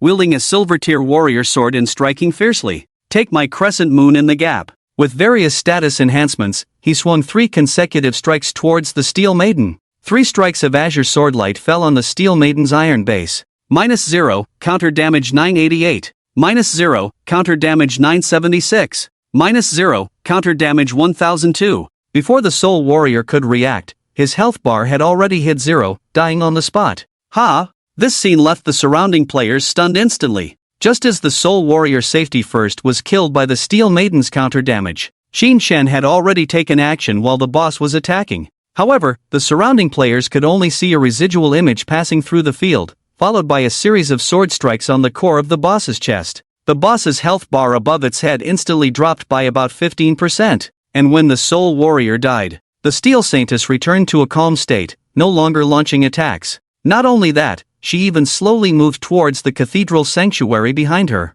Obviously, when facing enemies that it couldn't see through invisibility, this boss did not go crazy releasing area of effect skills. As long as it didn't attack, the Steel Saintess was in a 100% counterattack invincible state. Qin Shen remained invisible, following closely behind. This Soul Warrior can kill himself with a set of high damage. After all, the passive of the Soul Warrior profession, ignoring 50% of the target's defense after dodging, is significant against the Iron Maiden. But with his profession characteristics, he can't even touch the Iron Maiden. Qin Shen shook his head inwardly. He knew that the Soul Warrior had a professional ability, which was 0.3 seconds of 100% evasion time after each roll. And after successfully evading, the next attack could ignore 50% of the target's defense. But obviously, this person was countered by the Iron Maiden. When the Iron Maiden attacked, this person could only roll to evade, with no chance to attack. When the Iron Maiden stopped attacking, this person's attack would be fully rebounded. It could be said to be extremely uncomfortable.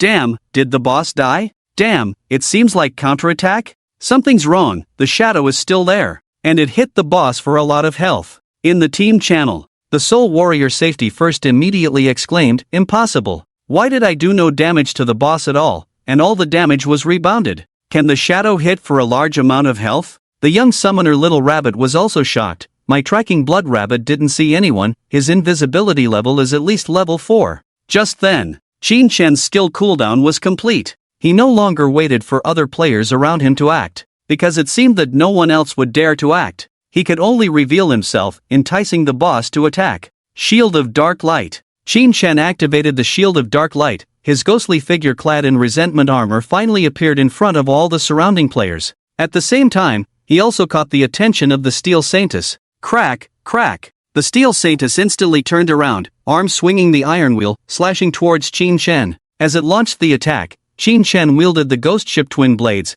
directly using Dark Knight Ring. The dark blade swept around him, landing on the weak core of the Steel Saintess. Minus 9,000, weak point attack. Following that, a swift shadow strike, launching an offensive while perfectly evading the opponent's strike. The Steel Saintess's health bar dropped again. However, at the same time, the boss's chest flamethrower finally activated towards where Qin Shen's figure disappeared, instantly spewing out 2 black flames. Even in his invisible state, Qin Shen was hit. Fortunately, he had a 10-layer damage shield from the Shield of Dark Light. After consuming 7 layers of the damage shield, Qin Shen quickly retreated out of the opponent's attack range. The frequency of this flamethrower's damage is too high. Even if I'm half a second late, my damage shield layers won't be enough. Luckily I'm fast enough. Qin Shen patiently waited for the Shield of Dark Light to cool down. This skill had a cooldown of over 30 seconds, meaning that Qin Shen would have to wait over 30 seconds to launch an attack. Just then, Qin Shen suddenly noticed a person sneaking towards where the Soul Warrior had died.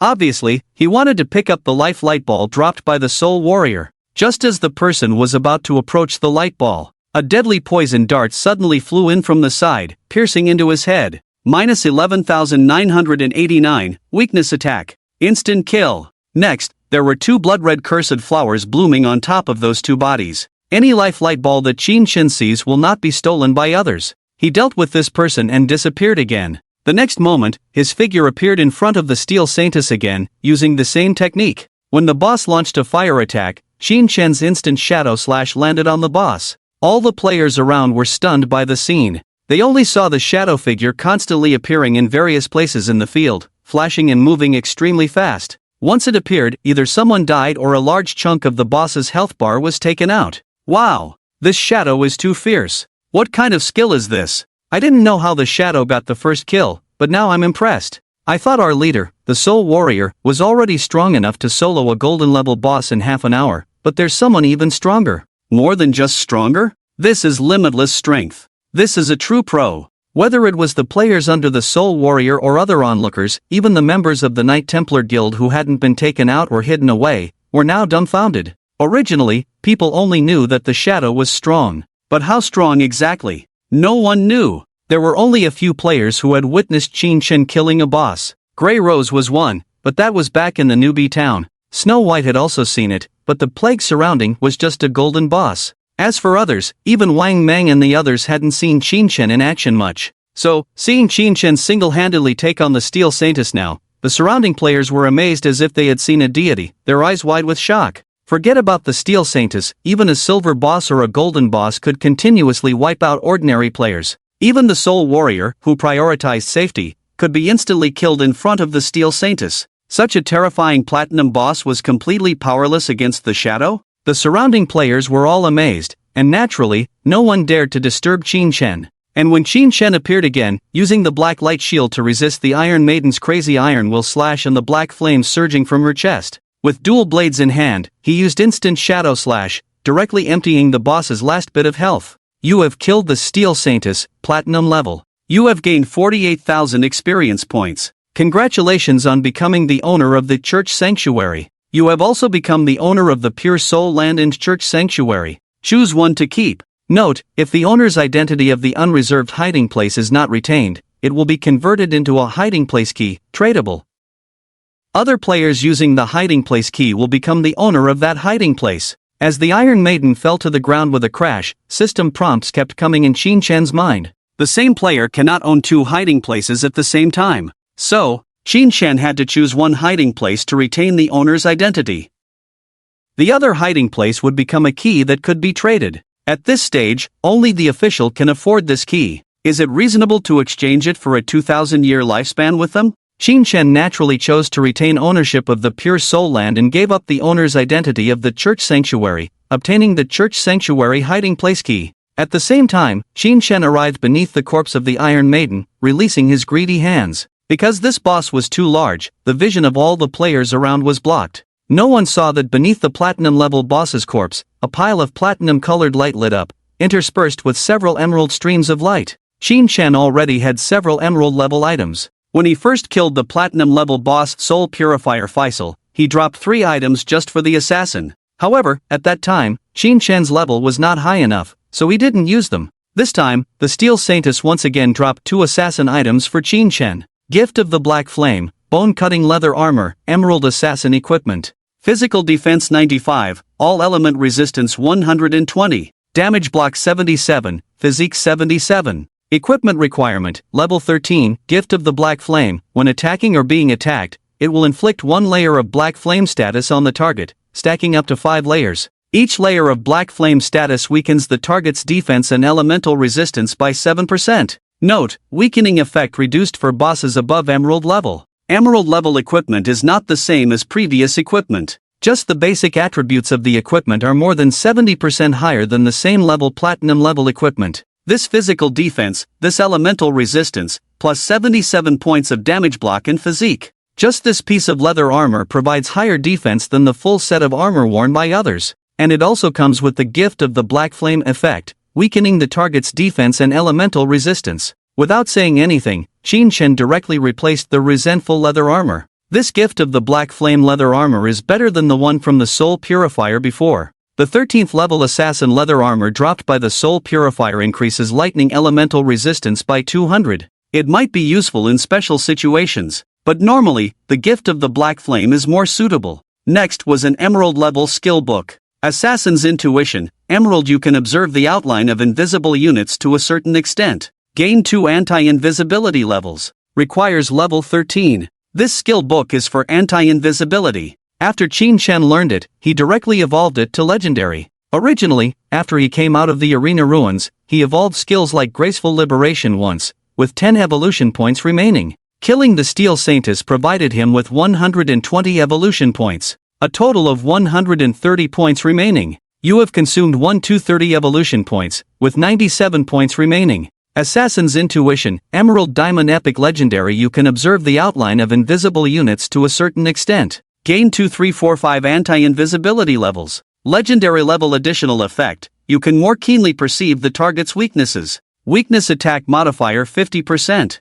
When this skill evolved to legendary, Qin Shen's anti-invisibility level directly reached level 5. This made Qin Shen a bit depressed. As an assassin, my anti-invisibility level is higher than my invisibility level? It looks like I need to learn a skill to increase my invisibility level and evolve it. The most outrageous thing was that after this skill evolved to legendary, it added another effect. More keenly perceive the target's weaknesses. Another 50% increase in weakness attack modifier? Originally, in front of Qin Shen, the vast majority of targets were already big shots. Now with an additional 50%. Combined with the passive of Graceful Liberation, it totals 350%. Weakness expanded by 5 times? I can hit the opponent's weakness even with my eyes closed. Qin Shen couldn't help but think that there are still many skills that increase weakness attack modifiers. If he learned them all, could he expand the opponent's weaknesses tenfold, or even 100-fold? When the time comes, I can throw a dart into the sky, and it will automatically track down the opponent's weak point?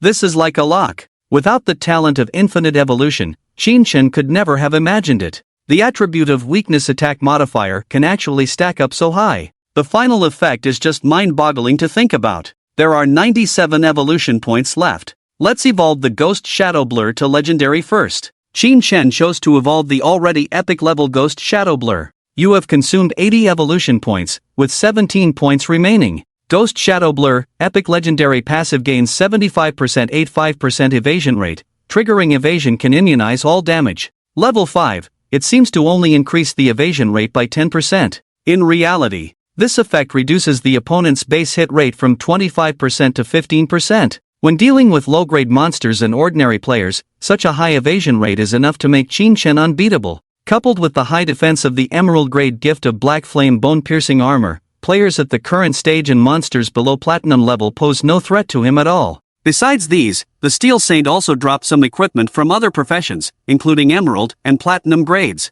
Currently, no one can wear these things. After all, they are all level 13 to 15 items, and waiting for others to reach this level would be too late. Qin Shen is not in a hurry to deal with these things. He first collects all the loot, takes the church sanctuary hideout key, and leaves the scene in stealth. He contacted Wang Meng. I have some equipment and skill books to sell to you, and there's also something good. When are you free? Wang Meng quickly replied, if you have something to do, we are free anytime haha. Please wait, give us the coordinates, and we will come right away. Qin Shen sent Wang Meng the coordinates, rode the Ghost Knight Wolf, and together with his mount, stealthily rushed to the destination. It was a secluded spot outside the church sanctuary hideout. When Qin Shen arrived, he saw 7 or 8 clusterers piled up in the alley. Clusterers are level 12 small monsters, each one super fat. Piled up together, they looked like a mountain of flesh. And they also have a stacking defense effect. Each clusterer is 2 to 3 times meatier than ordinary monsters of the same level. If an ordinary player team encounters them, it would definitely be a bloody battle. But for Qin Shen, a shadow slash would directly solve them all. After taking out this group of monsters, Qin Shen did not wait around but cleared out other small monsters in the area. It wasn't until more than 10 minutes later that Wang Meng, Inu, and the others arrived together. Although it was just a trade, they knew from past experience that Qin Shen had more backpack space, so they all came together as a team, to avoid buying things that wouldn't fit in their backpacks. Upon meeting again, Qin Shen noticed that Wang Meng and their equipment and combat power had improved significantly. Wang Meng, the leader, apart from the 2 platinum-grade equipment pieces bought from Qin Shen, had upgraded most of his other equipment to golden grade.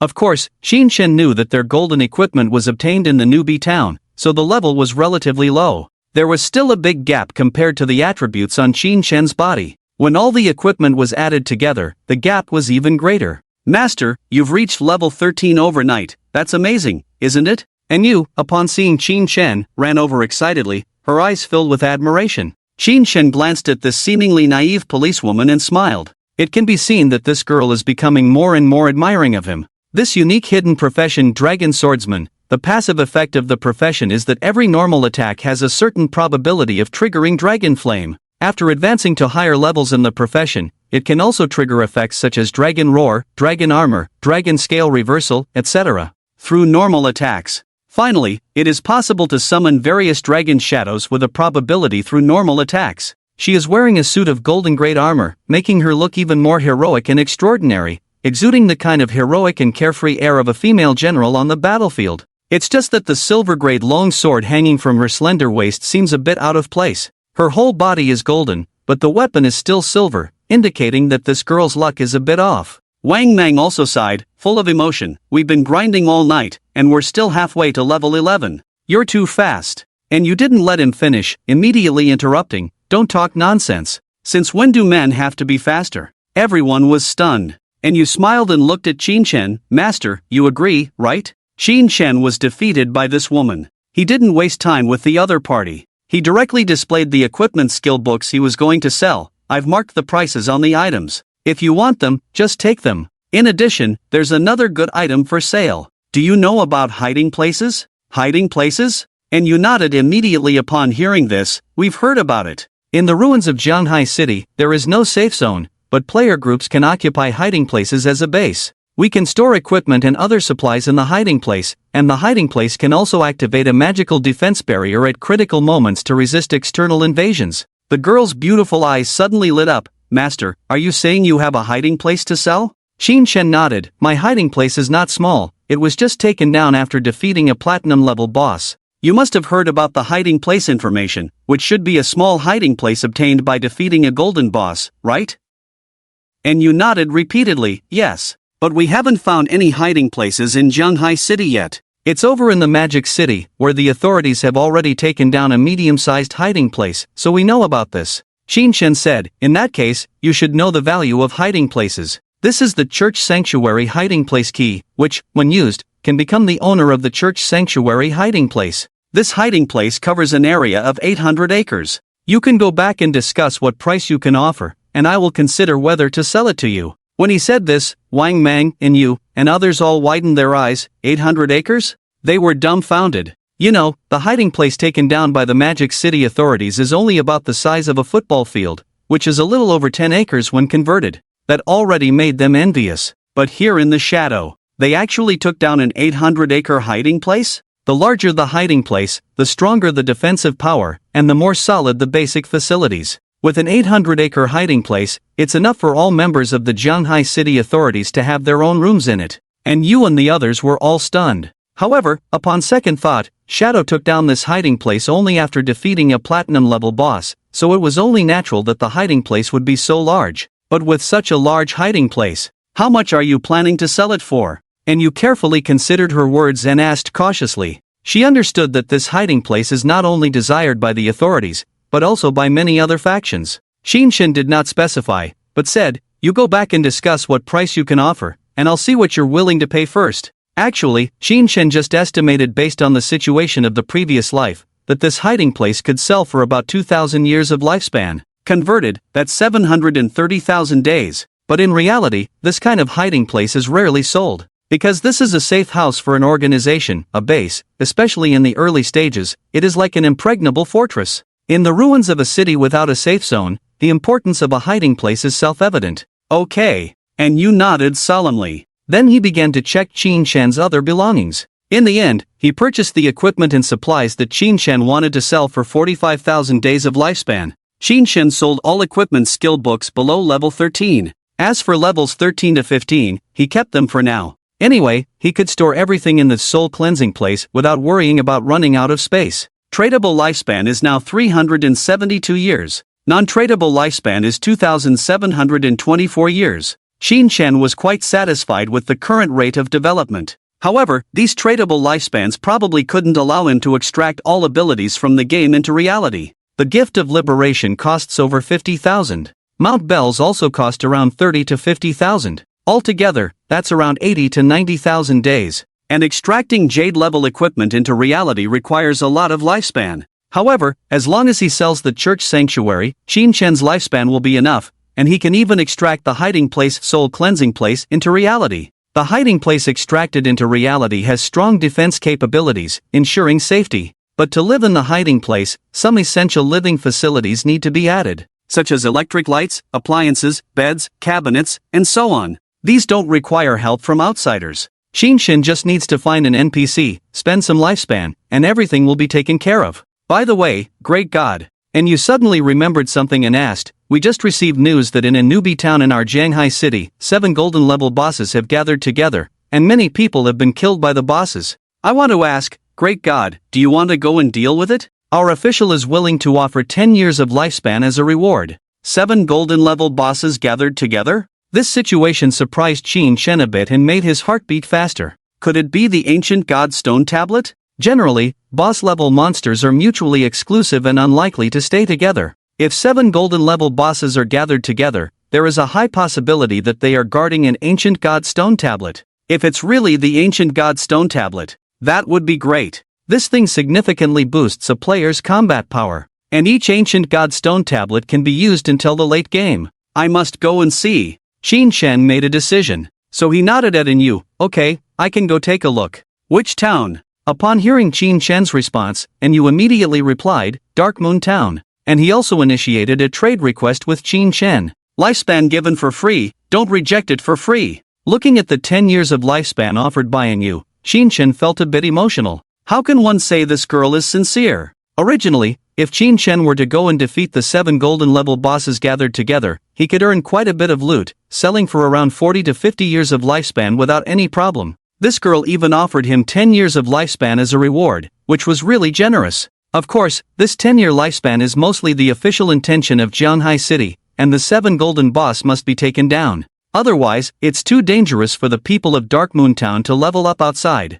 Then I'll go. Qin Shen accepted the 10-year lifespan, nodded to Yu Dian, then disappeared and headed towards the center of the ruins of Jianghai City. In the dim light of the sky, the night wolf carried Qin Shen, maintaining invisibility, and sprinted at a terrifying speed of 400 to 500 kilometers per hour. A few minutes later, he arrived at the center of the ruins of Jianghai City. In the center, there was still the over 10 meters high eyeless stone statue. Around that statue, there were many level 10 players from Jianghai City, forming teams and even groups, preparing to go clean up the monsters in the ruins to level up. This is the default resurrection point for players above level 10, so of course there are many players. And this place is a non-safe zone. Many players were cautious when looking at each other. When Qin Shen passed by, he saw the group of people from the Knights Temple Guild that he had killed coming back. In the crowd, he indeed saw a familiar figure. Qin Xiaoyu had joined the Knights Temple. After being killed and coming back, she now looked worried. Unfortunately, Qin Shen didn't even spare her a glance.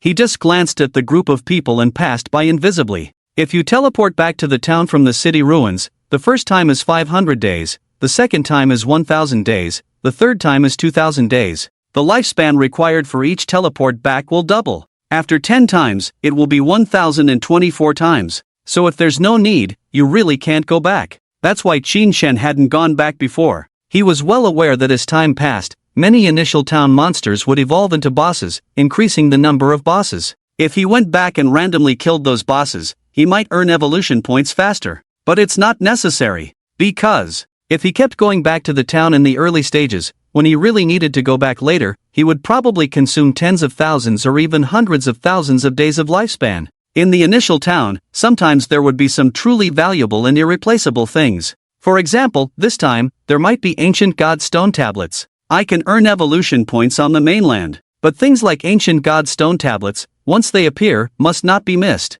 In order to save the lifespan consumed by teleporting back to the town, Qin Shen would only come back to the newbie town in such situations. And in the God Abandoned game, the experience and lifespan obtained from killing monsters that are 5 levels lower than oneself will start to decrease. As for evolution points, I have passed by and killed some monsters that were more than 5 levels lower than me before, but I have never received any evolution points. It can be seen that if the level of the monster is too low, the evolution points given will also decrease. In this case, Qin Shen has even less reason to come back to the newbie town to grind monsters. Dark Moon Town. This is a town that only appears in the later stages, right? Qin Shen didn't have much impression of this town. Soon, he walked along the stairs to the teleportation array located underground, stood in it, and entered the word Dark Moon in the dialog box that popped up. Consuming 500 days of lifespan, teleport. After a flash of white light, Qin Shen appeared in Dark Moon Town. When he walked out of the teleportation room, he found that there were quite a few people in this town.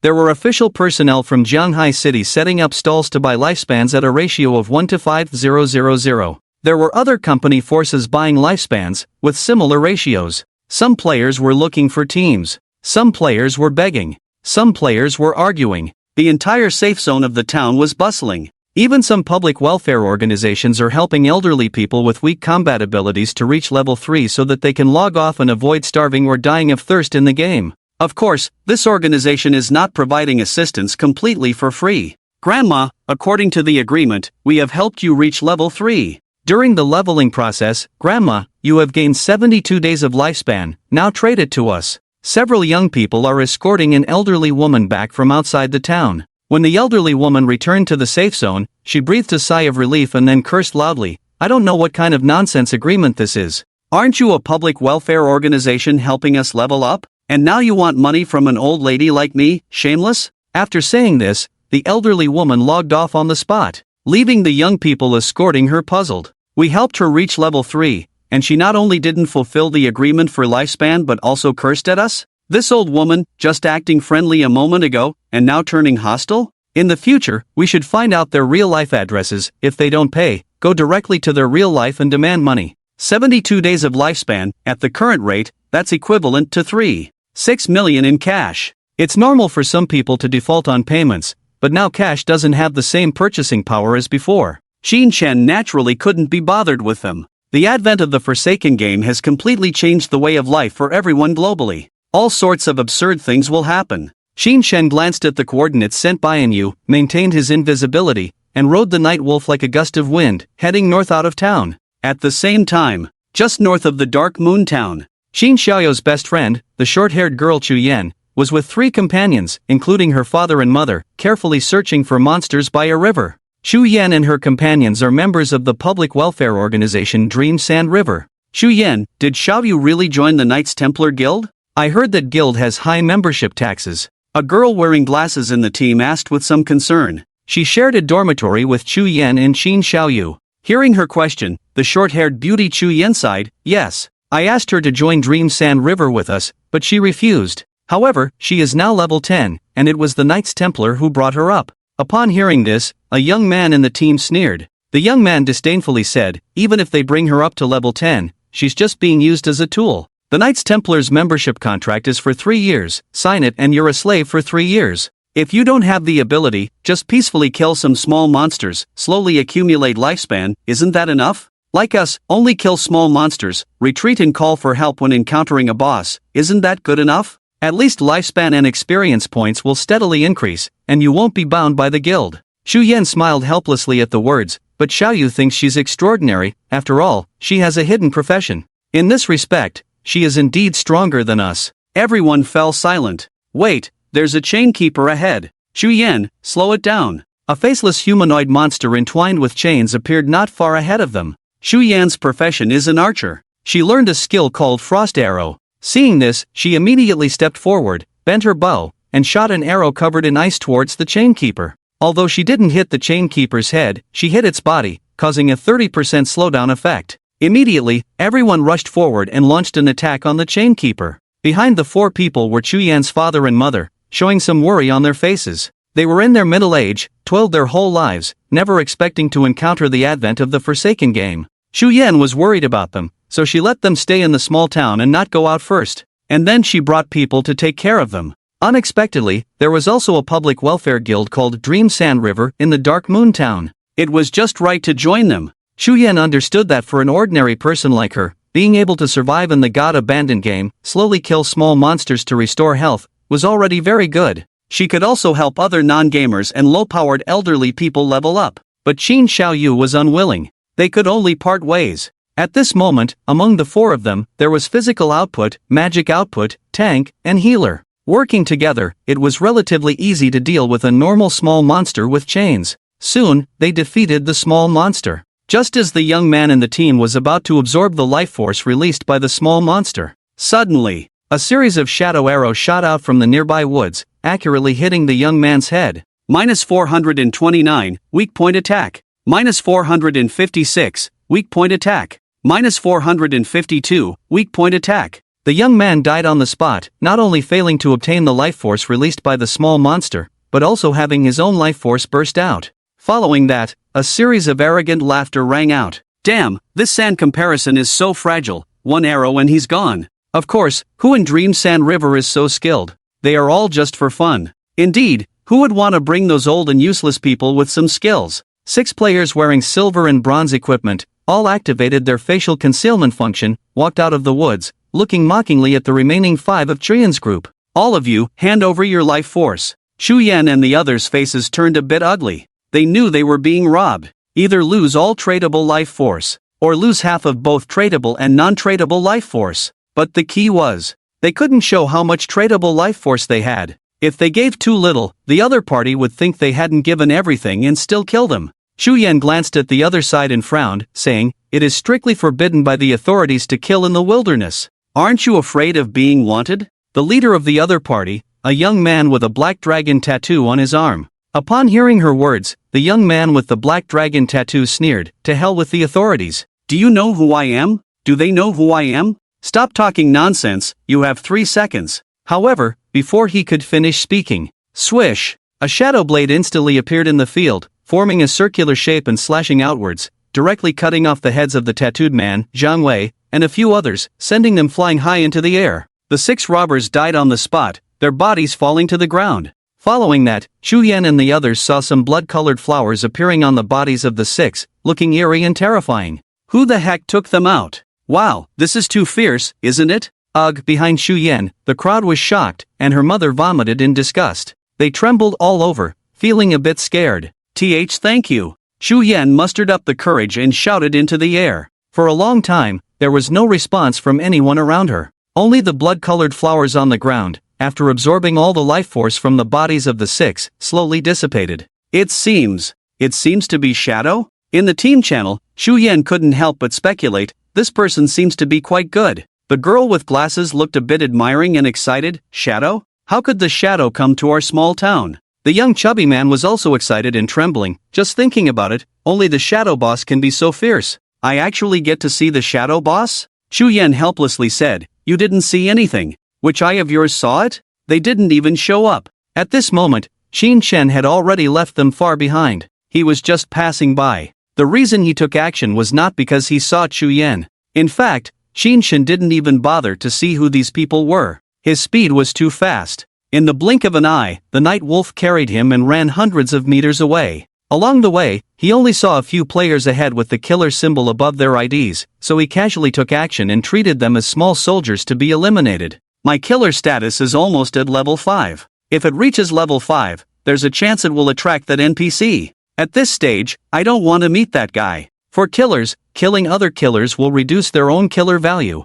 So, Qin Shen was just trying to lower his own killer value to avoid being targeted by that guy early on. Until he finished killing people and disappeared from the scene, he didn't realize that he had just saved Shu Yan. Dark Moon Town. The young man with the black dragon tattoo and his 5 teammates revived in the center of the town. The faces of these 6 people became extremely ugly, because they all had the killer status. In addition, being drained by Qin Shen's flower curse, all their tradable lifespan was reduced to 0. And, being killed under the killer status of 2 levels, their non-tradable lifespan was halved again, and then Qin Shen absorbed half of it. The young man with the black dragon tattoo originally had 8 years of non-tradable lifespan left. When he revived, he trembled to find that his non-tradable lifespan was less than half a year. Damn, did the system notify us that we were killed by Shadow? Why would the world's #1 Shadow appear in this remote town? Oh no, why did I lose so much lifespan? I have no tradable lifespan left. Wait, we have the killer status on us. Log off, quickly log off. When they realized it, it was already too late. Inside the town, an official team saw the killer symbol on them and sneered as they surrounded them. Remember their code names. Black Dragon is also a dragon, turkey-flavored crisps. Although we temporarily don't know their real identities, let's list them and issue a wanted notice in the game. The authorities prohibit players from killing each other in the town, so they will take action. Once marked as wanted, encountering official personnel will lead to being hunted down. In addition, the authorities have some special hidden professions that can help hunt down targets in the game. This has a certain deterrent effect on players. However, with too many players in the game and too few official personnel, many players who have committed offenses are still acting arrogantly outside. Of course, this doesn't matter to Qin Shen at all. With his strength, he cannot be restrained by the authorities. Just 2 minutes later, Qin Shen arrived at a dead water lake surrounded by a valley, where the 7 golden bosses were located. Just as he entered the valley, Qin Shen heard distant and mysterious whispers in his ears. These whispers, are they from the ancient god stone tablet? But it seems like a cursed stone tablet? At the entrance of the valley, 6 official players were on guard. They were originally here to warn other players to prevent them from entering the valley and being killed by the 7 golden bosses gathered there, causing losses. When Qin Shen rode his ghost night wolf past them, they didn't notice at all. We're really unlucky, being assigned to guard this remote place, wasting good leveling time. Sigh. Do you think Shadow can take down those bosses inside? I don't think it's possible. Didn't Director Dai just try it? It was so hard to kill one, and it ended up resurrecting. Doesn't matter, anyway, it gave Shadow 10 more years of life. Let him deal with it. If he can't, it's his problem. Haha, a boss with infinite resurrection. He really dares to take it on. Qin Shen naturally couldn't be bothered with these people. As he passed by, he didn't even look at them, and went straight into the valley. On the way, and you had already explained the general situation to him. A certain director from the official side, who preferred not to reveal his name, also liked to play games. Currently, in the official team of Jianghai City, apart from Wang Meng's team, this director's team was the strongest. Before asking Qin Shen for help, this director had brought his team to this valley to try. They sent a fast night player, riding a mount, to attract the attention of 6 other bosses, and then spent nearly half an hour focusing on killing a lone golden boss. They succeeded. But, after that boss was killed, it almost immediately resurrected. And after resurrecting, the power of the 7 bosses increased rapidly in a short time, wiping out their team. And Yu's exact words were, to minimize losses, they don't plan to strategize again, so if you feel unsure, you can refuse. Qin Shen, of course, would not refuse. It would be strange if the ancient god stone tablet was so easily obtained. If it was just 7 golden level bosses, with the current strength of the officials, as long as they were willing to spend some time and bear the losses, they could definitely take them down. But the key is, they finally managed to kill one, and it resurrected. It seems there are some hidden mechanisms. As for the specifics, we can only see when we get there. Qin Shen had a good idea in his mind. The ancient god stone tablet creates group bosses. Sometimes those group bosses are all invisible, and their invisibility level is very high. Players passing by would be killed without knowing what killed them. Sometimes the visible boss is just a decoy, and the real boss is a summoner hidden somewhere, which would cause the killed boss to infinitely resurrect. Soon, Qin Shen entered the valley. He came to the dead water lake surrounded by the valley and saw the 7 golden level bosses. Each golden level boss emitted black aura, as if burning with black flames. Under the shroud of black mist, they looked eerie and terrifying. And these bosses, their names were all prefixed with cursed. Cursed Changeling, golden level. Cursed Flat Ratman, golden level. Cursed Digger, golden level. They were grotesque, with 5 humanoid heads and 2 beastly heads, their bodies thin and weak, limbs twisted, skin wrinkled in layers, causing a dual physical and psychological discomfort. Indeed, these are group bosses created by the ancient god stone tablet. I haven't seen the ancient god stone tablet anywhere yet. Maybe it's at the bottom of the lake. Anyway, we have to deal with these bosses first. Qin Shen observed for a moment. He didn't see any useful clues, so he decided to try to kill these bosses simultaneously. Cursed golden level bosses were actually stronger than ordinary golden bosses. Of course, because they were cursed, while they were strengthened in some aspects, they were also weakened in others. Currently, Qin Shen didn't know the situation of these 7 bosses. But my current strength crushes this level of golden boss. Even if their health and defense are enhanced, they won't be much stronger. But I need to be cautious, there might be a backlash or something. Qin Shen remained invisible and did not approach. Instead, in a secluded corner, he put on the believer's pendant and summoned the silver-level devout believer. After summoning the devout believer, Qin Shen switched back to the higher attribute, deceiver's pendant. Go! Qin Shen ordered. The devout believer ran towards the 7-headed boss ahead. From a distance, it threw green flames towards the 7-headed boss. -229, -233, -267. A series of burning damage numbers jumped from the heads of the bosses. The area damage from the devout believer, although not high, had already revealed that the 7 bosses did not have any counterattack modifiers. Boom! Boom! When the devout believer launched an attack, the 7 bosses retaliated one after another. Among them, 2 cursed golden level bosses only sprayed 2 blobs of black slime from afar, instantly killing the only silver level devout believer. However, right after, since there is no counterattack, then, die. Qin Shen personally took action, stealthily approached, turning into a shadow that passed through the 7 bosses, and blades of light blossomed on their twisted and withered bodies. Instant shadow slash. -14,297, weakness attack. -14,519, weakness attack. -13,888, weakness attack. Under the effect of the mythical gift of liberation, these bosses were like big shots in Qin Shen's eyes. No matter how skills were used, it was a weakness attack. The extremely high damage of the instant shadow slash directly emptied the health bars of the 7 bosses. However, Qin Shen did not let his guard down. After all, and you said that these bosses seem to be able to resurrect, at least one of them could. As expected, when Qin Shen stepped back a short distance, he saw that the 7 bosses, after being killed, dispersed into a black mist, leaving no bodies or loot. The most terrifying thing was that the 7 black mists quickly gathered together again, recondensing into 7 golden level bosses. If it were another player, such as Director Dai, seeing this situation would probably make their heart sink. The bosses that were so hard to kill not only dropped nothing, but also damn well resurrected. Who could handle this? However, for Qin Shen here, after careful observation, he found that these 7 resurrected bosses had some differences from before. A new symbol appears in different positions on their bodies. A total of 7 symbols, meaning respectively, heaven, catastrophe, ancient, god, crow, tua, si. These symbols were actually characters of the ancient divine language. Even Qin Shen did not recognize all of them. But coincidentally, heaven, catastrophe, ancient god, crow, tua, si, this name, he had encountered many times in his previous life, a powerful ancient god in the history of the God Abandoned game, so he immediately recognized the meanings represented by those 7 symbols. Does it mean that these 7 bosses need to be killed in order? Qin Shen was not very sure. After all, the group boss mechanism created by each ancient divine stone was different. Fortunately for Qin Shen, killing the bosses was not difficult and he could try freely. For other players, obtaining the ancient divine stone and exploring the mechanism was extremely painful, sometimes having to kill the same boss countless times. If their strength was slightly lower and luck was not good, they might not understand it even after studying for 10 days or half a month. But for Qin Shen, killing bosses? Wasn't that just a matter of skills? 1 minute later, Qin Shen consecutively killed 2 golden bosses, following the order of the characters of Heaven, Catastrophe, Ancient God, Crow, Tua, Si, but those 2 golden level bosses still resurrected immediately.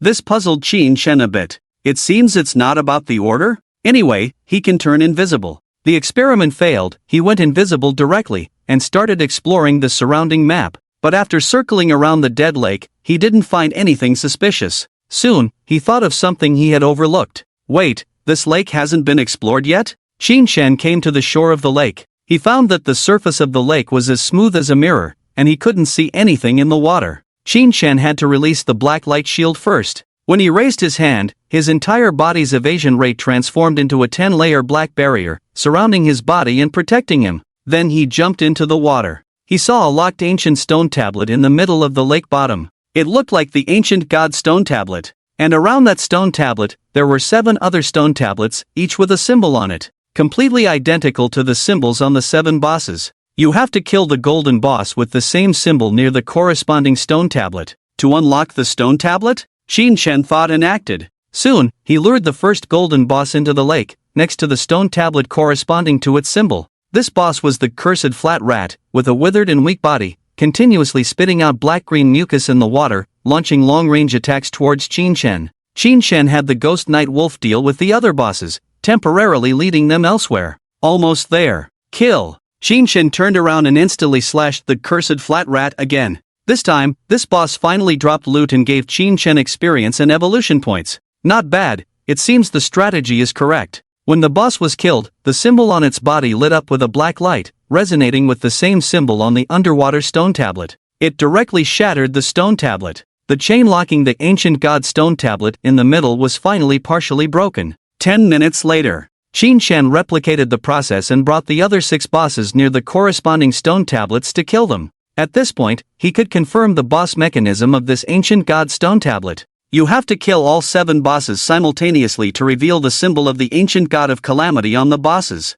Then bring them to the side of these stone tablets and kill them accordingly. If the official team were to research this, it would take at least 10 days, if not more, and the losses would be extremely heavy. Qin Shen shook his head. Most importantly, it was too difficult for other players to defeat the bosses. Just defeating a golden level boss was extremely challenging, and currently, in the entire Jianghai city, there were no more than 10 teams capable of doing so. Not to mention dealing with 7 bosses simultaneously, while meeting various conditions. It was extremely difficult. But for Qin Shen, from the moment he arrived in this valley, in just about 15 minutes, he had solved all the puzzles. All 7 bosses were level 10 golden bosses. After he defeated them all, he gained a large amount of experience, lifespan, and evolution points. he directly leveled up to level 14. Even the evolution points increased by 294 points at once. Including the remaining points from before, I now have 325 evolution points. Currently, Shadow Flash is my main output skill.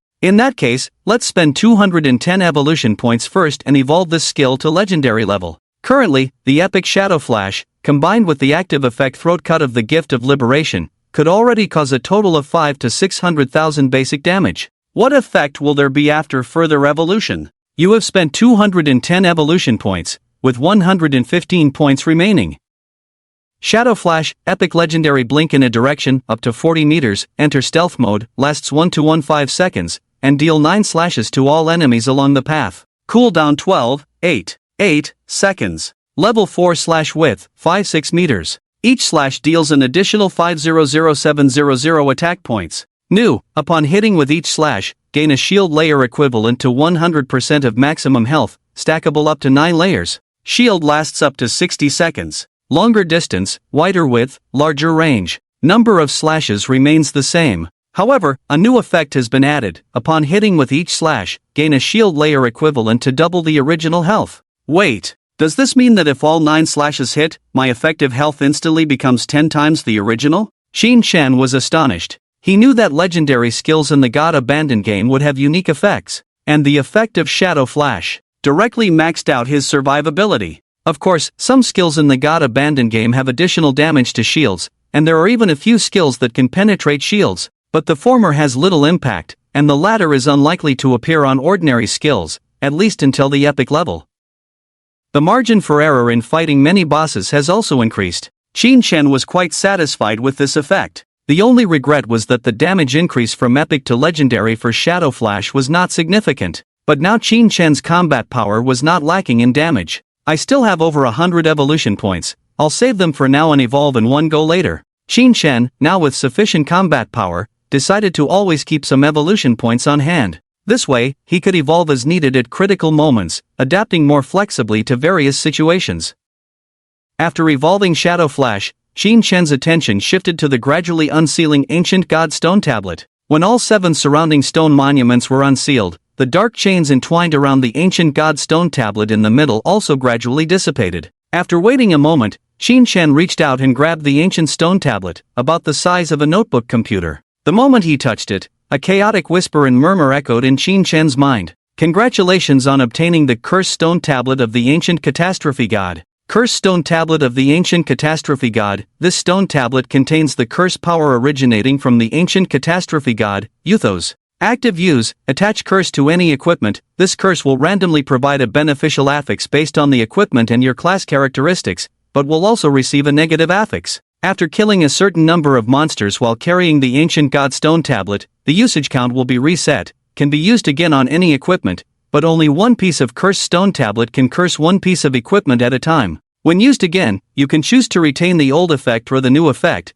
The Ancient God Stone Tablet is divided into Blessing Stone Tablet and Cursed Stone Tablet. The former purely adds beneficial affixes to equipment, but the effects are relatively weak. The latter adds curses to equipment, simultaneously providing a beneficial affix and a negative affix. The effect of an Ancient God Stone Tablet can even double the attributes of equipment affixes, and if lucky, it may even generate powerful affixes that alter class characteristics. And as long as you carry it to kill monsters, you can reuse it. If you are not satisfied with the affixes, you can refresh them indefinitely. Shin Chan obtained this Ancient God Stone Tablet and immediately opened his equipment list. Let's test the effect first. Shin Chan's gaze fell on the Gift of Black Flame, piercing leather armor. This was a Jade-level equipment, with the Gift of Black Flame effect that could weaken the target's defense and elemental resistance by up to 35%. Use, Cursed Stone Tablet, Shin Chan ordered. Just as he held the Ancient God Stone Tablet, a surge of black mist emerged, faint whispers emanating from within the black mist,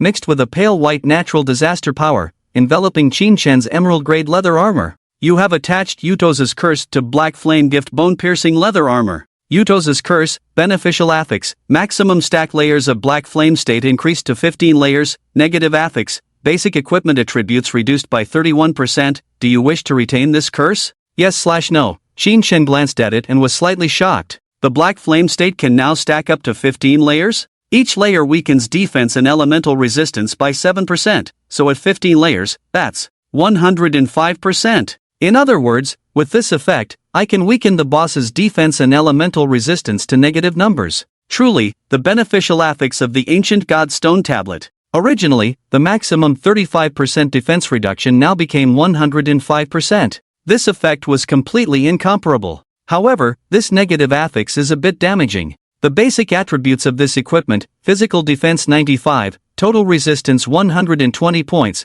with 77 points of damage mitigation and constitution. All four attributes will be reduced by 31%. After some thought, Qin Shen decided to keep it. After all, he was an assassin. At this stage, with the protection of the Black Light Shield, his defense attributes were not particularly important. Moreover, with the newly evolved legendary Shadow Flash, which could provide him with a shield of up to 900% maximum health, he didn't need to worry about survival. And after Qin Shen used the Ancient God Stone Tablet once, the stone tablet turned into an ordinary rock. It looked plain and unremarkable. However, as long as I carry the stone tablet to kill monsters next, I can continuously absorb the death power of the creatures to fill the tablet. I can use it after killing about 300 monsters. At that time, I can try again to see if I can get better beneficial affixes. Originally, a 35% defense reduction increased to 105%. This effect alone would shock all players, but Qin Shen was not entirely satisfied. This showed how much the Ancient God Stone Tablet could enhance a player.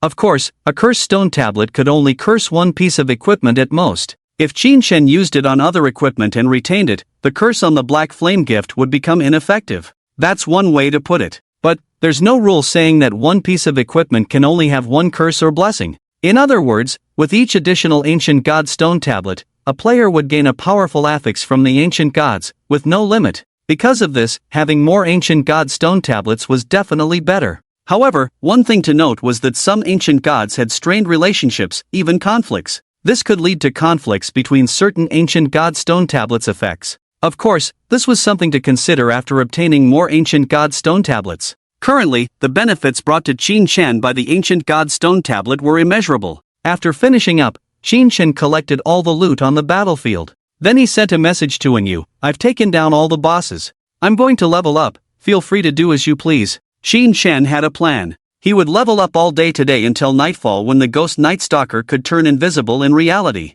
By then, he would ride to the Demon City and find Xianshishir to deal with her. This woman had targeted Qin Shen, and she was the only one who posed a real threat to him in reality, so he couldn't let her go. By grinding in the ruins of Jianhai City until night, I should be able to reach level 15. Qin Shen estimated and was quite satisfied. After all, by that time, according to the rhythm of the previous life, no one in the world had reached level 11. In the game God Abandoned, the further you go, the harder it is to level up. Sometimes, it seems like only one level difference, but the experience is already vastly different. Calculated by experience, the total experience Qin Shen has now obtained is tens of times that of most other level 10 players. After receiving Qin Shen's message, Yu notified the 6 official players guarding the valley entrance. When the 6 players went to check, they found that the 7 golden bosses in the valley had disappeared without a trace, leaving even their bodies behind, instantly dumbfounded. Just now we were still doubting whether Shadow could take down these 7 bosses. And now, in just over 10 minutes, these 7 bosses are gone?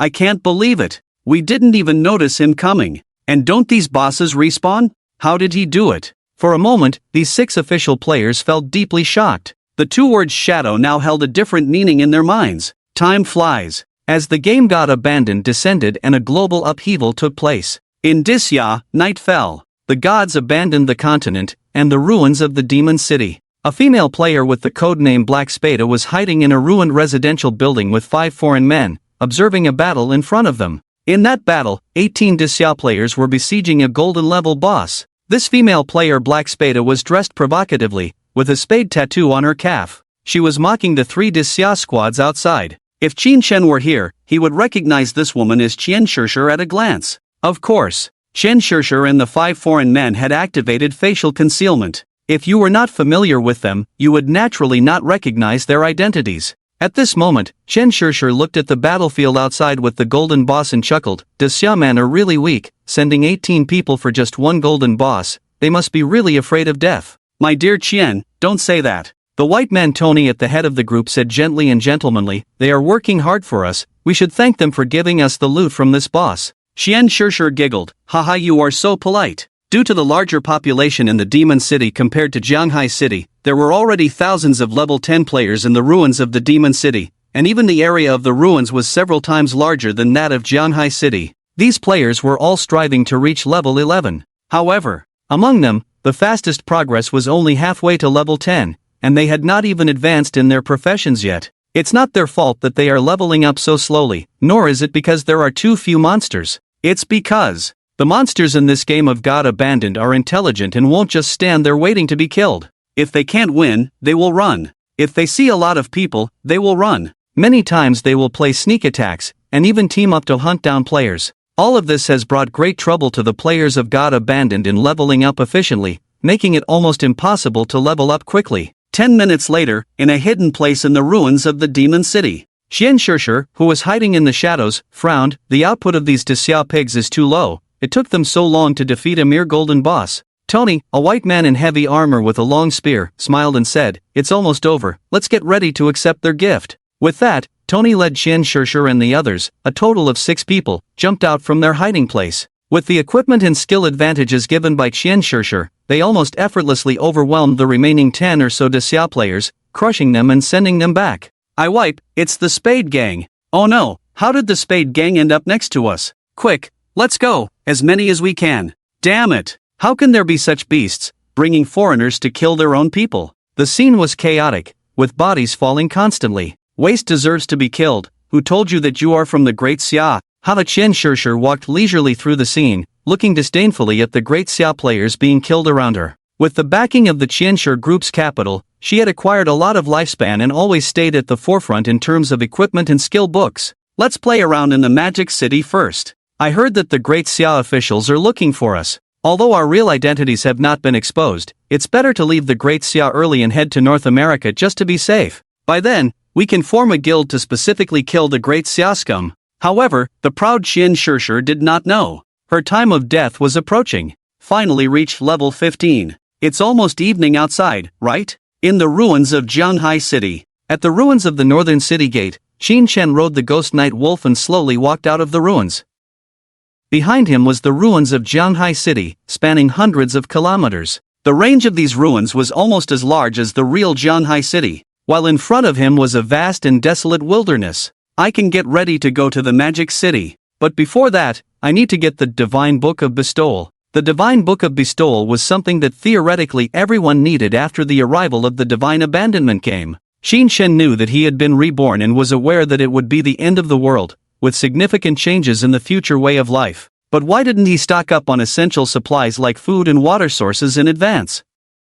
This was because of the existence of the Divine Book of Bestowal. On the abandoned continent of the gods, outside every abandoned city, there was a tower of divine authority where an NPC was stationed. By challenging them, one could exchange lifespan for different types of divine books of bestowal. The Divine Book of Bestowal, in simple terms, was like a 3D printer. Input lifespan, output resources. Different types of divine books of bestowal had different lists of resources that could be output, such as food, living materials, medicine, and so on. But all categories of resources were already present on the blue star. As long as it was a resource that originally existed on the blue star, it could be printed out using the Divine Book of Bestowal. The condition was the consumption of lifespan. For Qin Shen, the most important were the divine books of bestowal related to food and living materials. He couldn't keep eating instant noodles in the future, right? Eating outside food was also not safe. Moreover, after extracting the hiding place of the pure soul land into reality, he also needed the Divine Book of Bestowal to output generators, lights, tables, chairs, beds, and other living materials. Divine Book of Bestowal. Qin Shen looked at the endless wilderness ahead, feeling somewhat silent. This thing consumed players' lifespan, but it was crucial for players. In the 9 years of the previous life, countless people speculated that the existence of this Divine Book of Bestowal was just a means for the gods to harvest or consume players' lifespan, using lifespan as material to produce various resources that we humans need. This is indeed a means that only the gods can possess. Qin Shen shook his head and didn't dwell on it. He opened his friends list, ready to invite people to go challenge the Tower of Divine Authority. Of course, the reason for inviting people was not because he couldn't handle it alone. But inside the Tower of Divine Authority outside the ruins of Jianghai City, the NPC guarding the tower was extremely cunning and sly. If it's too easy to pass his challenge and buy the divine book of bestowal from him, the price will be very expensive. If it's too difficult to pass, the types of divine books that can be bought from him will decrease. You must behave properly in order to purchase the most types of divine books at the most appropriate price. Xin Shan recalled. In the previous life, he challenged the Tower of Divine Authority without bringing Qin Xiaoyu. Because that NPC was cunning and extremely perverse, as long as there was a female player among the challengers, the difficulty level would skyrocket. Six-fingered Warlock Viclay. Based on some players' research on this NPC in the previous life, Xin Shen also had a slight understanding of this guy's situation. Basically, in the world where Viclay lived, 6 fingers were considered an ominous symbol, and this NPC was discriminated against by everyone around him since childhood, especially women who saw him as a ferocious beast. When the woman he admired openly scorned him, this guy became mentally deranged. What happened later, no one knows. And now, this NPC named Viclay is extremely disgusted with women. As the NPC guarding the Tower of Divine Authority, Viclay's aversion to women makes him greatly enjoy seeing women being brutally killed. So, once a woman participates in the challenge, the difficulty level will more than double. Even if the challenge is passed, female players will need to spend a high price to purchase divine books from him.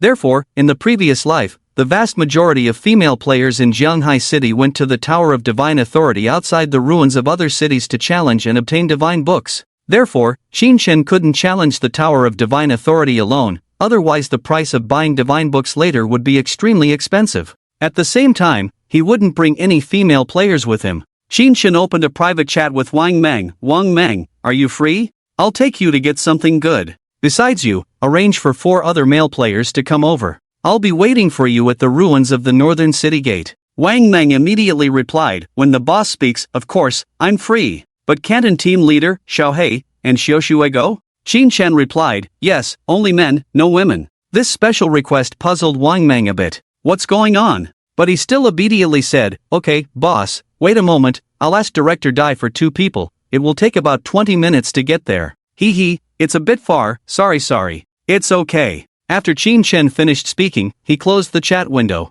Riding the Ghost Night Wolf, he began to act on the nearby scorched land. Since it would take 20 minutes for the other party to arrive, Qin Shen naturally wouldn't waste this time and would find some monsters to kill around him. At the same time, after reaching level 15, Qin Shen could finally wear the emerald grade necklace that he had obtained from the Pure Soul Master before. Heart of Faisal, Emerald Assassin Accessory. All attributes 25, Lightning Element Resistance 180, Cooldown Speed 50%. Equipment requirement, Level 15, Soul Blade, unique effect any of your attacks will deprive the target of 125 mana and add the same value of additional attack. This necklace's attributes are still acceptable. The best part is the 50% cooldown speed, which is quite good for Qin Shen. As for the unique effect Soul Blade, it doesn't have much effect at the moment, after all, this is a PvP effect, and currently, Qin Shen's PvP encounters result in instant kills, so what's the use of depriving mana? Of course, for other players, adding an extra 125 attack with each attack is a significant boost.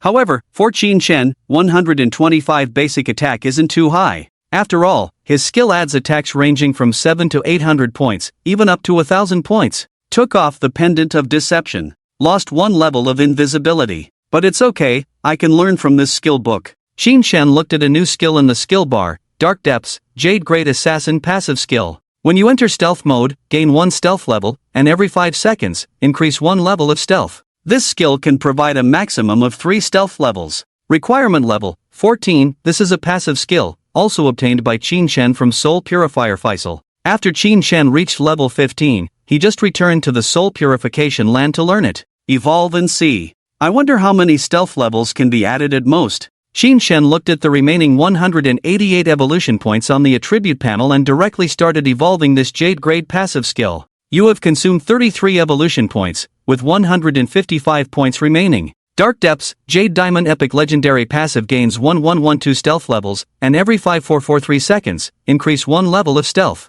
This skill can provide a maximum of 3345 stealth levels. Requirement level, 14, Legendary Grade Additional Effect, for every 1 level of stealth, add 200 points of stealth attack when breaking stealth. When this skill evolved to Legendary Grade, Qin Shen was a bit dumbfounded. Can add up to 5 levels of stealth? Isn't that too powerful? With the passive adding 2 levels of stealth, plus the 1 level from the stealth skill itself, I can reach a maximum of 8 stealth levels. Normally, without considering combat power, to stack stealth levels to 8, at least a level 30 assassin player would have a slight chance of achieving that. And now Qin Shen. Just this Dark Depth skill provides a maximum of 5 stealth levels. Passively add 2 levels of stealth, add 1 level every 3 seconds after stealth, reaching the maximum of 5 levels after 9 seconds. Then I will have 8 stealth levels, adding 1,600 points of stealth attack. The additional effect of the legendary grade is also very cool. You see, Qin Shen now has 3 stealth skills. The epic grade Shadow Veil skill adds 500 points of stealth attack.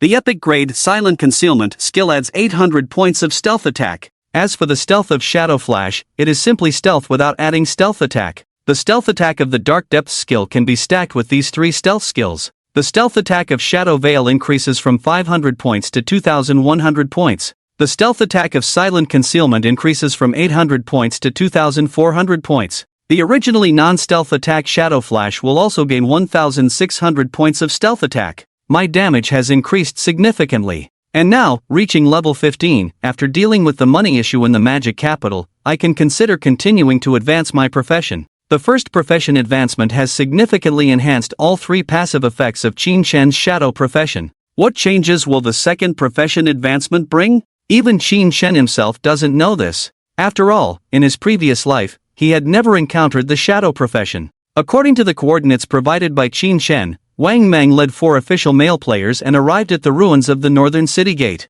As they were about to arrive, they saw piles of demon corpses in the ruins, which made them a bit shocked. Indeed, he is a shadow master. Even if these demons were given to us, it would take several minutes to kill them. That's right, especially these demons, if they can't win, they will run away. The shadow master doesn't need to worry about this issue, after all, it's a one-hit kill. His leveling speed is simply unbelievable. We haven't even reached level 11, and he's already at level 15. But, with this master being so powerful, why did he call us here? Don't talk nonsense, just follow orders. Wang Mang led the 4 people over. 2 of them are the sharp-eyed archer and middle-aged card master of his team. The other 2 were sent over by Director Dai. Just to be safe, they are 2 priests. Although these 2 priests are not hidden professions, their levels and equipment skills are not bad. They are expert players in the official God Abandoned game that have been carefully cultivated. One of them is tall, almost reaching 2 meters in height. Despite being a priest, he wields a staff and is more formidable than Wang Meng.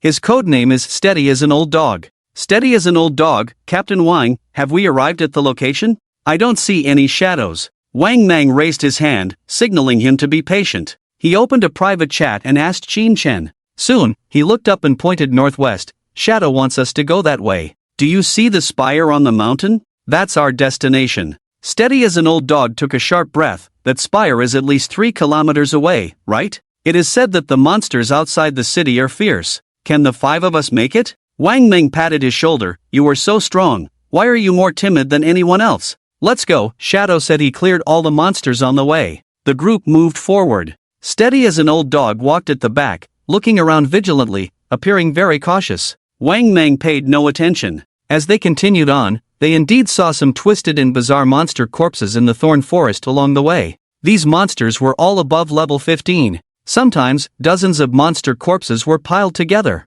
This sight made Wang Meng and the others feel frightened. If they were to act in this thorn forest, they might be wiped out by the monsters. However, as they moved on, they really didn't encounter any living monsters. This surprised Wang Meng and the others. Finally, they climbed up the hill along the thorn forest and quickly arrived near the ancient spire on the top of the small hill. Player Shadow requests to join the team. Captain Wang Meng received a system prompt. This surprised Wang Meng a bit. Hasn't Shadow always been a lone wolf? Why join a team now? When he clicked to accept, Qin Shen, with his face covered, appeared in their team's personnel list. Qin Shen directly said in the team channel, the NPCs we are about to encounter are a bit tricky. The stronger I appear, the more expensive the things he sells. In short, my combat power will be average later, so all of you work together to defeat a golden boss. As long as we pass the challenge, we can buy good things from the NPC, which won't disappoint you. Hearing Qin Shen's words, Wang Meng and the others became a bit nervous. No wonder the big shot joined the team. So he wants to pretend not to be so strong in front of the NPC. But, NPC? In this God Abandoned game, we haven't seen any NPCs so far. What does this NPC look like? Forget about that, listen to the big shot, let's just defeat the boss. Wang Meng and the others were all eager and ready. Only Steady as an Old Dog, being cautious, nervously asked while clenching his fists, "Wait a minute, big shot. What skills does the boss have? Do I need to dodge any skills? What should I do if the boss charges at me?" "Shadow, the boss is a long-range magic type, it won't move. It has a fire-breathing skill. When the boss breathes fire, get close and move clockwise to avoid being hit. Also, avoid the black oil. The other skills target the main tank. I will tell Wang Mang how to handle it." Steady as an old dog asked again, "By the way, how long will the battle last? I need to check if my mana is enough. And what if someone dies, or if there is an unexpected situation?" "Shadow." Wang Mang, seeing the situation, awkwardly privately chatted with Qin Shen,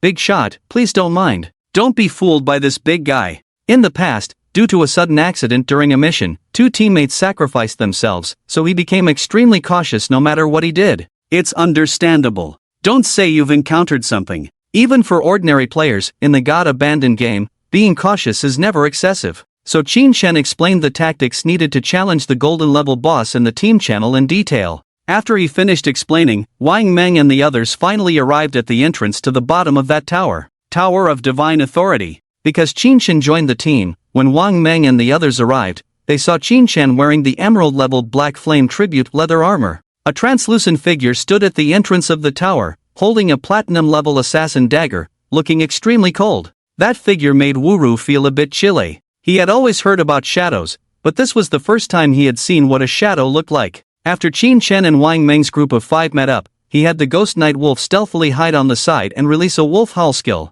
giving all 6 of them an additional 35 points in attack and defense. Then, led by Wang Meng, the group of 6 entered the Tower of Divine Authority. When they reached a circular hall about 50 meters in diameter, a gloomy and cold voice of an old man echoed from all directions. "Welcome, welcome, friends of the Blue Star. I'm sure the arrival of the God Abandoned game has made you all uneasy, right? He. This is the Tower of Divine Authority. As long as you can pass the challenges I set, you will qualify for a trade with me. Now, enjoy." With these eerie words, a black humanoid puppet appeared in the center of the circular hall. Obsidian Skullcracker Puppet, LV20, grade, gold, damn, level 20? Wuru was startled when he saw the golden level boss appear, nervously clutching the shepherd's staff in his hand. It was a black humanoid puppet statue. It looked humanoid, but its head was split in half, and its body was covered with a layer of black viscous liquid, looking ferocious and terrifying. During the battle, the black liquid would splash around.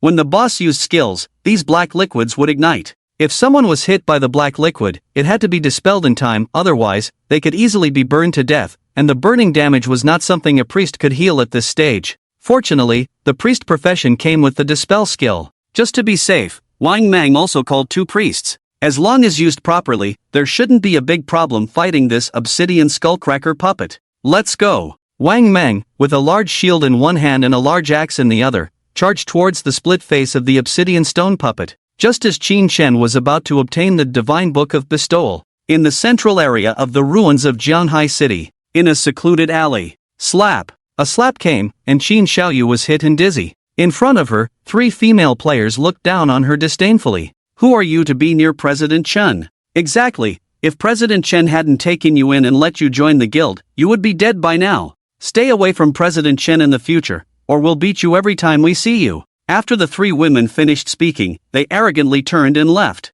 leaving Qin Xiaoyu alone in the alley, biting her lip, tears swirling in her eyes. She thought that joining the Knights Templar Guild would ensure her survival, and then she could work hard to gain more lifespan. But, within this Knights Templar Guild, there were many factions and small groups. President Chen Wuming only sees her as a tool, wanting to cultivate her to contribute more lifespan to the guild. She only exchanged a few words with Chen Wuming, which other female players found intolerable. They dragged her into an alley and slapped her as a warning. This made her think of a word: bullying. In the past, Qin Xiaoyu knew that Qin Shen would definitely stand up for her. But now, she has cut ties with Qin Shen. Looking around, Qin Xiaoyu realized that there was really no one who could help her now. Before, she could discuss things with Chu Yan, but now Chu Yan stayed in the town, joining the charity guild, and it was impossible for her to help against the players of the war guild. She watched the 3 female players leave with their heads held high, feeling a bit of regret. Most importantly, she had signed a 3-year membership contract with the Knight Templar Guild. The good news was that she could ensure her survival in these 3 years. The bad news was that she had to survive in this environment for 3 years. Feeling a bit desperate, Xin Xiaoyu opened her friends list and saw a name, Wang Meng. Thinking of this official and kind uncle, Xin Xiaoyu treated him like a lifesaver and sent several messages complaining. She didn't know if it would help, but she had to try. Maybe Wang Meng would help her? However, after sending several messages and waiting for several minutes, Wang Meng didn't reply at all. This made her a bit depressed. Blame it on Qin Chen. I said cut ties. Did you really cut ties? Don't you know that what girls say is the opposite? It's okay, I can survive for the next 3 years, and someone will help me level up. Although I have to give 50% of my lifespan to the guild, I can still have some left, definitely faster than Chu Yan and the others. When I level up in the future, no one should come near me. Qin Chen? Get as far away from me as possible. Be low-key in the future, don't provoke those crazy women. Xin Xiaoyu gritted her teeth, but she didn't realize. Bullying is always the case that the weaker one is, the more likely they will be bullied. If giving in can stop bullying, then there would be no bullying in the world. On the other hand, Wang Meng, when he received a private message from Qin Xiaoyu, he happened to be in a critical moment of fighting the boss. You should know, this was a golden level boss. And it was a level 20 golden level boss. Much fiercer than any opponent Wang Meng had encountered before. When Wang Meng received that series of private messages, he impatiently opened his friends list and blocked Xiaoyu. Finally, the world was quiet. Wang Meng found that even though Qin Chen had told them about the boss's mechanism in advance, they still found it very difficult to defeat the boss. Because, in order not to show too strong combat power, Qin Chen basically just idled on the side. Of course, even if Qin Chen was idling, casually using trash skills on the boss, his damage accounted for 40% of the whole team. This was already him restraining himself. In fact, if he encountered this boss elsewhere, Qin Chen could kill it with just one shadow slash. Most of the time, Qin Chen deliberately kept himself in a corner, looking as if he was trapped by the boss's skills and unable to attack the boss. The acting skills made Wang Meng and the others amazed. Damn, if you didn't know, you'd think the big shot really only had this little damage. The big shot said that an NPC would appear after defeating this boss. How powerful must that NPC be to look down on people? The stronger the player, the more expensive the things they sell? It's indeed a bit crazy, but I'm curious, how did the big shot know? Regarding this, Qin Chen could only say to the team channel, the secrets of the God Abandoned game are many, with lots of information buried within the ruins. Ask yourself often, have you made efforts to explore? Has your knowledge base grown? Ah, I understand. Wang Meng sighed, listening to one's words is like listening to a sermon. As the middle-aged card master played the thunder card, landing on the cracked head of the obsidian puppet, a lightning bolt swept through its entire body. Minus 1227, weakness attack. The last sliver of the boss's health bar was finally emptied. The black viscous liquid sprayed across the room evaporated into a black mist, swirling in the hall. The black flames that covered the hall were completely extinguished. Under Qin Chen's perfect acting, he showed no extraordinary features. And as Wang Meng watched the boss's health bar drop to 0, he finally breathed a sigh of relief. Nervous, he completely forgot that he had just set up a private chat block for someone. If he couldn't remember, then he would never receive messages from that person. Of course, that's not important. What's important is when the obsidian cracked skull puppet was killed. A sinister hee-hee-hee laughter echoed from all directions, followed by the appearance of a cloaked, skinny old man in front of them. As the seemingly skinny old man in a black cloak appeared,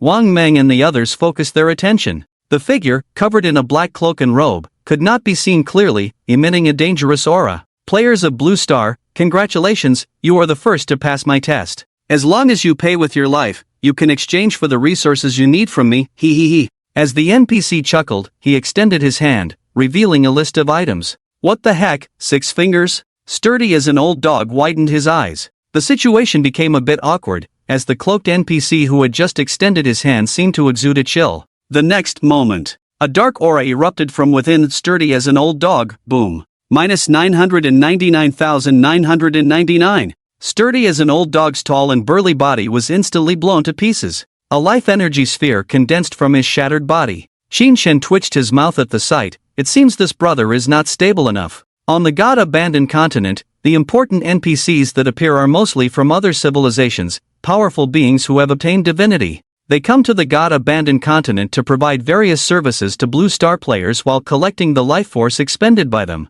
At the same time, they must abide by certain ancient rules. They cannot be attacked by ordinary players, nor can they attack ordinary players. They can only set a taboo within the rules, and when a player violates this taboo, they can intervene and harm the player. Obviously, the taboo set by the old man in front of them is not to mention his 6 fingers. Sturdy as an old dog was indeed stable, but he clearly lacked experience in dealing with god-abandoned game NPCs, exclaiming on the spot and getting blown up on the spot. The remaining 4 of Wang Mang watched, swallowed their saliva, and silently picked up the tradable life force exploded by Sturdy as an old dog. As a result, there was an untradeable life force sphere left in the field, which others could not pick up. Qin Shen silently raised his hand again, and the flower of curse bloomed on the sphere, absorbing it. This situation made Wang Mang and the others' breathing become somewhat rapid. The untradeable life force sphere has always been something only monsters can absorb, but Shadow unexpectedly used a skill to absorb it. Looking at the glamorous flower of death, Wang Mang and the other 3 felt a bit numb.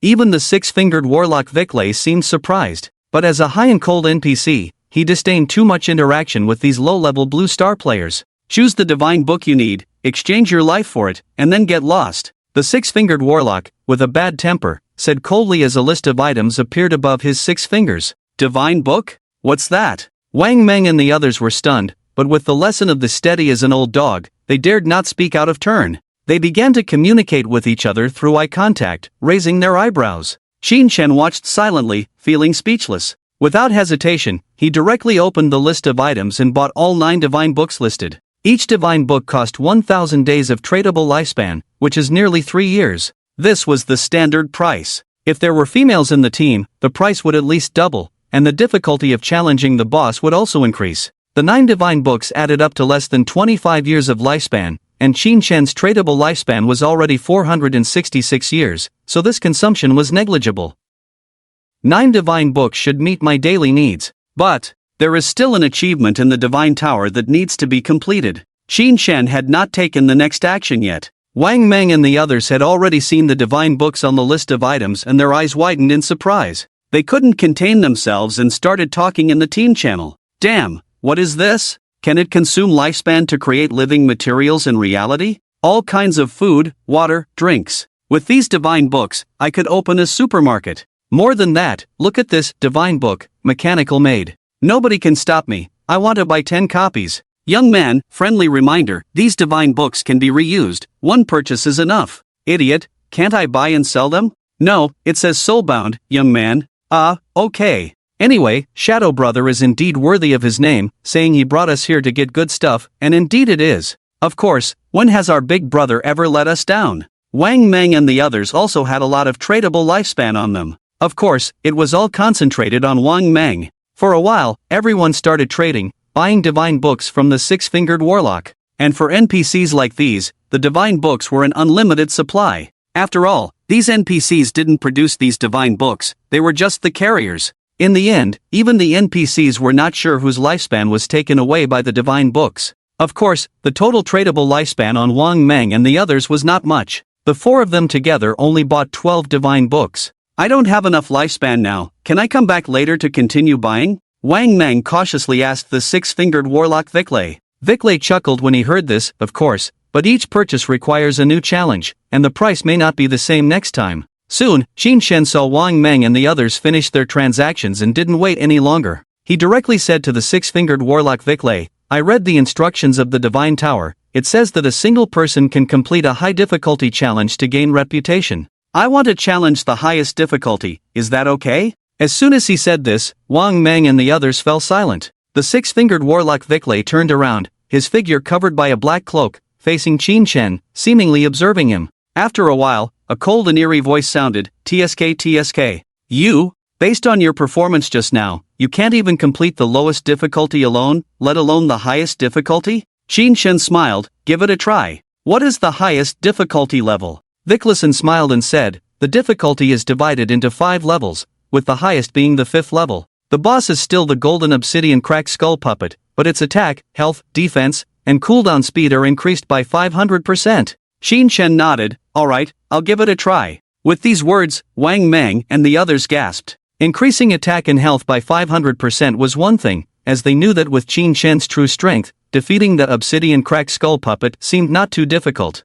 But increasing the cooldown speed by 500%? This meant that the boss would release skills 5 times faster, becoming 6 times faster than before. Moreover, with defense increased to 6 times, it meant the boss would become particularly tough. Just now, we were sweating bullets trying to dodge the skills. Even the pros can't dodge at 6 times speed, right? No, I believe in the pro. If he's willing to try, it means he must have some confidence. Even if he can dodge the skills, how long will it take for the pro to defeat a boss with 6 times health and defense? One mistake and it's over. For us, it would take at least half an hour. Half an hour? Too optimistic, right? Probably can't defeat it even in an hour. Even for the pro, it would take at least 10 minutes, right? Hearing Qin Shen's agreement, the six-fingered warlock Viklason smiled. He said ominously, just a reminder, if you die during the challenge, your dropped lifespan will belong to me. Are you sure you want to challenge? Qin Shen naturally wouldn't back down, I'm sure. After he confirmed, the six-fingered warlock Viklason, draped in a black robe, slowly dissipated into a black mist and floated towards the sky.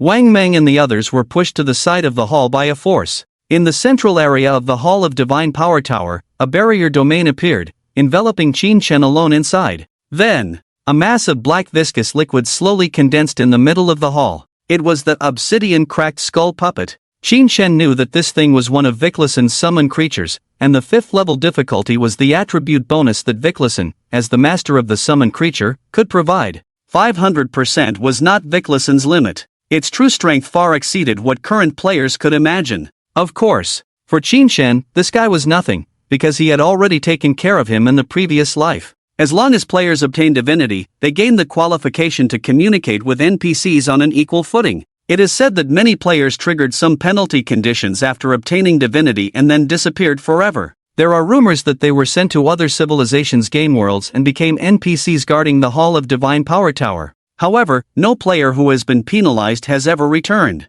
So, no one knows if this rumor is true. At this moment, Qin Shen held the plague blade and stood alone in the field. Wang Meng and the other 4, who were pushed out of the field, watched nervously. Even Wang Meng rarely witnessed Qin Shen's battle scenes up close. The last time I saw him fight a boss was in the last. In the small town, he helped us deal with a level 2 sprinter. But now it's a level 20 golden boss, with health, defense, attack, and cooldown speed all increased by 500%. This intensity is probably higher than a platinum-level boss now, right? Definitely. Platinum boss only has some mandatory mechanisms, the actual values are definitely not as high as this 5th-level difficulty challenge of the Hall of Divine Power Tower. I heard from a friend that Shadow took down the platinum-level Steel Saint in less than 2 minutes. But the values of this boss in front of us are even higher. The amount of light blood is probably close to 1 million. Plus the 6 times speed of skill release, even if the big shot can solve it within 10 minutes, it's already very against the sky.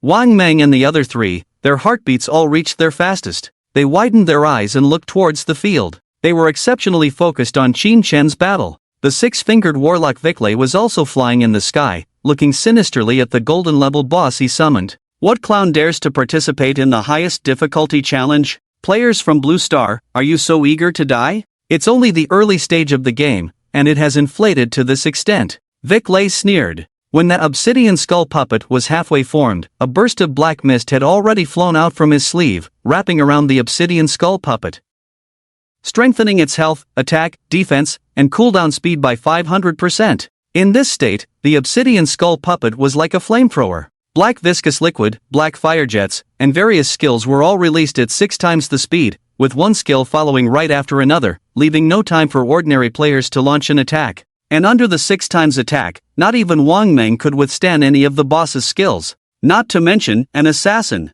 However, when the obsidian skull puppet was fully formed, Qin Shen's figure disappeared from the field. Since it was a solo challenge, Qin Shen had already left Wang Meng's team. So Wang Meng and the others couldn't see Qin Shen's figure. Suddenly, just as the health bar of the obsidian skull puppet appeared, a venomous dart had already hit the split head of the boss from behind. Minus 8019, weak point attack. At the moment the damage number appeared, Qin Shen's figure appeared in the field, but then his figure disappeared again. Silent concealment, graceful release, and instant shadow slash. Minus 10,138, weak point attack. Minus 11,521, weak point attack. Minus 13,364, weak point attack. The damage of instant shadow slash increased with each strike. This was because each of Qin Shen's strikes, combined with the poison damage from the venomous dart, triggered the gift of black flame effect on the leather armor, weakening the target's defense and all elemental resistances by 7%. In just that moment, the boss received 10 hits, and its defense was directly reduced to less than 30% of the original. Even though this thing had its defense enhanced by 500%, at that moment, it was as good as useless in front of Qin Shen. The first strike of instant Shadow Slash had just over 10,000 damage, but by the ninth strike, the damage had already exceeded 30,000. Truly the enhancement effect brought by the Ancient God Stone Tablet. If it weren't for the Ancient God Stone Tablet raising the limit of the Black Flame gift stacks, my instant Shadow Slash would only have a maximum damage of around 18,000 per strike. 9 strikes in total caused about 200,000 damage. This blow caused the health bar of the Obsidian Skull Puppet to suddenly drop by 1/5. It could be seen that the total health of this boss was indeed around 100,000, considering that its base health, which Wang Meng's team had just calculated, was between 150,000 and 180,000. With an increase of 5 times, it became 6 times the original, which is about 1 million, right? What the heck? 1/5 of the health gone in an instant? What skill is this? Big shot. It looks like a silver level instant Shadow Slash. But the instant Shadow Slash I've seen only had 3 strikes? Can't see the exact number, the speed is too fast, but there were at least 7 or 8 strikes on the boss just now. Could it be the legendary instant Shadow Slash Plus? This incredible scene even left the 6-fingered warlock Viclay, who was flying in the sky, dumbfounded, because he had just watched Qin Shen's performance. This assassin looks particularly despicable, and he absolutely won't strike as long as there's a possibility of triggering the boss's skills. Moreover, his positioning is particularly foolish, always being forced into a corner by the boss's skills, unable to strike. Even when he does strike, it's only with some skills that are not considered strong, each time dealing only 2,000 to 3,000 points of damage. But now, Qin Shen's skill, resembling Shadow Strike, directly dealt a whopping 200,000 damage. What's going on? A Blue Star player should still be in the early stages of development. How can they have this much damage? What level of talent does this person have? Viclay stared intently at the scene. However, what followed made Viclay, Wang Meng, and others even more astonished. Just 1 second after Qin Shen struck, the active throat slit effect of Mercy's Deliverance triggered. Minus 20,276, weakness attack. Minus 23,042, weakness attack. Minus 26,728, weakness attack. The 9 instances of damage from the throat slit effect erupted, with each instance of damage being twice as high as before. The highest instance of damage even reached over 60,000. In total, it added up to nearly 400,000 damage. The health bar of the Obsidian Skull Puppet plummeted to only about 40%. It was only at this moment that the Obsidian Skull Puppet reacted. After all, it was just a golden boss, its mechanisms were not that strong. It began spraying black viscous liquid around and black flames ignited throughout the hall. However, Qin Shen activated the black light shield, with a damage immunity shield protecting him, coupled with super high agility, allowing him to dodge continuously in the field at a speed of 30 to 40 meters per second, completely unharmed. Just 2 seconds after he struck, the renewed damage from Mercy's Deliverance's throat slit emptied the last of the Obsidian Skull Puppet's health bar. The boss hadn't even released more than 2 skills. It had already shattered into a pile of black rubble under the terrifying continuous damage of throat slit. Congratulations on completing the achievement, 5th floor difficulty challenge of the Tower of Divine Authority. You have gained 5 reputation points. This achievement completion will be considered as completing the challenges of the previous 4 floors. You have gained 1, 2, 3, 4 reputation points. Congratulations on completing the solo challenge of the Tower of Divine Authority globally first. You have gained 5, 10, 15, 20, 25 reputation points. Regardless of which Tower of Divine Authority challenge, the achievement can only be completed once. However, achievements are divided into 5 tiers. From the 1st floor difficulty to the 5th floor difficulty, the rewards increase accordingly. Qin Shen directly challenged the highest difficulty. He directly received reputation rewards from all tiers. Among them, the reputation reward for the global first completion was higher, but it was a one-time reward. Only one person in the world could obtain it. In the previous life, the first completions of the 5 different difficulty levels were achieved by 5 different players. But this time, Qin Shen swept them all. As for the solo challenge achievement rewards, other players could also achieve them in the future, as long as they could complete the challenge solo to receive reputation rewards. However, this part of the reputation reward was not much, totaling only 15 points. Qin Shen's first completion reward gave him a direct 75 points. My reputation is now at 147 points. After 100 points, you can buy high-level items from certain NPCs. Remember, there's an NPC in the early stages of the ruins of the magic city that has some good items to buy. Qin Shen, having completed the first completion reward, maintained his invisibility and quietly left the Tower of Divine Authority. Behind him was the furious six-fingered warlock, Vic Lei. Just a moment ago, he thought this assassin was a clown, coming to die and provide him with longevity. But, unexpectedly, this assassin's damage was so explosive. The clown turned out to be himself. If I had known earlier, I should have charged you 10,000. No, 100,000 years of lifespan for each divine book. Vic Lei regretted deeply. But now, he couldn't stop Qin Shen from leaving at all. After all, he was essentially being punished in this Tower of Divine Authority, with no permission to leave. Just as Qin Shen defeated the Obsidian Skull Puppet, a prompt for the first clear of Tower of Divine Authority challenge echoed in the minds of players worldwide. This prompt left countless players worldwide puzzled. Tower of Divine Authority? What is that? Oh my, Shadow is ahead of all of us again. We don't even know what the Tower of Divine Authority is, and he has already cleared the challenge? I've never seen any tower-like structure in the ruins of the city where I am. I know, it's outside the city. I have a level 3 stealth skill. I've already explored outside the city and found the Tower of Divine Authority, but the golden boss inside is tough. I can't defeat it alone. Outside the ruins of Jianghai City, inside the Tower of Divine Authority, Wang Meng and his group were also shocked. Just 3 seconds? It was done in seconds? A golden boss with 1,000,000 health points? What happened to the promised 5 times defense? Why is it so squishy? What kind of damage is this? I was just worried that the boss might be too strong for the big shots, but it was done in 3 seconds? For a moment, Wang Meng and his group were dumbfounded. Just then, a private message popped up on Wang Meng's screen. Justice Enforcer, Wang Meng, what did you guys do over there? How did the expert clear it again? What is this Tower of Divine Authority? It was the policewoman in Yu. Due to Qin Shen's prior instructions, Yu, Lin Liu, and Gui Shua did not participate in this operation. But they were also curious. Especially now, hearing that Shadow had cleared the Tower of Divine Authority challenge, they felt like ants crawling in their hearts. Wang Meng opened the private message, and with a wry smile, he explained the situation to Yu. What? Divine books? Can consume lifespan to extract items into reality? And there's the Tower of Divine Authority challenge, solo participation, highest difficulty. Shadow killed a golden boss with 6 times the combat power in 3 seconds? Not to mention the shock once again caused by Qin Shen's actions on the official side of Jianghai City. After leaving the Tower of Divine Authority, Qin Shen rode the Ghost Knight Wolf back to the land of pure souls at the fastest speed. During this time, he asked Yu in a private message about the price of the church sanctuary hideout and whether the officials of Jianghai City had discussed it. Yu, while admiring, replied that it might take another hour or two. Okay, I'll log off to eat something, leave me a message when it's discussed. After saying this, Qin Shen prepared to log off. Now that he had purchased 9 divine books, he still had 441 years of lifespan left, naturally wanting to extract more abilities and equipment into reality, especially the Mount Bell of the Ghost Knight Wolf. In fact, during today's monster grinding process, Qin Shen had only logged off once, also to eat a bowl of instant noodles. The system had already reminded him several times that his hunger level in reality was too high. Just as he was about to log off to extract abilities,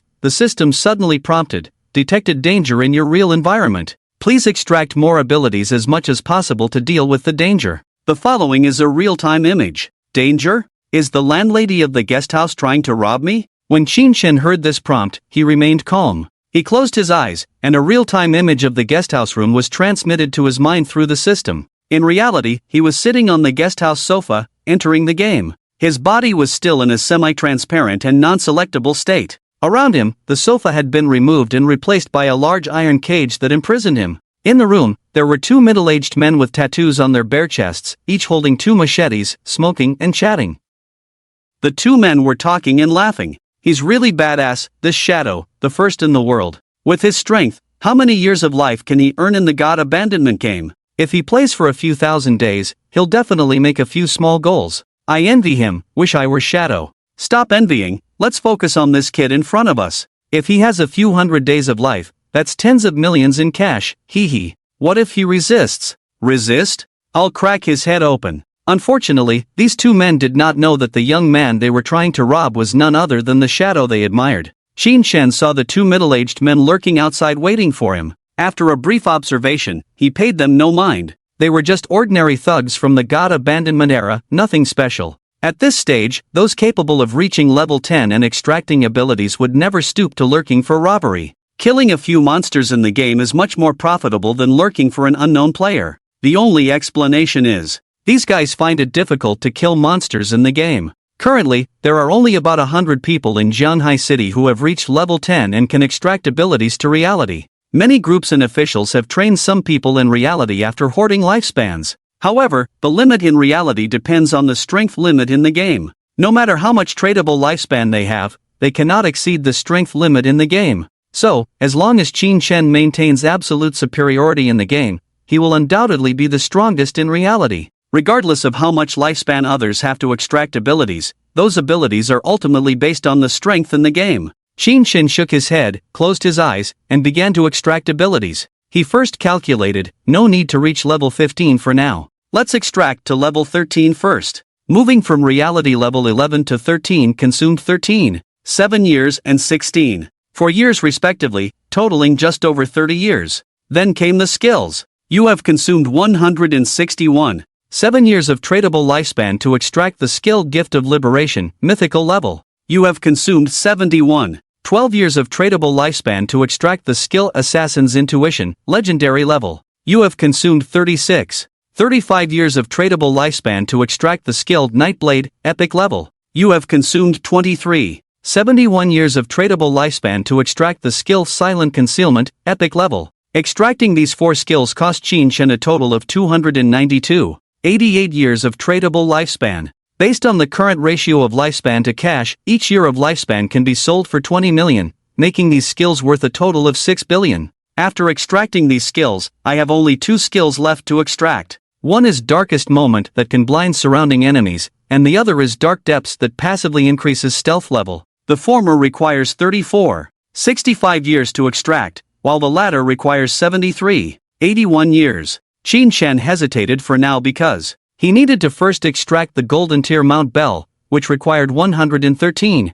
89 years of lifespan. Extract Mount Bell. After consuming over 100 years of lifespan to extract the Mount Bell, he was left with only 1 years of tradable lifespan. Lifespan just wasn't enough. That's why Qin Shen chose to sell the sanctuary of the church where he was hiding. Otherwise, if he kept it, the value would continue to rise. Selling one hiding place won't have much impact. After all, I can get more hiding places. The ruins of the demon city are vast, with large hiding places like the Land of Pure Souls and the sanctuary of the church, totaling 6. Currently, they should all be unclaimed territory. Qin Shen was not particularly familiar with the structure of the ruins of the demon city, because in the previous life, when he went to the ruins of the demon city, he was already over level 20. At that time, the 6 large hiding places in the demon city had already been occupied by official organizations and guilds. As for what kind of platinum-level boss guarded the hiding places, Qin Shen did not deliberately investigate, only vaguely heard some players chatting and gossiping.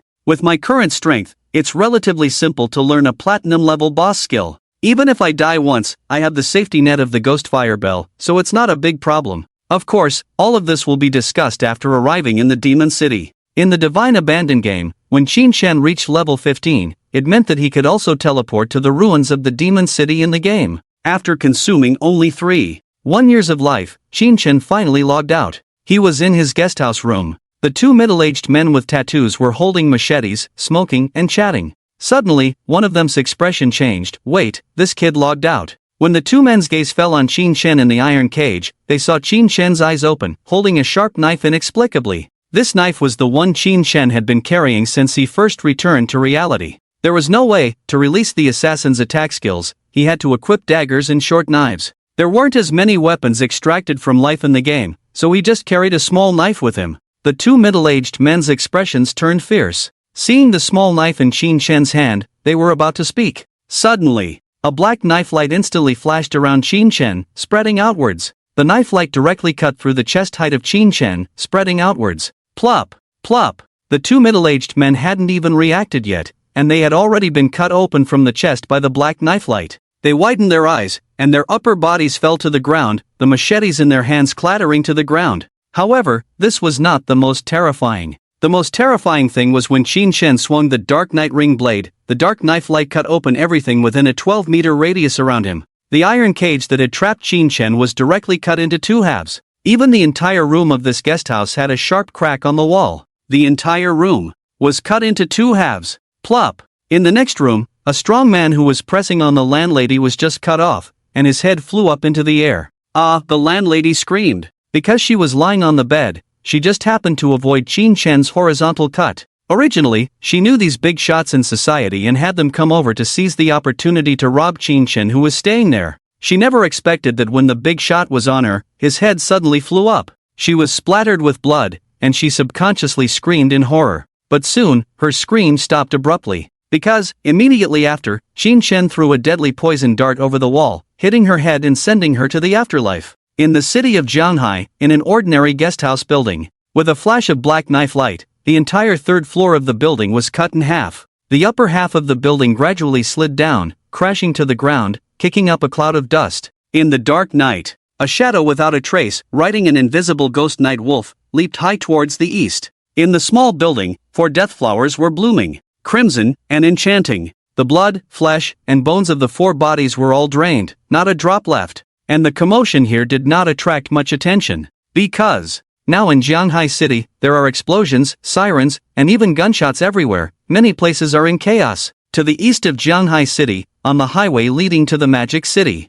the wind is a bit strong tonight. The sky is densely covered with clouds, even the moonlight is occasionally obscured. Normally, the vehicles on the highway from Jianghai City to the Magic City would be endless, but now, only occasionally a car would rush by. No one could see a 3-meter-long invisible ghost wolf carrying an invisible man in a black coat, running along this highway at an extremely fast speed, even passing by the few vehicles on the road. This person is naturally Qin Chen. On his way to the Magic City, he held a book called Divine Book of Great Xia Food. In the Divine Tower NPC in Great Xia, you can only buy the Divine Book that can extract food from Great Xia. If you want to eat food from all over the world, you have to travel to ruins in cities around the world. Of course, Qin Chen is not at the level of cross-country teleportation yet. Some meat buns, braised beef, soy milk. Qin Chen rode the Ghost Night Wolf, opened the Divine Book, and found the corresponding patterns on the pages. These are the simplest Great Xia foods. The prices range from 3 minutes to 10 minutes of tradable lifespan.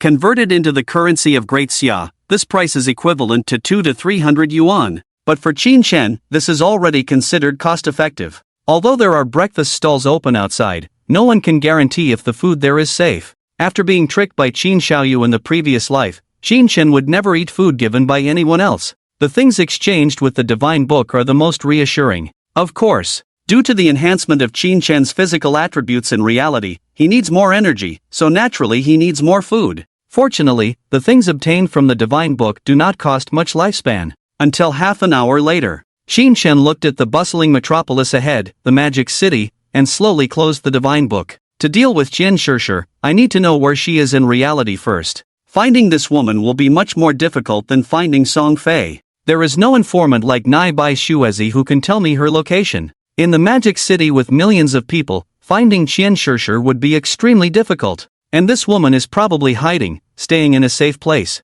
If Qin Chen searches aimlessly, he won't be able to find a trace of her even if she leaves the Magic City. So, Qin Chen first came to the vicinity of the high-speed rail station in the Magic City. He entered an empty subway station and found a secluded corner. Silent concealment. Enter the game. After activating silent concealment, Qin Chen's figure became completely invisible, and as long as he didn't move or attack, he would never appear. In this state, entering the game, Qin Chen would not be noticed by anyone and would be in an invincible state of unselectable, essentially disappearing from this world. When Qin Chen entered the Divine Abandonment game, he used the teleportation array at the center of the ruins in Jianghai City, consuming 985 days of lifespan, choosing to teleport to the Magic City ruins. The cost of this teleportation increases with distance. Jianghai City and the Magic City are adjacent, so it wouldn't cost too much. At the same time, Qin Chen opened his friends list. He found the sneaky young man with triangular eyes who had contacted him before and sent a private message.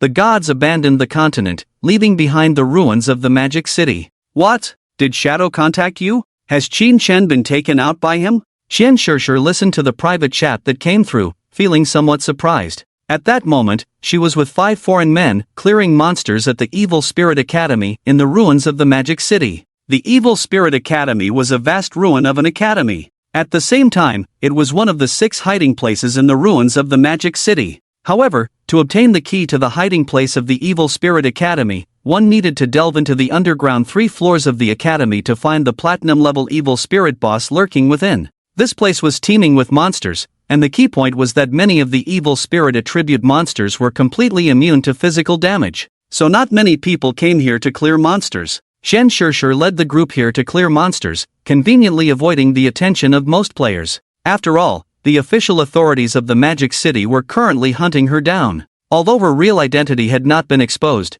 and her real location was safe, she had accumulated too much lifespan, and of course, she did not want to die.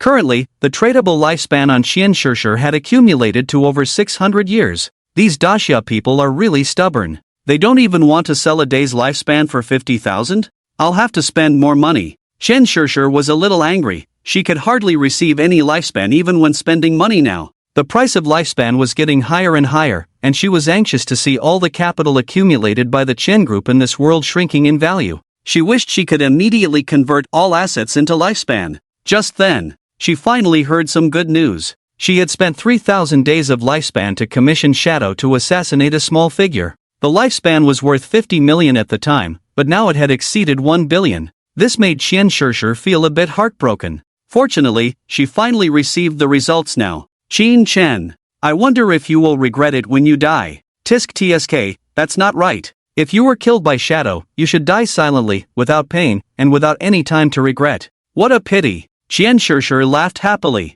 Soon, she received a brand new message. What? Shadow said he has arrived in the Magic City? Both the game and reality have arrived? In reality, he wants to show me Qin Chen's head? And then collect the final payment from me? Shen Shishir frowned. Although she was arrogant, she was not foolish. Shadow, the terrifying assassin in reality, who knew what would happen once she met him? Shen Shishir was very afraid of death. Of course, she dared not meet Qin Chen in reality. Tell him he doesn't need to show me the head, just take a photo, and I will have someone give him the final payment. What? He said he doesn't have a phone? He threw it away to avoid being tracked? Shen Shishir was a bit speechless. In this case, she really had no way to confirm whether Shadow had really killed Qin Chen. Although she didn't really care about the life or death of that Qin Chen. But if Shadow didn't deliver, and she paid the final payment, wouldn't it make her look stupid? Moreover, Shen Shishir still had some admiration and expectations for Shadow. If she could establish long-term cooperation with Shadow, she would definitely stand at the top of the world in the new era to come.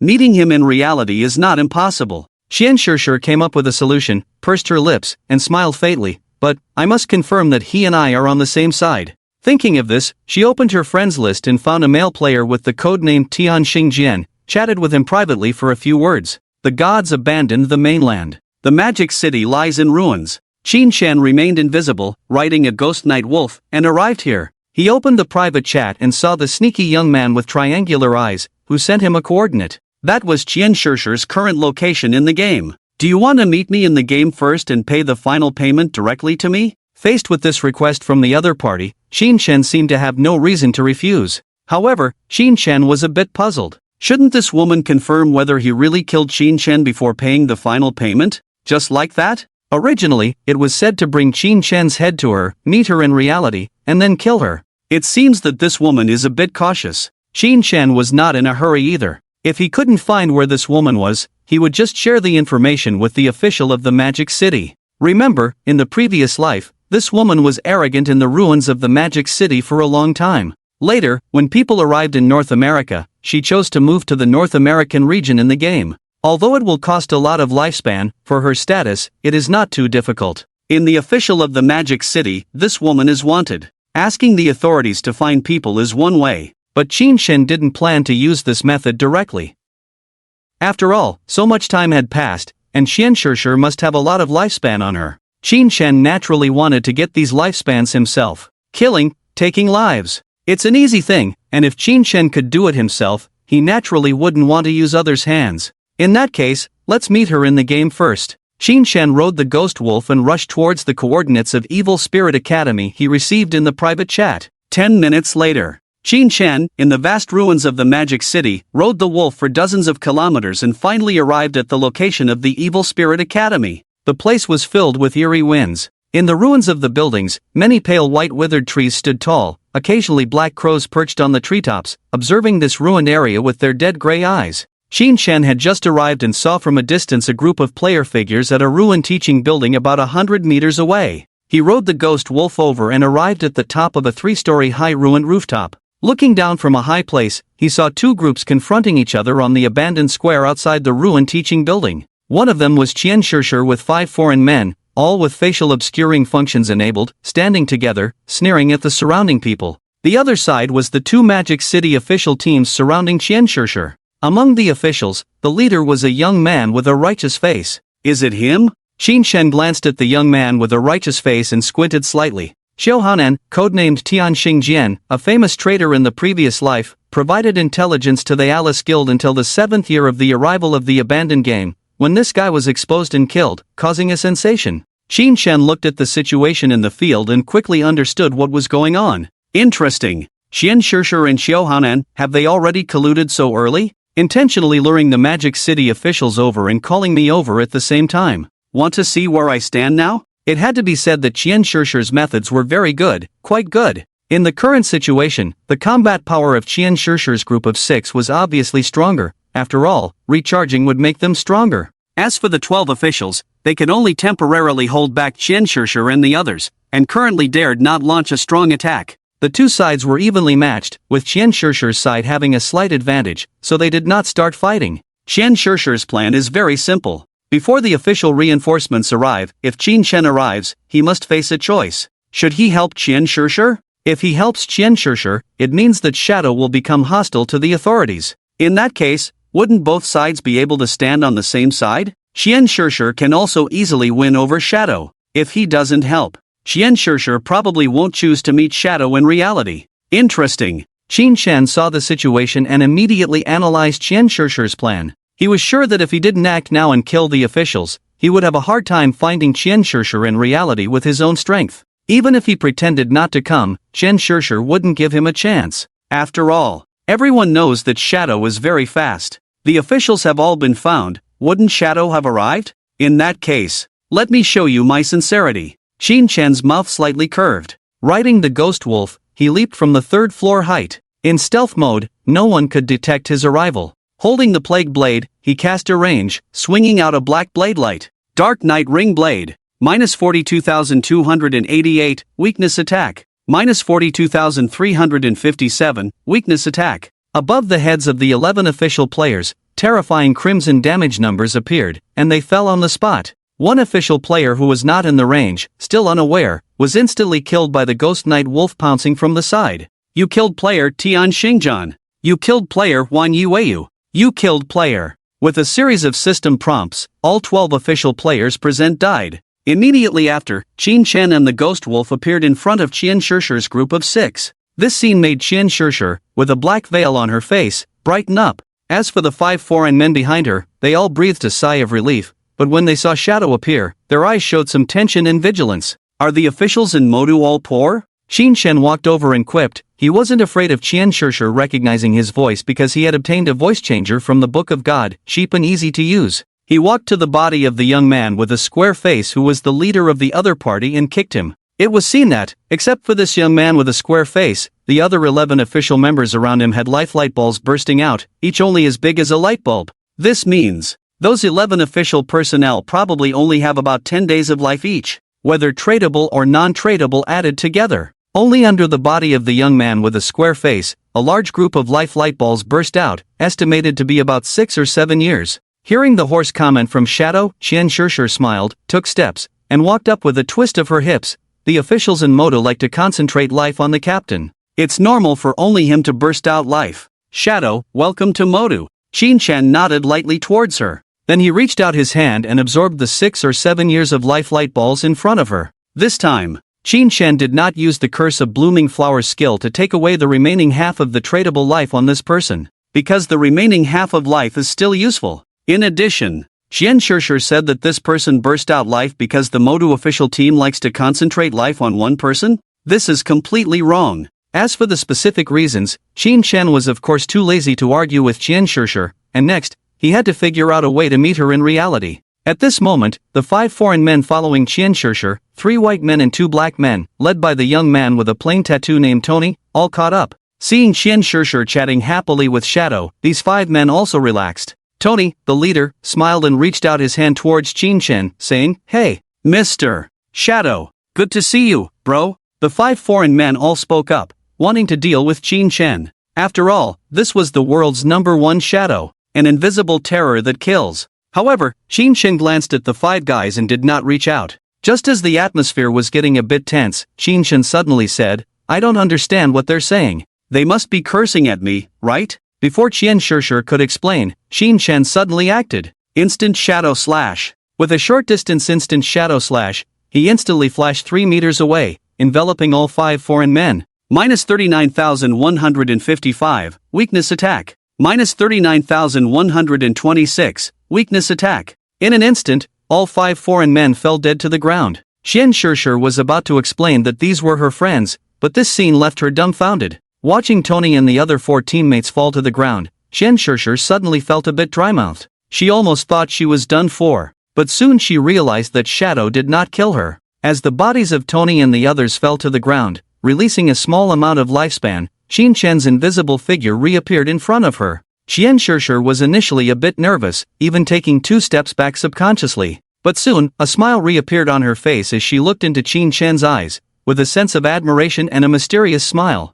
"So handsome. Too bad he's a big Xia bumpkin who can't even understand English. Otherwise, he would be qualified to be my lifelong partner," she thought to herself. However, she didn't know. In his previous life of 9 years, how many foreign players had Qianchen dealt with? Even if he didn't know before, he had learned in this environment. Moreover, the higher the spirit attribute of real players, the better their memory and thinking speed, and for players who could develop later, learning a foreign language was a breeze. So, Qianchen did understand English. He simply bluntly told the other party, "Stay out of it." At this moment, Qianshishir, looking at Shadow reappearing in front of her, felt a bit nervous and scared. But she also felt a bit excited. This Shadow was so powerful. If she could control him, what heights could she reach in this era? Thinking of this, Qianshishir hesitated no more and directly initiated a trade request with Qianchen. Originally, the final payment for assassinating Qianchen was 1,500 days of lifespan, but Qianshishir directly offered 10 years, more than doubling it. This is the final payment. Big Brother did a good job, there are additional rewards. Although Shadow took out Tony and the other 4, she had no intention of blaming him at all. With the strength of Shadow, did she really expect an apology? It was simply unrealistic, so there was no need to dwell on this matter, just pretend it never happened. After receiving the lifespan, Qianchen just nodded faintly and turned to leave. He did not take the initiative to meet Qianshishir. Otherwise, this woman might start doubting this and that again. He was waiting for the other party to take the initiative. Sure enough, seeing Shadow seemingly about to leave, Qianshishir no longer doubted and immediately spoke up, "Big Brother, wait." Originally, Qianshishir was somewhat cautious, fearing that Shadow might come to kill her and take the lifespan on her, so she did not intend to meet Shadow in reality. But now, Shadow came to see her, first directly killed the 12 official players, and then took the final payment and was about to leave. Obviously, Shadow didn't care about her at all, just treated her as an employer. So Qianshishir was relieved. She stopped Qianchen and said, "You have strength, I have money, can we cooperate long-term? I have a new assassination target here, if you are interested. How about coming to the party I am hosting tonight? What do you need, lady? Good wine? Just let me know, I will prepare it for you in advance." Qianchen sneered inwardly. This woman couldn't hold back after all. If he really believed this woman and thought the past was just enjoyment, he probably wouldn't even know how he would die. If she didn't have intentions towards Qianchen, why would this woman want to meet him in reality? However, Qianchen also had no intention of having any deep conversation with her. Just meeting and directly taking her out was enough. So Qianchen pretended to ponder for a moment and asked, "Who is the target for assassination? How much is the reward?" Qianshishir smiled and said, "I can't show you the photo here, let's talk in person. As for the reward, I can only tell you that it will be several times more than this time's reward." "Okay," Qianchen said in a deep voice, "Time and place. I may not be available." Qianshishir giggled, "Big Brother, let's add each other as friends first. Time and place, whenever you are available is fine, based on your schedule?" It was clear that Qianshishir valued Shadow a lot. Since that was the case, Qianchen didn't bother to say much and straightforwardly said, "Let's do it now. When you're ready, tell me the location." Okay, I won't keep Big Brother waiting long. After saying this, Qian Shishir went offline. Qin Shen didn't idle. After Qian Shishir went offline, he started grinding at the Evil Spirit Academy. The monsters in the Evil Spirit Academy were all physical immune ghost-type creatures. Lonely Wanderer, Forest White Ghost, Apprentice Soul. But for Qin Shen, these monsters were all the same to kill, because the Nightblade caused dark elemental damage. For these level 13 to 15 monsters, a single strike could easily take them out. While Qin Shen was waiting, in a golden level hiding place in the ruins of the Demon City, the 12 official players codenamed Tian Xingjian were resurrected here. After obtaining access to the hiding place and binding it, the player's respawn point would be transferred to the hiding place. These 12 official players, after being killed by Shadow, all had very unpleasant expressions upon resurrection. Being killed was not a big deal. After all, in this godforsaken game, death was nothing new. But the key was, they found out through system prompts that the player who had suddenly killed them was codenamed Shadow. Shadow is against us officials? Is he in cahoots with that Black Spada? These were the subconscious thoughts of these official personnel. Among the crowd, only the captain named Xiuhanan of Tian Xingjian not only wasn't shocked, but instead breathed a sigh of relief. Right. It seems that Shadow is teamed up with the young lady. In this way, I can also rise with the tide in the future. This time I lost more than 7 years of lifespan, I'll get it back from the young lady later. This middle-aged man with a righteous face was thinking lightly, but on the surface, he looked very shocked and serious. He looked around and said to everyone, I will contact the Zhanghai city side now to ask them about Shadow. Xingyue, you take everyone to collect the lifespan first, there may be further actions later. Okay. A ponytailed girl with the game code name Late Night Drizzle nodded calmly, waved her hand, and left with the others. This official team is divided into 2 groups of 12 people. Among them, 6 are led by Tian Xingjian as the team leader, with the profession of investigator, able to search for bodies and track down killers. Due to the importance of this profession in maintaining order in the official reality of Dixia, Tian Xingjian's status has also risen. These days, Tian Xingjian is basically being power leveled, with her actual in-game combat power not very high, just slightly stronger than the average hunter profession. As for the other 6, led by Late Night Drizzle, their profession is Demon Hunter. Demon Hunter is a not uncommon hidden profession. Their ability is to passively deal significantly higher damage to demons, using a crossbow as their weapon. Late Night Drizzle is a strong player who has developed quickly on the official side of the Demon City, and without her, the golden level hideout Riverside Wreck would be hard to conquer. However, before the arrival of the God Abandoning game, she was a newcomer at the Demon City Coast Guard Bureau, having just graduated not long ago. So for now, she is temporarily following the orders of Tian Xingjian. She was leading the team on a patrol near the Spirit Academy to level up when she heard Tian Xingjian's command and led the team over, but they were unexpectedly killed by Shadow. This made Late Night Drizzle very upset. The gap between me and Shadow is so big? I didn't even see his figure, and he killed me. This girl has a strong personality. But even dying at the hands of Shadow, she is not resentful. The difference is just too big. But Shadow wouldn't really be colluding with the Ace of Spades, right?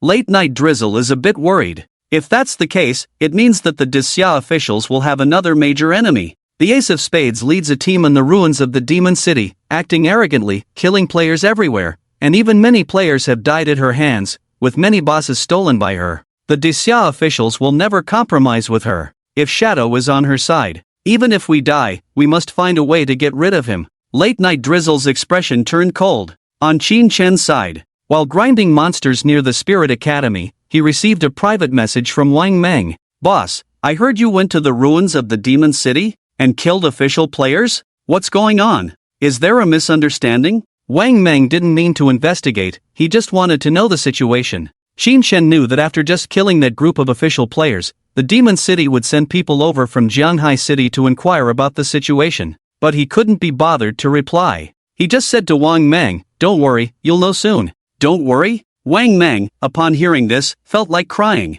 Can he not worry? You are Shadow. Shadow killed the Demon City officials. Doesn't that mean Shadow is hostile to the Demon City officials? What about the Zhanghai City officials who are friendly with Shadow? Do they also have to be hostile to the Demon City officials? That's naturally impossible. So, Wang Meng is too anxious. Shadow, oh Shadow, at a critical moment, how did you become a riddle? Wang Meng shook his head with a bitter smile. But there's nothing he can do. If Shadow doesn't speak, he can't ask. As for the Demon City side, they can only delay and wait for the situation to develop. Soon, Xin Chen received a private message from Qian Shishir. This girl came online, then from the friend channel, privately sent an address to Qin Chen. Should I go to the port first? Qin Chen frowned. He had planned to invisibly kill the person once he knew Qian Shishir's location. Unexpectedly, the other party was very cautious. The port is not a place for an ambush, so the most likely place is a cruise ship. When I arrive at the port, then send someone to pick me up?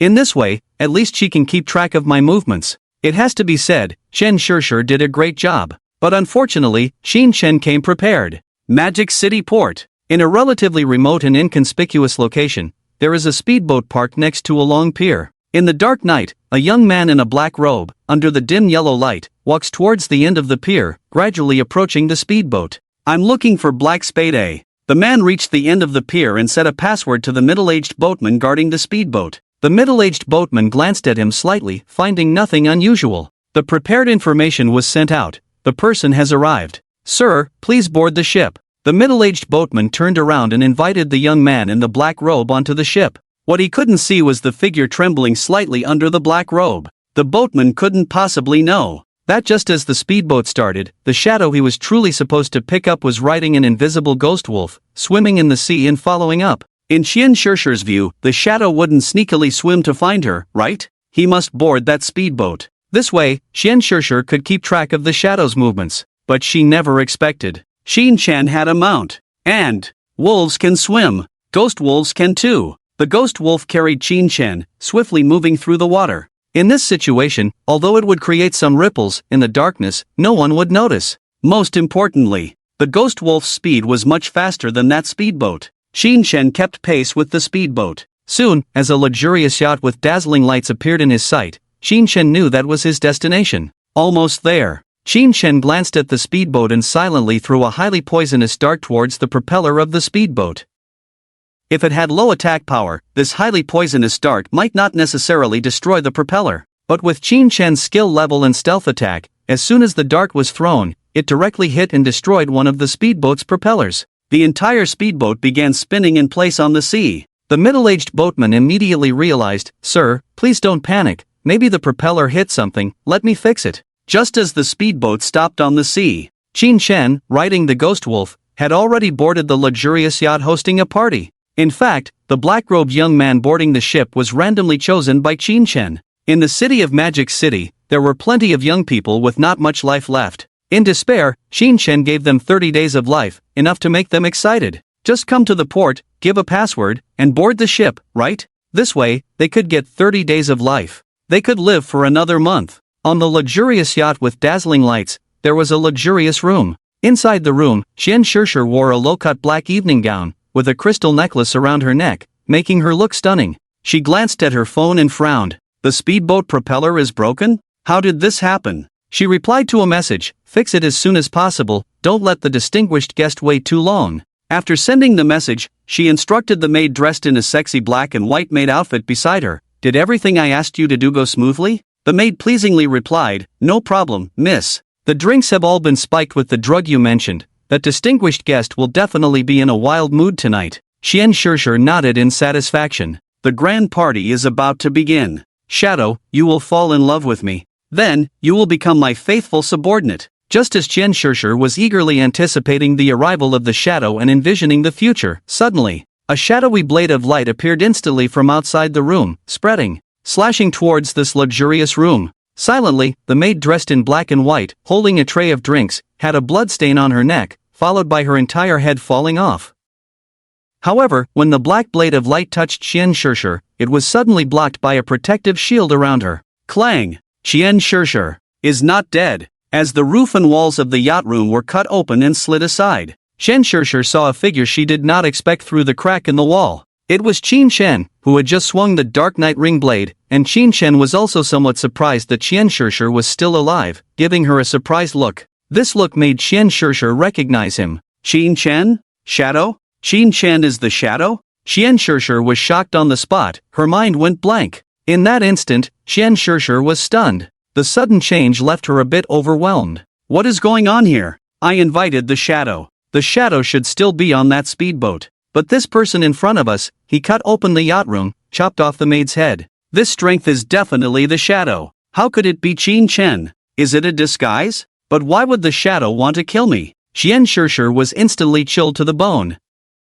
She knew that the reason she was still alive was because of the crystal necklace she was wearing. This was a golden level equipment extracted from the God-abandoned game to reality. Besides providing some basic attributes, it could also provide a layer of damage immunity shield. Extracting this necklace cost her more than 10 years of her life, worth 2 to 3 billion in wealth. But this thing could indeed save her life, so she extracted it, never expecting it would come in handy. However, this necklace could only protect her once. If the shadow were to attack her again, she would have no means of defense. Although she was already at level 10 and had extracted some skills into reality, Qian Shishir knew that in front of the shadow, she was not even as good as a little lamb.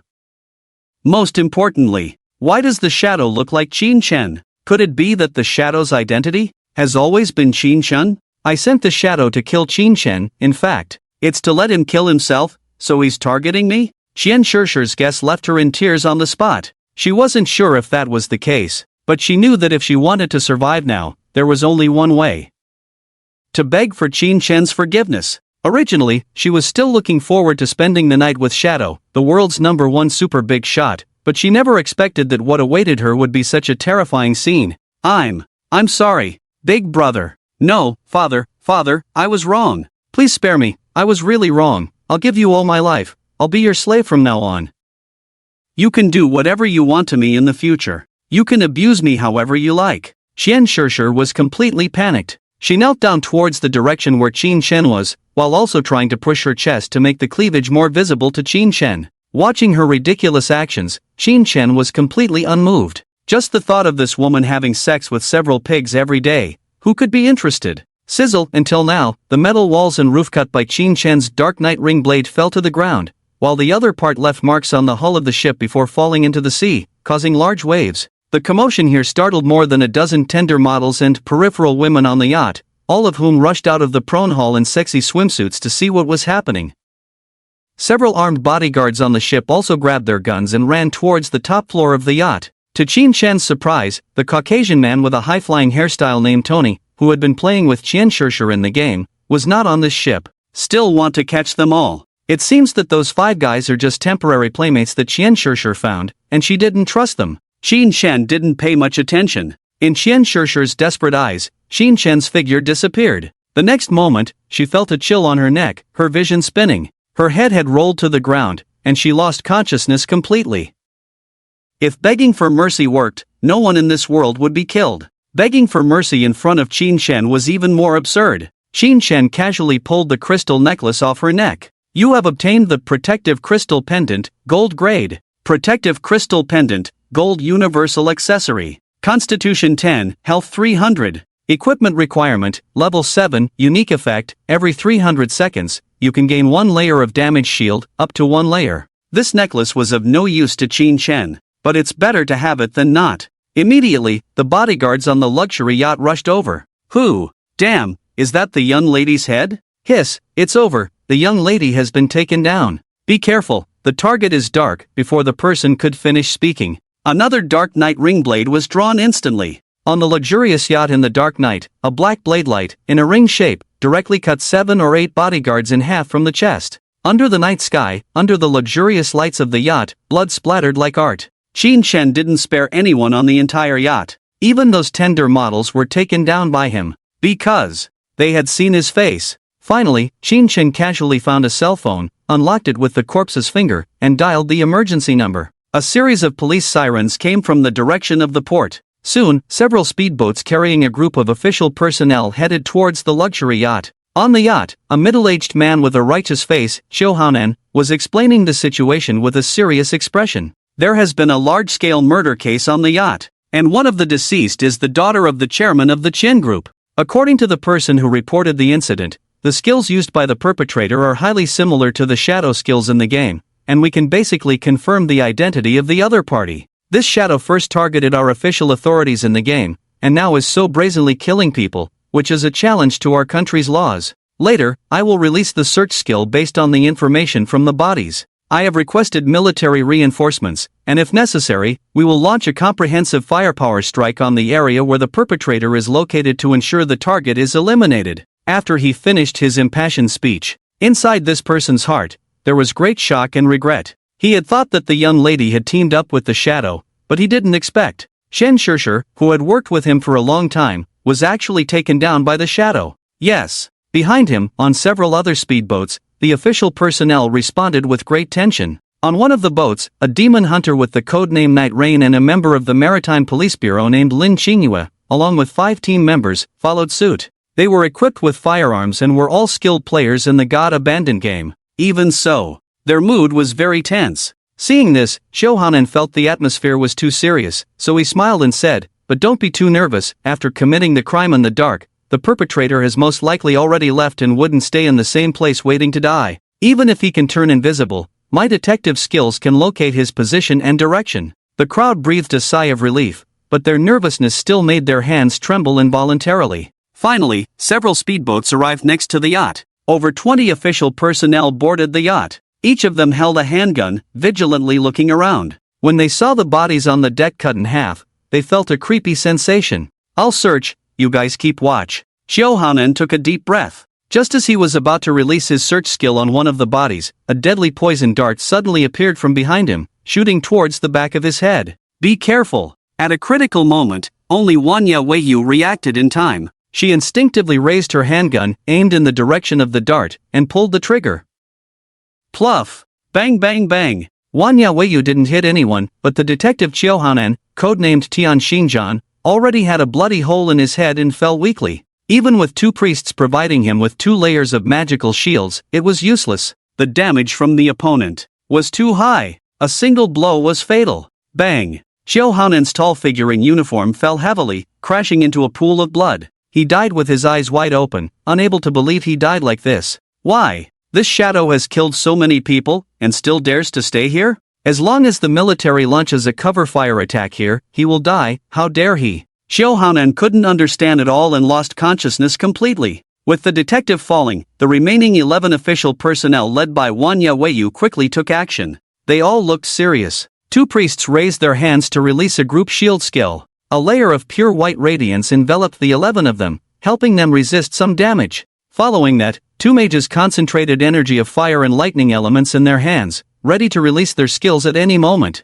At this tense moment, suddenly, one after another crimson and eerie flowers bloomed from all the bodies on the yacht. Each body, each pool of blood, all began to evaporate into waves of pale white mist under the absorption of these eerie flowers. As the crimson flowers bloomed one after another, Wanya Weiyu and the other 11 people present all felt a creepy sensation. At that moment, they felt as if they had come to the banks of the river of forgetfulness, watching the eerie flowers bloom and take away the souls of the dead. Those bright and eerie red flowers adorned the entire yacht like a boundary between life and death. Wait, what happened to Chiohanan? Just then, Wanya Weiyu, dressed in a Coast Guard uniform, looked at Chiohanan's body and suddenly froze. "Lin, what's wrong?" a short-haired woman asked, trembling a bit. She asked while cold sweat streamed down her face. Knowing it was impossible to find the shadow, she still held her handgun, constantly looking around, her heart rate reaching its peak. Why did Captain Chiu lose so much lifespan? Such a large lifespan orb, at least 3 years of lifespan, right? When Wanya Weiyu said this, others also noticed something was wrong. As the official authorities of the Magic City had already found a gold-level hiding place in the ruins, the official authorities of the Magic City had begun the most optimized exploration and action plan. Concentrating tradable lifespan together and leaving it on specific individuals is currently referred to as on-hold personnel. These on-hold personnel usually stay hidden and do not go out, thus avoiding the tradable lifespan from being exposed after death. Each time the official members go out to fight monsters, level up, and defeat bosses, they only receive 10 days of tradable lifespan, reducing the potential loss from death. This way, the losses of the official exploration and boss raids in the Magic City will be minimized. This rule applies to all those currently stationed at the Riverside Wreck hideout, including Chiohanan. But now, Chiohanan died, unexpectedly revealing over 3 years of tradable lifespan. Clearly, this was his privately stored lifespan. But how did he have the opportunity to store lifespan while always acting with the officials? As the entire yacht was filled with crimson flowers, late-night drizzle looked around in the evening rain and sighed. It seems like the target of the shadow is not us, but Captain Chiu. Otherwise, with the strength of the shadow, he could have killed us all immediately, but he didn't. And indeed, the shadow has a way of erasing all traces of the dead. The feeling of life and death being controlled by others was something Late Night Drizzle had never experienced before. Like being trapped in the mud. Shadow. This code name, along with the crimson flowers all over the yacht, brought her unimaginable pressure. Under such pressure, she remained vigilant while gritting her teeth and thinking, so, what's special about Showdown? Late Night Drizzle suddenly saw that after the crimson flowers evaporated Showdown's body, 3 mobile phones were left behind. Normally, they were equipped with 2 phones. But, Showdown had 3? Late Night Drizzle quickly picked up the 3 phones and handed them to the people around her. Check them. Soon, the results came out. What? Xiao and Qian have been in contact all along? In the past, taking advantage of their positions, they provided many conveniences to the Qian group. After the arrival of the God-abandoned game, their contact became more frequent. The banned drugs on this yacht were brought by Showdown to deal with the shadow? Wait, from the content of their communication, this Qian seems to be the ace of spades in the game? When some contents from the phones were revealed, Late Night Drizzle and the 10 official members around her were all stunned. Late Night Drizzle quickly connected all the dots from beginning to end. First, the shadow contacted Qian Shishir. Qian Shishir wanted to control the shadow with drugs but was afraid of being killed, so she had Showdown take us over to test the shadow. As a result, the shadow mercilessly killed us, gaining Qian Shishir's trust. When the shadow arrived at the yacht, he first killed everyone on the yacht, then called the police himself. To ensure that Showdown would come, he deliberately left a boat full of bodies. In fact, we did detect a large number of bodies on the yacht through satellite surveillance, which is why we sent Showdown, as currently, he is the only investigator who has extracted the skill of searching bodies into reality. When we arrived, he killed Showdown, destroyed all the bodies, and prevented us from locating him through body searches.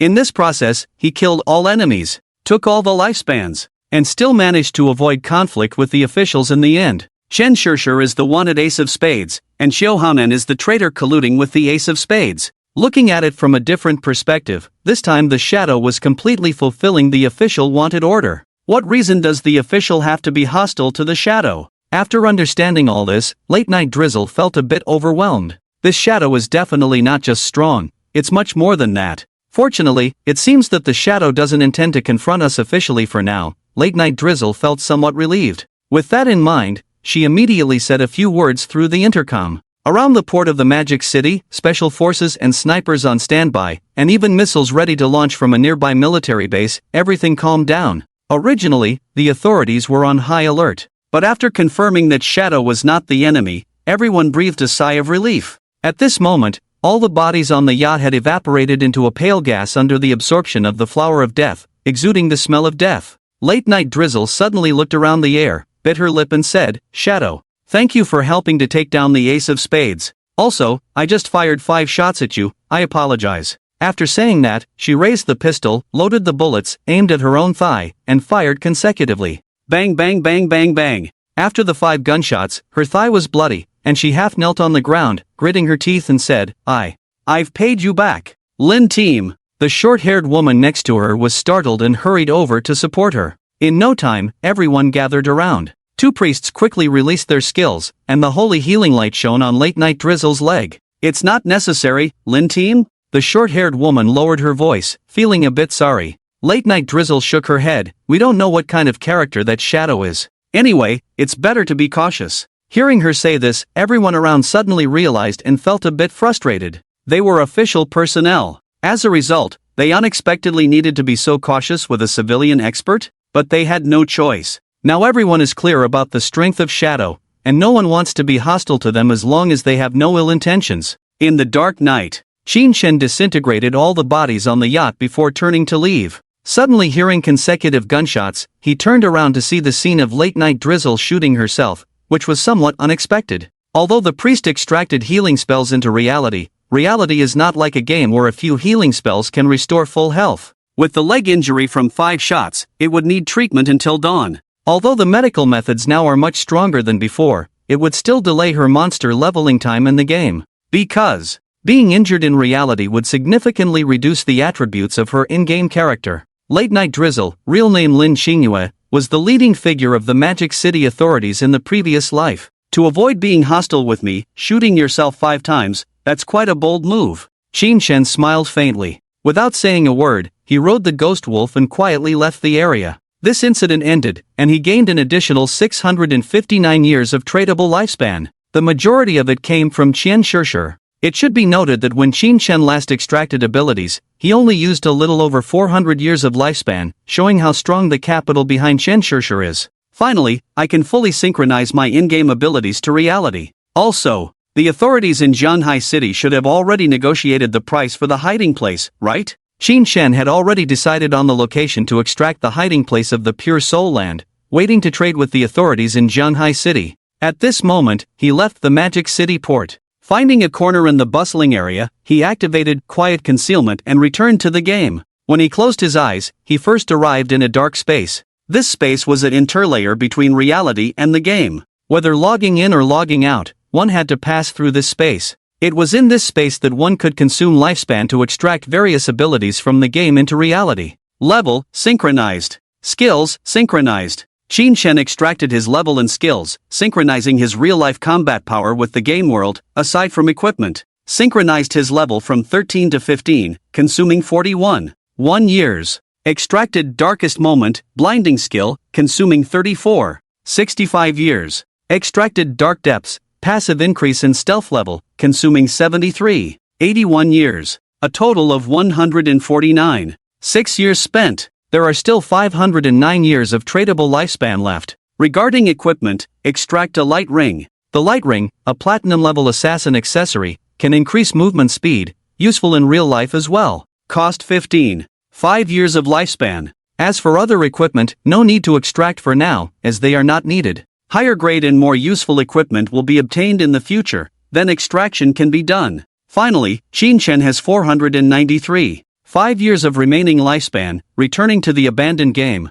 he appeared in the ruins of the Demon City, within the Evil Spirit Academy. Just as he logged in, a private message lit up. It was in you. Justice Execution, Master, the price above has been discussed, let's negotiate? She didn't mention what was happening in the Demon City. Qin Shen didn't say anything else, just replied, okay, what price do you have in mind? And you tentatively asked, 1,005? 1,500 years. According to the current acquisition ratio, the official would have to pay 3 to 500 billion in cash. Moreover, lifespan is becoming harder to acquire. Because people are not fools, seeing the lifespan price increasing, no one would choose to sell everything at this time. Basically, they only sell a little to meet their real-life needs. The key is that now many things like houses are not sold for cash anymore, they directly require lifespan for transactions. When Qin Shen heard Yu's offer, he directly replied, too low. And Yu, upon hearing Qin Shen's rejection, didn't lose hope, instead smiled, I knew it, this price is definitely too low.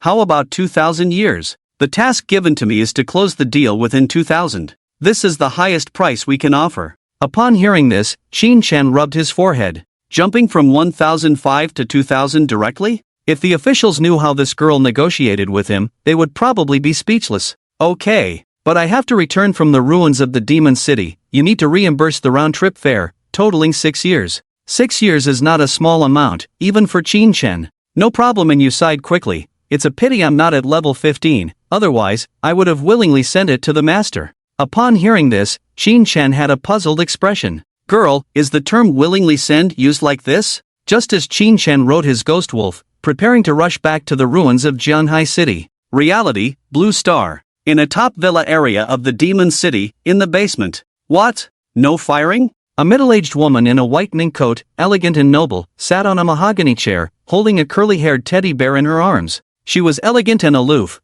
but her expression gradually darkened as she heard the report on her phone. Her name, Dongfang Yu, from the Dongfang family in Jianhai City. However, she married into the Demon City and has been living there. So, when the entire Dongfang family was uprooted by Qin Shen, this woman became the only one left. Originally, Dongfang Yu thought that Shadow killing the officials, colluding with the Black Spade, was a dead end. Unexpectedly, Shadow not only killed Black Spade but also exposed the official's mole. In a way, it helped the official greatly. This made Dongfang Yu almost spit blood. Absurd! That scum killed our entire Dongfang family. Are we just going to let it go like this? These lowly people, once they have a bit of ability, they become lawless. They should be suppressed early on. Although this noble woman was angry, she maintained a dignified and elegant posture, only gripping the armrest of the mahogany chair tighter and tighter. At this moment, a young man holding a whip emerged from the shadows in front and returned to her side. The young man was wearing a white shirt,